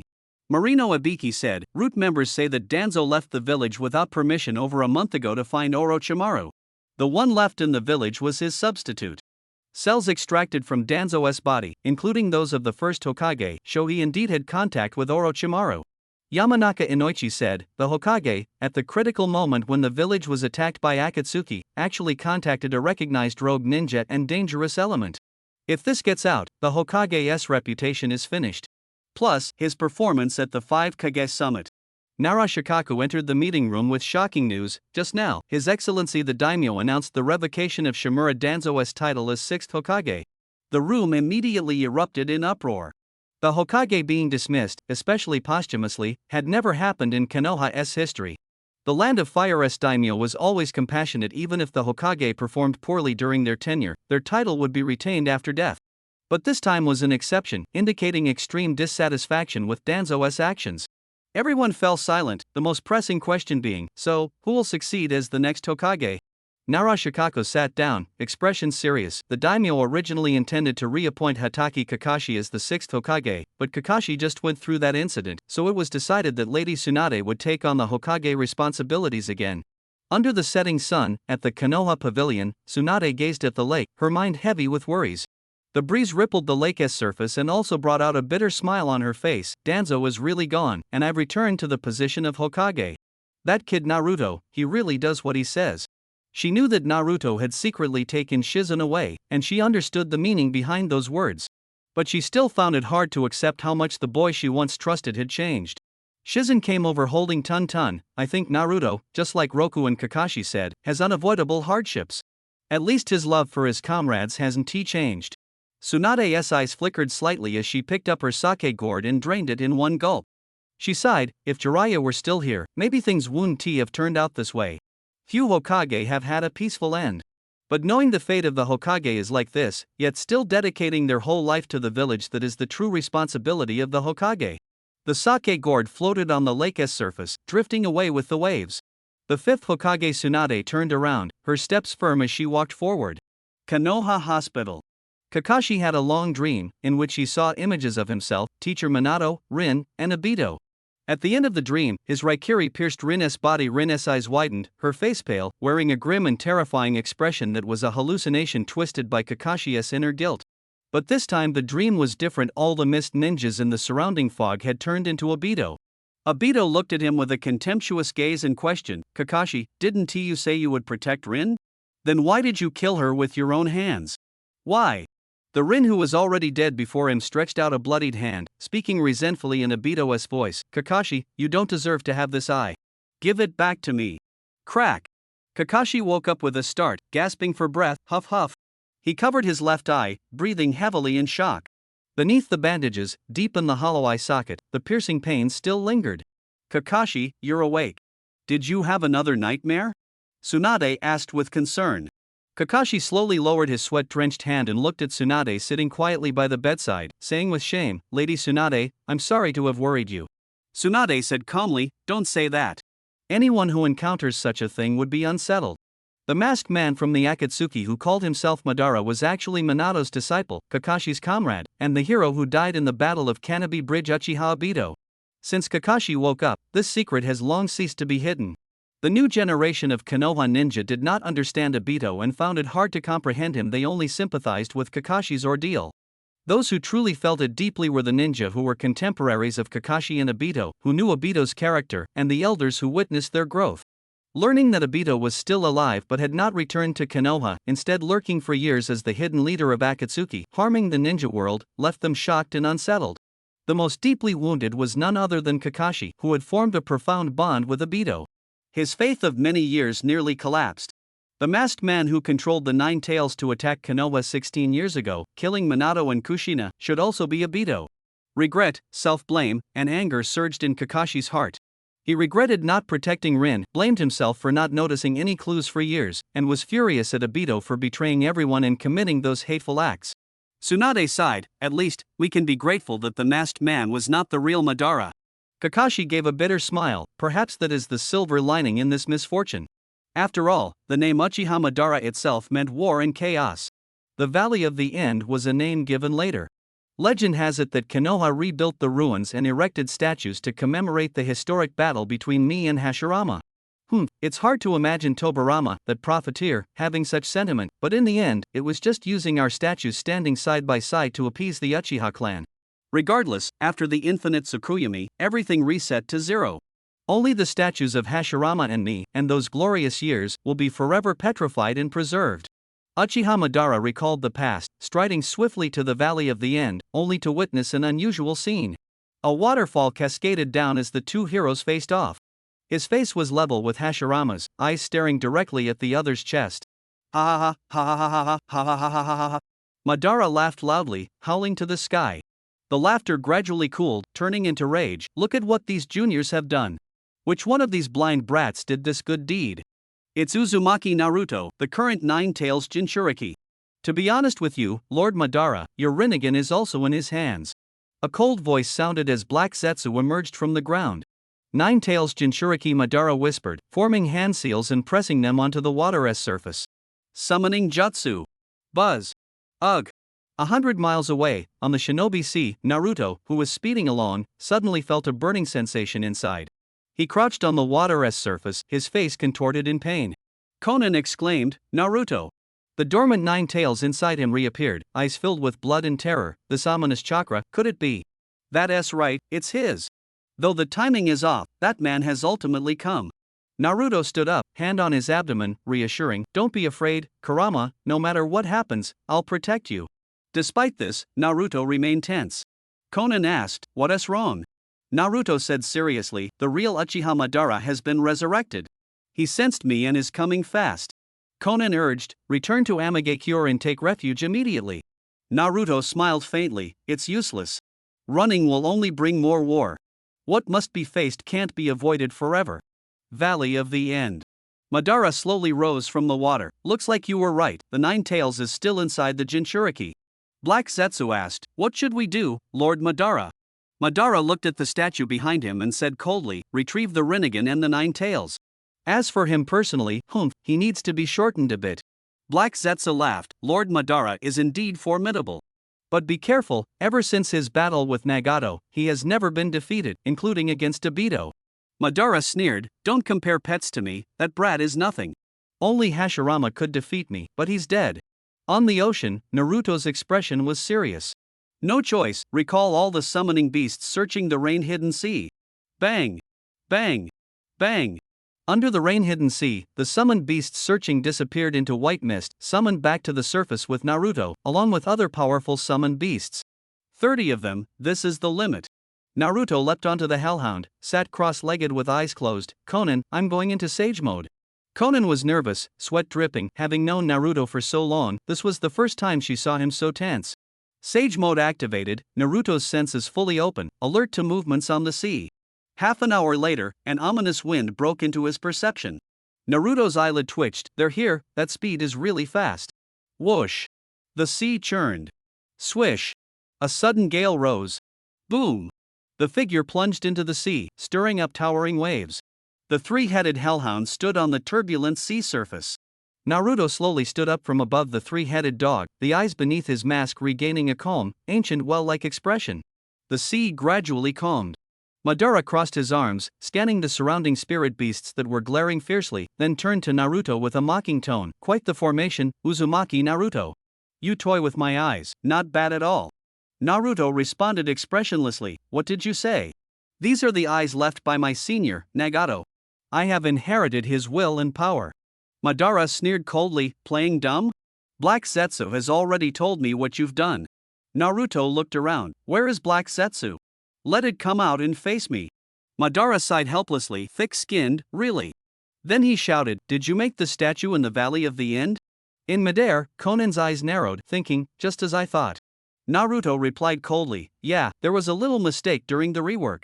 Madara said sternly, so, you knew it was a great disrespect, yet you didn't care? Naruto shrugged, so what?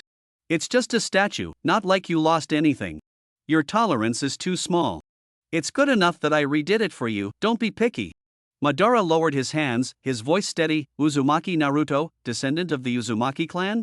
Show me what you can do. Fire style, great fire annihilation.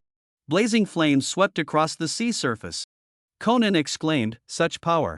Naruto smiled, and two shadow clones appeared on his left and right. Sage art, Gomen. The roaring flames burned in the wind, forming a towering sea of fire, intertwining with the great fire annihilation to create a fiery storm. Surprise flashed in Madara's eyes, able to counter my fire style enhanced by Ipputono? This kid's chakra is incredible, and he knows Sage Jutsu? Good, let's step it up. Madara maintained his fire style, his hands forming new seals. Wind style, vacuum chaos dance. Boom! Boom! Boom! Dozens of massive whirlwinds rose from the sea of fire, forming flaming tornadoes, with vortices churning on the ocean surface. The scene instantly spiraled out of control.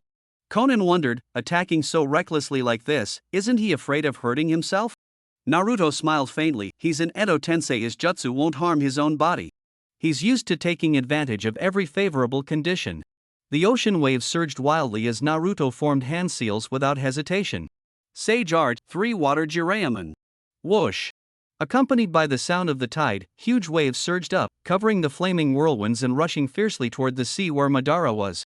Madara raised an eyebrow, using natural energy to manipulate seawater, combining sage techniques with terrain advantage and a water release? Not bad. Spray flew everywhere. Susanoo appeared amidst the waves, and the summoning beasts standing on the sea surface began to encircle. Madara wielded Susanoo's twin blades, coordinating powerful ninjutsu, clashing head-on with more than a dozen large summoning beasts, showing no sign of weakness. Suddenly, a tentacle wrapped around Madara's ankle, dragging him underwater. This tentacle, is it a mantis shrimp? Madara followed the tentacle to see the crab itself and couldn't help but laugh, so it's a crab after all. Susanoo formed hand seals with both hands, and the fire release, Susanoo Great Fire Annihilation, quickly ignited. Madara used this to force the seawater away, burning the crab shell red hot, disappearing into the smoke. After taking out the crab, Madara saw many more ambushing summoning beasts underwater and snorted coldly. He returned to the sea surface, his eyes turning into Rinnegan, Susanoo transforming into a double-faced helmet, his hand seals complex. Let's end this in one go. Shadows covered the ocean as a massive meteor tore through the clouds, falling fiercely with flames. Conan exclaimed, "A meteor? Is this a Rinnegan jutsu?" Naruto said calmly, "This is his technique combined with Susanoo. During the Fourth Great Ninja War, he used this move to almost annihilate an entire squad, and this move is a double yellow." Conan's expression was serious. "Should we stop it?" Naruto shook his head and smiled, "No need. Use good steel on the blade's edge. No matter how much chakra you have, it can't be wasted. Let's hide for now." He performed the Flying Thunder God technique and disappeared from the sea surface with Conan. Madara sighed lightly. "Flying Thunder God, huh? I think I understand how Obito lost. Well, this move was just to clear out the summoning beasts he deployed." A meteor crashed into the sea, stirring up huge waves, followed closely by a second meteor. Tens of thousands of tons of seawater were displaced, causing a small-scale tsunami. After the sea calmed, numerous fish corpses floated on the surface. All the summoning beasts were completely wiped out. When the dust settled, Madara stood on the Dead Sea surface, his gaze complex, Edo Tensei, never dying, inexhaustible chakra, can freely perform large-scale ninjutsu, but without pain and bloodshed. This isn't a real battle. I hate this feeling. Suddenly, a flash of light, and Naruto returned to the sea surface. "Oh?" Madara said in surprise, "You didn't use Flying Thunder God to escape but came back to the battlefield instead. You really make me see you in a new light." Naruto's voice was low. "The ninja world is vast, but once you've targeted me, escaping to the ends of the earth is useless, isn't it?" Madara sneered, "You sure know me well." He asked again, "Why didn't that paper woman come with you?" Naruto smiled, facing the legendary Uchiha Madara. "I didn't have the strength to protect her. If you took her hostage and forced me to use the Rinnegan, I'd really be at a disadvantage." Madara's eyes turned cold. "Do I seem like the kind of person to use such tactics?" Naruto laughed. "Whether you would or not isn't important. I just avoid all risks because I understand better than anyone that one misstep can lead to eternal regret." Madara sighed. "Though you're young, you're mature in your actions, more like an experienced veteran than that rookie." He continued, "How about joining me as my right-hand man? I won't pursue what happened before. The Rinnegan must be returned to me, but as for the 9 tails, I'll keep part of its chakra inside you to ensure you won't die." Compared to losing everything, isn't that a good deal? A sneer came from beneath Naruto's mask. Madara frowned. "What are you laughing at?" Naruto waved his hand. "It's nothing, I just didn't expect you to extend an olive branch, but I refuse. The Rinnegan can be returned to you later, but not now. 9 tails, don't even think about touching it. The one who should be afraid of losing everything isn't me, it's you." This rapid-fire rebuttal made Madara realize that recruiting him was hopeless. "You're so mature, I misjudged you. Looks like I have no choice but to cut off your hands and feet and take back the Rinnegan and the 9 tails." Madara, disappointed, lunged fiercely at Naruto. Boom! An invisible shockwave pushed him back. An invisible fist, chakra energy. Naruto seized the moment, clasped his hands together, condensed a black gravitational ball, and threw it into the sky. Chibaku Tensei. The seawater churned as the 2 meteors summoned by Madara's Tenka Kazensei were drawn by the gravity, turning into countless rocks converging. Madara was also pulled toward the sky by the powerful gravity. It's just a big ant." Susanoo ignited, Magatama spinning. Madara swung his palm and threw Yata Mirror Magatama. He formed hand seals with both hands, compressed fire-style chakra into an arrow, and shot it into the sky. Fire-style, Great Fire Annihilation arrow. Rumble, rumble, rumble. Under the influence of gravity, the Magatama and fire arrow hit the gravitational ball one after another with precision. Accompanied by a loud explosion, Chibaku Tensei was completely destroyed in its cradle. The rocks in midair also fell one after another. Naruto squinted. Oh? He destroyed the gravitational ball? Madara replied coldly, "You've used up your moves, now it's my turn." Boom! Susanoo in full form was unleashed, twin swords swinging, cutting the seawater in half wherever the blade light passed. Crackling! Naruto entered purple lightning chakra mode, weaving through the sword light and shadows. Madara's Susanoo is much stronger than Sasuke's. The methods used against Sasuke probably won't work on him. Madara stared at the rushing lightning and murmured, "That purple lightning and chakra mode are tough to deal with. It's a pity my Edo Tensei Rinnegan can't use Rinbo, otherwise it would be much easier." But Uzumaki Naruto, you're not the true owner of the Rinnegan. Being able to use Chibaku Tensei is already the limit. Isn't Chibaku Tensei enough? Snap! Naruto clasped his hands together again. This time, the Chibaku Tensei was different from before. Rumble! The falling boulders rose again, converging completely around Madara's full Susanoo. Madara was surprised. Naruto's gaze burned hot. This is an advanced use of Chibaku Tensei, not creating a gravity ball, but using the opponent's own body as the gravity source. The opponent must have massive chakra, like a tailed beast, or a full Susanoo at your level. Rumble, rumble, rumble. The boulders completely covered Madara's full Susanoo, forming a Chibaku Tensei that absorbed two large meteors. Cracks suddenly appeared, and Madara was about to break free. But Naruto suddenly soared into the sky, formed hand seals, and supported the lower edge of the Chibaku Tensei. Earth release, super weighted rock technique. Buzz! The weight and density of the Chibaku Tensei increased thousands of times. The cracks were completely erased, making it indestructible. The weighted Chibaku Tensei fell toward the sea. Naruto's voice was firm, "If you can break free, I admit defeat." Boom! The celestial body fell into the sea, shaking the ocean and scattering huge waves.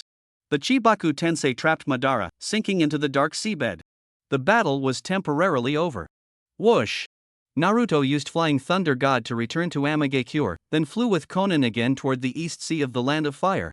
Konan gazed at the sea, her eyes full of worry. "Uchiha Madara, is he really sealed away?" Naruto comforted her, "Don't worry, Konan nay. The intensified version of the Chibaku Tensei with super heavy rock is 1,000 times stronger. Unless he can use super light heavy rock to counter it, or has spacetime techniques like Flying Thunder God or Kamui, there's no way he can escape." Naruto understood in his heart that Madara's Rinnegan technique Rinmohenge was very powerful, allowing him to use shadows as substitutes. If Madara was truly resurrected and regained even one Rinnegan, no matter how strong my Chibaku Tensei is, it wouldn't be able to trap him. Konan was so nervous waiting at Amagakure that she kept swallowing hard. Seeing Naruto safe and sound, she finally breathed a sigh of relief. Naruto also felt grateful. "Luckily, I went to Awagakure to learn secret techniques, otherwise I couldn't suppress Madara." To be honest, whether it's Madara or Obito, both have huge potential. They didn't show it before, but the future danger is not to be underestimated. This time they won by a stroke of luck, but Naruto was not complacent. Instead, he felt more pressure.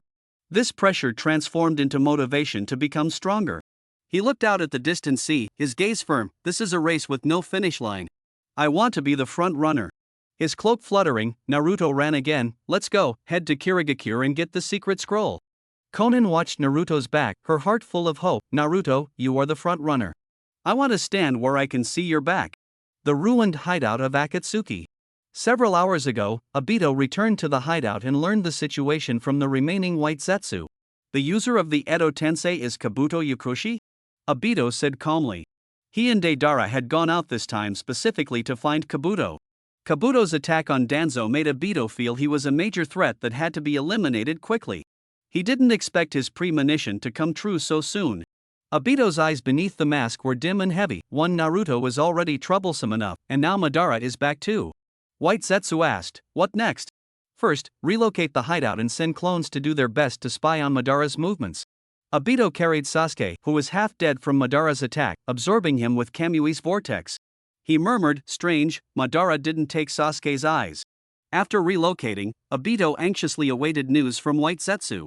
At that moment, White Zetsu brought explosive news. Madara and Naruto clashed in the eastern sea of the Land of Fire, and Naruto won. Obito was silent for a long time, then asked, "Has Madara's reanimation been destroyed?" White Zetsu replied, "It seems not, just sealed under the sea by the Chibaku Tensei." Obito pondered, Chibaku Tensei is strong, but it can't imprison Madara. What else did Naruto use? White Zetsu said, "Not sure, their movements are hard to track. This time we discovered it because the clash was too intense." He added, "It is said Naruto went to Iwagakure and took some secret technique scrolls from the second Tsuchikage, Anoki." Obito thought, first the secret scrolls from Kumobakure, now from Iwagakure. It seems he is skilled at combining various secret techniques, senjutsu, and the Rinnegan, pushing them to new heights. White Zetsu asked, "So what is the plan now?" Obito analyzed, Naruto and Madara's battle is in the sea east of the Land of Fire, which is a shortcut to the Land of Water. The Land of Water, Kirigakure? I roughly understand his intention. He stood up and walked toward the wall. Letting Naruto grow unchecked will only make the situation more uncontrollable. Madara's deterrent can be set aside for now. He slung the war fan Madara used over his back, his gaze heavy. Kirigakure, that nostalgic land of blood mist, I'll settle things with Naruto there. On the other side of the wall. Just awakened, Sasuke trembled all over as he overheard the conversation between Obito and White Zetsu. Naruto actually defeated Uchiha Madara? What a joke! That suffocating guy, he won alone? The huge psychological gap nearly broke Sasuke. He recalled Black Zetsu's earlier urging, "If you want to get stronger, go find Kabuto Yukushi."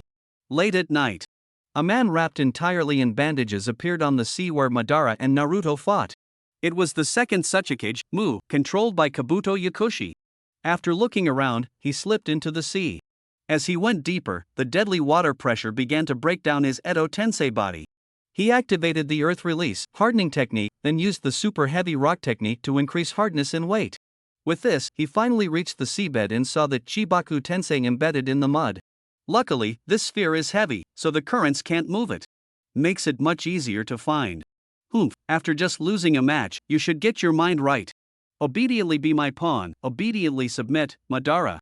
Yukushi Kabuto, harboring ulterior motives, landed on the Chibaku Tensei and formed hand seals. Earth release, super lightweight rock technique activated. The weight of the Chibaku Tensei suddenly decreased. Cracks quickly appeared. Madara controlled Susanoo, broke through the Chibaku Tensei, and escaped. Before Yukushi Kabuto could react, Madara had already grabbed Mu's throat. Madara said coldly, "I've had enough of that sealing technique twice already. Contribute your jutsu." Mu's chakra surged into Madara's palm, and cracks spread rapidly over his body. Sensing something wrong, Yukushi Kabuto immediately severed contact with Mu. Mu's memories were instantly read by Madara, his soul extracted, Edo Tensei disappeared, and the body shattered under the water pressure. Madara returned to the surface, forming hand seals with both hands. A warning to jutsu users, forbidden techniques must not be used recklessly. Edo Tensei, release. SSS. What? Far away, Yukushi Kabuto was stunned, completely unprepared for the fact that Madara could break free from the restraints of the reanimation jutsu on his own. On the sea surface, Madara recalled the intense battle with Naruto. That Uzumaki Naruto, who can play tricks with the Chibaku Tensei, is no ordinary kid. Although I underestimated him, his strong fighting spirit cannot be ignored. Madara stared at his trembling palm, emotions running high. My body is trembling with excitement, ha ha ha. Excellent, this is how a ninja should be, full of fighting spirit. He lowered his palm and looked around at the boundless sea.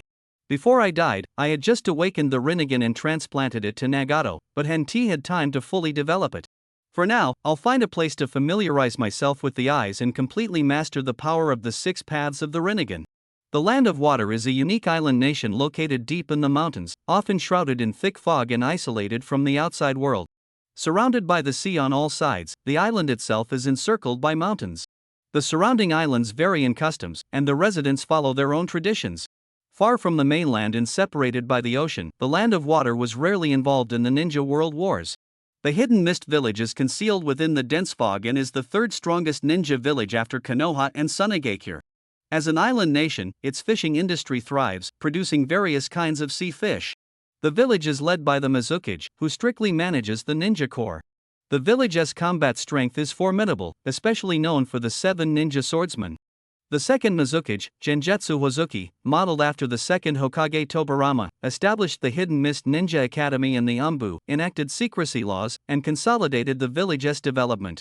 Genjutsu emphasized the sword tradition, training many new ninjas to join the 7 ninja swordsmen, who were directly commanded by the Mizukage to carry out difficult missions. However, under the 4th Mizukage's chaotic management, the 7 ninja swordsmen all became rogue ninjas. This was the darkest era of the Hidden Mist, known as the Bloody Mist era. Many mistakenly believed that Uchiha Obito single-handedly caused the Bloody Mist era, but that was not the case. The Bloody Mist era had already begun before Obito's fall. When Kakashi and Rin were surrounded by the Hidden Mist Anbu, they shouted, "Don't underestimate the Bloody Mist." Later, Obito used Genjutsu to control the 4th Mizukage Yagura, pushing the Bloody Mist era to its peak. It wasn't until the 5th Mizukage Mei Terumi took office that the Hidden Mist saw a bright era. However, the combat styles and assassination techniques left over from the Bloody Mist era remain, becoming a unique feature of the Hidden Mist. Now, to master the Hidden Mist's secret techniques, Naruto and Conan have traveled far to the Land of Water, stepping onto this mysterious land. In the forest outside the Hidden Mist, the fog was thick. Naruto sat by a forest path, eating a ninja bento. Conan had gone into the woods to relieve herself. After all, everyone has urgent needs, ninjas included. After finishing the bento, Naruto used ninjutsu to dispose of the box and leftovers. As an experienced ninja, leaving no trace was basic knowledge. Naruto glanced at his watch and murmured, "Why hasn't Conan returned yet? It's been a while. Could it be?" A flicker of surprise crossed his eyes. Conan went to the bathroom, but didn't he bring any paper? Thinking of this, Naruto couldn't help but recall his past life. Back then, he had just established a relationship with Hinata. After marriage, both were a bit shy about matters of intimacy. The elders of Konoha were also very concerned about their life. So, the then Hokage Kakashi Hatake assigned them a special mission to find the scattered ninja love scrolls across the ninja world. This mission was actually a chance for their honeymoon. Ninjas often camped when traveling. Once, when Naruto was relieving himself outdoors without any paper, he was in a bind until Hinata shyly handed him a roll of toilet paper. That night, the two spent an unforgettable time in an open-air tent. From then on, their love footprints were all over the woods, grasslands, lotus ponds, mountain springs, and even benches at outdoor campsites. Eventually, Naruto carried Hinata back to Konoha. Recalling those crazy yet warm days, Naruto sighed, life was truly beautiful back then. Although it was a bit overwhelming, that sense of peace and happiness is what every ninja longs for. If only there were no external threats. He pulled back his thoughts and whispered, "To protect this peaceful time, I must give it my all." Speaking of which, if Conan can turn into paper, how could she not have any paper with her? Could she be in trouble? I need to check it out. Naruto put on his mask and dashed into the dense fog of the forest. The trees on both sides quickly receded, and the scent of soil and vegetation was mixed with a strong metallic smell. Naruto sniffed and immediately recognized it as the smell of blood. Blood? Could something have happened? He followed the blood trail through the thicket, formed hand seals, and used wind release to disperse the mist. Before them was a pool of blood, with several bodies of Kirigakure Anbu lying on the ground. Conan, dressed in her Akatsuki cloak, stood beside the corpses, her expression puzzled, clearly not the killer. Naruto stopped in his tracks, frowning as he said, "What on earth happened here?" Conan looked coldly at the bodies. "I just passed by here and found these people." Naruto examined carefully and said, "These people should all be Kirigakure's jonin." Conan nodded, "And there are no signs of struggle, they were all killed with a single blow." Naruto removed his mask, revealing a weathered middle-aged ninja face, his eyes wide open as if he had seen something terrifying before death. Naruto analyzed, Kirigakure Anbu operate in secrecy. This man was old, probably a veteran from the Bloody Mist era. When the enemy appeared, he was killed without resistance. Naruto put his mask back on to preserve dignity, slowly standing up. Only a handful in the ninja world could do something like this. It seems Kirigakure was already targeted before we arrived. Perhaps our real enemy is not Kirigakure or the Mizukage, but someone else. Conan asked, "So what do we do next?" Naruto raised his cloak, "Keep moving forward." This trip to Kirigakure had not even begun, yet it was already shrouded in a blood-red shadow. The blue buildings of Kirigakure village were faintly visible through the mist. Naruto and Conan stood on high ground, looking toward the village entrance, which appeared calm with no signs of intrusion. Naruto said, "Like with Iwagakure, first diplomacy, then force. Avoiding conflict is best." Conan was less optimistic. "The Kumogakure scroll has already been exchanged with Iwagakure. You promised that Tsuchikage not to leak it, so you have no leverage. As a rogue ninja demanding secret techniques from a great nation, the success rate is low. She added, of course, if you tear up the verbal agreement with Iwagakure, that's another matter.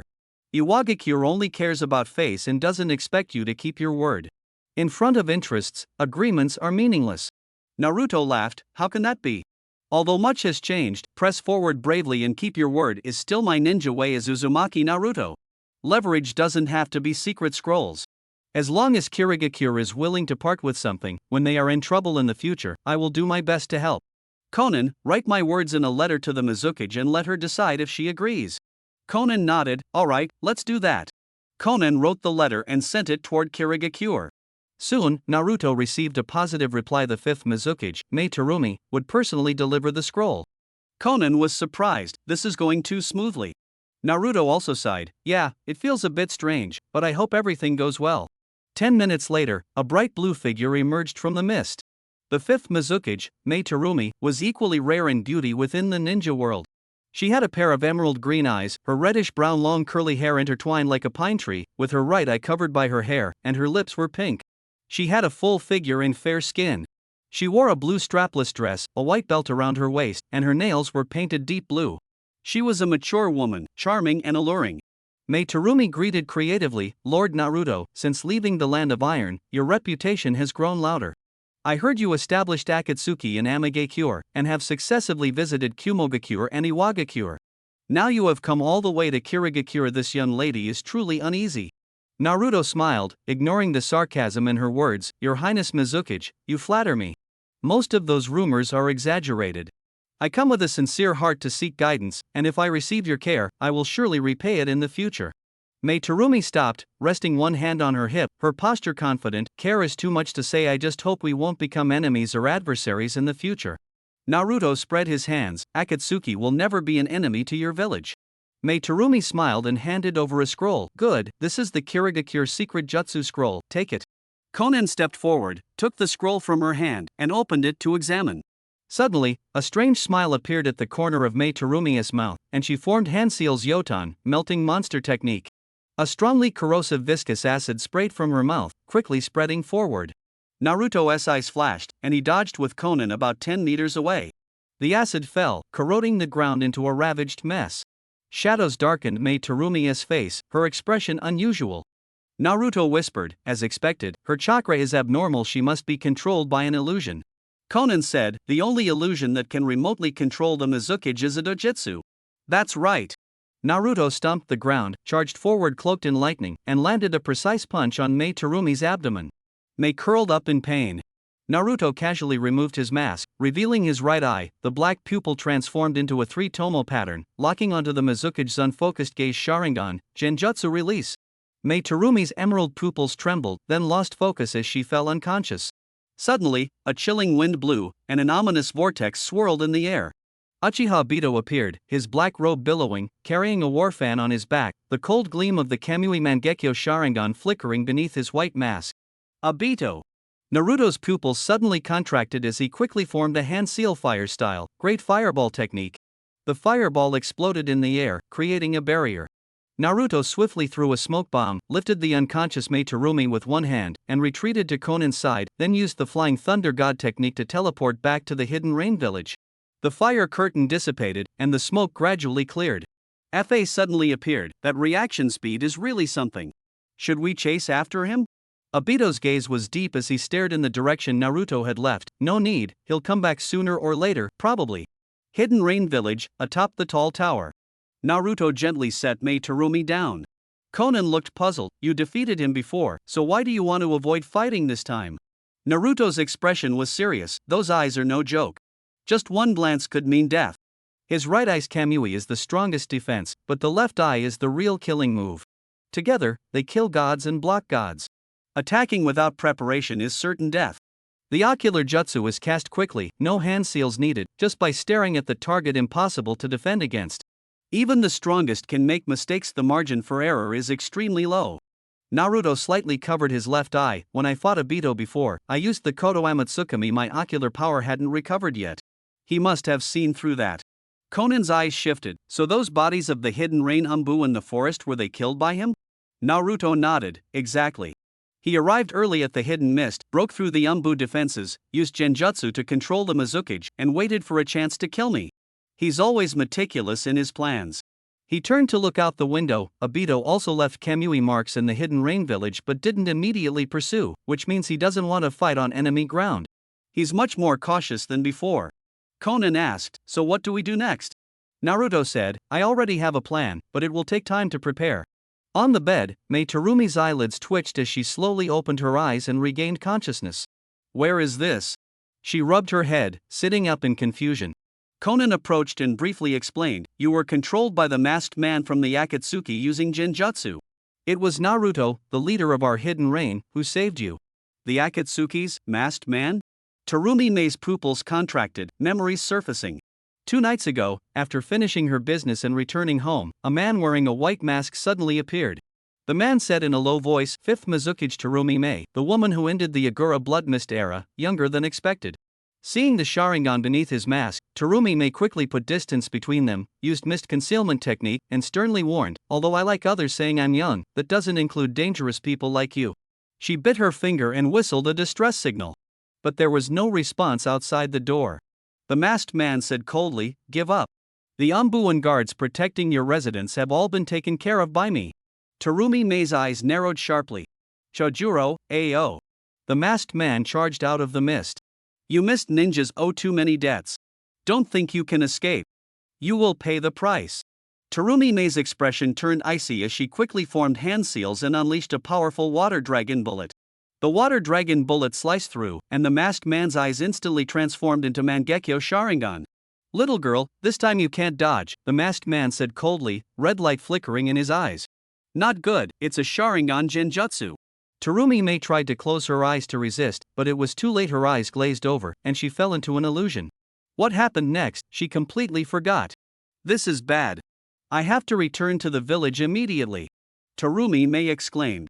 Naruto's voice was low, going back is just a death sentence. Death doesn't matter. I'm the Mizukage, I will live and die with the village, she responded firmly. Naruto said, maybe I can help you. You? What are you planning? Terumi Mei watched him warily. Naruto admitted frankly, you being targeted has everything to do with me. This is an old grudge between Kirigakure and that white masked man. The illusions and words he used say it all. He's been the mastermind since the era of the 4th Raikage Agura, she said coldly. Turning around, she added, but if you interfere, I won't let you take advantage to control Kirigakure. Naruto smiled and said, I don't want to control anyone, just interested in your secret techniques. They're necessary to deal with him. Mizukage, are you willing to part with them? Tsunade looked at him intently, are you really willing to help? Naruto said, let's see if the techniques are effective. I'll only act if there's a chance to win, otherwise, we'll have to relocate Kirigakure and find another strategy. Tsunade pondered, recalling the tragic deaths of Ao, Chojuro, and the Umbu members, as well as the impending disaster, and finally decided to compromise. In truth, she didn't trust Naruto at all, but there was no better choice. Alright, I'll hand over all Kirigakure's secret techniques to you. She formed hand seals, and a summon seal appeared, pulling out a heavy scroll from its mouth. It was a scroll similar to Konoha's Book of Seals, containing all of Kirigakure's secret and forbidden techniques.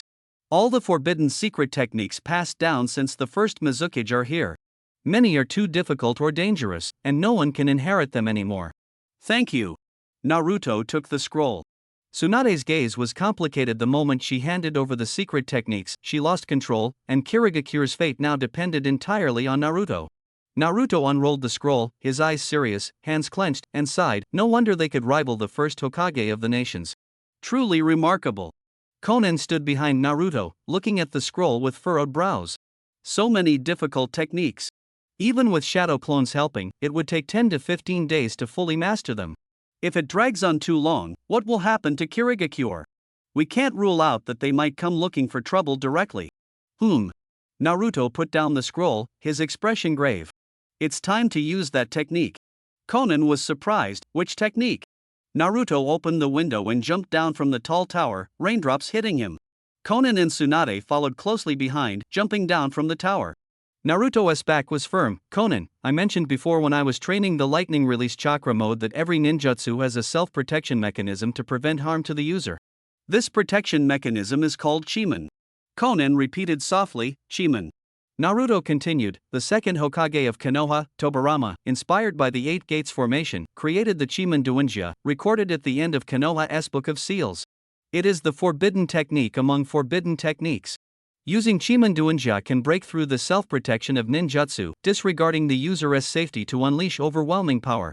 The method is to combine the Chiman-Duinja seal with the seal of the ninjutsu you want to unseal. Conan frowned, disregard the user's safety? That. Swish. Naruto quickly formed a series of complex hand seals, his eyes shining. My multi-shadow clone technique peaks at a maximum of 5,000 clones. After unsealing with Chiman-Duinja, it can exceed 10,000, even more. With the Chiman-Duinja seal completed, Naruto then formed the hand seals for the multi-shadow clone technique. Boom! Chakras surged suddenly, the robe fluttering wildly, veins bulging on the forehead. Forbidden Gate released ninjutsu multiple shadow clone technique. Bang bang bang bang bang bang. White smoke rose, and the number of shadow clones exceeded 12,000, densely filling the entire open ground, leaving no room to pass. Naruto's original body spread out the large and small scrolls of Kirigakure, shouting loudly, "Tonight, let us conquer all the jutsu of Kirigakure, including the Iwagakure secret technique Dustless Maze that I haven't mastered before." Yay! Got it! The shadow clones responded in unison. Just do it! Work hard! Next priority! Get stronger! They shouted enthusiastically. Conan's eyes flashed with pain. This technique definitely comes at the cost of lifespan. Tsunade was shocked and confused. Why is he pushing himself so hard? He already has the scrolls in the upper hand, there is no need to be so desperate. Conan whispered, because of a promise. Tsunade was surprised, a promise? Conan handed her a copy of a letter. As long as Kirigakure is willing to part with it, in the future when they face difficulties, I, Uzumaki Naruto, will definitely give my full support. Shock flashed in Tsunade's eyes. Conan said with both pain and pride, Uzumaki Naruto was that kind of man, always moving forward bravely, keeping his word that is his ninja way. While Naruto raced against time to master Kirigakure's forbidden jutsu to counter the increasingly powerful Obito, the Akatsuki's hideout fell into chaos. Ah! The remaining white zetsu was pierced through the body by Susanu's great sword.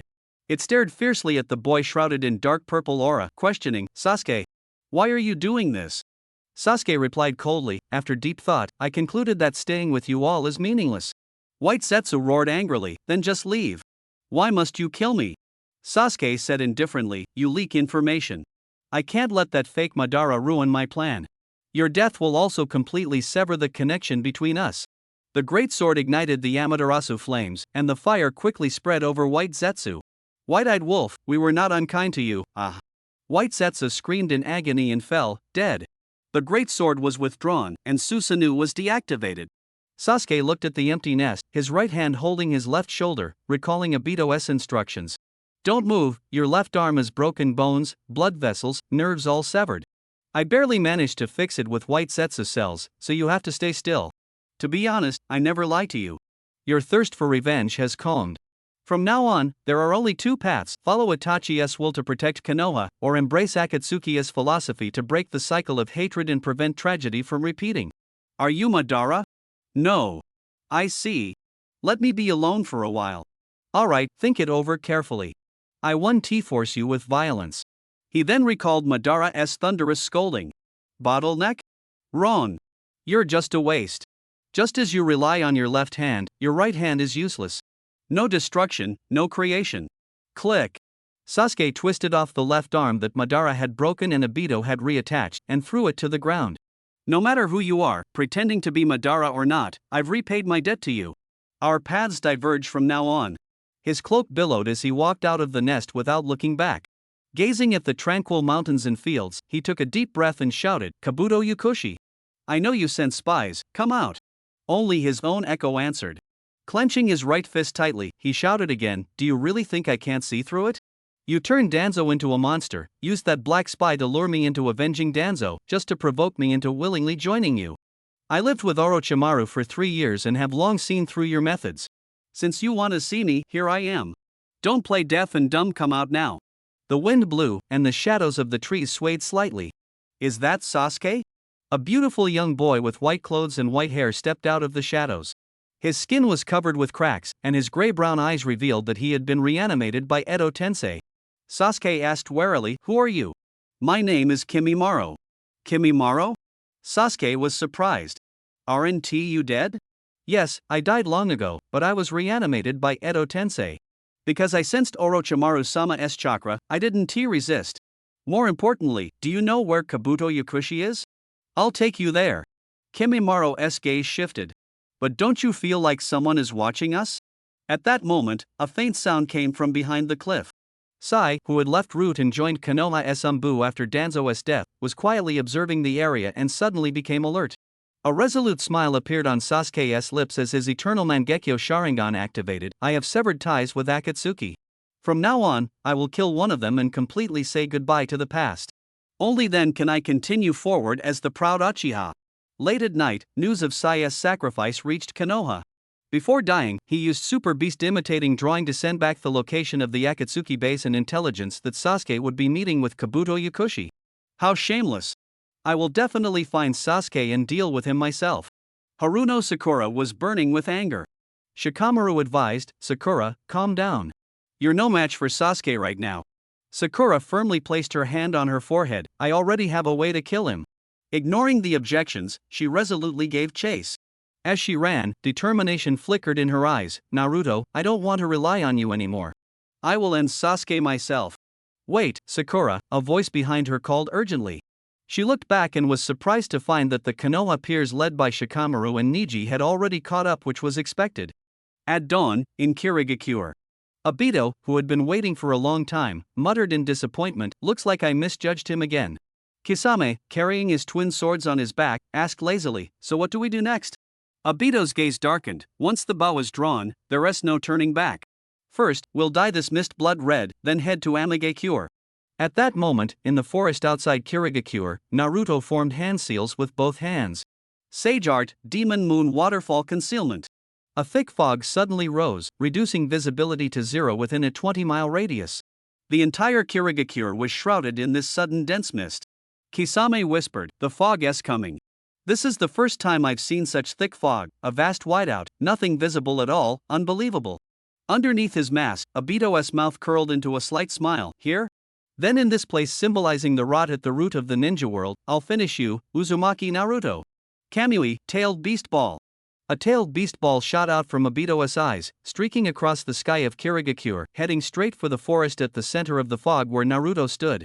This tailed beast ball was Uchiha Obito's declaration of war. This time, Naruto did not use Flying Thunder God technique to evade. No matter when or where, I'll stand by you till the end. Naruto quickly formed hand seals with both hands. Space-time barrier technique. When the tailed beast ball struck, the space-time jutsu suddenly activated, forming a defense. The jutsu collapsed, trapping the tailed beast ball inside. Naruto stretched out both hands, the Flying Thunder God kunai flashing in his palms. Flying Thunder God guided lightning. Boom! The explosion echoed tens of kilometers away.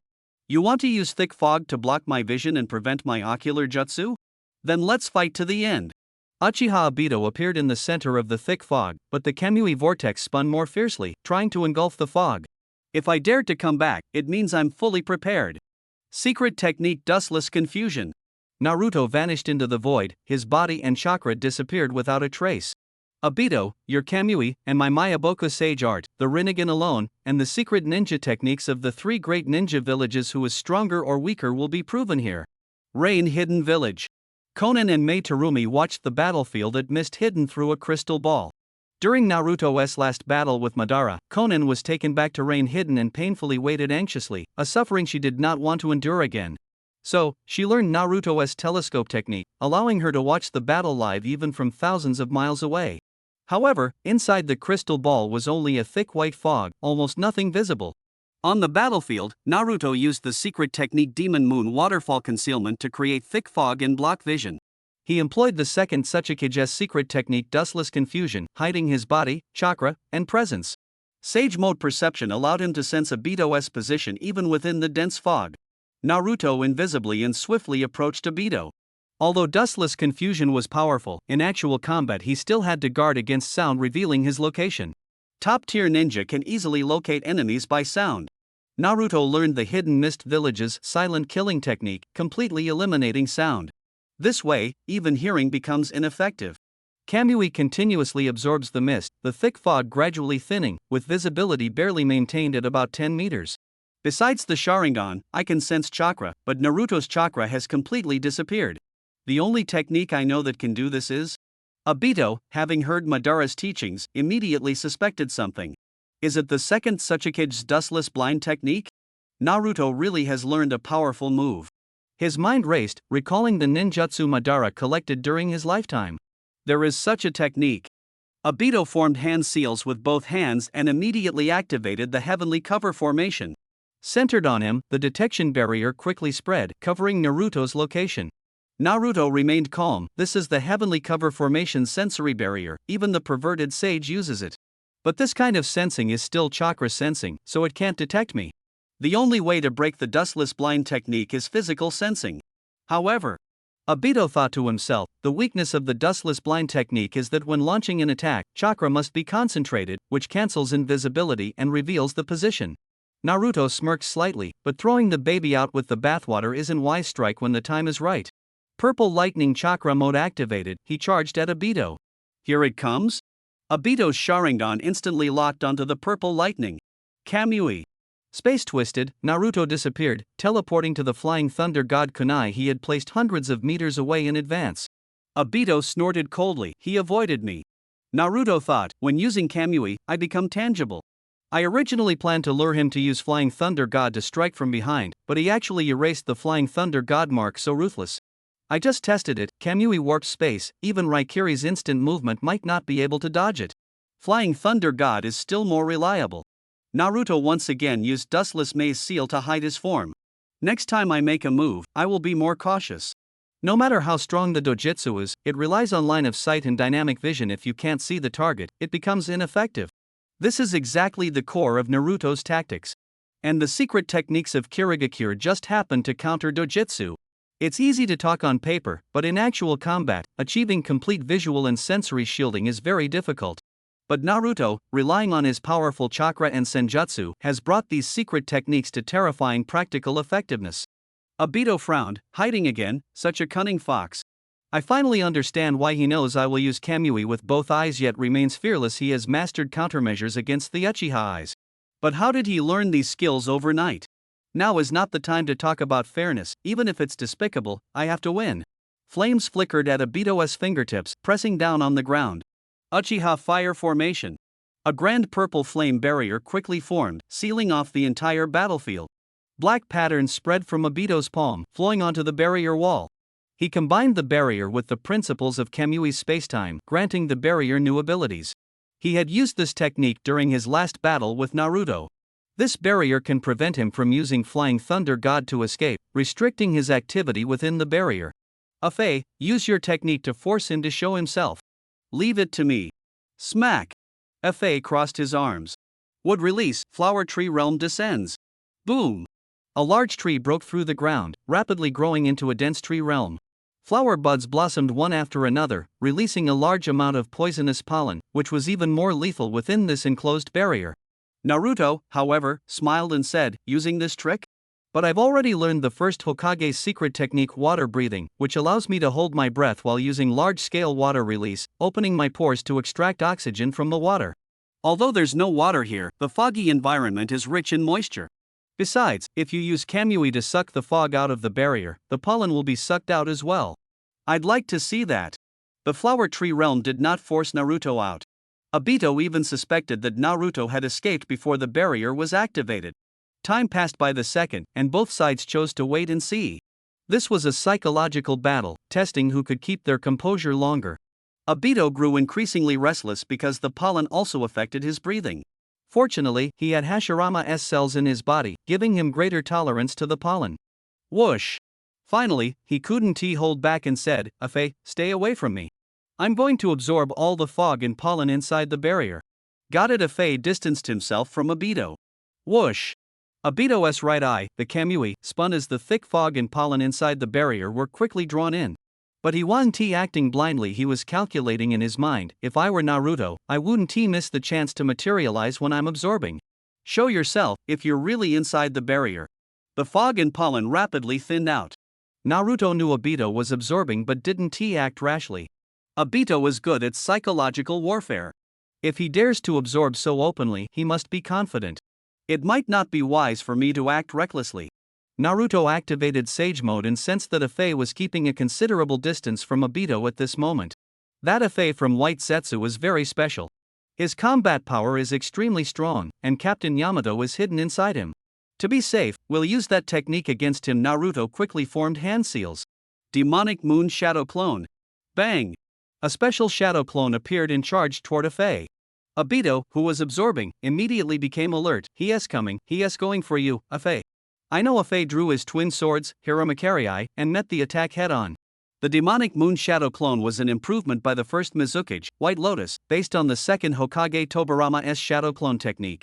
It was stronger than the Kirigakure's water-style shadow clones and even granted the clone the unique water-based physiology of the Hozuki clan.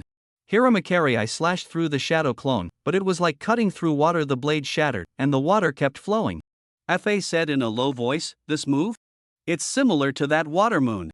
Crack! Lightning release erupted but was blocked by the purple lightning shield surrounding the shadow clone. Naruto's original body laughed. My demonic moon shadow clone can also activate the purple lightning chakra mode, overcoming the only weakness of the Hozuki water-based physiology lightning release. In an instant, the shadow clone touched Afe and stamped the flying thunder goddess mark on him. Since he has the water-based physiology, he won T-Lac water iron cannon techniques.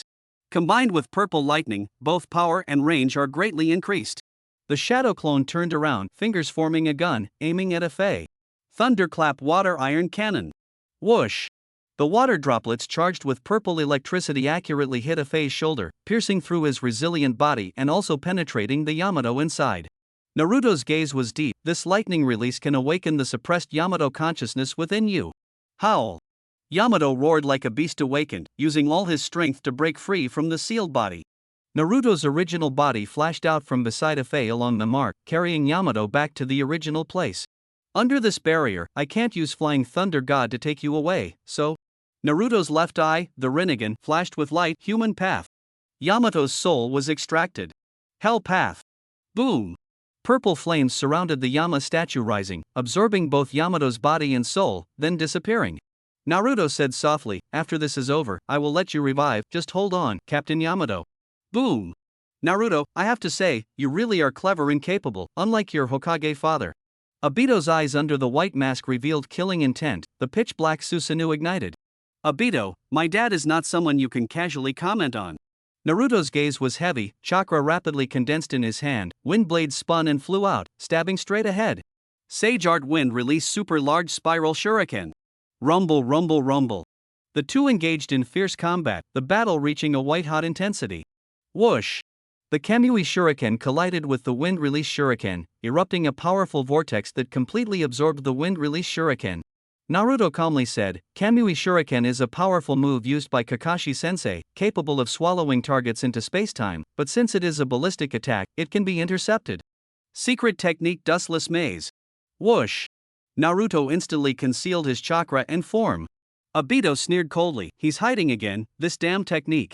But inside the barrier, he can't escape my control. Afe, come closer to me. Obito communicated with Afe remotely through a technique. Afe hesitated. No, I have his Flying Thunder God mark on me. If I get too close, he might suddenly appear. Obito said, come 20 meters closer, and I'll help you remove the mark. Understood. Afe did as told. The mist within the barrier had already been absorbed by Obito, and the view was clear. Obito locked onto the mark on Deidara's body and activated Kamui. SSS. The marked part of the body was torn apart and pulled into the space-time dimension. Done.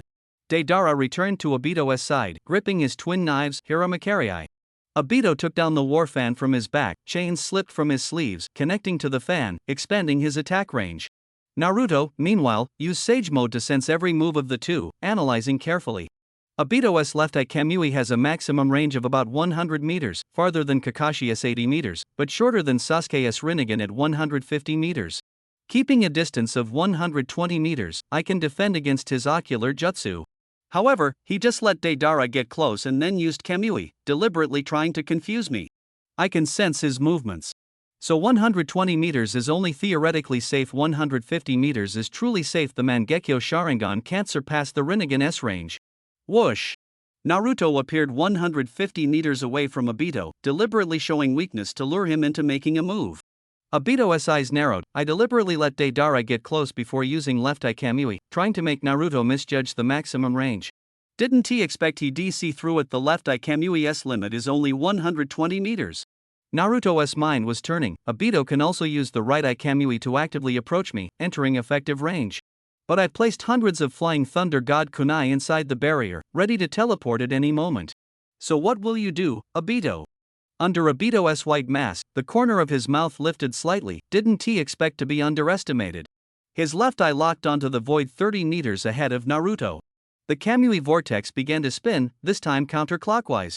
My left eye, like my right, can not only absorb but also release. Boom! A tailed beast ball from the 8 tails shot out from the vortex, instantly striking toward Naruto.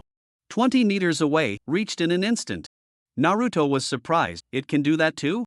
The tailed beast orb exploded, destroying the ground beneath Naruto's feet. He quickly used Flying Thunder God technique to dodge, forming hand seals with both hands. Sage Art, Frog Splash Wave. A high-pressure water blade cut through the ground, rushing straight at Obito. In the distance, the Kamui vortex closed, and Obito immediately entered penetration mode. So that's it, you deliberately revealed yourself to provoke me into attacking, using Flying Thunder God to flank and coordinate with long-range Sage techniques, trying to catch me the moment I materialize. Obito's gaze grew heavy. I'm getting impatient too.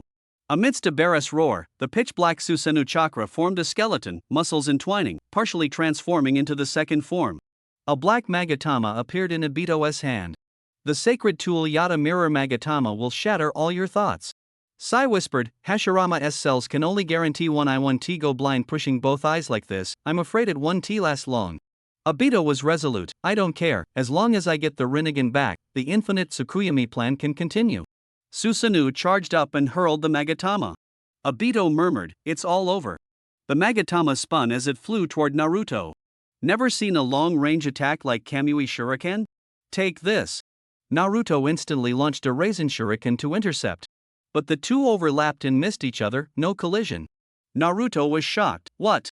Obito sneered, the Magatama can be pierced by attacks. Interception is useless. Naruto's left eye narrowed as he activated Shinra Tensei. The repulsive force exploded, but the Magatama ignored the force field. Naruto used Flying Thunder God technique to jump and dodge far away.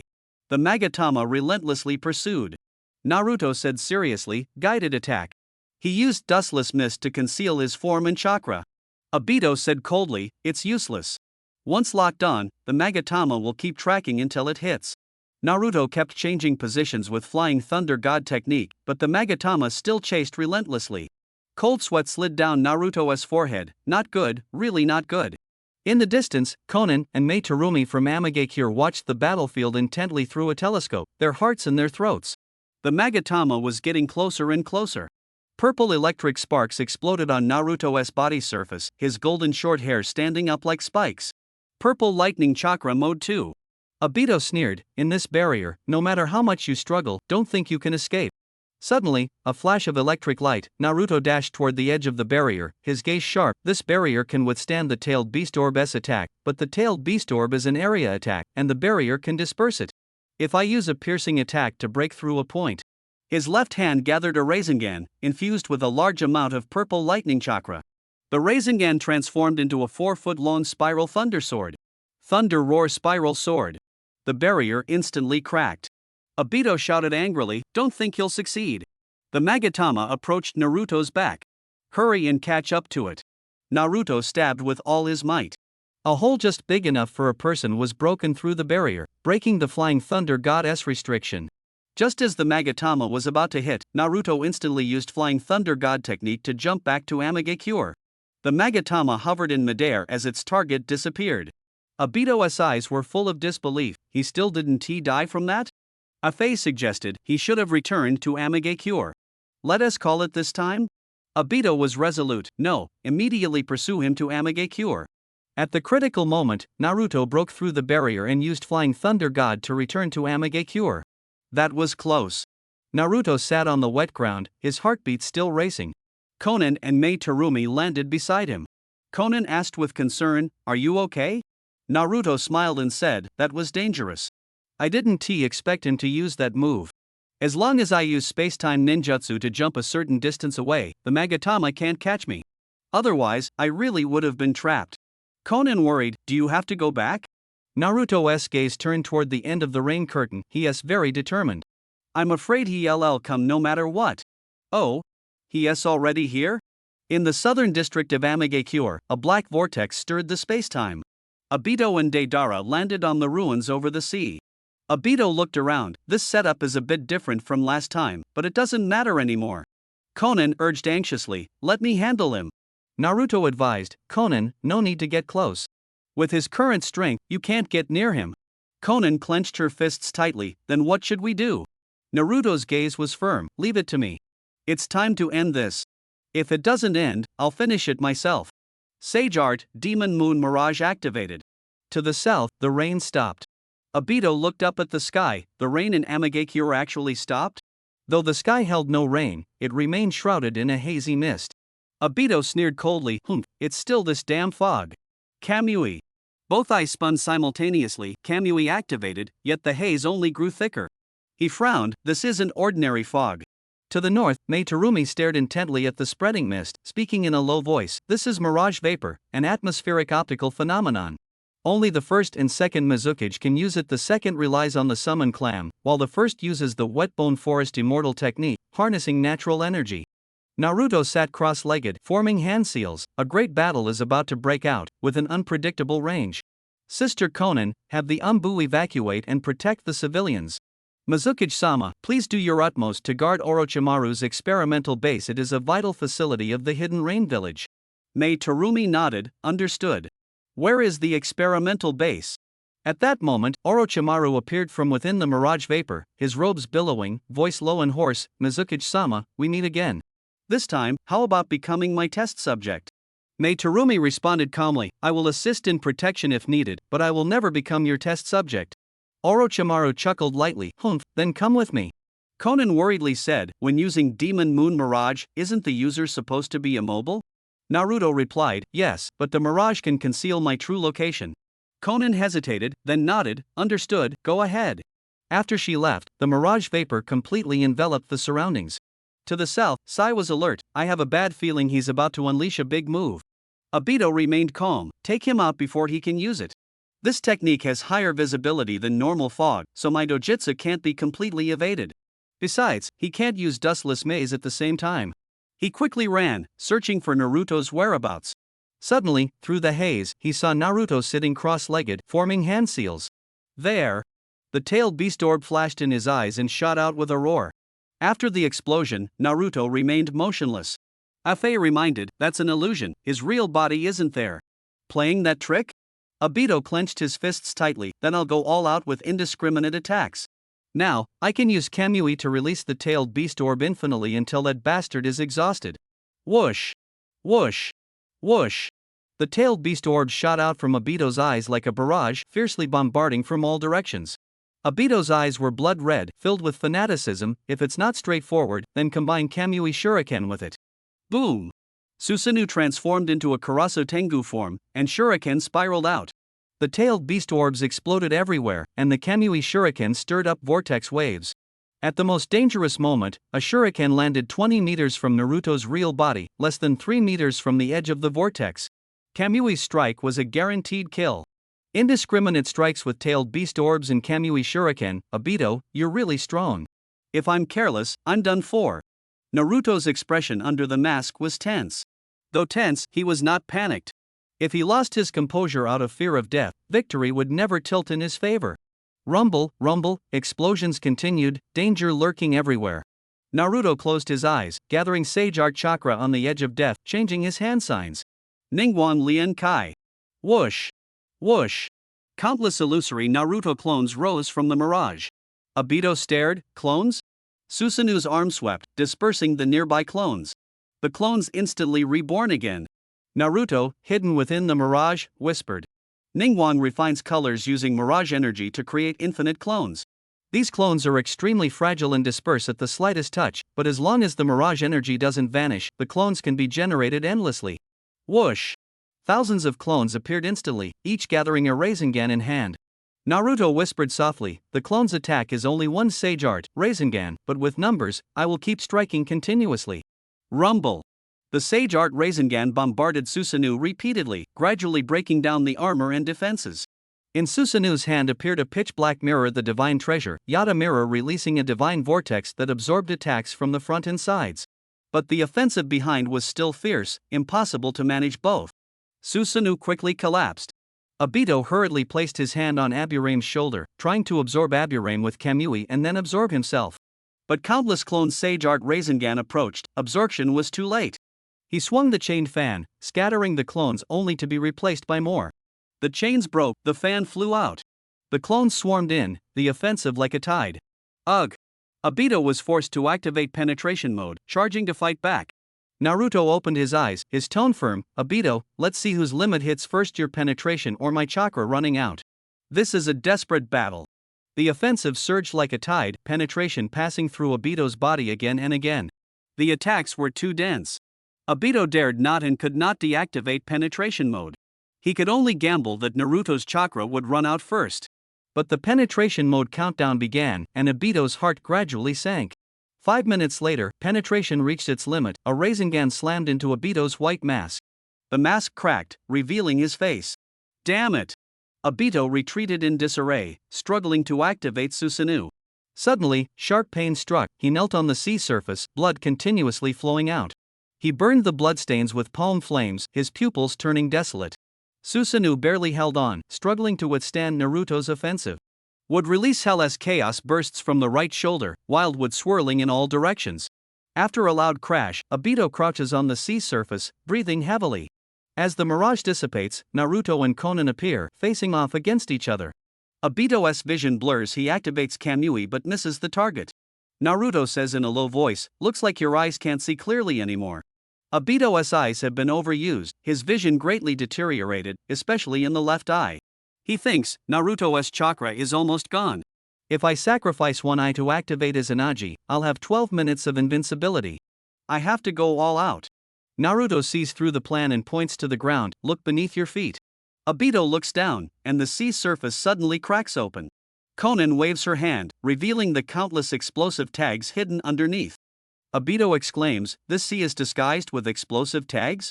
This is the technique of the paper god, able to disguise hundreds of billions of tags as seawater, even the Sharingan can hardly tell. Konan says coldly, I prepared 600 billion explosive tags, enough to detonate for 10 minutes. Even if you survive using Izanagi, its time is limited. Do you really think you can take down Naruto during that window? Naruto adds, even without the explosive tags, I have a forbidden technique left, though it comes at a high cost. Obito, how about a fight to the death? As he speaks, Naruto removes his mask, a spotted smile appearing on his youthful face. Honestly, I'd like to try. We're all outcasts in the ninja world, no attachments. I'm willing to fight to the end. Obito clenches his fists. Facing the threat of 600 billion explosive tags and the pressure of Naruto's unknown forbidden technique, he must consider carefully. It seems Madara has escaped. A fight to the death would only benefit Madara. Konan, you're ruthless. He finally loosens his grip and stands up. Even if you win this battle, Uzumaki Naruto. Before he finishes, his right eye releases a whirlpool, absorbing it into his body. We won't meet again anytime soon. I'll be watching to see who holds the future. Obito leaves with his damaged body and nearly blind eyes. Naruto exhales deeply. Konan turned her head and asked, Naruto, does the forbidden technique you mentioned really exist? You've used all the jutsu from the Kirigakure scroll, right? Naruto smiled faintly, not answering directly. Fatigue surged over him, and he staggered and fell. Konan quickly supported him, her eyes full of concern. You didn't rest last night, did you? Training with the Shadow Clone Jutsu, then rushing to Kirigakure. Naruto said tiredly, sorry to trouble you, Konan nay. Konan gently comforted him, don't say that. Rest well. With me here, you don't have to worry about anything. ZZZ. Naruto had already fallen into a deep sleep. Konan smiled indulgently, then turned to look at Orochimaru and Mei Terumi approaching. Her expression changed, and she said coldly, Reikage, I'm afraid you'll have to stay a while longer in Amagakure. Mei Terumi looked at Naruto, who had collapsed in Konan's arms, and said, there is no other way. Does Amagakure have hot springs? I just blocked the aftershock of an attack, covered in mud, feeling awful all over. Conan replied calmly, there are, but they charge a fee. Why don't you give it a try? Naruto fell asleep from exhaustion after the fierce battle. But as the wind rises and clouds gather, another storm is about to erupt in the ninja world. Up ahead, spotted Sasuke's whereabouts. Neji ran while locking onto the target with his Byakugan. Got it. Haruno Sakura quickened her pace, the blue diamond-shaped mark on her forehead flashing. Finally. After 3 years of continuously storing chakra in this seal, it's finally full the Byakugan seal. Behind Sakura, Shikamaru looked serious. Sakura, we came with you prepared. Letting Sasuke go on like this will only harm the village. I hope you won't hesitate because of past feelings. Can you do that? Sakura's eyes flickered. I will. Shikamaru nodded. Good. Everyone will fully support you. Sasuke and Kimimaro ran, glancing back. Kimimaro asked, are they your former comrades? Sasuke sneered coldly, just a bunch of meddlesome trash. Tap. Both sides stopped, the atmosphere tense, ready to erupt into conflict at any moment. Under the night sky, Haruno Sakura, accompanied by her fellow ninjas, confronted Sasuke. Sakura questioned, Sasuke, why did you ruthlessly go after Sai? Sasuke sneered coldly, Sai? That guy I crushed into pulp with my Susanoo? Except for Kimimaro, everyone was too shocked to speak, their anger and sorrow intertwined. Sakura was heartbroken, Sasuke. Shikamaru said in a low voice, enough. He has fallen and become an enemy, one we cannot tolerate. Sakura hugged herself tightly and nodded, I understand. Sakura, Shikamaru, Choji, Ino, Tenten, Hinata, Kiba, Shino, Neji, and Rock Lee all 10 gathered together. Sasuke glanced coldly, you all dare to come after me? Truly reckless. Shikamaru ignored Sasuke's arrogance and focused his gaze on Kimimaro, quickly arranging tactics. Lee, you have experience dealing with Kimimaro, so you take the main attack this time. But Kimimaro is an Edo Tensei, so he can't be killed. Use your strong fist to restrain him. Neji, use your gentle fist to seal his chakra points. Rock Lee said excitedly, leave it to me. Neji calmly replied, understood, but Kimimaro can manipulate his bones, making his defense strong. The chakra point sealing might not be fully effective. Shikamaru said, it's okay.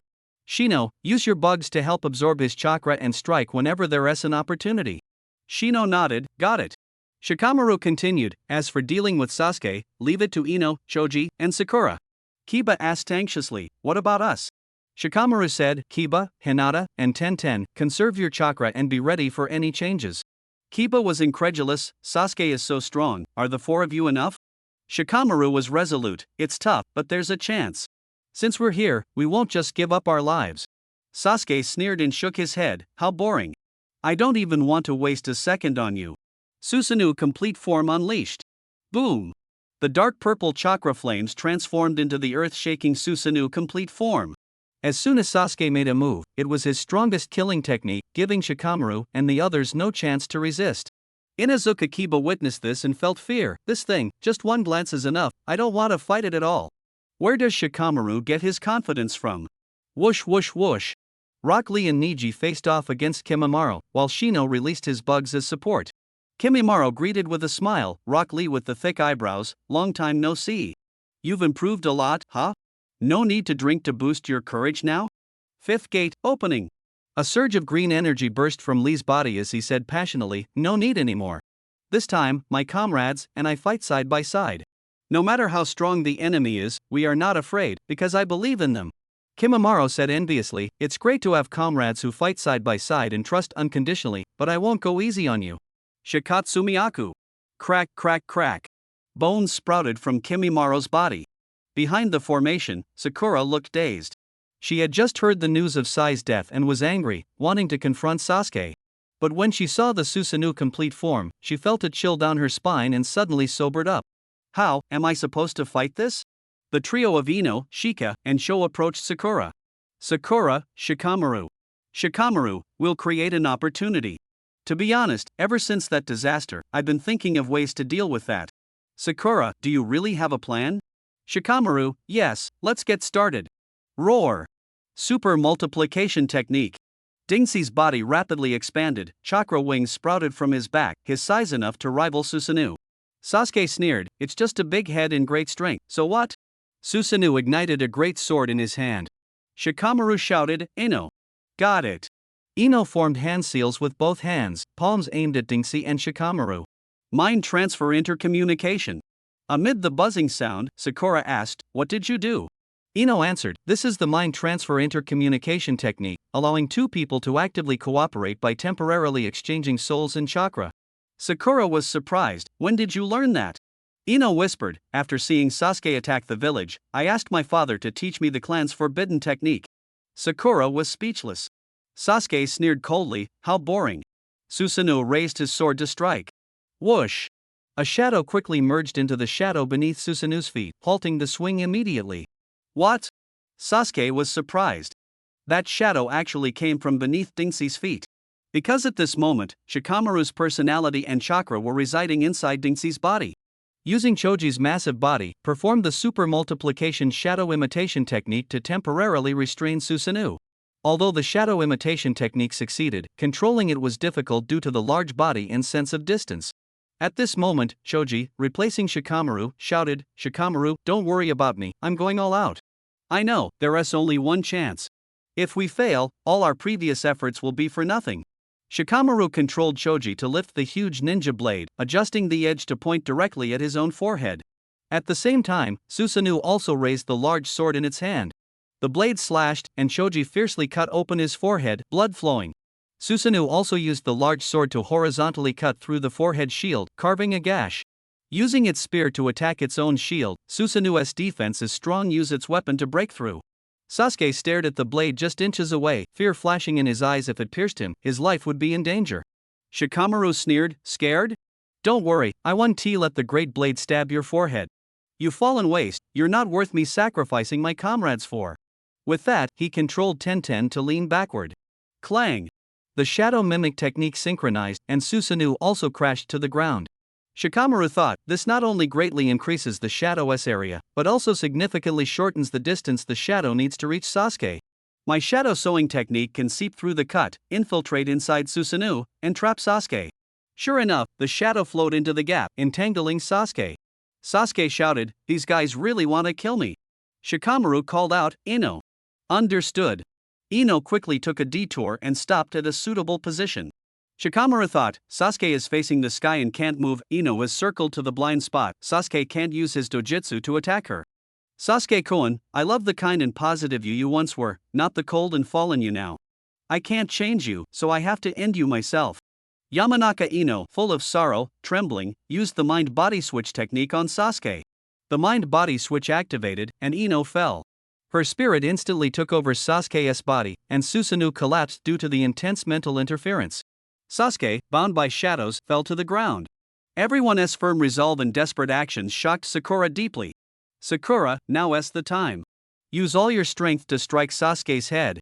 Shikamaru's shout awakened Sakura from her daze.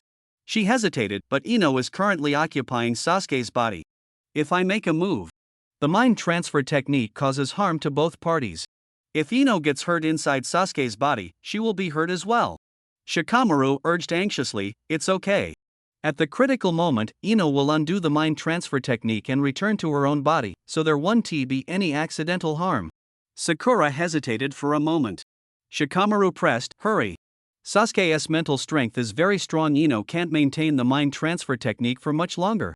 All right. Sakura gritted her teeth and charged forward, the mark of the 100 healings on her forehead glowing. Damn!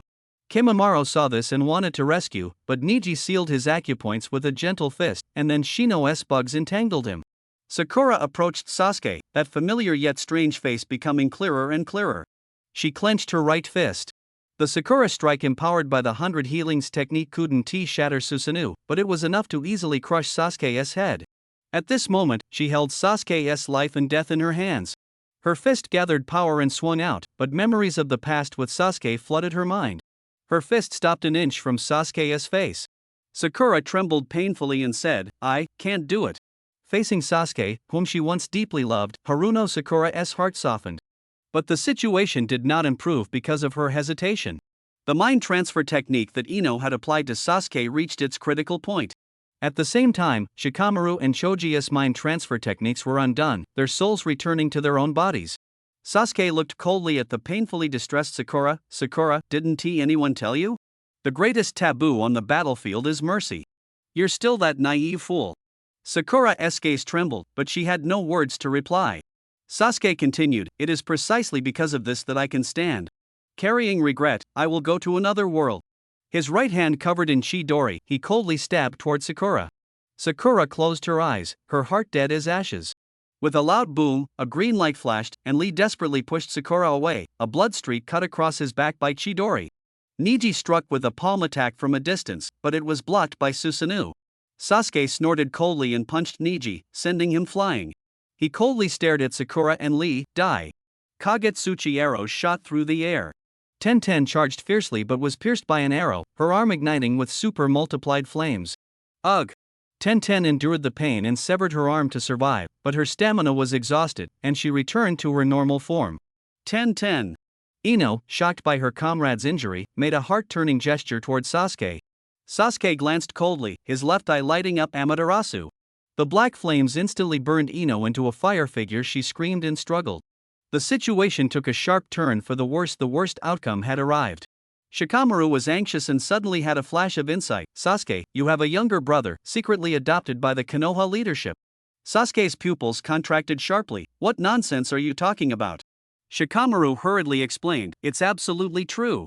Your mother Makoto was 3 months pregnant when she died, discovered during the ANBU autopsy. The third Hokage took pity and saved the child, sending him outside the village to be raised. I know where he is. Sasuke finally showed interest. Where is he? Ah! Ino's scream pierced Shikamaru's nerves. Shikamaru's eyes were red, extinguished the black flames on her, and I'll tell you. Sasuke hesitated. No, you already know, others should know too. Shikamaru said firmly, I only found out by chance when I checked the files. After promising to keep it secret, the files were destroyed, and no one knows. Ino's struggling sounds gradually weakened. Hurry, put out the fire. Shikamaru urged desperately, pressing a kunai to his neck. Otherwise, I'll kill myself, and you'll never find your brother. Sasuke finally used his right eye to activate Susanoo, extinguishing the black flames. Shikamaru quickly embraced the severely burned Ino, who was still barely breathing. His eyes were filled with both sorrow and relief. Sasuke impatiently said, Speak. Shikamaru calmly thought, buying time for his teammates to retreat. Suddenly, Kimimara's expression changed, and Kabuto Yukushi appeared. He exposed, a 3-month-old fetus cannot survive without maternal nutrition. You might not know, but medical ninjas all do. Sasuke's face darkened. Kabuto ordered Kimimaro, help me deal with these bugs. Amaterasu flared up, burning away the bugs Shino used to restrain Kimimaro. Kimimaro stood up, and Kabuto said, these guys are cunning and troublesome. Sasuke doesn't need to get involved. Leave the rest to me. Summoning, impure world reincarnation. Boom! Boom! Boom! Boom! Boom! 5 coffins prepared in advance slowly rose, and after the lids closed, 5 powerful reanimated shinobi appeared. They were Deidara, Sasori, Kakuzu, the third Raikage, and Nagato. The third Raikage said coldly, reviving me with the second Hokage's impure world reincarnation? Truly a cursed jutsu that harms future generations. Deidara sneered mockingly, Sasuke, you're reanimated too? Watch my ultimate art. But Sasori calmly pointed out, Deidara, look carefully, he's alive, not reanimated. Deidara was shocked, what? Kakuzu sneered, you're Nara Shikamaru, right? That smart guy from Konoha? You look pale, did you mess up? Nagato said in a deep voice, most of those reincarnated are former Akatsuki members. Itachi didn't come, and Konan and Naruto's current status is unknown. The place is full of Konoha ninja, the situation is tricky. Sasuke responded coldly, looks like I really don't need to intervene. This scene shocked everyone from Konoha deeply. Nara Shikamaru felt deeply regretful, it's my fault, I only focused on tactics and didn't consider my comrades' feelings. They couldn't act because of old ties. I must take responsibility for the failure. He said without hesitation, I'll stay behind, you all go quickly. Rock Lee firmly opposed, no, I don't agree. We came together, and we'll go back together. Shikamaru shook his head, it's useless. Which one of them wasn't bought with countless lives? Sizzle. The eyes of the 5 Edo Tensei reincarnations were filled with murderous intent, and the aura of slaughter spread out. Shikamaru shouted painfully, go quickly. Everyone gritted their teeth, caught in struggle.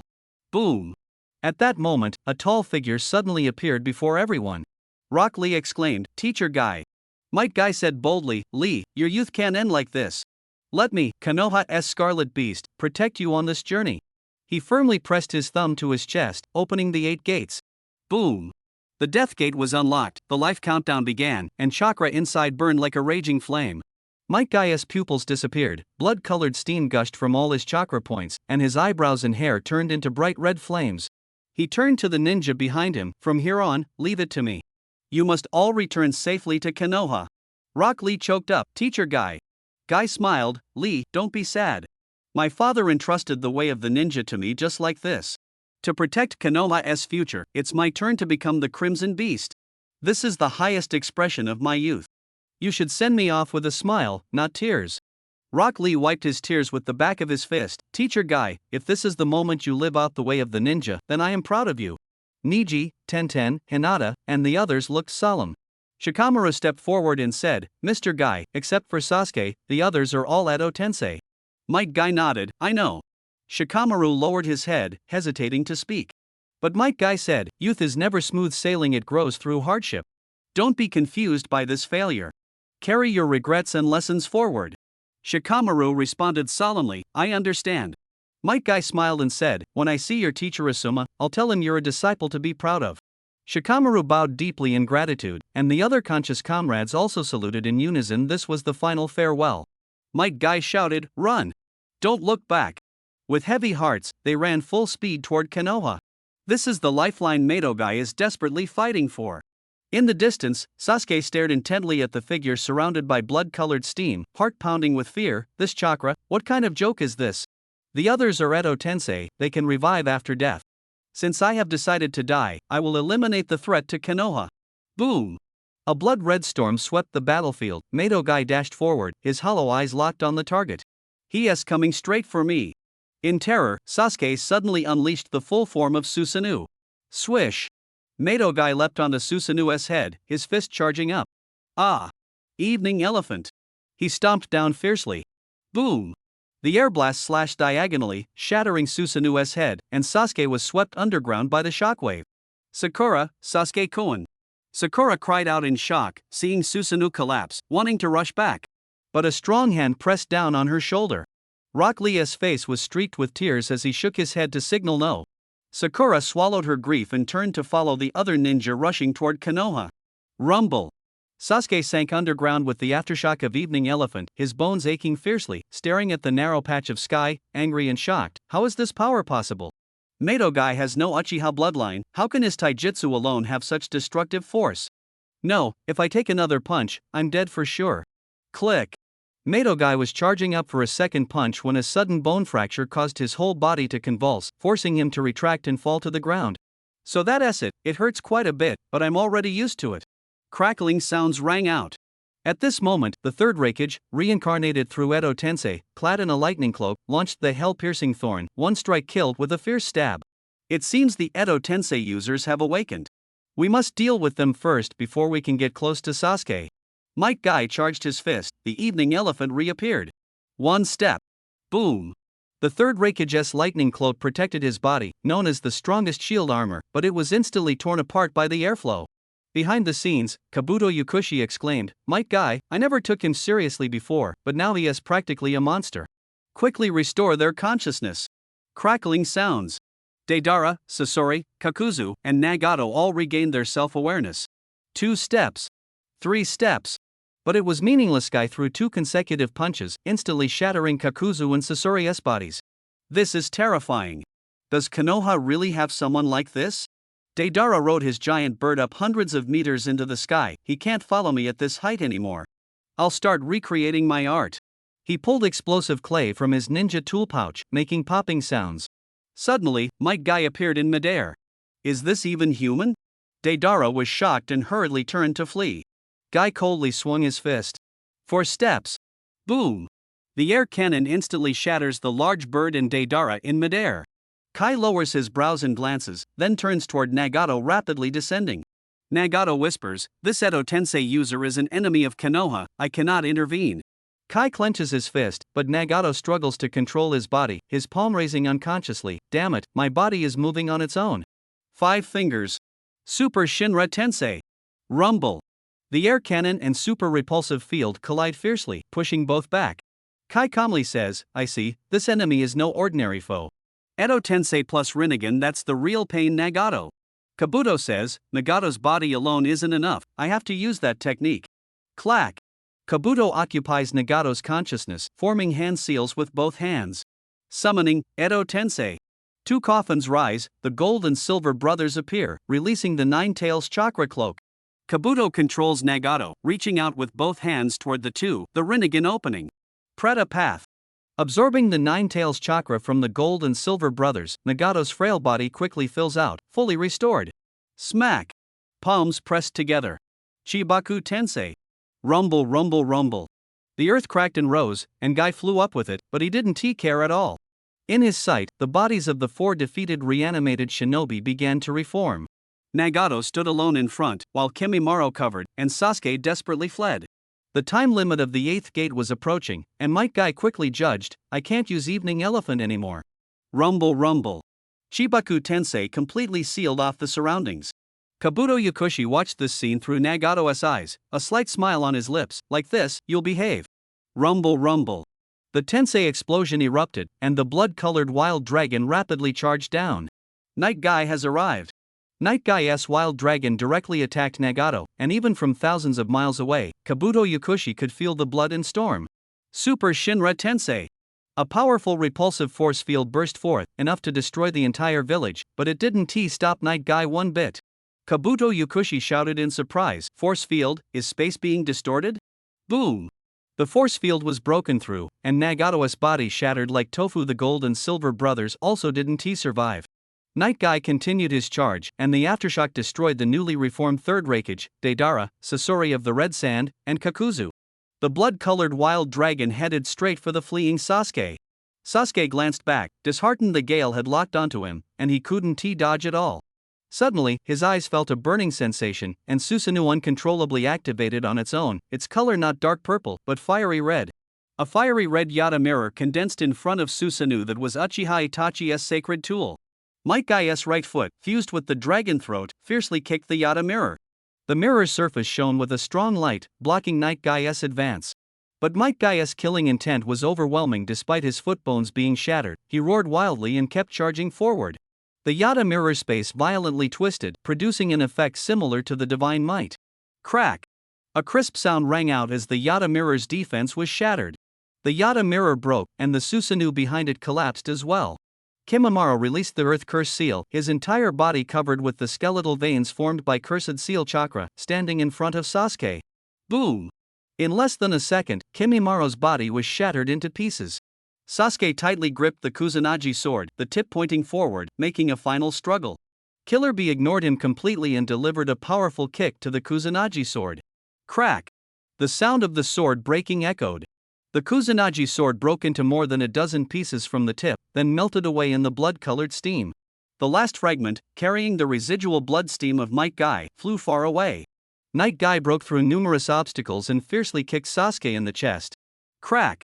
Sasuke's sternum instantly shattered, his eyes rolled back, and his body flew hundreds of meters like a kite with a broken string, crashing heavily to the ground. Broken internal organs and fresh blood gushed from his mouth and nose as he fell into unconsciousness. As for Might Guy, Night Guy, who had burned all his passion, completely perished. His entire body carbonized, skin covered with magma-like cracks, turning to ashes starting from his feet, and finally his whole body dissipated into the wind. The shattered earth and the tragic enemies were the only proof of his existence. The bodies of Edo Tensei could never be completely killed by forces outside of yin-yang release, and even someone as strong as Night Guy was no exception. Suddenly, dust rose, and beneath Night Guy, Nagato, Deidara, Sasori of the Red Sand, Kakuzu, the Third Raikage, Kimimaro, and the Gold and Silver brothers all restored their bodies one after another. Kabuto controlled Nagato, walked to Sasuke's side, and checked him. With just one glance, he frowned deeply. Sasuke's entire internal organs, including his heart, were shattered. Judging by the signs of life, he was already dead. This has exceeded the limits of medical ninjutsu. Even if I personally used Hashirama cells, I couldn't save Sasuke, Kabuto said in a deep voice. However, the previous defensive measures slowed the impact, and there is still a trace of life in the brainstem. Cardiac arrest is a sign of death, but true death is brain death, Kabuto continued. According to Orochimaru's research, before the brain is completely dead, the soul still resides within the body. He manipulated Nagato, reaching out and grabbing. The realm of humans. Sasuke's soul was pulled out. To resurrect using the Hell Path, both body and soul are indispensable. If delayed even a moment, once the soul leaves the body, only impure reincarnation can save it, but then he will never be able to awaken the Rinnegan. Hell Path. Behind Nagato, the statue of Enma blazed with fierce flames, swallowing both Sasuke's body and soul, preparing to bring them back to the lair for resurrection. Unexpectedly, that unremarkable might guy possesses such powerful taijutsu. Now that Madara has abandoned me, Naruto and Obito have risen, and Sasuke has yet to become great. If I can resurrect Might Guy, it will greatly benefit me. Kabuto clicked his tongue. It's a pity he didn't even leave a body behind, not even a drop of blood before he could finish. His expression suddenly changed. At that moment, using Nagato's vision, he saw fragments of the Kusanagi sword stained with blood in the cracks of the rocks. Hehehe, Kabuto licked his lips and sneered coldly. Heaven truly favors me. Madara is dead, I have no regrets now. In the forest outside Konoha, Ino was severely injured, life hanging by a thread, while Sakura Haruna was desperately using medical ninjutsu to save her. The enemy did not pursue, indicating that Might Guy had used his life to hold them off, buying them time to escape. Ino's body was badly burned, hardly a spot left unscathed. It was a miracle she could still be saved. Shikamaru asked with concern, Ten, is your hand okay? Ten tightly gripped her severed arm and said calmly, it's fine, I don't feel any pain anymore. Compared to Ino's suffering, it's nothing. Sakura struggled to control her trembling hands, but tears flowed uncontrollably. Helplessness, guilt, and remorse were about to break her. The image of that once sunny smile flashed through her mind, and she couldn't help but shout loudly, Naruto! Naruto! Naruto, where are you? Please, come back to Konoha, come back to us, Naruto. A 7-story tower bedroom in Amigakure. Naruto opened his eyes, fatigue fading, regaining his spirit. Konan approached the bed, half concealing her face, her expression unreadable. There are 2 pieces of news, one good and one bad. Which do you want to hear first? Naruto rubbed his eyes and said without hesitation, tell me the good news first. Konan smiled. An hour ago, Jiraiya-sensei's body was found. A strong light flickered in Naruto's eyes.